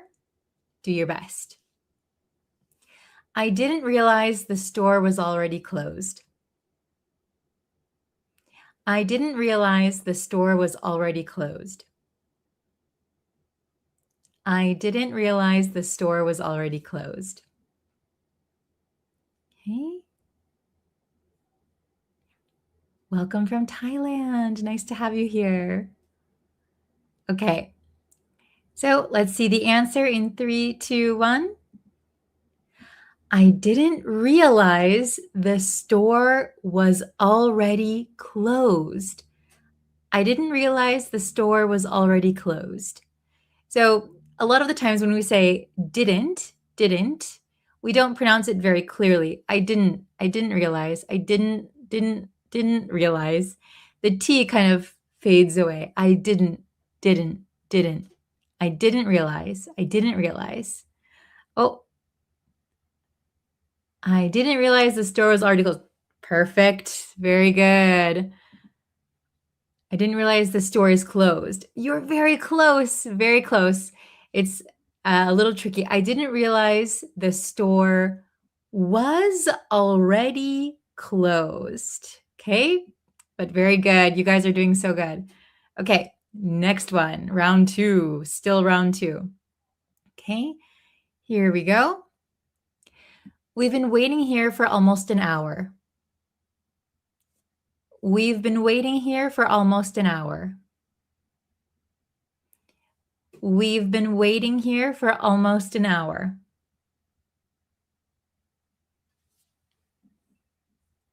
Okay. A little tricky, a little bit longer. Oh, very good, very good. Okay. I'll give you the answer in 3, 2, 1. We've been waiting here for almost an hour. We've been waiting here for almost an hour. For almost an hour. So again, for, when we speak very naturally, it's going to be condensed to for. We've been waiting here for almost an hour. And it's going to link because the next word starts with a vowel. For almost an hour. Okay? We've been waiting here for almost an hour. Okay? Did you guys get it? Oh, okay. We've been waiting here for almost an hour. Don't forget the for. You did so good. So close. We have been almost an hour. You're almost there. We've been waiting here for almost an hour. Good try. Very good, everybody. I know it's a short time to get everything done. Hello, Abul. Welcome. Okay. So round 2, next one, medium sentence. What do you hear? Write it down. Okay. Could you tell me how to get to the station? Could you tell me how to get to the station? Could you tell me how to get to the station? That's very native. Could you tell me how to get to the station? One more. Could you tell me how to get to the station? Okay. Write it down. 3, 2, 1. Could you tell me how to get to the station? Okay, so maybe when you heard me say it, you might have already understood what I was asking, but could you hear every single word? Could you tell me? Could you tell me? Could you tell me? Could you is often condensed to could you, or could ya, could you? Could you tell me how to get?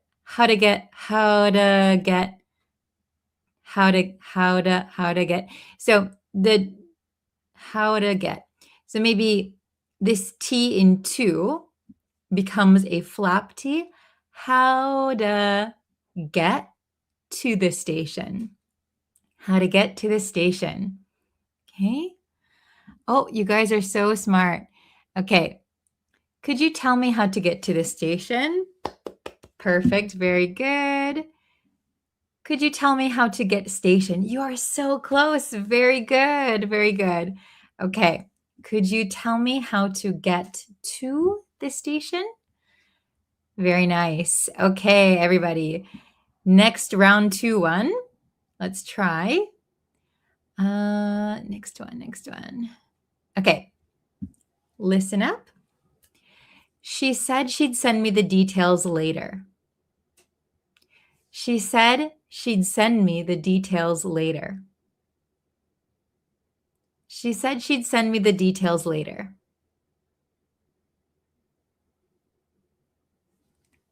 A little bit of a tricky one. 3, 2, 1. Here's the answer. She said she'd send me the details later. She said she'd send me. She'd send me. She'd send me. She said she'd send me the details later. That was a little bit of a tricky one. Okay. She said she'll send me the details later. You are almost perfect. Instead of she'll send, she'd send. She'd send. She said she'd send me the details later. Very good, though. Excellent. You guys are doing so good. Okay, next one. This is the last one for medium sentences, and then we're going to go to the advanced sentences. So stay here, okay? Are you ready? Please listen and write down what you hear. I'm thinking about taking a short vacation next month. I'm thinking about taking a short vacation next month. I'm thinking about taking a short I can't even read it that fast. I'm thinking about taking a short vacation next month. I'm thinking about taking a short vacation next month. Okay. 3, 2, 1. Here's the answer. I'm thinking about taking a short vacation next month. I'm thinking about taking a short vacation next month. Next month. Maybe here also the T kind of gets swallowed up by the X sound. Next month. Next month. Next month. Next month. Next month. I'm thinking about taking a short vacation next month. Okay. Oh, very good. I'm thinking about taking a short vacation next month. Pretty good, you guys. Excellent. Okay. Now we are at round 3, advanced sentences. Okay. So if you're still here, give yourself a pat on the back. Okay. So let's see how many advanced sentences you can hear 100% correctly. Okay. Are you ready? Here we go. I would have helped you if I'd known you were struggling. I would have helped you if I'd known you were struggling. I would have helped you if I'd known you were struggling. I would have helped you if I'd known you were struggling. Okay. Ready? 3, 2, 1. I would have helped you if I'd known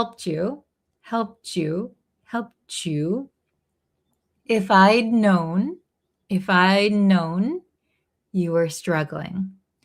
I would have helped you if I'd known you were struggling. Okay? Did everybody get that one? That one's a pretty hard one. That one's a pretty difficult one. I would have helped you if I'd known you were struggling. Okay? These are getting longer, so it might take people some time to type it out. If you're writing it down in a notebook, don't worry about it. You can take your time. Okay? So we're going to go on to the next one. Let's see. Where am I? Here we are. Okay. So advanced sentence again. Listen up. Get ready. By the time we arrived, the meeting had already started. By the time we arrived, the meeting had already started. By the time we arrived, the meeting had already started. Okay. 3, 2, 1. Okay, here's the answer. It's quite long. By the time we arrived, the meeting had already started. By the time we arrived, the meeting had already started. Oops. By the time we arrived, the meeting had already started. Perfect. Very good. Excellent. You guys are so good. Okay, so we will go on to the next one. So listen and write down what you hear, okay? Oh, this one's long. It's important to double check everything before submitting the report. It's important to double check everything before submitting the report. It's important to double check everything before submitting the report. I got to say it nice and clean so you can hear it. Okay, one more time. It's important to double check everything before submitting the report.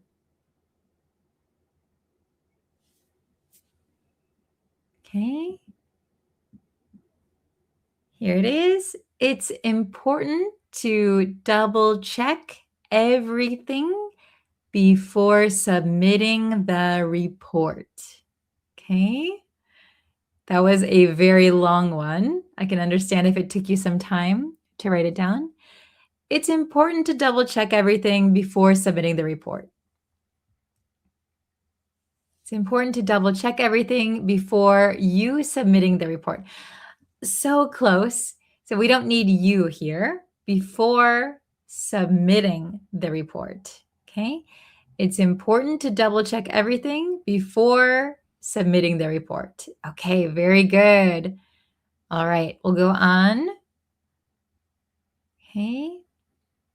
Round 3 still. Advanced sentences, longer sentences. Okay. Are you ready?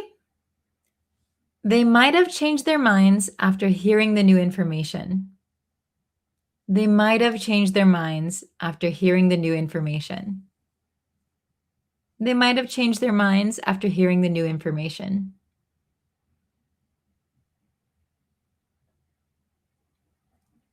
Okay. 2, 1. Here's the answer. They might have. So if you wrote out might have, the meaning is correct. But I want you to write down what I'm saying, what you hear. Might have. They might have changed their minds after hearing the new information. And when we say information, this O in the middle, it sounds like ER, or like nothing here. Informe, and then TION is almost always going to be shin. Think SHIN, shin. Information. After hearing the new information. Okay? Excellent. Oh, thank you so much. I'm so happy that you said that. Please let me know what other lessons you'd like to see, and I'll make those too. Okay? All right. So, next one. I think this is the last one of the advanced sentences, and then we're going to go into native sentences. Okay?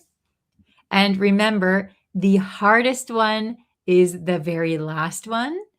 So stick around, stay here.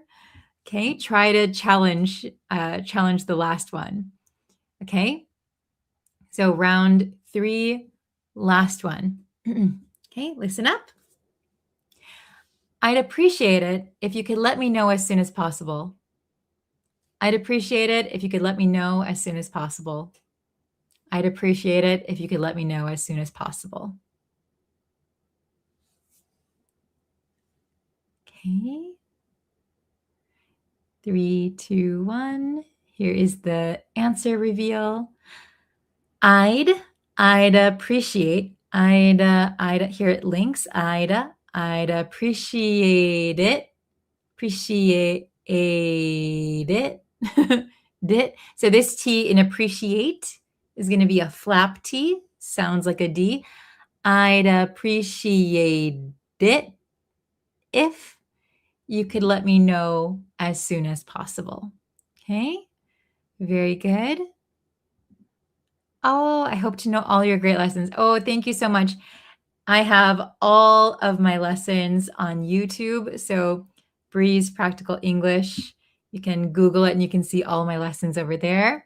And I'm going to be trying to put out new lessons every other day. Not every day, but every other day. Okay?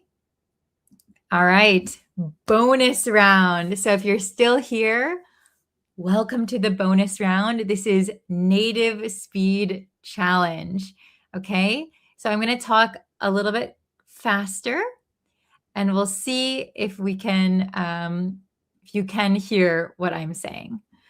Okay, and I'll try not to fumble my words. Okay, so first one in the bonus round. Okay. What do you hear? Write it down. I should have called you sooner, but I completely lost track of time. I should have called you sooner, but I completely lost track of time. I should have called you sooner, but I completely lost track of time. I should have called you sooner, but I completely lost track of time. Okay. 3, 2, 1. I should have called you sooner, but I completely lost track of time. Oh, hello, Sam. Welcome. Thank you for joining us. I should have called you sooner, but I completely lost track of time.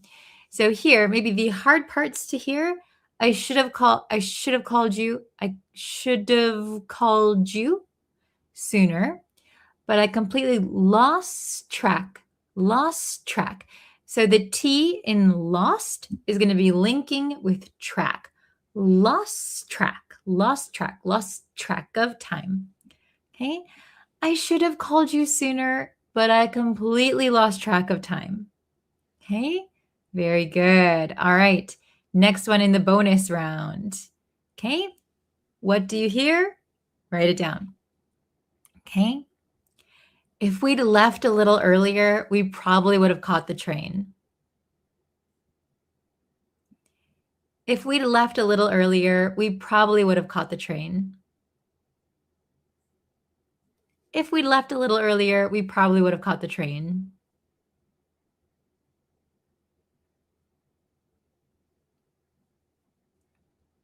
Okay, 3, 2, 1. If we'd left a little earlier, we probably would have caught the train. So here, if we'd left a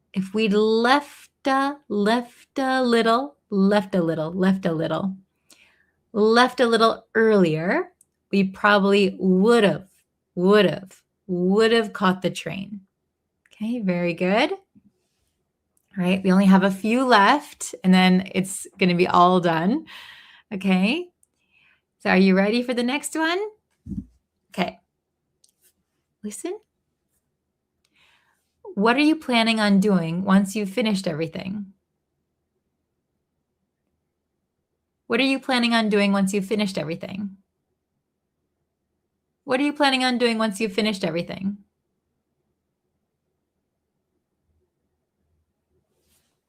Okay, very good. Let's see the answer in 3, 2, 1. What are you? What are you? What are you? But we're contracting it. What are you? What are you planning on doing once you've finished everything? You've. What are you planning on doing once you've finished everything? Okay. You guys are doing so good. Very good. Okay. Next one. We have just 2 more. Okay. Okay. So what do you hear? Write it down. Listen.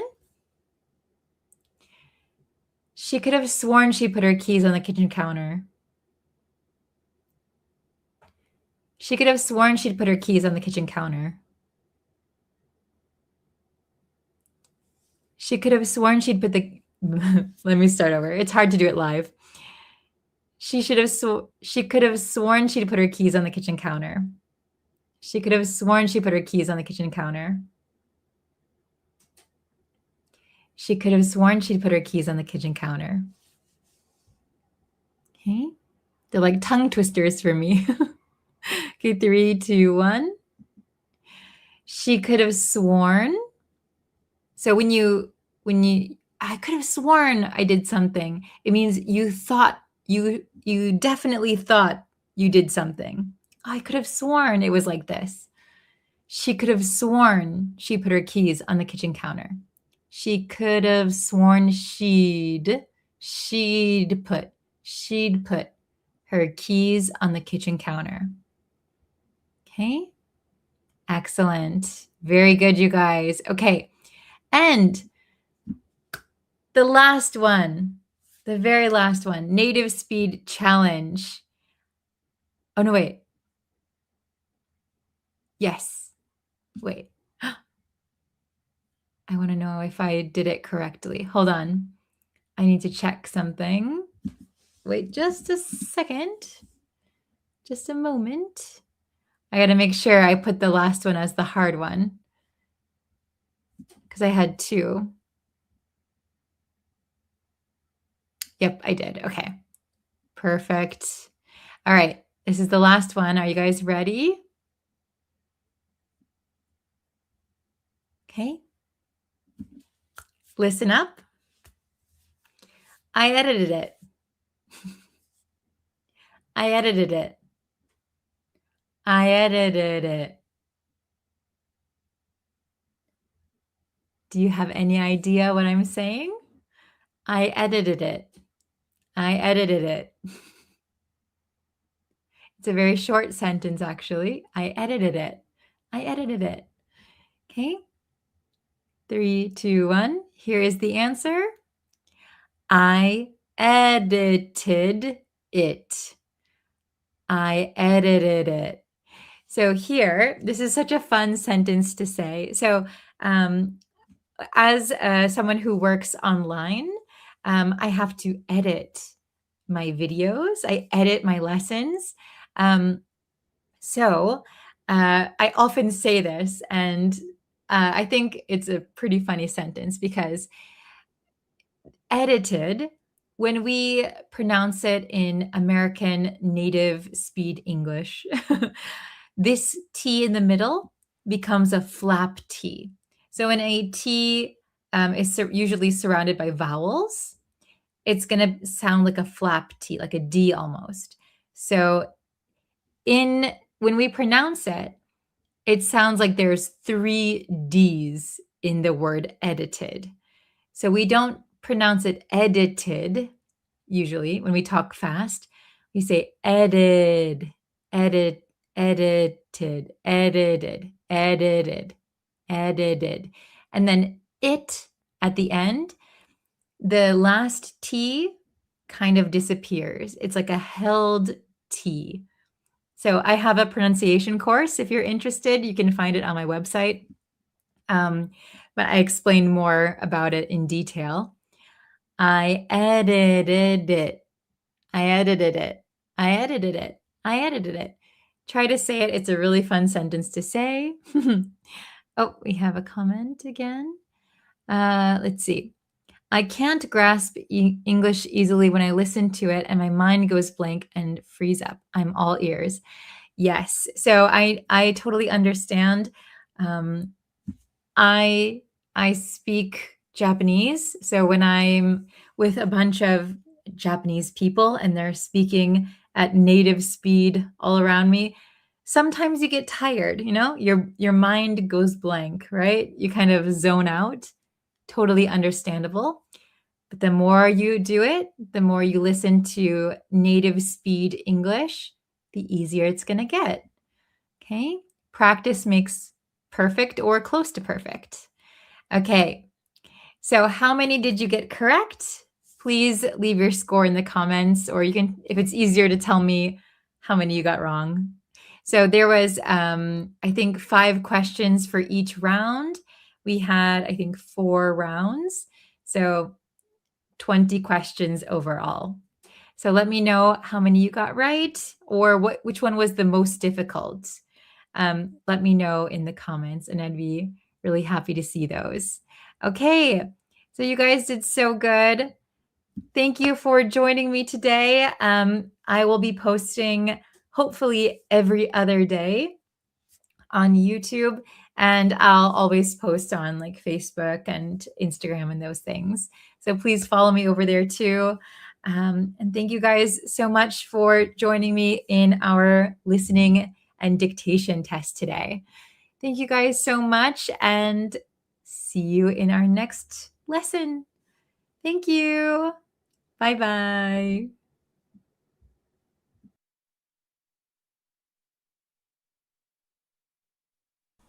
Good morning. Let's practice your English before you head out today. How are you feeling this morning?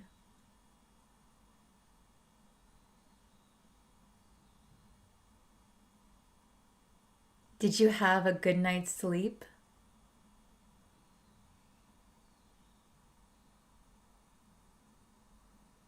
What time did you wake up this morning?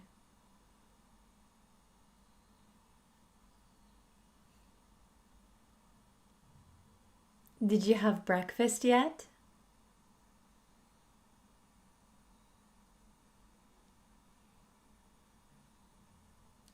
Do you have any plans for the day?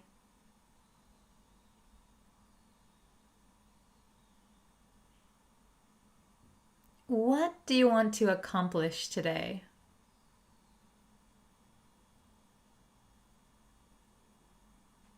Is there anything causing you stress recently?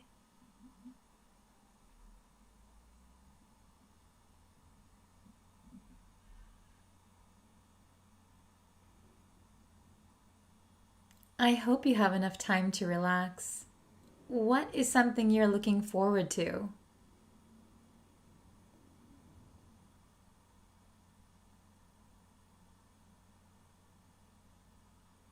That sounds like fun. Well, it was nice chatting with you. Have a great day.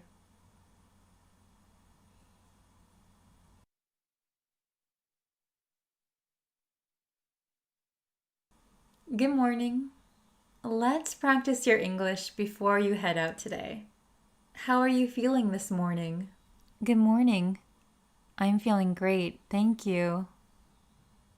Did you have a good night's sleep?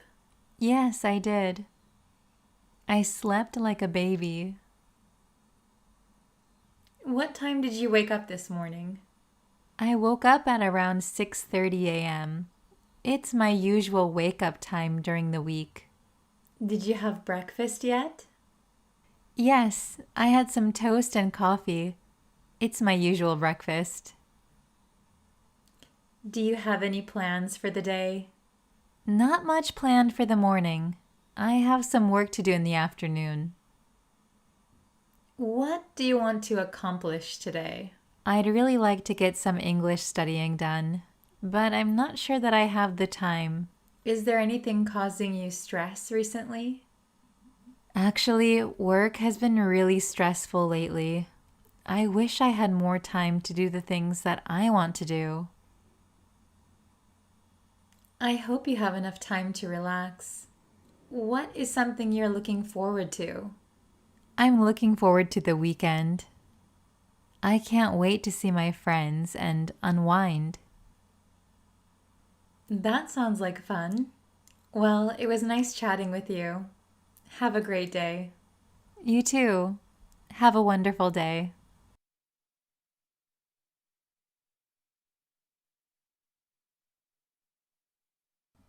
Learn the 100 most common English phrases.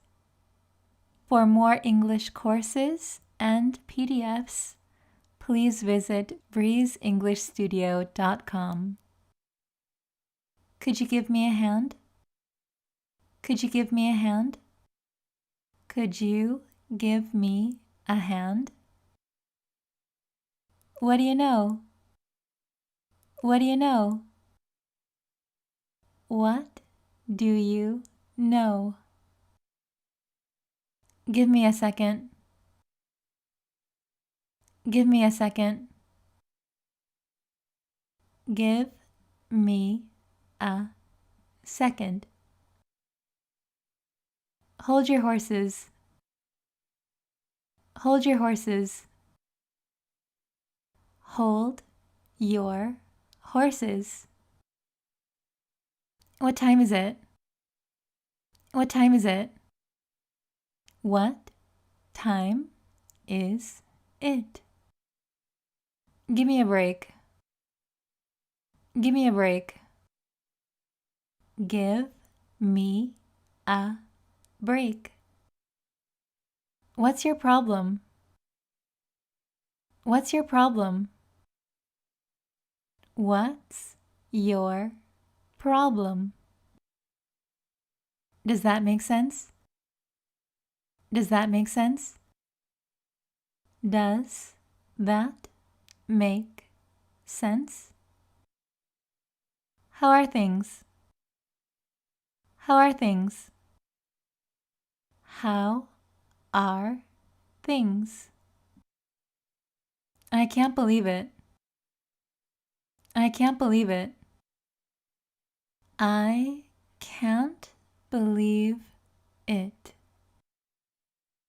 Just let me know. Just let me know.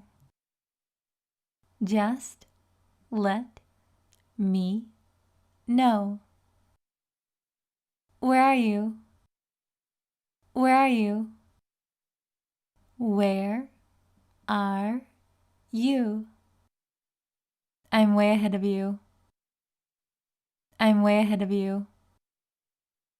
I'm way ahead of you. How's the weather? How's the weather? How's the weather? How are you? How are you? How are you? I'm heading out. I'm heading out. I'm heading out. Are you thirsty? Are you thirsty? Are you thirsty? I need some help. I need some help. I need some help. Do you need a hand? Do you need a hand? Do you need a hand? Let's not argue. Let's not argue. Let's not argue. You have a good point. You have a good point. You have a good point. Maybe another time. Maybe another time. Maybe another time. My head is killing me. My head is killing me. My head is killing me. I'll shoot you a text. I'll shoot you a text. I'll shoot you a text. Do you have Wi-Fi here? Do you have Wi-Fi here? Do you have Wi-Fi here? Don't do that. Don't do that. Don't do that. How dare you? How dare you? How dare you? That's great news. That's great news. That's great news. I've never thought of that. I've never thought of that. I've never thought of that. How much is it? How much is it? How much is it? I'll take this one. I'll take this one. I'll take this one. I'd like to order, please. I'd like to order, please. I'd like to order, please. No pain, no gain. No pain, no gain. No pain, no gain. Thanks for the feedback. Thanks for the feedback. Thanks for the feedback. He's up to no good. He's up to no good. He's up to no good. You won't change my mind. You won't change my mind. You won't change my mind. Good for you. Good for you. Good for you. Way to go. Way to go. Way to go. You're on fire. You're on fire. You're on fire. I'm home. I'm home. I'm home. Are you busy? Are you busy? Are you busy? I can't be bothered. I can't be bothered. I can't be bothered. Could I borrow a pen? Could I borrow a pen? Could I borrow a pen? That's outrageous. That's outrageous. That's outrageous. Home sweet home. Home sweet home. Home sweet home. Take it from me. Take it from me. Take it from me. That's unheard of. That's unheard of. That's unheard of. May I use the bathroom? May I use the bathroom? May I use the bathroom? Turn off the light. Turn off the light. Turn off the light. Who are you looking for? Who are you looking for? Who are you looking for? It's my turn. It's my turn. It's my turn. It's your turn next. It's your turn next. It's your turn next. Don't freak out. Don't freak out. Don't freak out. We don't have time. We don't have time. We don't have time. I used to study every day. I used to study every day. I used to study every day. I got used to it. I got used to it.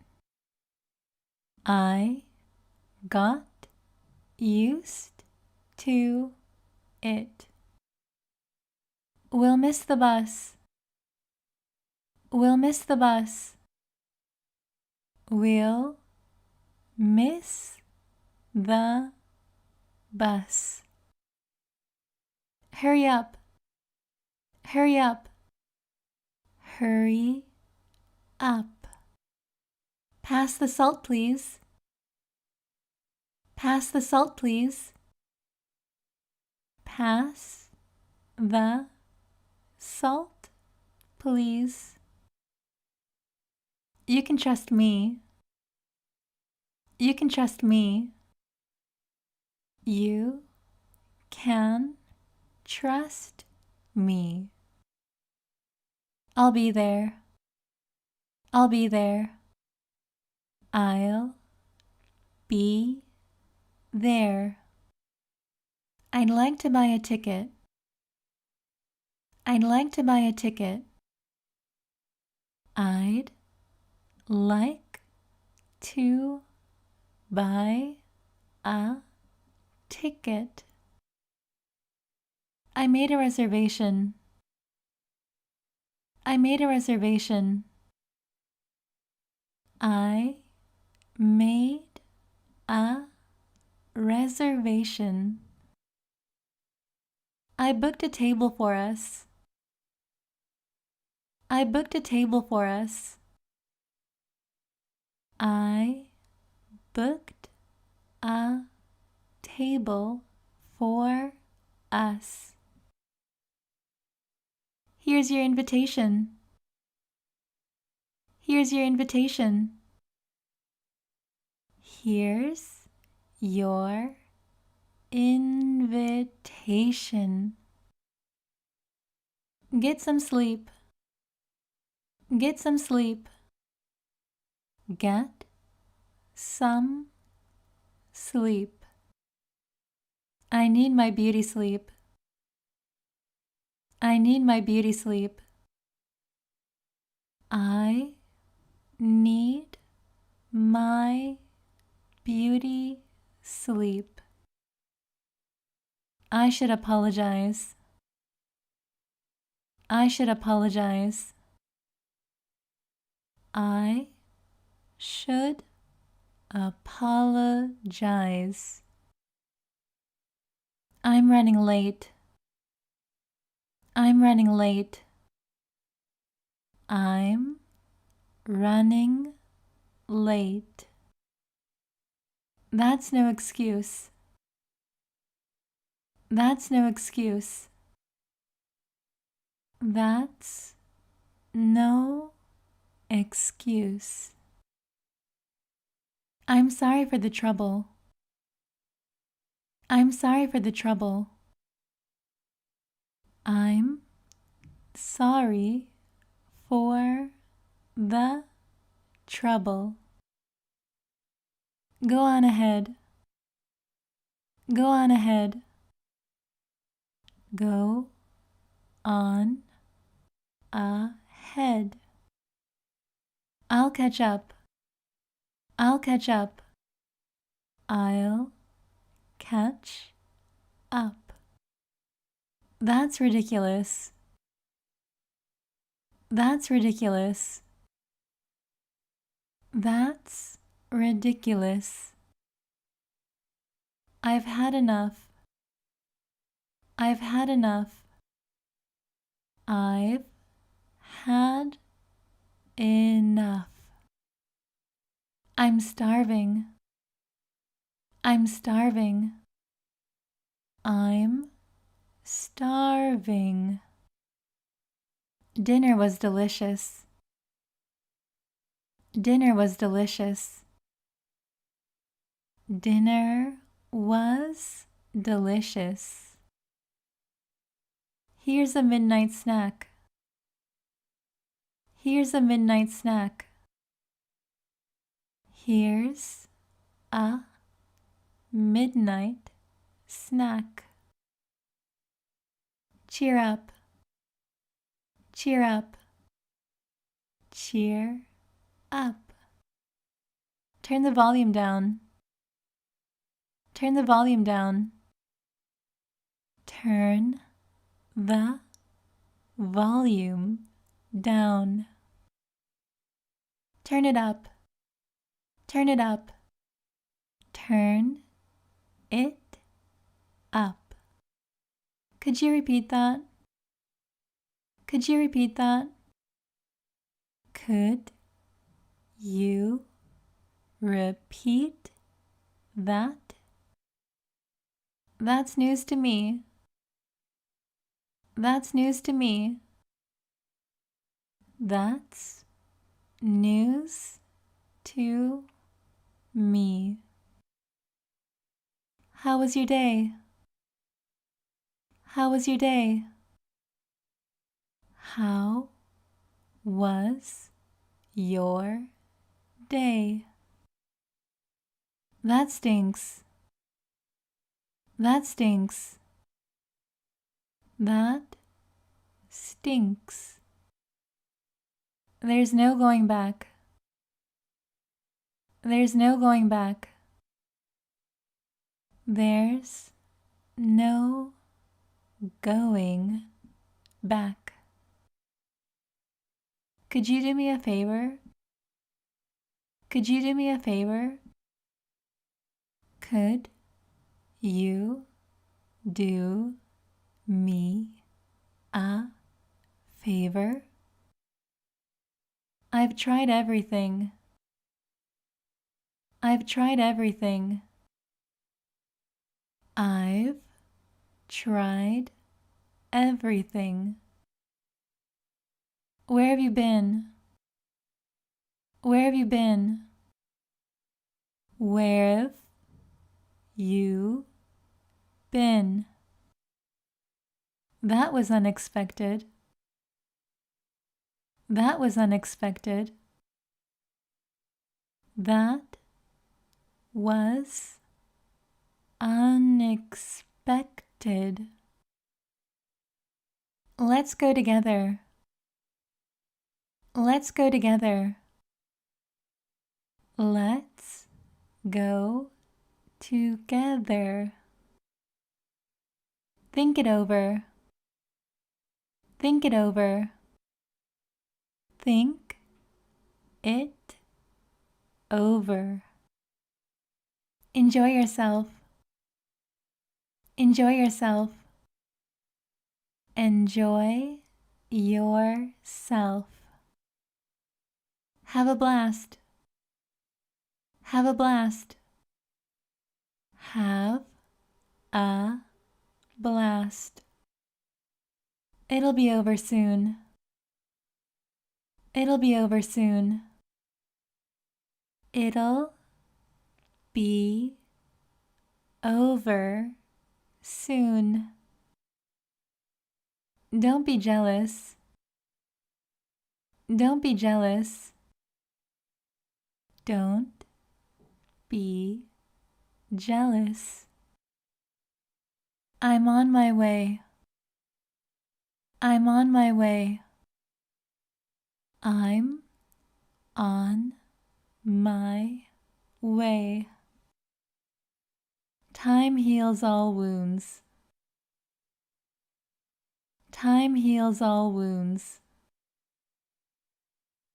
Time heals all wounds. Let's see what happens. Let's see what happens. Let's see what happens.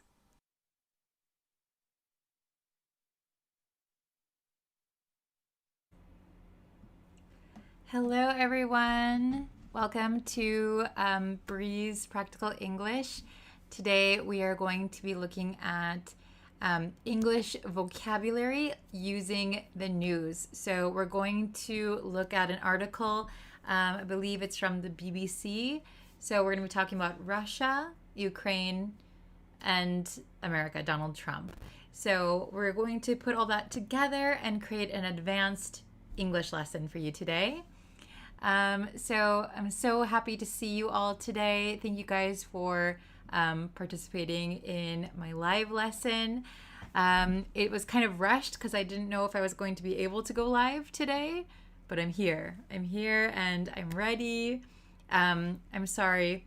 My area behind me is kind of messy because I'll be moving soon. So that's exciting.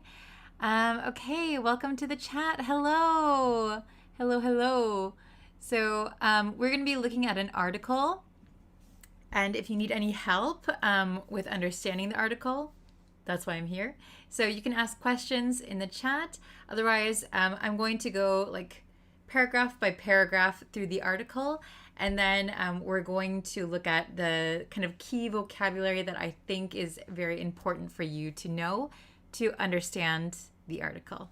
Okay, and then we're going to do a quick review at the end. So welcome. Hello, your name is just a little face. Thank you for stopping by. Okay, so let's get into the lesson. Ready to go? Okay, here we go. So learn English with the news. So first off, let's take a look at the title, okay? So here, let me bring it up a little bit. Okay, so our title is Kremlin Plays Down Zelensky Talks as Trump warns Putin may not want to make deal. So if you don't understand this at all, that is okay. So let's see. First of all, what is Kremlin? So Kremlin is the Russian government, especially the president's office. Okay, so we're talking about Putin. Kremlin plays down Zelensky. Zelensky is the president of Ukraine. Talks as Trump, president of the US, warns Putin may not want to make deal. So when you play down, so we have Kremlin plays down Zelensky talks. So when you play something down, it means you make something seem less important.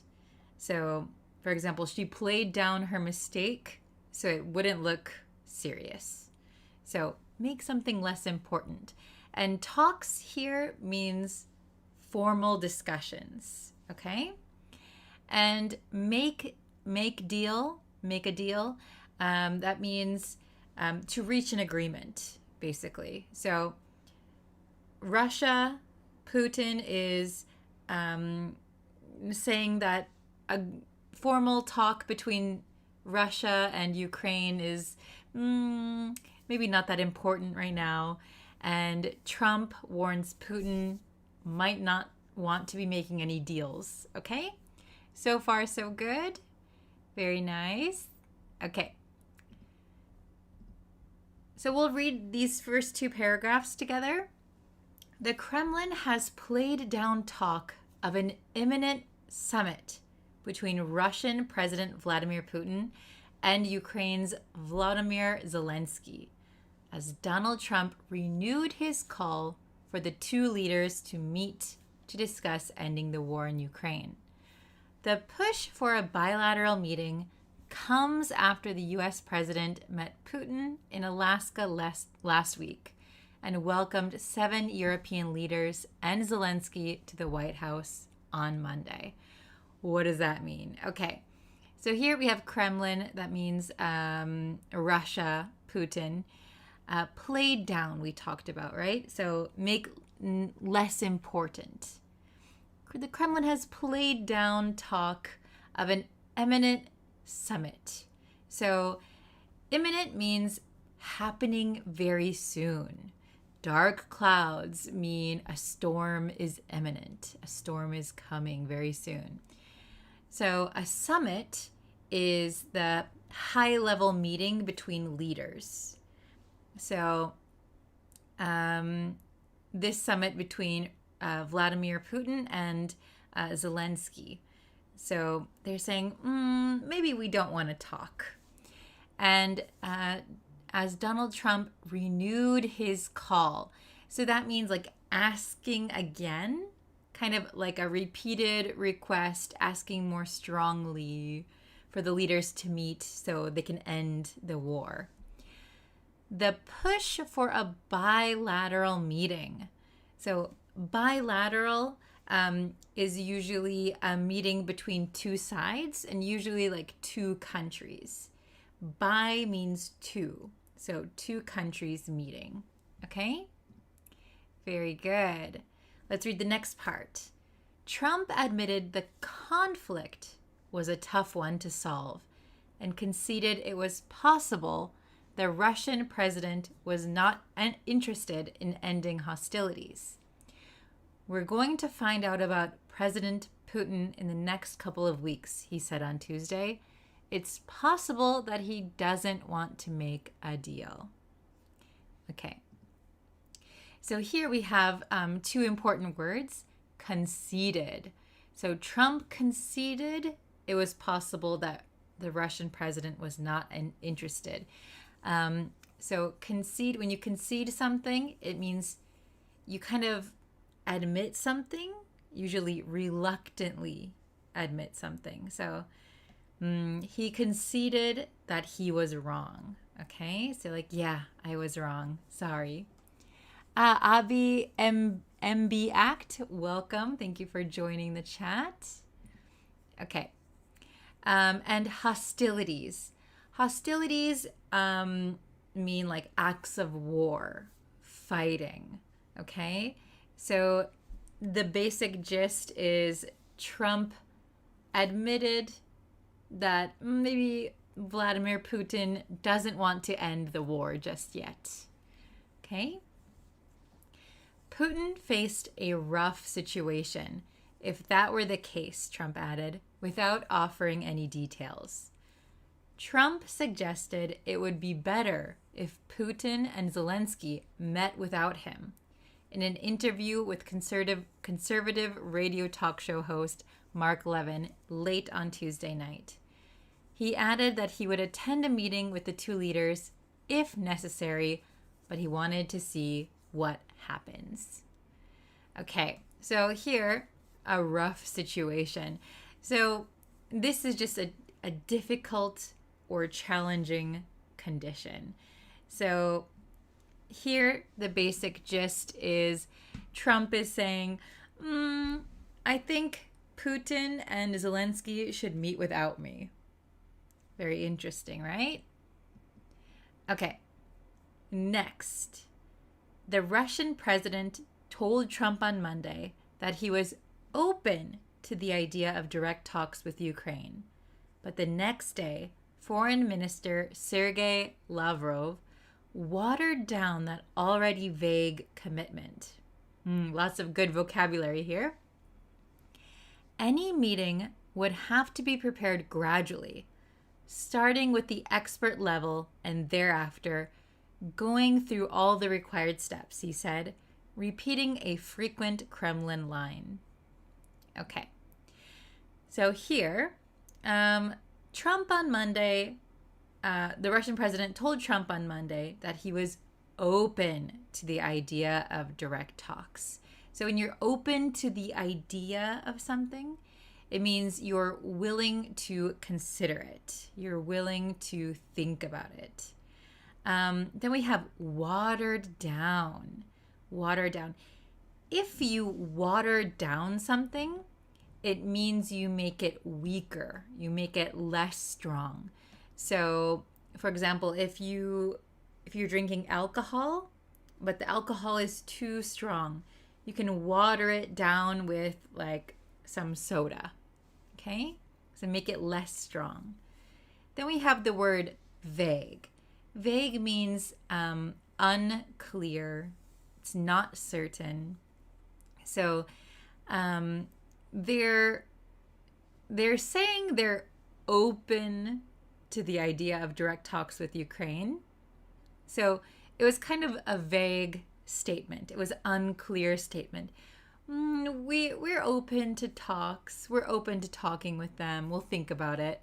But then the next day, the foreign minister made that statement even weaker, saying, I don't think that's going to happen. Okay? Dmitry Polinsky, a Russian deputy representative to the UN, told the BBC nobody had rejected the opportunity for direct talks, but it shouldn't be a meeting for the sake of a meeting. We'll get to this. NATO's military chiefs are expected to hold a virtual meeting on Wednesday, while the UK's military chief, Admiral Tony Radakin, is traveling to Washington for discussions on the deployment of a reassurance force in Ukraine. Okay, so here we have a meeting for the sake of a meeting. So that means a meeting with no real purpose, no real result. Just a meeting to say you had a meeting. So the deputy representative is saying, we're not saying no to having talks, but we're not just going to have a meeting for the sake of a meeting. Okay? Then there was discussions on the deployment of a reassurance force in Ukraine. Deployment means like sending troops, sending equipment to somewhere. Okay? It was reported on Tuesday that Putin had suggested to Trump that Zelensky could travel to Moscow for talks, something Ukraine was never likely to accept. The proposal may have been Russia's way of putting forward an option so far-fetched that Kyiv could not possibly have agreed to it. Talks over the last few days appear to have given Trump a renewed understanding of the complexities of the war and the gulf between Moscow's demands and Kyiv's position. Okay, let's look at this. A lot to look at. So, it was reported that Putin suggested to Trump that Zelensky could travel to Moscow. Okay, so Putin said, Zelensky can travel to Moscow, but of course, maybe Ukraine is not going to accept that. They don't want to meet in Moscow. They want to meet maybe somewhere neutral. Okay, so that's why Russia's way of putting forward an option so far-fetched, Kyiv could not possibly have agreed to it. So far-fetched. When something is far-fetched, it means it's very unrealistic. It's unlikely. So Zelensky going to Moscow is far-fetched. It's not going to happen. Okay? So what this article is saying is that Putin suggested you can come to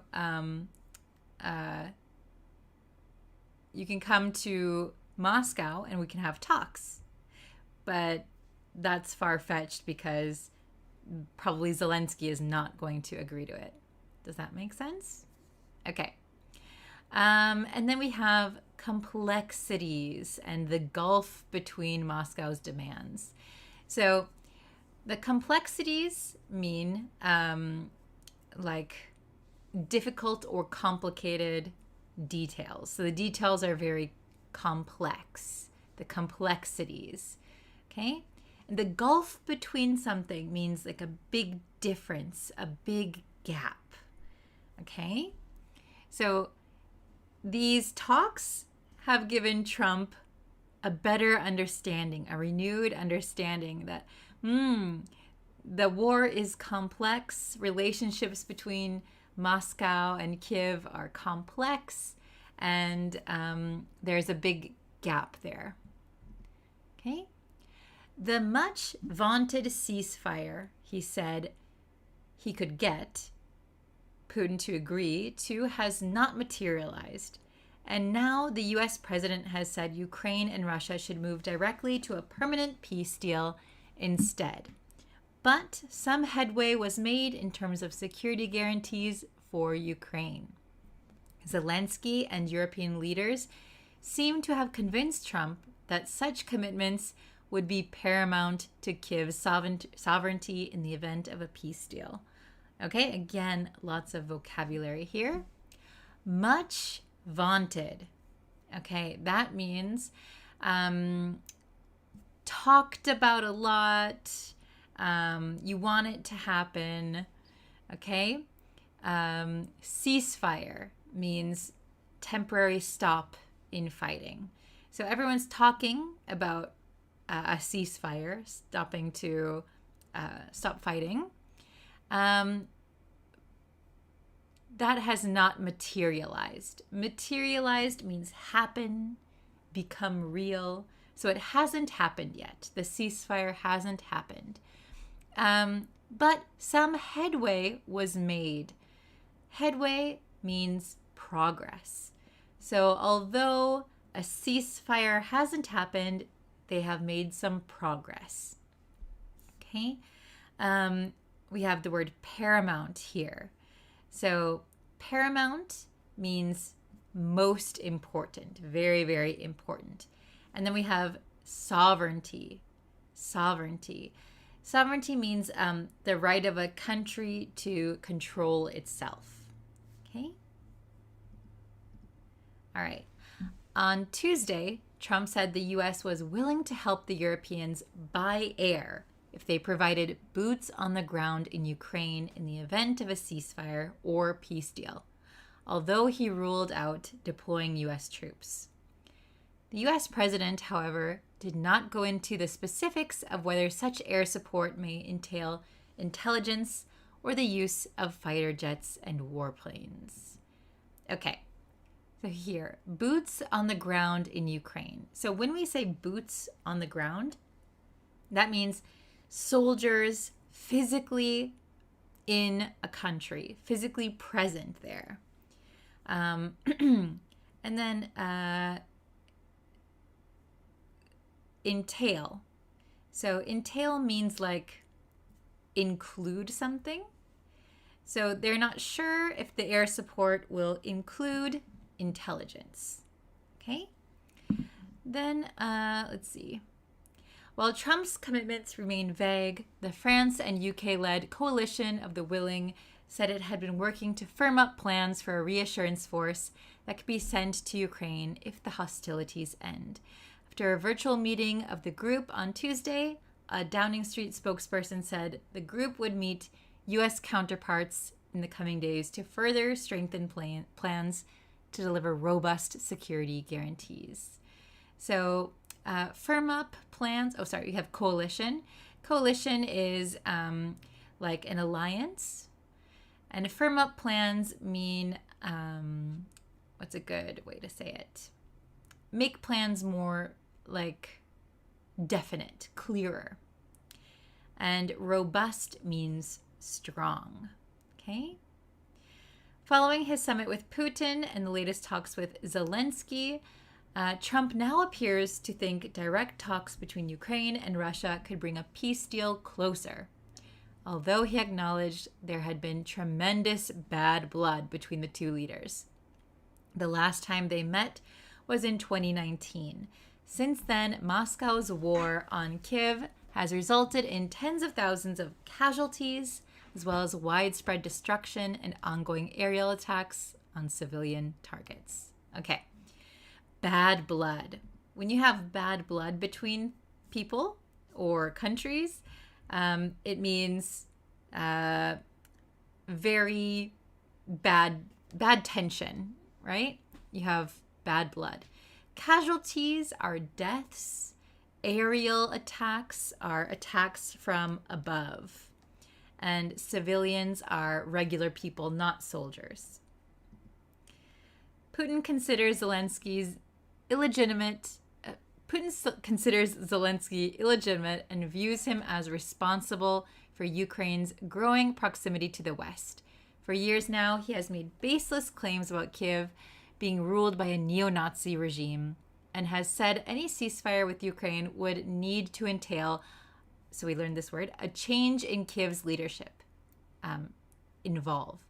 Russia also has little interest in agreeing to talks while its troops have the upper hand on the front line. So illegitimate means like could be illegal or maybe not viewed as legitimate. Okay, baseless. Baseless means having no evidence to support it. And upper hand means you have the advantage. Okay. So I'm running out of time, so we'll skip the end, but vocab review. What does imminent mean? So happening very soon, very far away, already finished, extremely unlikely. Leave your answer in the chat. Go ahead. Okay. It means happening very soon, imminent. Watered down. This is a good one to know. If something is watered down, what does it mean? Strengthened or made stronger, made weaker or less strong, mixed with water literally, or completely ignored. The answer is made weaker, less strong. Very good. And last one, sovereignty. What does sovereignty mean? The right of a country to control itself, a type of government official, a military alliance, a popular vote. The correct answer is A, the right of a country to control itself. Very good. Okay. I hope you enjoyed this quick lesson. Sorry, it's a little bit rushed. I have to go to an actual English lesson. So thank you guys so much for watching. I'll be back with another lesson very, very soon. Okay. Thank you guys. See you next time. Bye-bye.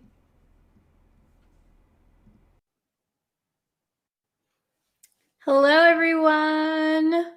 Oh, hello, Mahmoud. It's nice to see you in here. Hello. Okay, so I think my mic is on. Let me check. Yeah, okay, I think you can hear me, so that's great. So, hello. Okay, so today we're just going to go over one idiom because I thought it would be nice just to focus on one for today. Let me make my screen a little bit bigger. Okay, so if you're watching this now, I am live. If you're watching this in the future, this was a live lesson, okay? So if there's anybody who wants to participate in the chat, you can comment also. Hello, it's nice to see you here. Okay, so I'm going to jump into it, and I need participation also. So I hope you guys can participate as well. Oh, Tomoko, hello. Oh my gosh. Are you available at this time? I hope you're not too busy. Hello. I know this is a random time. So I'm going to jump into it. So today we're going to learn this idiom, okay? I have a lot on my plate. Hello. Oh my gosh, there's a few of you in here. That's great. Hello, think positive. Hello. Okay, so we're going to learn this one today. I have a lot on my plate. So what does this expression mean? What does this mean? Does anybody know this idiom, this expression? I have a lot on my plate. Does anybody know? Any guesses? Let's see. Oh, hello, Bilal. Hello, Konya. Hello, Think Positive. Hello, Suat. Wow. So Mahmoud says he doesn't know what it means. Okay. Oh, Tomoko says a handful. Oh, okay. That's a very good guess.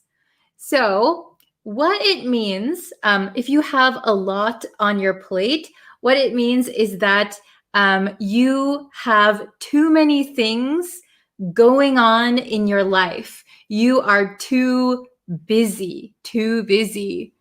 Oh, hello, Agam. Hello.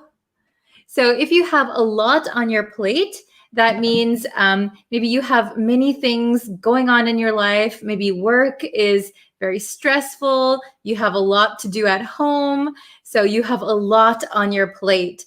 So if you can think of like a plate and you have work here, you have home life here, you have maybe some extra projects here. You can't fit anything else on your plate. Your plate is full. You have a lot on your plate. Okay, so that means you are super busy, maybe even too busy. So it could be stressful. It could be, you have no time for other things, right? So I have a lot on my plate. I can't do anything else. I can't do any more than this. Oh, hello from Bangladesh. Nice. We have so many countries. That's amazing. Okay, so I'm going to show you some examples. And then I need some participation. Yes, Tomoko's super busy. Very good. I'll need some participation for the last one, okay? So with my trusty whiteboard. Very good. Okay, so the meaning is have a great deal or too much to handle. Okay, so you have a lot to do, very busy, or even too much, like it's kind of stressful, right? So I have 3 examples here, and then I want you guys to come up with like one example of your own, okay? And then I'll write one here. So let's check out number 1. So with a new baby and working full time, she must have a lot on her plate. She must have a lot on her plate. So new baby, that would make you very busy, and working full time, you're going to have too much on your plate. She has a lot on her plate. Okay? Oh, thank you, Mahmoud. You're so nice. You're so sweet. Okay. So, and here I wrote down different variations on how to say it. So, where'd it go? Here I said, I have a lot on my plate. But as you can see with these examples, there are different variations. So we'll look at those too. So the first one, she must have a lot on her plate. And if you listen to the pronunciation, she must have a lot on her plate. A lot on her, a lot on her, a lot on her plate. Okay? So a lot on, this T in lot becomes a flap T. So it almost sounds like a D. She must have a lot on her. The H in her kind of disappears also. So a lot on her, a lot on her, a lot on her plate. Okay? Very good. Let's look at number 2. I don't think I can take on another project. I've got too much on my plate right now. So I don't think I can take on another project. So take on another project means accept another project, work on another project. I've got too much on my plate right now. So this is a little bit different from here. Yes, very good, Tomoko. Oh, hello, English time with Salman. Is that how you say it? Hello. Okay, so why aren't you use him in writing? Oh, I'm not sure what you mean. Okay, so I don't think I can take on another project. I've got too much on my plate right now. So you can see this variation is a little bit different than this one. She must have a lot on her plate. And this is I have got too much on my plate. So I really can't fit in anything else, right? Too busy. Okay. And then last one, number 3. Could you give me a hand? I've got a lot on my plate at the moment. So again, I've got a lot on my plate at the moment, or I have a lot on my plate at the moment, okay? And a lot of the times we add right now at the end or at the moment. I have a lot on my plate at the moment. I have a lot on my plate right now. Okay, it's kind of emphasizing that right now I'm too busy. Sorry, I can't do any more. Please help me or do it by yourself. Okay, so for number 4, could you think of a good sentence? So what would be a good sentence where you would use this? I have a lot on my plate. Oh, hello, Corey. Thank you very much. Okay, so can you think of a good sentence?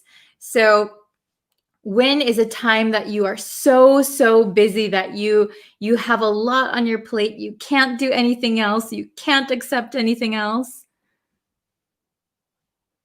Oh, with assignments to complete and notes to prepare for exam, I have a lot on my plate. Yes, that is very good, Agam. So with assignments to complete and notes to prepare for maybe for my exam or for the exam, I have a lot on my plate. Oh, Tomoko said, I have a lot on my plate because I just started my new job. Yes, very good, very good. You can say, I have a lot on my plate because I just started my new job. Yes, that would be perfect. Very good. Okay, so very good. I'm going to, let's see, does anyone else have one more we can put here? So I'm going to do, maybe I will combine Agam's and Tomoko's. So let's see. Maybe if someone is in school and they just started a new job. So with maybe with assignments to complete and starting, oh, I ran out of space, starting maybe my new job.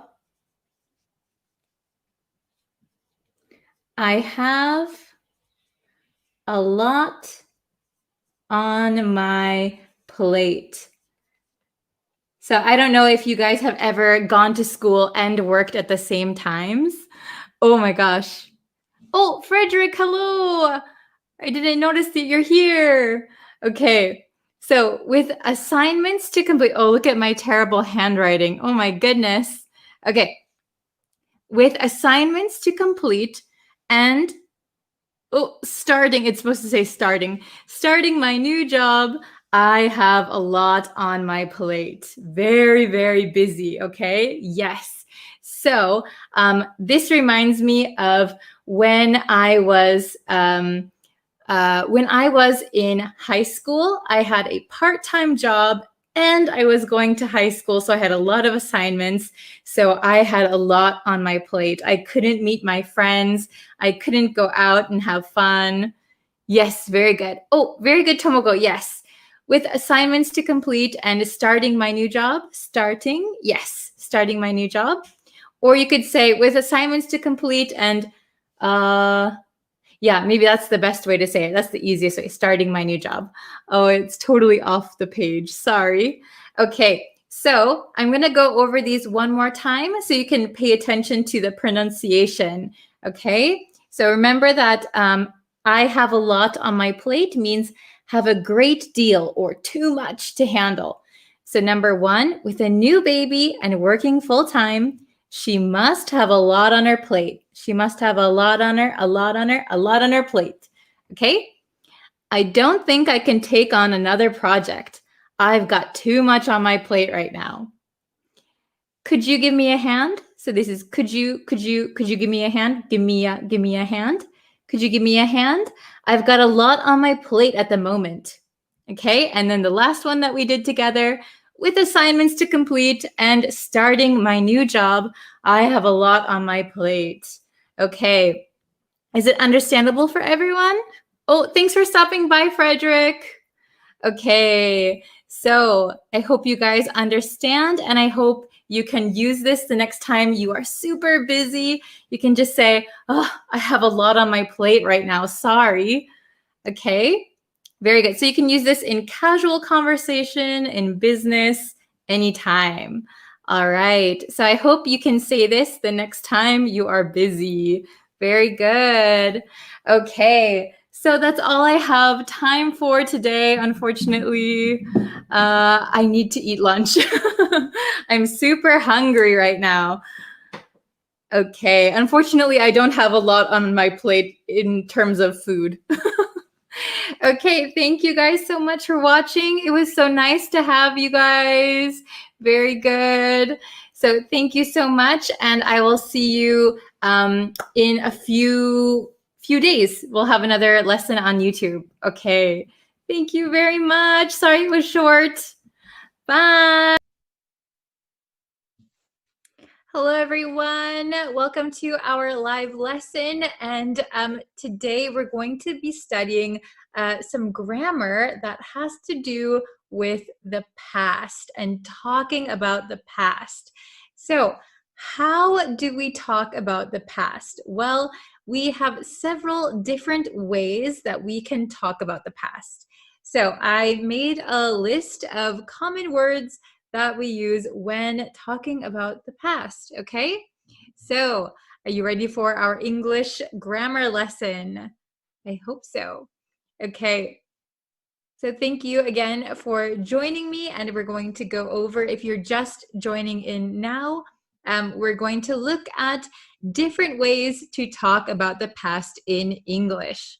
Okay, so we have during. So during a period, for example, during the winter, during the evening, during the TV show. So from a period of time until another period of time in the past, okay?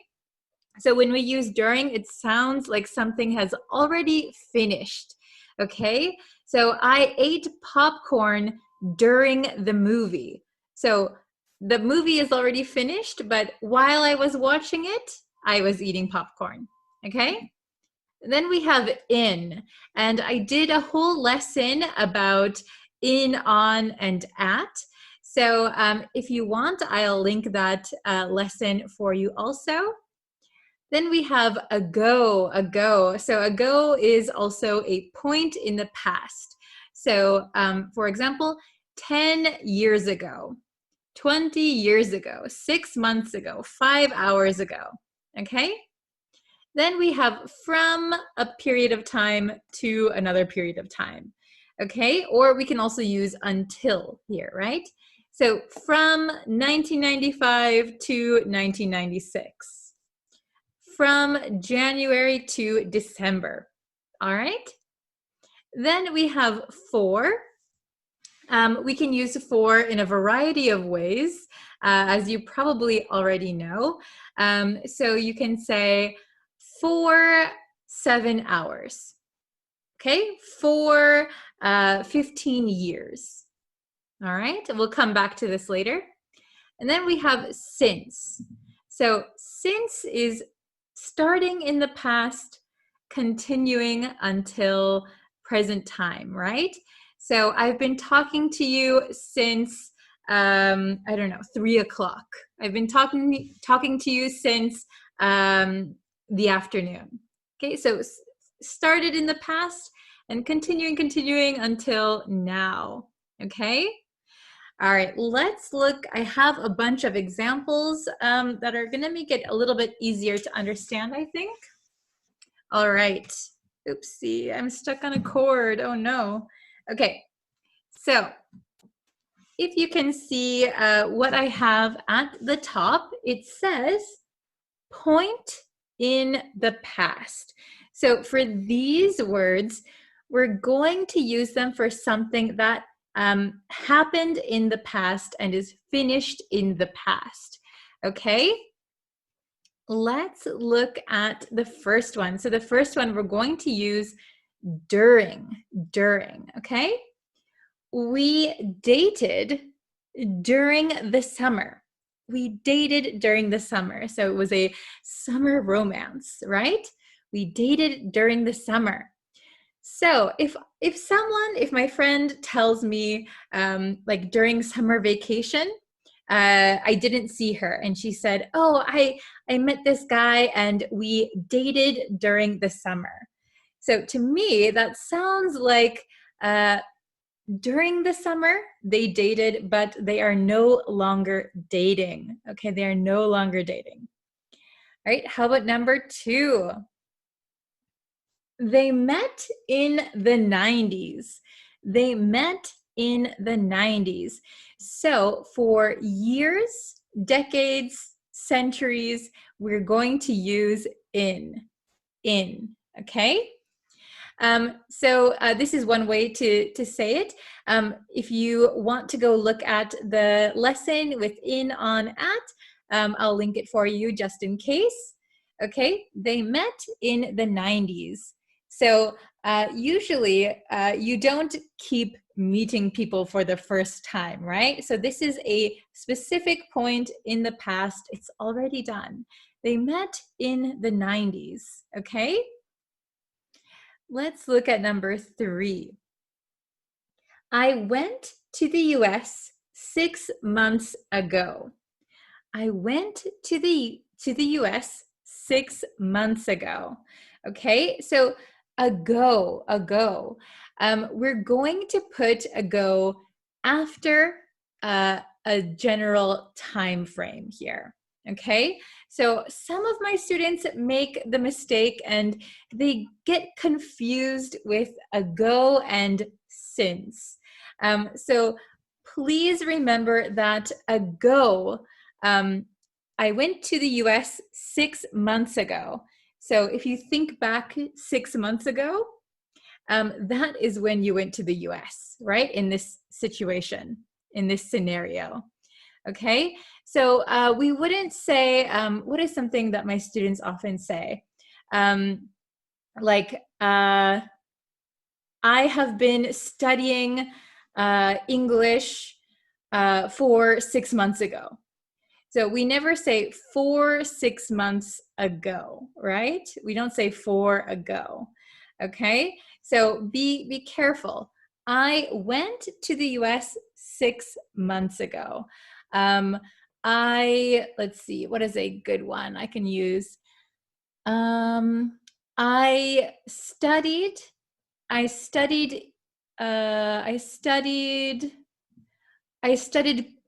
cooking. This is true. I studied cooking 1 year ago.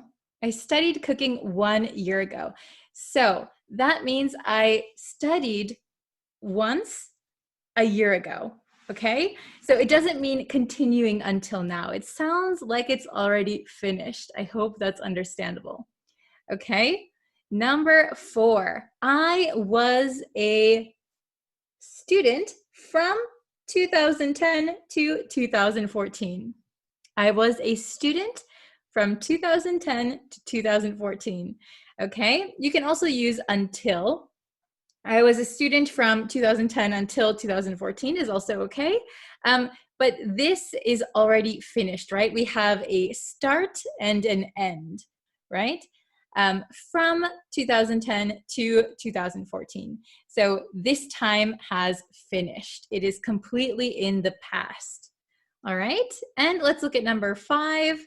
They were married for 15 years. So here we have it in the past tense. They were married for 15 years. That means they're not married anymore, okay? They were married for 15 years. They were married for 15 years, okay? We're talking about the past. All right, now we can look at the next 2 examples. And here I have a period of time that continues into the present. Okay, so it started in the past and is continuing. Okay, so let's look at number 6. He's known her since last year. He's known her since last year. So that means last year they met and they got to know each other and they still know each other. Okay, they still know. So like I said, a lot of students get mixed up with ago and since. Since means something started in the past and continues until now. Ago means it's already in the past. Number 7, I've been studying for the last 30 minutes. I've been studying for the last 30 minutes. So for, we have up here also, where is it? Here. They were married for 15 years. Here, I've been studying for the last 30 minutes. So I've been studying means I'm still studying. So I started 30 minutes ago. But I'm still studying. I'm continuing to study. Okay? So I'll read these one more time. All right? Number 1, we dated during the summer. We dated during the summer. Sounds like it was a summer fling. All right? Number 2, they met in the 90s. They met in the 90s. So they met for the first time in the 90s. That is in the past. Number 3, I went to the US 6 months ago. I went to the US 6 months ago. So I'm not in the US now. I went there 6 months ago. Number 4, I was a student from 2010 to 2014. I was a student from 2010 to 2014. This is a finished timeline. Number 5, they were married for 15 years. So they were married. They are no longer married. Then let's see here, the things that continue into the present day.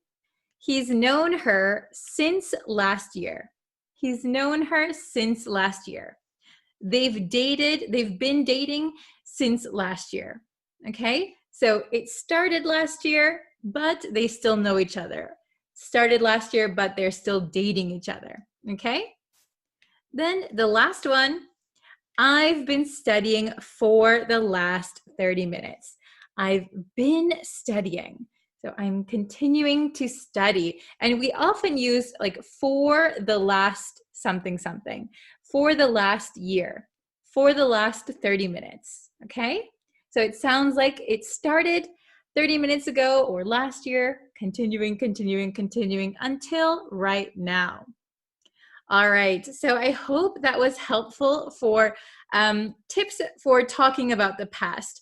So I know a lot of the times my students kind of fumble over their words and they make some mistakes with tenses and also the words that we can use here, right? I think mainly a lot of students mix up since and ago. So just remember to keep those in mind. Ago means something happened in the past and is not currently happening. Okay? Then since means continuing. All right? Okay, I hope this was helpful for you. I hope you learned something new.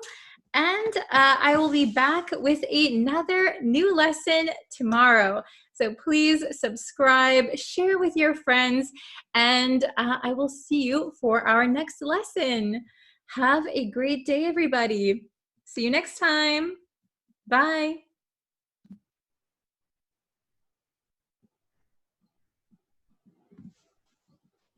Hello, everyone. Welcome. Hi.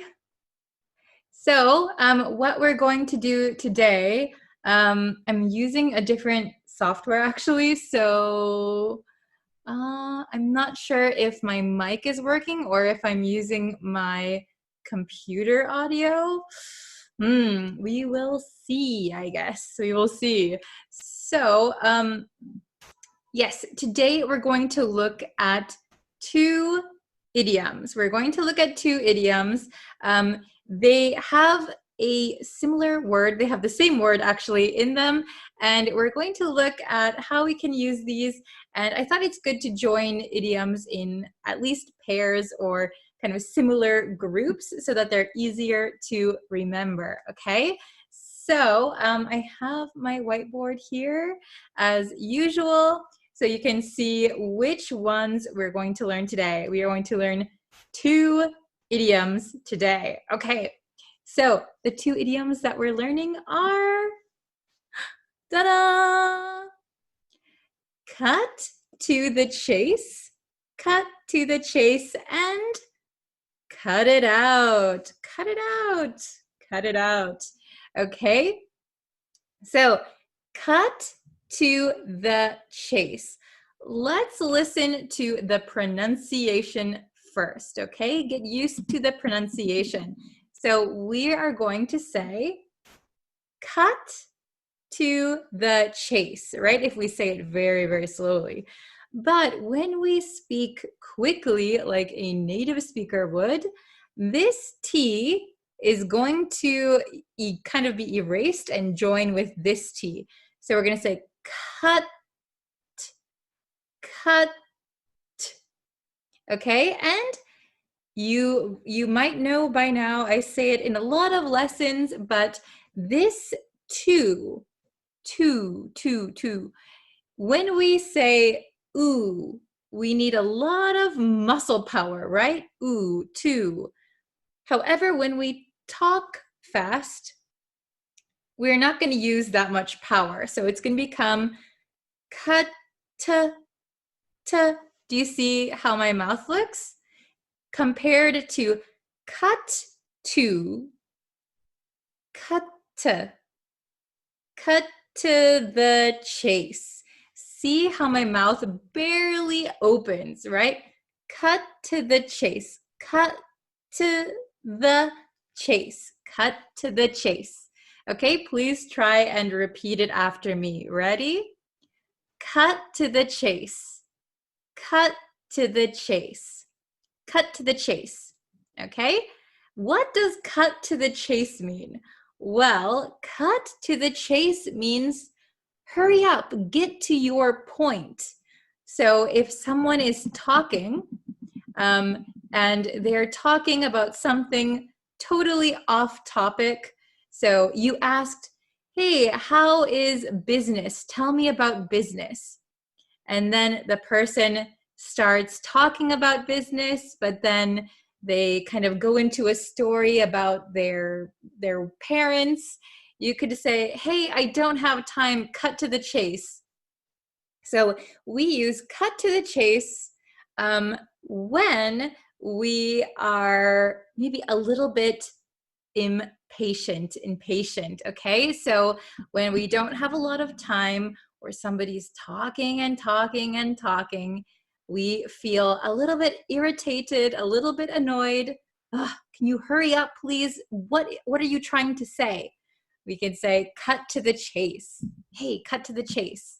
So, or if you want to be polite, if you realize somebody doesn't have a lot of time, you could say, oh, I see that you are very busy, so I'll cut to the chase. Here's my point, okay?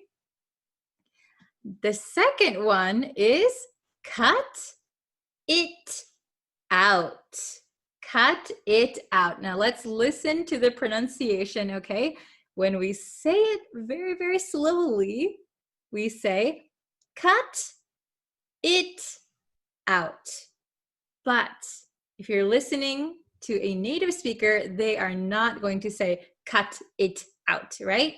So cut it. So here we have a U. This is a vowel. Then we have a T. Then we have an I, which is another vowel, right? So this T is sandwiched between two vowel sounds. So that means that generally we change this T to a flap T.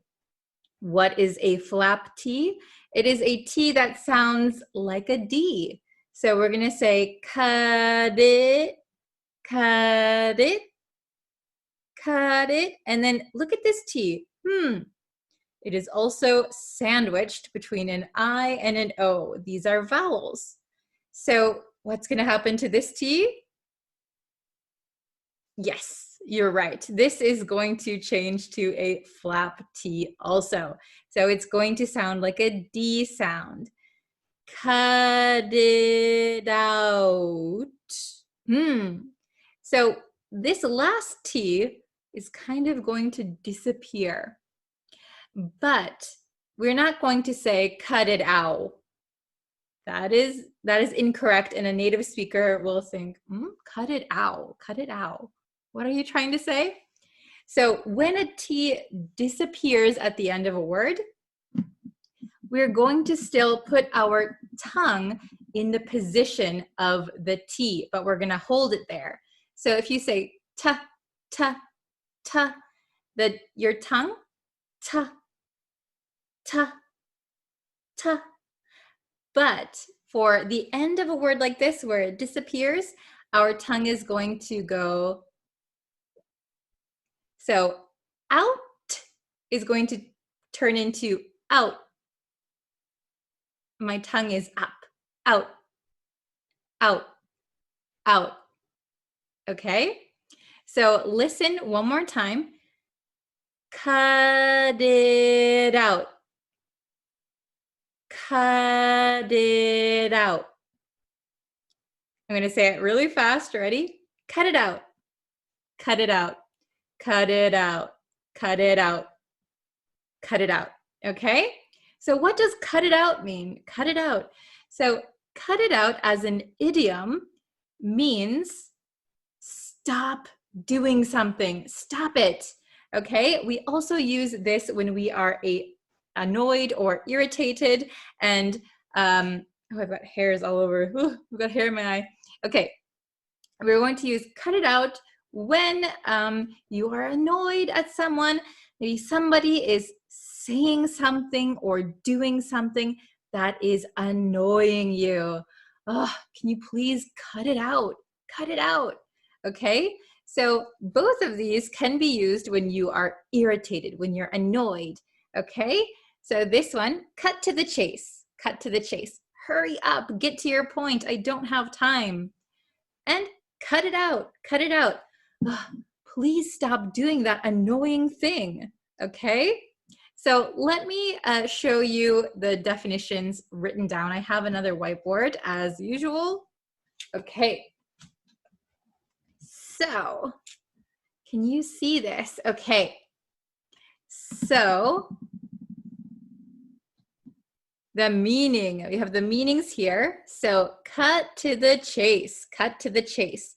This means get to the point. So, if you're having a conversation, get to the point, cut to the chase. Hurry up and tell me what you're trying to tell me, okay? I don't need to hear about your dogs or your parents or anything else.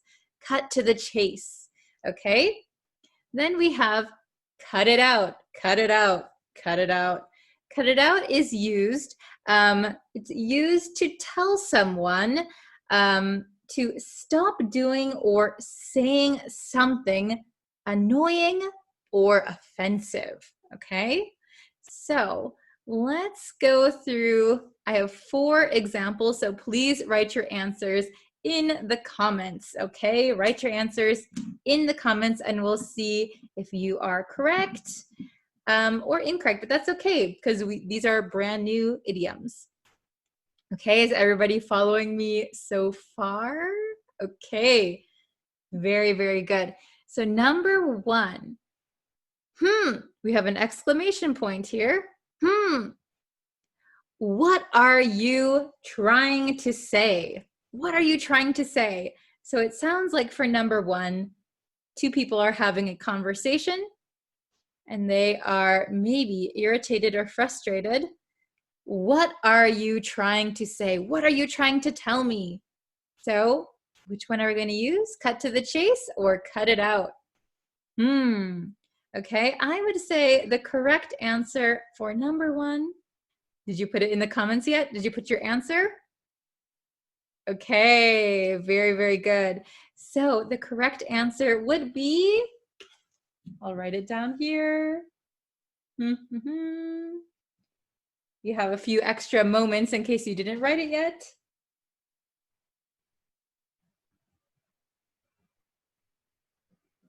Okay, the correct answer is going to be cut to the chase. Cut to the chase. What are you trying to say? So hurry up and tell me what you want to say, okay? Very, very good. Number 2, another exclamation point. So we're saying it as kind of an expletive. I don't want to listen to you fight. I don't want to listen to you fight. What is the correct answer? Cut to the chase or cut it out? So I'll give you a few minutes. Please put your answer in the chat, in the comments. Oh, very good. Okay. So the correct answer is going to be cut it out. Cut it out, okay? Cut it out. I don't want to listen to you fight. So maybe, not maybe, actually, my mother used to say this all the time to me and my little sister. So if we were in the back seat of my mother's car, maybe my sister and I would start fighting. Hey, she took my toy. My mother would say, cut it out. So stop fighting, right? Stop fighting. You're annoying me. You're being too noisy. Cut it out. Stop it. I don't want to listen to you fight. Okay. Very good. Very good. Let's try number 3 together, okay? I'm sick of your jokes. I'm sick of your jokes. So sick of something doesn't mean sick. Sick of your jokes means I'm tired of your jokes. I don't like your jokes. They're not funny. I'm sick of your jokes. Okay. Number 3, I'm sick of your jokes. Okay. What is the correct answer? Okay, please write it down. You guys are doing very, very well so far. So good job. I'm sick of your, okay. The correct answer is, cut it out. Cut it out. Cut it out, cut it out, cut it out. I'm sick of your jokes. Cut it out, okay? Stop telling me your jokes. I don't like them. They're not funny. Sounds very, very annoyed, irritated. Cut it out, okay? You might also, if you've ever watched Full House, it's an American TV show from the 90s. I used to watch it growing up. There's a character, Joey, who says, cut it out. So that's kind of his catchphrase. If you ever watched Full House, you might know cut it out, okay? Last one, number 4. I know you don't have time. I know you don't have time, so I'll...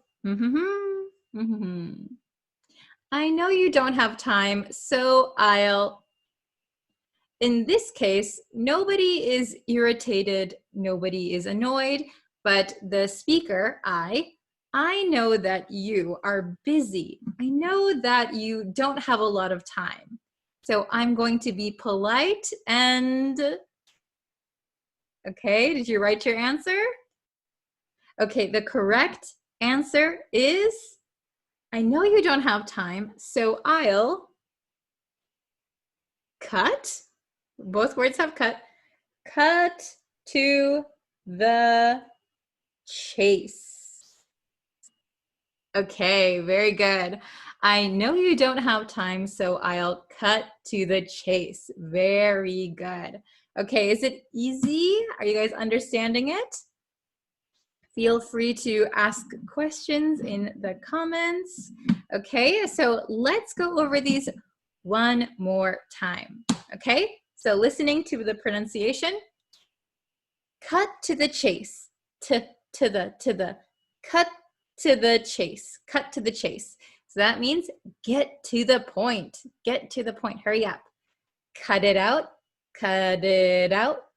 Cut it out means, so stop saying something annoying or doing something annoying or offensive, right? Stop saying or doing something annoying or offensive, okay? So number 1, cut to the chase. What are you trying to say? Cut to the chase. What are you trying to say? Okay, number 2, cut it out. Cut it out. I don't want to listen to your fight. To you fight. Cut it out. I don't want to listen to you fight. Number 3, I'm sick of your jokes. Cut it out, okay? Number 4, I know you don't have time, so I'll cut to the chase. This one is kind of polite. Okay, very good. Does everybody understand how to use cut to the chase and cut it out? Okay, so if you have any questions, please leave them in the comments and I always check them. So thank you guys so much for watching and I will see you in our next lesson very, very soon. Should be a good one. Okay, so if you haven't already, please subscribe to the YouTube channel. I'm posting videos all the time. So yeah, I will see you for our next lesson. Bye!